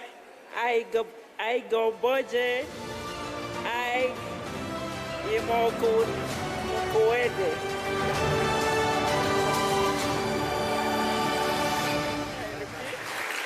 I kind of asked myself, honestly, what has this quest been all about?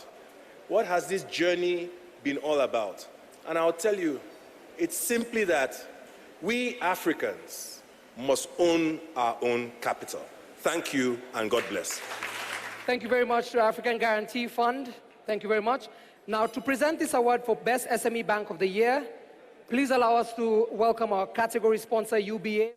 And the winner is EcoBank.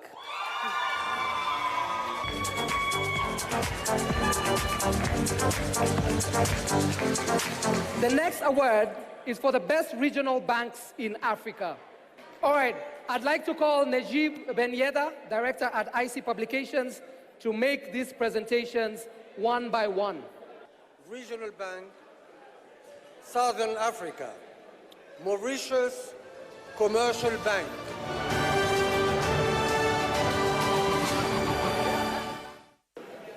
Regional Bank, East Uganda Development Bank. Uganda Development Bank, congratulations.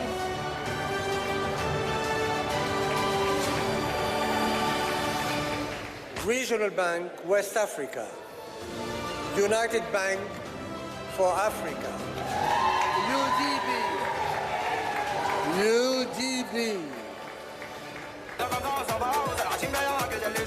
Le masque que je nourris au village ne peut jamais me faire envie. All right, let's move on to the 13th category. DFI of the Year. To present this award, please welcome Manuel Moses, CEO of Atidi. I pity the judges, and the winner is Badea.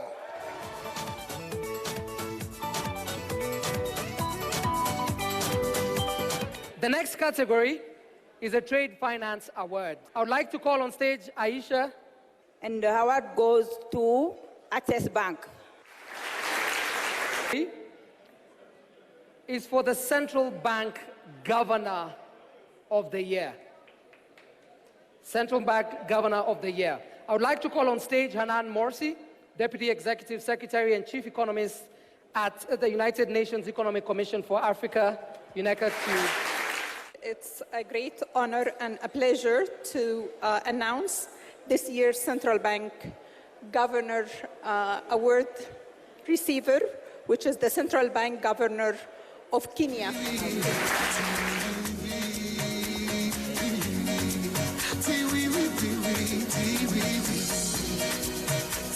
Congratulations. We now come to the penultimate award, that of African Banker of the Year. African Banker of the Year, Atmasu Tadesse.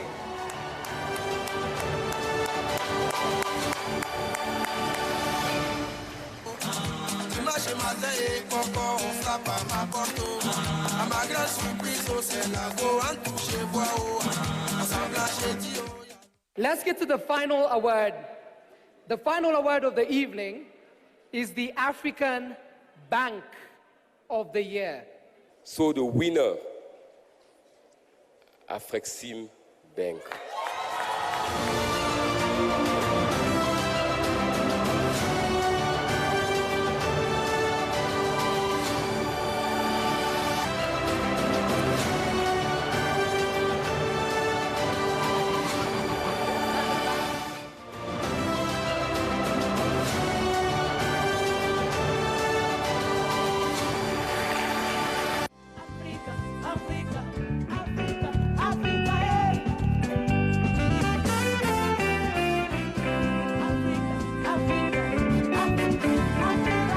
And we won the award tonight for Sustainable Bank of the Year. And for us, this is a very proud moment because our motto as a bank is Africa is our home, we drive her growth.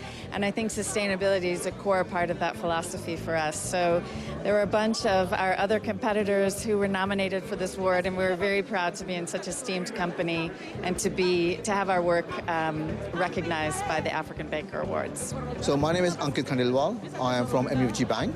And the deal we won was Deal of the Year Debt category.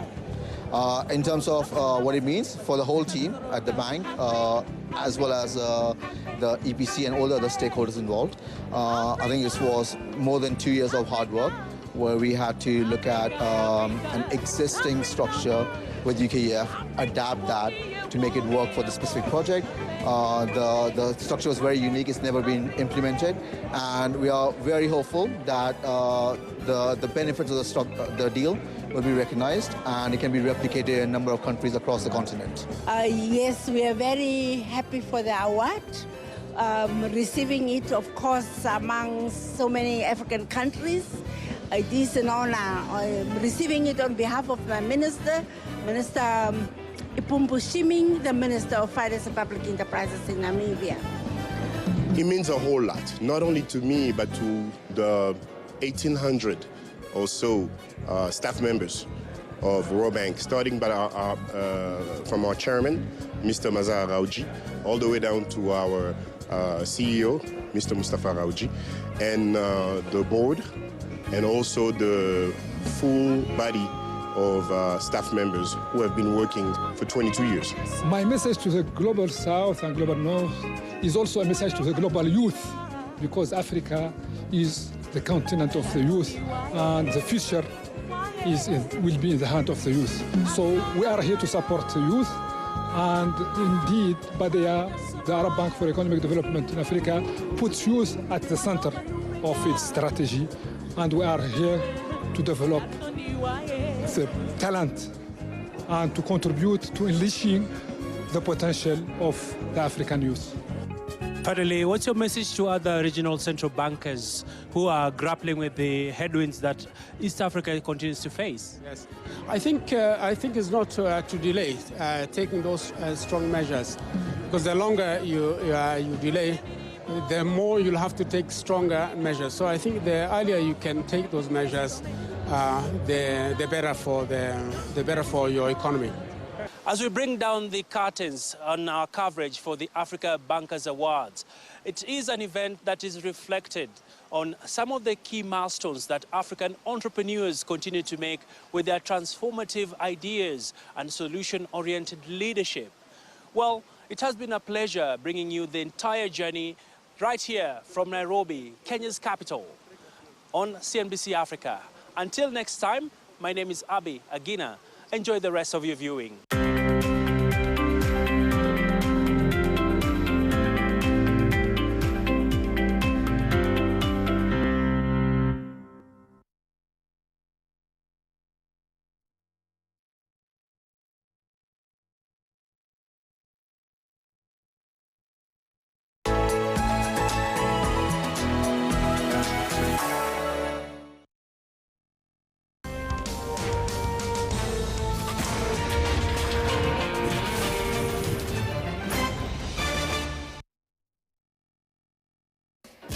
Hey, Dame, is playoff mode a thing? It's not a thing. Look at the evidence. It's definitely a thing. It's not a thing. Of course it is. Playoff Wheezy is locked in. It's game time. Playoff Guy is going nuts. Even Chuck's playoff jokes are funnier. No, they are not. Well, sit yourself down and watch some NBA playoff basketball. Because we all know... It's not a thing. It's clearly a thing.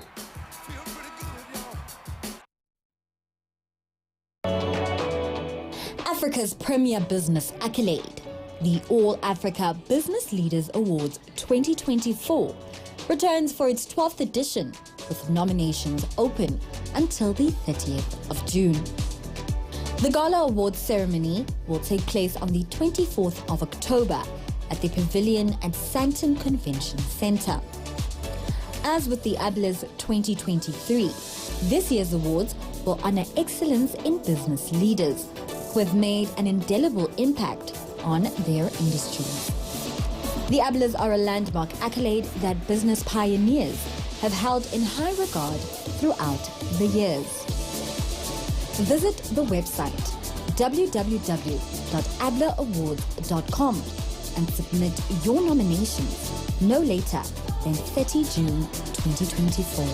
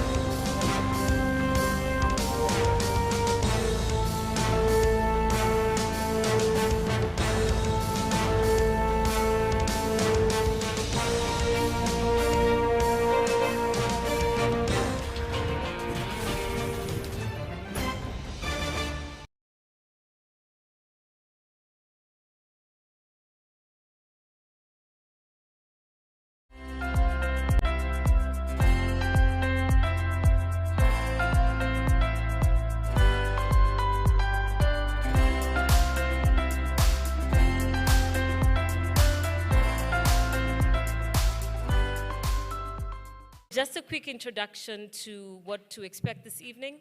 So some very quick welcome remarks, and then we will have our panel discussion, which will be focusing on the recalibration of the global finance infrastructure, of course, in favor for Africa.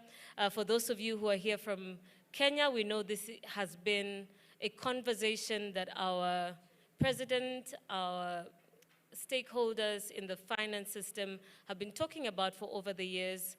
And the question we have now is, what does this mean for us as a private sector? What does this mean for us as Kenya? And we have an exemplary panel of discussants who will be taking us through what a global restructuring of the finance system works and how it would work for Kenya. So I'd like to now welcome our keynote speaker for tonight, also a friend of CNBC Africa, John Gashora, the CEO, Group CEO of NCBA Group. Let's give him a warm round of applause as he comes to join us tonight. Africa, and yes, that includes our friends from South Africa, has converged in Nairobi for a pivotal conversation. Africa is at the center of that dialogue, and discussing the recalibration of the global financial system couldn't be more timely. When we mention finance and Africa together, words like aid, concession of finance, budgetary support, and others often come to mind. But let's challenge that narrative.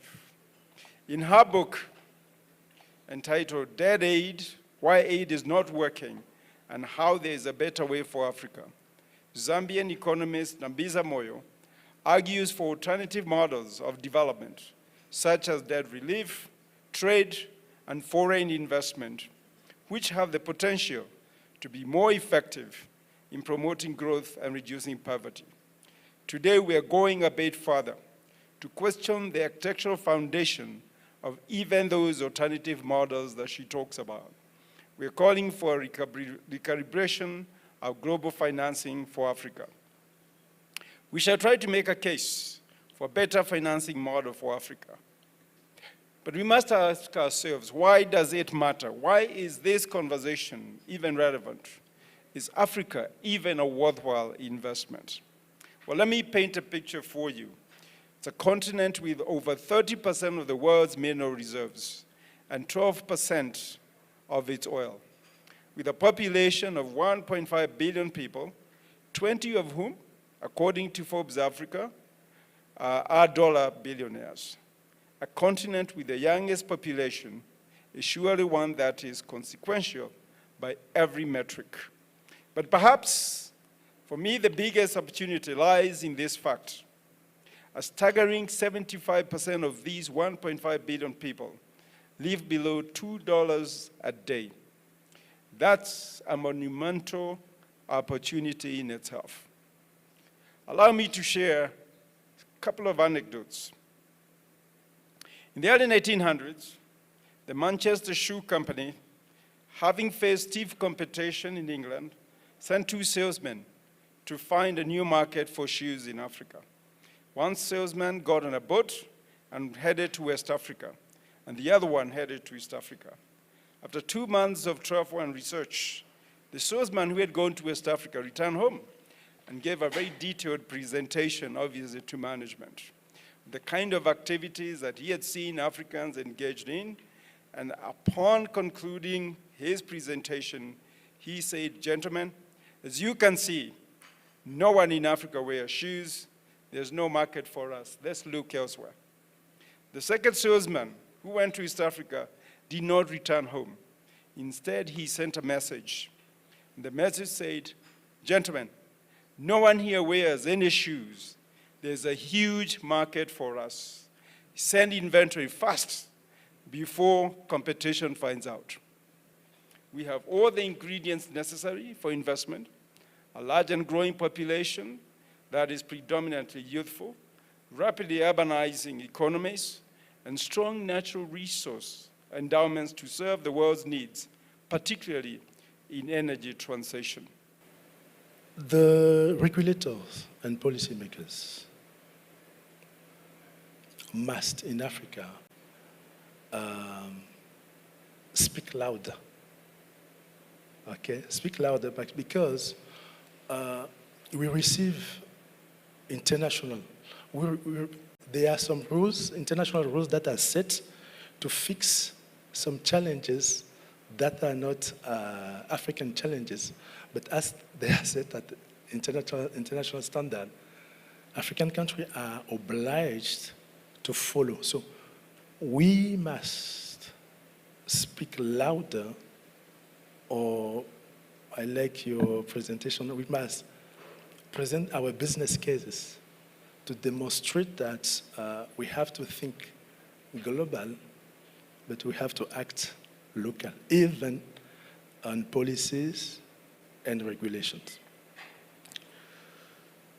I believe, maybe I'm naive, I'm not a macroeconomist, but I believe that due to the potential of Africa, the population, the youth, the land, arable land, everything we have, I'm convinced that we have the possibility to change our narrative, to change our game, if we really want. And I also believe that if we use technology to improve the collection of our taxes internally, I think the President Ruto talked about that, in 20 years' time, we will be able to invest in debt, in private equity, in our economy, in local currency. And so just let's do it. Ladies and gentlemen, welcome to a CNBC special where we'll be discussing the global financial architecture. My name is Abi Agina, one of the anchors at CNBC Africa. Remember, you can catch us on X at CNBC Africa, and don't forget to tweet as you continue to follow this conversation. Ladies and gentlemen, I'd like to bring to us this conversation with a first remark from the CEO of NCBA, Mr. John Gashora, who also serves as the chair of the Kenya Bankers Association. And my first question to you really is in regards to the opportunities that you see around this whole conversation around reimagining the global financial architecture. How can financial institutions latch onto this? Thank you, Abi, and happy to be here. I think, as I said when I was speaking a bit earlier, the first thing that we have to appreciate is the problem. And I think one of the key problems is the cost of financing that Africa is having to bear, 8 times what the developed world or the G7s are paying for the same debt. As you'd imagine, the best credit rating of any enterprise in a country is the country itself.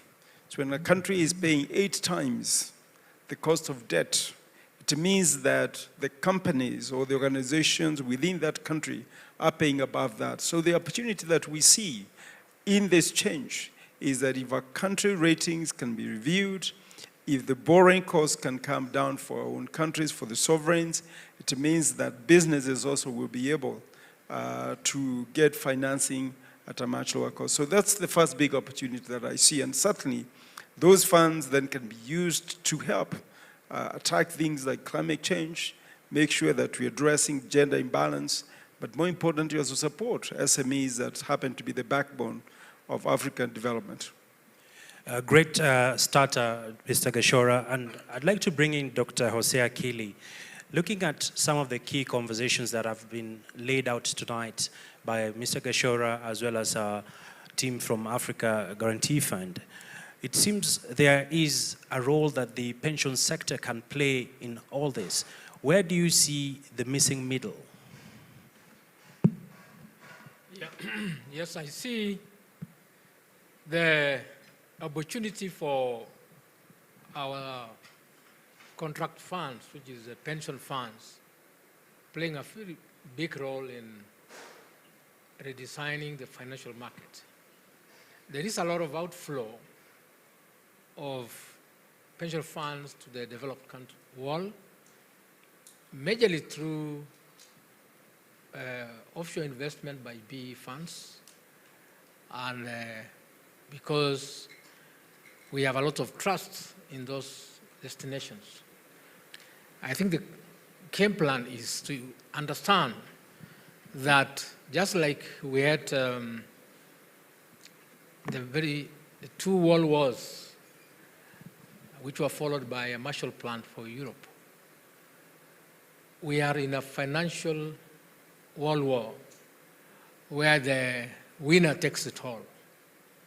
The international financial institutions are, of course, calling the shots. We simply have to win this war as Africa if we have to recalibrate the financial dynamics. So my take is that we cannot win this war if we don't work as a team. Africa has to work as a team. We've got to think about having one single currency, and we've got to demand that those ones of our partners in developed countries who are taking our raw materials and using them to set up industries and do value addition in those countries have to come and set up those industries in Africa, or otherwise we leave our raw materials in Africa. Thank you. Speaking about us as Africa being in a financial war, we've seen President Ruto indicating that he would love to see a more fairer system. And I bring this question to you, Munyi, in regards to the trends you are seeing, especially in the fintech space. We've already seen a huge bulge from African countries where there has been a sporadic growth in terms of fintech adoption. And as people continue to tap into the fintech space, what are some of the key conversations you are seeing that African countries need to step up? Thank you, Abi. And I think some of the trends that we are seeing are underpinned by some of the things that, Gashora presented earlier. And so right now, the traditional fintech platforms were based on, what you're calling transactions and commissions, right? So looking at, the state of the African economies, things getting more pricier. And therefore, for example, if you look at, the finance bill, for example, if I can give an example in Kenya, and the proposals in the finance bill right now, there is already an increase, excise, in terms of excise, which is increasing the cost of transactions for banking fees. And John has spoken to this rather boldly, and he said, if this isn't reversed, we are looking at ourselves going back into mattress banking. So what it means then, it's continuing to be expensive for the individual to use digital platforms to transact. When you look on the other end, and this, we're speaking about the SMEs and MSMEs, the traditional commercial model for fintechs was getting a certain percentage of value moved. On the Visa and MasterCard model, this was anything between 1% and 3%. We are seeing that shrinking all the way to 0.25% on Lipa na M-Pesa. And looking at the macro environment, it means it is tougher to do business. And therefore, any platform that is looking at getting more value from the merchant then loses in that transaction. So if this is what we are seeing in the market, then the question is, what's the way forward? What then we are seeing is what we are calling solution-based innovation. And solution-based innovation is around what problem are you solving for the business, for the individual. Because increasingly, the smaller businesses are not willing to part with that margin because the business environment means that their margins are already shrinking. So you come in and say, I want 0.5 or 1% of what you're transacting. They say no. But if you come in with a solution-based innovation, this then means that you're solving a problem that exists for them, that allows them to release a bit of resources that now you can see. And I'll give a good example. If you think of insurance, for example, there's a lot of fraud that happens on claims. So if a fintech builds a platform that says, hey, it's costing you X, and fraud is a number on your P&L. If it's costing you X, and building a platform that allows connectivity between the person who's insured, how money moves all the way into the insurer. And therefore, there's connectivity and there's veracity of transactions. It therefore then means you're reducing your fraud cost. And therefore, if you say, then I want to charge you 1% for this, it makes sense. So that is number two, solution-based innovation. What also we are seeing then is a lot of collaboration happening.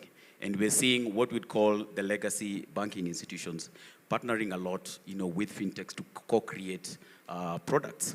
And then finally, what we are also seeing is, platforms that are what you're calling API-led. Essentially, banks and legacy businesses investing in technology that is based on application interfaces, which means then they are open to integrate with non-financial institutions to be able to co-create new products. Quite very deep issues that you've touched on, and it brings me to my next speaker, and this is a man who is not only redefining the petroleum business within East Africa, but across Africa, and this is Joe Sang. And the energy sector has remained as a key driver when you look at economic development for Kenya and the region at large.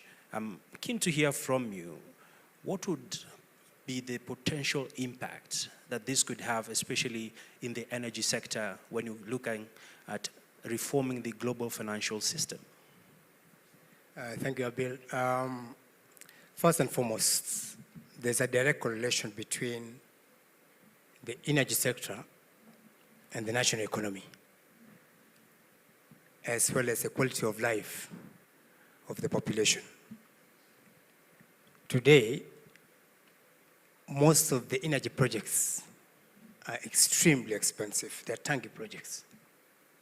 If you are laying, for instance, a pipeline from Mombasa to Nairobi, you need not less than 400 million US dollars for a 400-kilometer pipeline. If you are doing the geothermal, the same.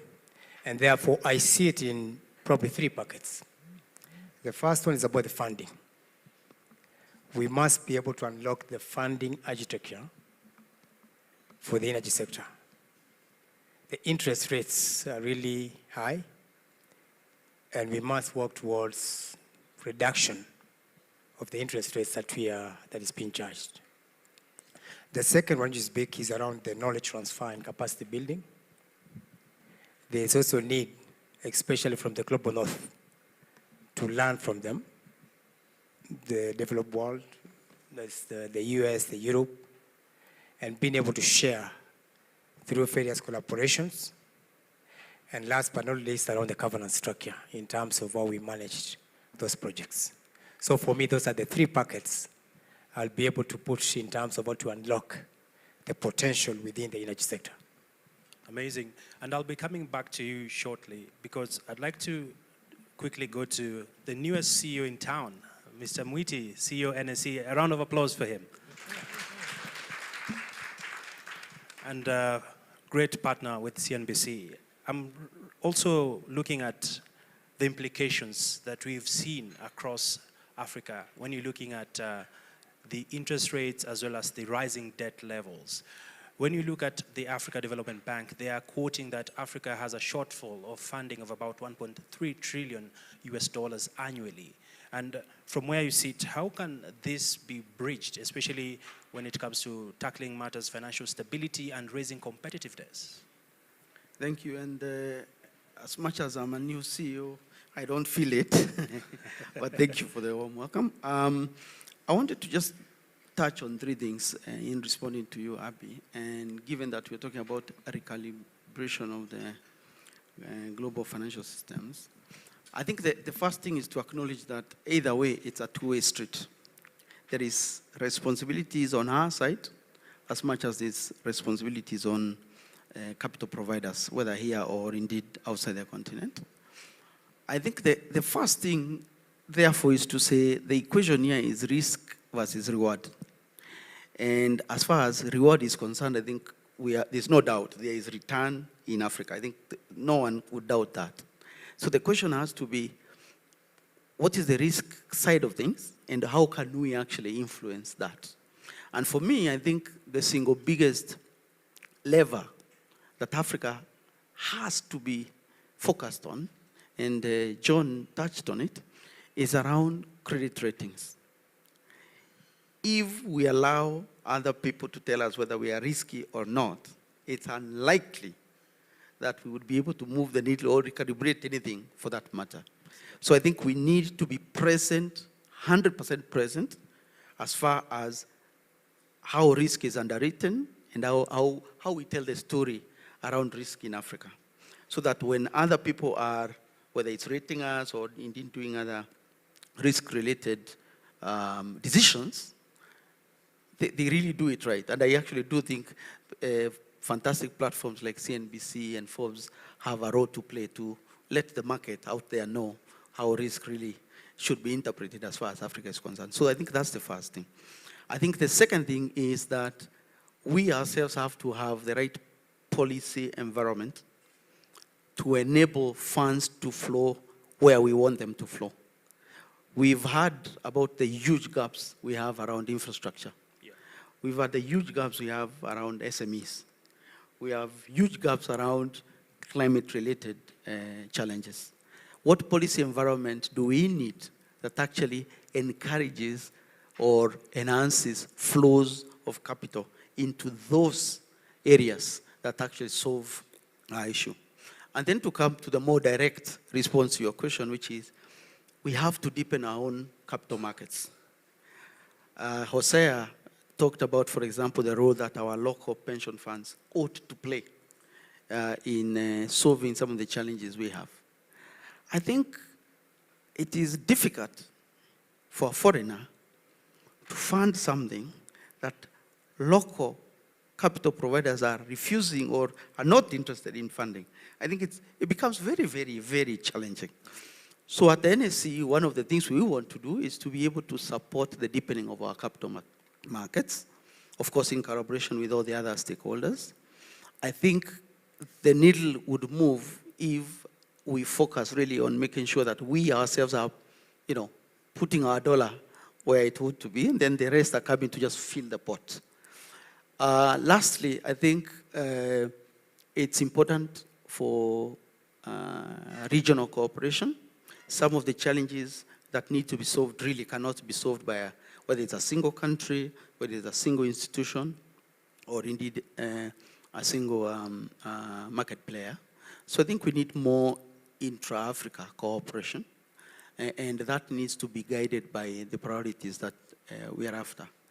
For NSC, I think the key point is we want to focus on making sure the local capital market develops. That way it's easier to crowd in other capital providers. Thank you. All right, thank you for that, and quite interesting. And let me come back to Gashora, who set the tone for this conversation. And Gashora, you have been in the banking business for quite a while, and you've seen the evolution from traditional banking to now digital banking, where we are seeing a future where you're going to be having cashless banking, which has already started to take root. But I'd like to hear from you, what are some of the barriers that African countries still face in attracting capital in the wake of all this global attention where Africa has been able to move from being on the menu to now being on the table?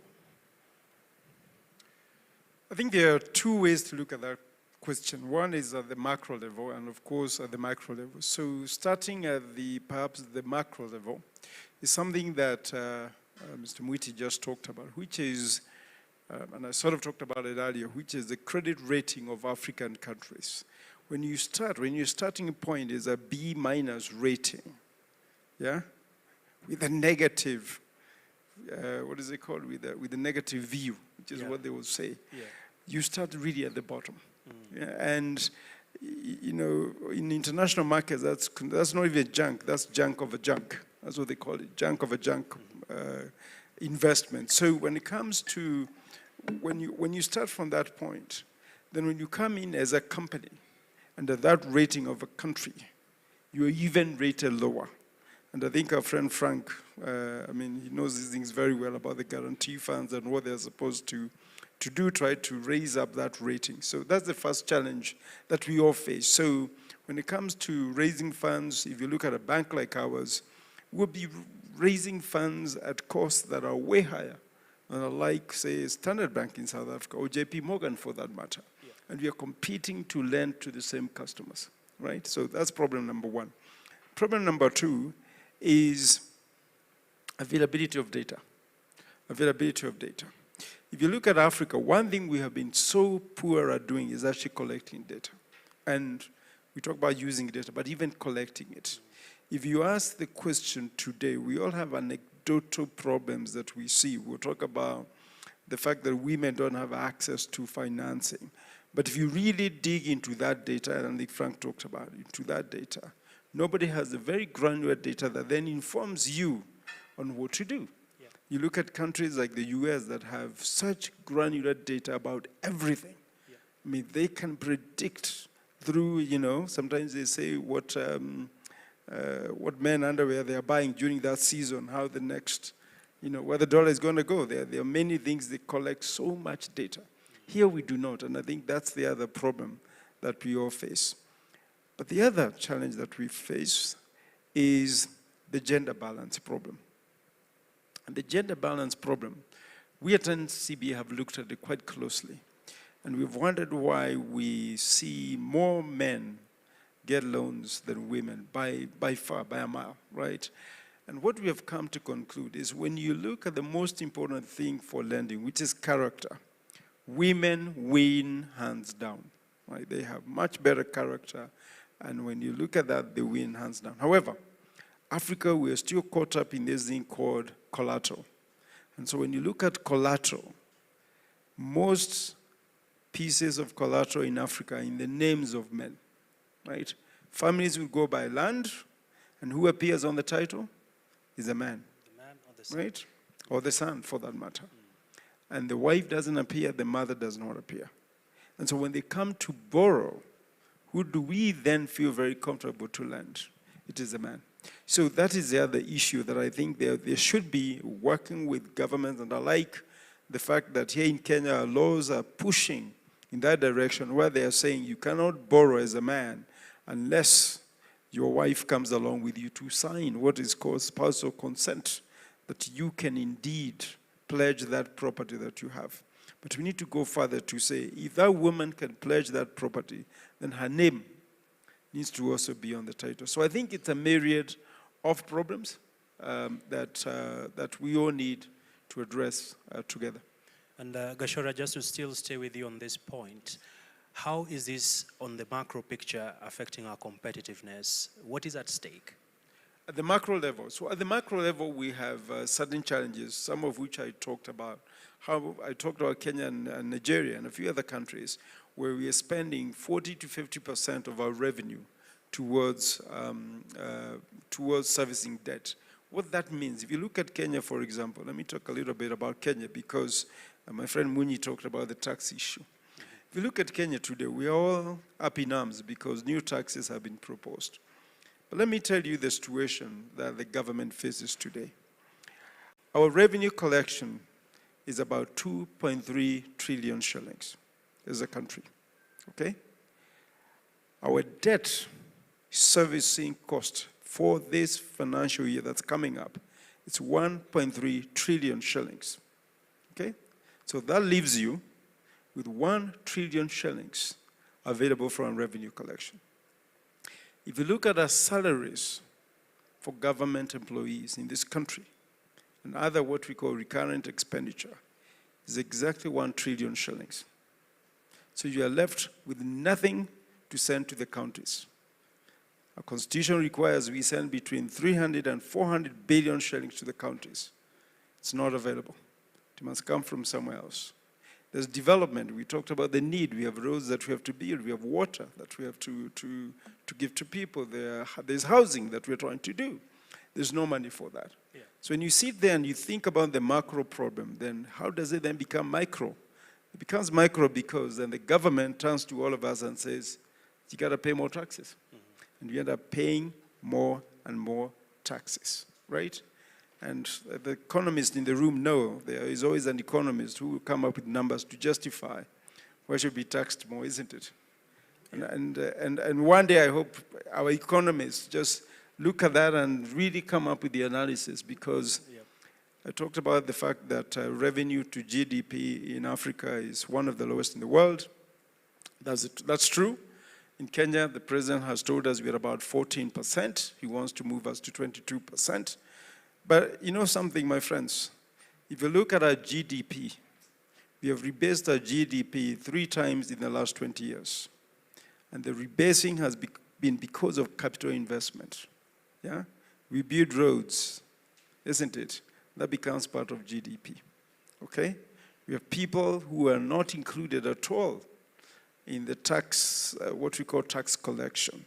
They are therefore estimated and accounted as part of GDP. We have foreign investments that don't get taxed, that accounts as part of what we capital conversion, so it becomes part of our GDP. So when somebody says we need to go from 14 to 22%, when the productive GDP is perhaps 50%, Houston, we have a problem. All right. I saw the gentlemen here staring at you pensively. Some of them had some interesting glances, including Dr. Keeley. You seem to have some answers to this because what sort of actions can pension players like yourselves play, especially in the tapping into the opportunities that portend within the financial architecture overhaul? Yeah, I'm a proponent of mandatory compulsory pension for savings by all citizens because there's no other way you can raise adequate capital and support the same Kenyans or the same people who expect their government to come to their assistance at old age. Now, to be able to raise the funds, you've got to instead of taxing them, people more, raise their funds from mandatory savings, invest it over the lifetime of those citizens, and use it to recalibrate the financial sector. When we have adequate funds of our own, we actually can now talk seriously. Aggregating the capital makes you a serious person on the table. At the moment, we want more and more from our government, but the only way government can have funds is by taxing us. And then our government then becomes bigger and bigger in size, and we demand development. When we, the private sector, can actually negotiate with the government to be the real engine of development, so long as it can be legally and legally calibrated to allow the private capital to be used for investment in development of the country, and leave the little resources coming from our taxes to actually be used to run our countries. At the moment, our governments are, the demands by our politicians is asking for roads, and they want the government to do it.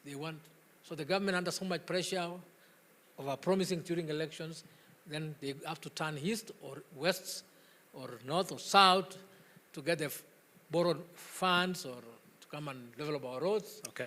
And that becomes a vicious circle. So the only way is let's raise our own capital. And the only way is, even in employment, we save because the employer has organized a pension. So that's the reality. There's nothing going to be done unless we accept that let's have a pension system which really has enough money. I look at South Africa, they have a leading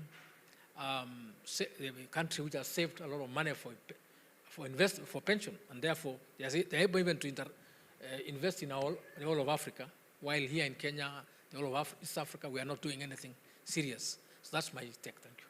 Amazing. Both Mr. Gashora and Dr. Kili, you raise very weighty issues that I'd like to pick the thoughts of Mr. Munyi, especially in terms of how can fintech players tap into the financial inclusivity agenda that we see there is a gap right now. And this cuts across even in the energy sector.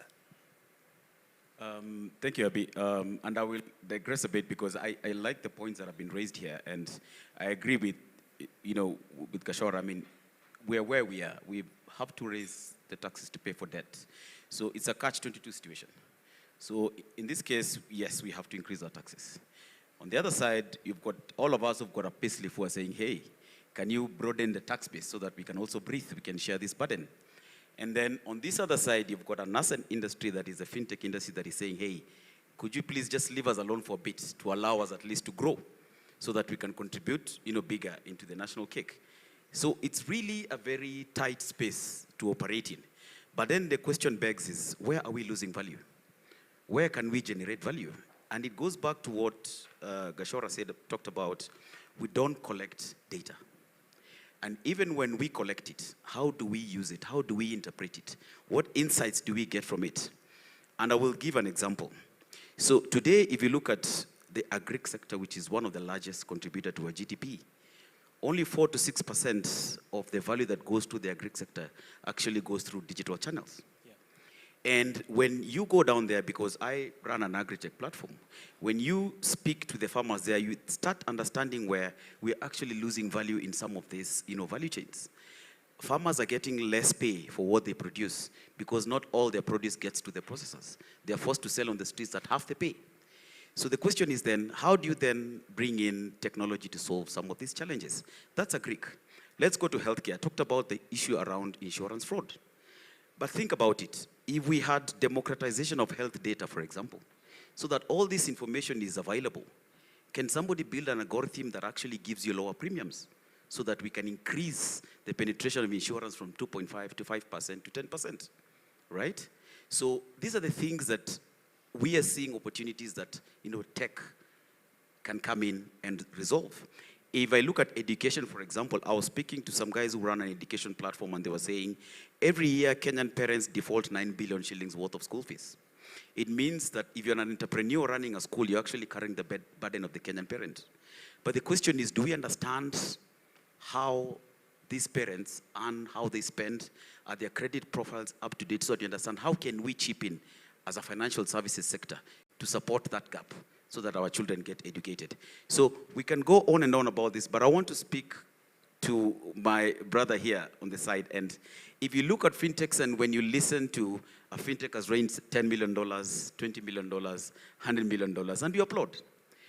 But that money is coming from the West. So what happens? If I build my fintech and I have to repatriate these dollars, I'm transacting in Kenya shillings. I don't need to explain what happens there. I lose 20 to 30% of the value that I generate here so that I can pay my investors. So the question is to the fund managers, how about you start investing in technology businesses in Kenya so that as we generate value, we can give it back value to your shareholders and we can retain the value here in our continent. Thank you. Thank you for that. And before we come to you, yeah, that one deserves a round of applause. Before we come to you, Mr. Sang, I saw Dr. Kili eagerly itching in his chair to respond to his comment. Just make it quickly, briefly. Yeah, I think we owe it to ourselves to actually invest. And I think as a leader in our sector, we're actually investing now in technology. We would like to really have this conversation. We are all appreciative that we need to use our own resources to make this leap. So maybe the only thing we can ask our colleagues in the fintech industry is put a good governance framework and come up with the correct instruments for capital markets investment for our funds, because at the end of the day we also have to be sure that the money will come back. So if you do that, and our friend at the stock exchange is waiting for you to take some of these products into the market, I want to assure you that we shall take it up. I mean, I have proven myself that we can do this. Currently, I'm an investor in a new product for Islamic finance, a Sukuk bond, which nobody thought it could be done, but it's there now. So you do yours, and I'll do my part. Thank you. All right. Amazing. I see Mr. Karina quite interested in that, probably a potential investment opportunity here. Fantastic. And coming to you, Mr. Sang, you are literally at crossroad when you're looking at the green transition. Africa is looking towards a just energy transition. And I'd like to hear your thoughts, especially around on the big opportunities in the energy sector that you see, and what are the challenges in achieving this? Okay, yeah, so the big opportunities within the energy space is really around the green financing. Someone talked about Africa contribute a merely 4%. I think the statistics I saw was about 3 to 4% of the global emissions. Yet we get very, very small amount in terms of climate financing. So there's a huge opportunity in there in terms of how to tap. And even as we transition from the fossil fuel into cleaner or renewables. Yeah. And just some small statistics about Kenya, for instance. In geothermal today, we are actually number 6 in the world. I'm seeing most of you look shocked in the room. We are number 6 in the world. In terms of the hydro, we are contributing 46% international grid. So the total percentage of renewables is actually between 92% to 97% on a good weekend. When we talk about the wind, the solar. So there's a lot of scope in terms of partnering, especially with the private sector. As I said before, it's capital intensive sector, and there's a lot of proper syndication to be done among the lenders for them to come together and finance a project. That is one. I've talked about the private sector partnership. There's a public-private sector partnership.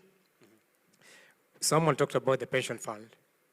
And again, the statistics I saw the other day is, and to Dr. Kili's point, we're actually talking about over $1 trillion shillings in terms of savings. So there's scope in terms of what do we leverage on our pension funds in this country. And last but not least, we need to create opportunities in terms of the tax incentives for this sector. That would be a big one for us. Indeed. Speaking about tax, I'd like to also still stay with you, Mr. Sang, especially when you look at how can Africa and Kenya maximize on the potential in the global financial restructuring from an energy sector perspective? The big one is really collaboration. We need to collaborate as African nations, and we can come in form of, we now have the Africa Union, which is very vibrant. There's Africa Free Trade. So if we come together, I think we'll be putting a position, and I like what the president said the other day in Kigali, that we are no longer going to be sitting as a bystanders, but we are going to be at a table or in the menu. And that responsibility starts with each and every one of you in this room. We should be able to put a position that is favorable to our organizations as well as our country. The other one I talked about earlier was about knowledge transfer as well as collaboration through sharing ideas. Most of the developed world today have been on this over the years. It's about time we reach out to them through our School of Excellence to be able to get and learn from them so that we quicken the learning curve. So those are some of but the big one, as I said, is coming together as African nations to be able to put our stake on the table. Thank you for your sentiments, Mr. Sang. And still talking on matters climate, I'd like the NSC to weigh in on this, because how can capital markets enable investments, especially in the green energy space, and what opportunities are there right now that we can leverage on the continent and also as a region? Thanks. Let me share something that we noted 4 weeks ago. 4 weeks ago, we went to the UK for a roadshow to meet large fund managers. So, you know, the names that you know, BlackRock, Amundi, Mobius, Ashmore, these large fund managers. And on our way there, we were talking with my chairman, and the apprehension we had was that we will have to convince these guys that, you know, Kenya is attractive. What we came back with was a different problem. We don't have a demand issue. There is actually funds looking to get deployed in our market. And Kenya in particular is actually very, very attractive. What we have is a supply issue. And the reason I say that is because they, for example, said, we are very interested in investing in sustainability-linked instruments. We want to get exposure to ESG-related projects. But either they're not there, or the ones that are there, the size is too small, or they're not structured right. So, to respond to your point, Abby, for NSC, part of what we want to do is really work with the ecosystem to actually be able to originate, to support the origination of projects that are aligned with what investors want, and we know sustainability is one of them. And in that sense, obviously, we'll be going for the typical instruments that you already know, so green bonds, as an example, sustainability-linked issues. Would be very happy, for example, to discuss gender bonds. And of course, there's also conversations around carbon credits and what that means from a financing perspective. I think the point I'm trying to make is, if anything, actually, Kenya, and I would say even Africa, stands at a fantastic space as far as sustainability-linked financing, let's call it climate finance, is concerned. What we need to do is do the heavy lifting to actually originate the right projects. And that's not easy. So one of the things, for example, in discussions with the FDB is how to help us come up with a capacity development facility to actually work with, whether it's fund managers, whether it's project sponsors, to actually be able to increase the capacity to actually originate and structure properly put together ESG projects, because then the flow of capital will come. And the last thing I think to say is, if you see some of the reporting requirements that are coming through, whether that's in the financial services space, pure banking from their primary regulator, or in fact from the NSC, because we have our own listing requirements, increasingly being aligned with ESG and the reporting and disclosure requirements that are required for that will be mandatory. I think time has come for us to accept that this is not some nice to have kind of thing. But I think the key point for me is that NSC wants to work with the larger capital markets ecosystem to build capacity so that then we are able to tap this new category of funding that is actually readily looking for projects to fund. Thank you. Thank you for those comments. And ladies and gentlemen, we are just about to draw to a close on this panel, and quite some heavy, enriching comments coming out. And I'd like us to now get to the point where we get the closing remarks. And I'd like to start off from the far end and allow NSC to take the first slot. My closing comments will be three things. Number one, as far as recalibration is concerned, I would want us to put as much attention and focus around the credit rating agenda. I think we need to be able to move that bit. The second thing is local investors, local institutions, pension funds, insurance companies have to participate in funding our own development agenda. I think the foreign investors should come second. Local capital providers need to come first. And I think the third bit is this point about policy. We need to continue to improve the policy environment, especially policy interventions that enable capital to flow in the areas where we want: women, SMEs, climate, infrastructure. Thank you. Thank you for that. Let's get to hear from Mr. Sang. The big one for me is, I can see most of the people in the room are private sector. There is a lot of scope and opportunity to work with, to partner with government in terms of the public-private sector participation. There's, especially in the energy sector, there's a lot that is happening. We are soon as Kenya Pipeline moving into LBG, which is the cleaner fuel in terms of transition energy. And we'll be looking for partners in the private sector space to participate. And finally, I think as the saying goes, that change begins with you and I. We can change this country for the better. Thank you. Excellent. Winnie. Thanks, Abi. Three quick things. Number one, we've talked about, the demographic advantage that Africa has. The question is, from a data perspective, what are we doing to ensure that we're able to capture that data that allows us to include even the bottom of the pyramid into the financial systems? And here it speaks to digital public infrastructure. Mostly when you talk about DPI, we talk about connectivity. But the question is, how can we use that infrastructure to make sure that these people are digitally included? And this is a way that now we're able to get that data. Number two, the biggest challenges we are facing at tech companies or fintech companies across Africa is in settlement, moving money from one country into another. So the settlement system, first of all, and then secondly, purely just moving currency out of Ghana, out of Nigeria, out of Mozambique, out of Angola is a headache.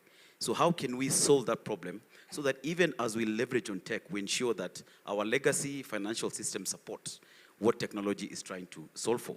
And finally, and this is to government, the question is, when I look at things like regulation, I put it in three very quick buckets. One is foundational, what we already have that is governing the banking system. The second one is catalytic, which is what now is pushing innovation for startups and all that. But I think what is lacking in our regulations, in our policy, is what we would think as aspirational regulation. A regulation that tells us this is where we want to be 20, 30 years from now. We're yet to see that. The only way we can do this is if we have participatory policy making that allows the people that are leading this conversation to be part of that process. Thank you. Thank you. Dr. Kelly? Yeah, mine, I would like to put a challenge to anybody in the audience or any of the people who like to receive our investment funds. For example, I started with my brother here, Joe.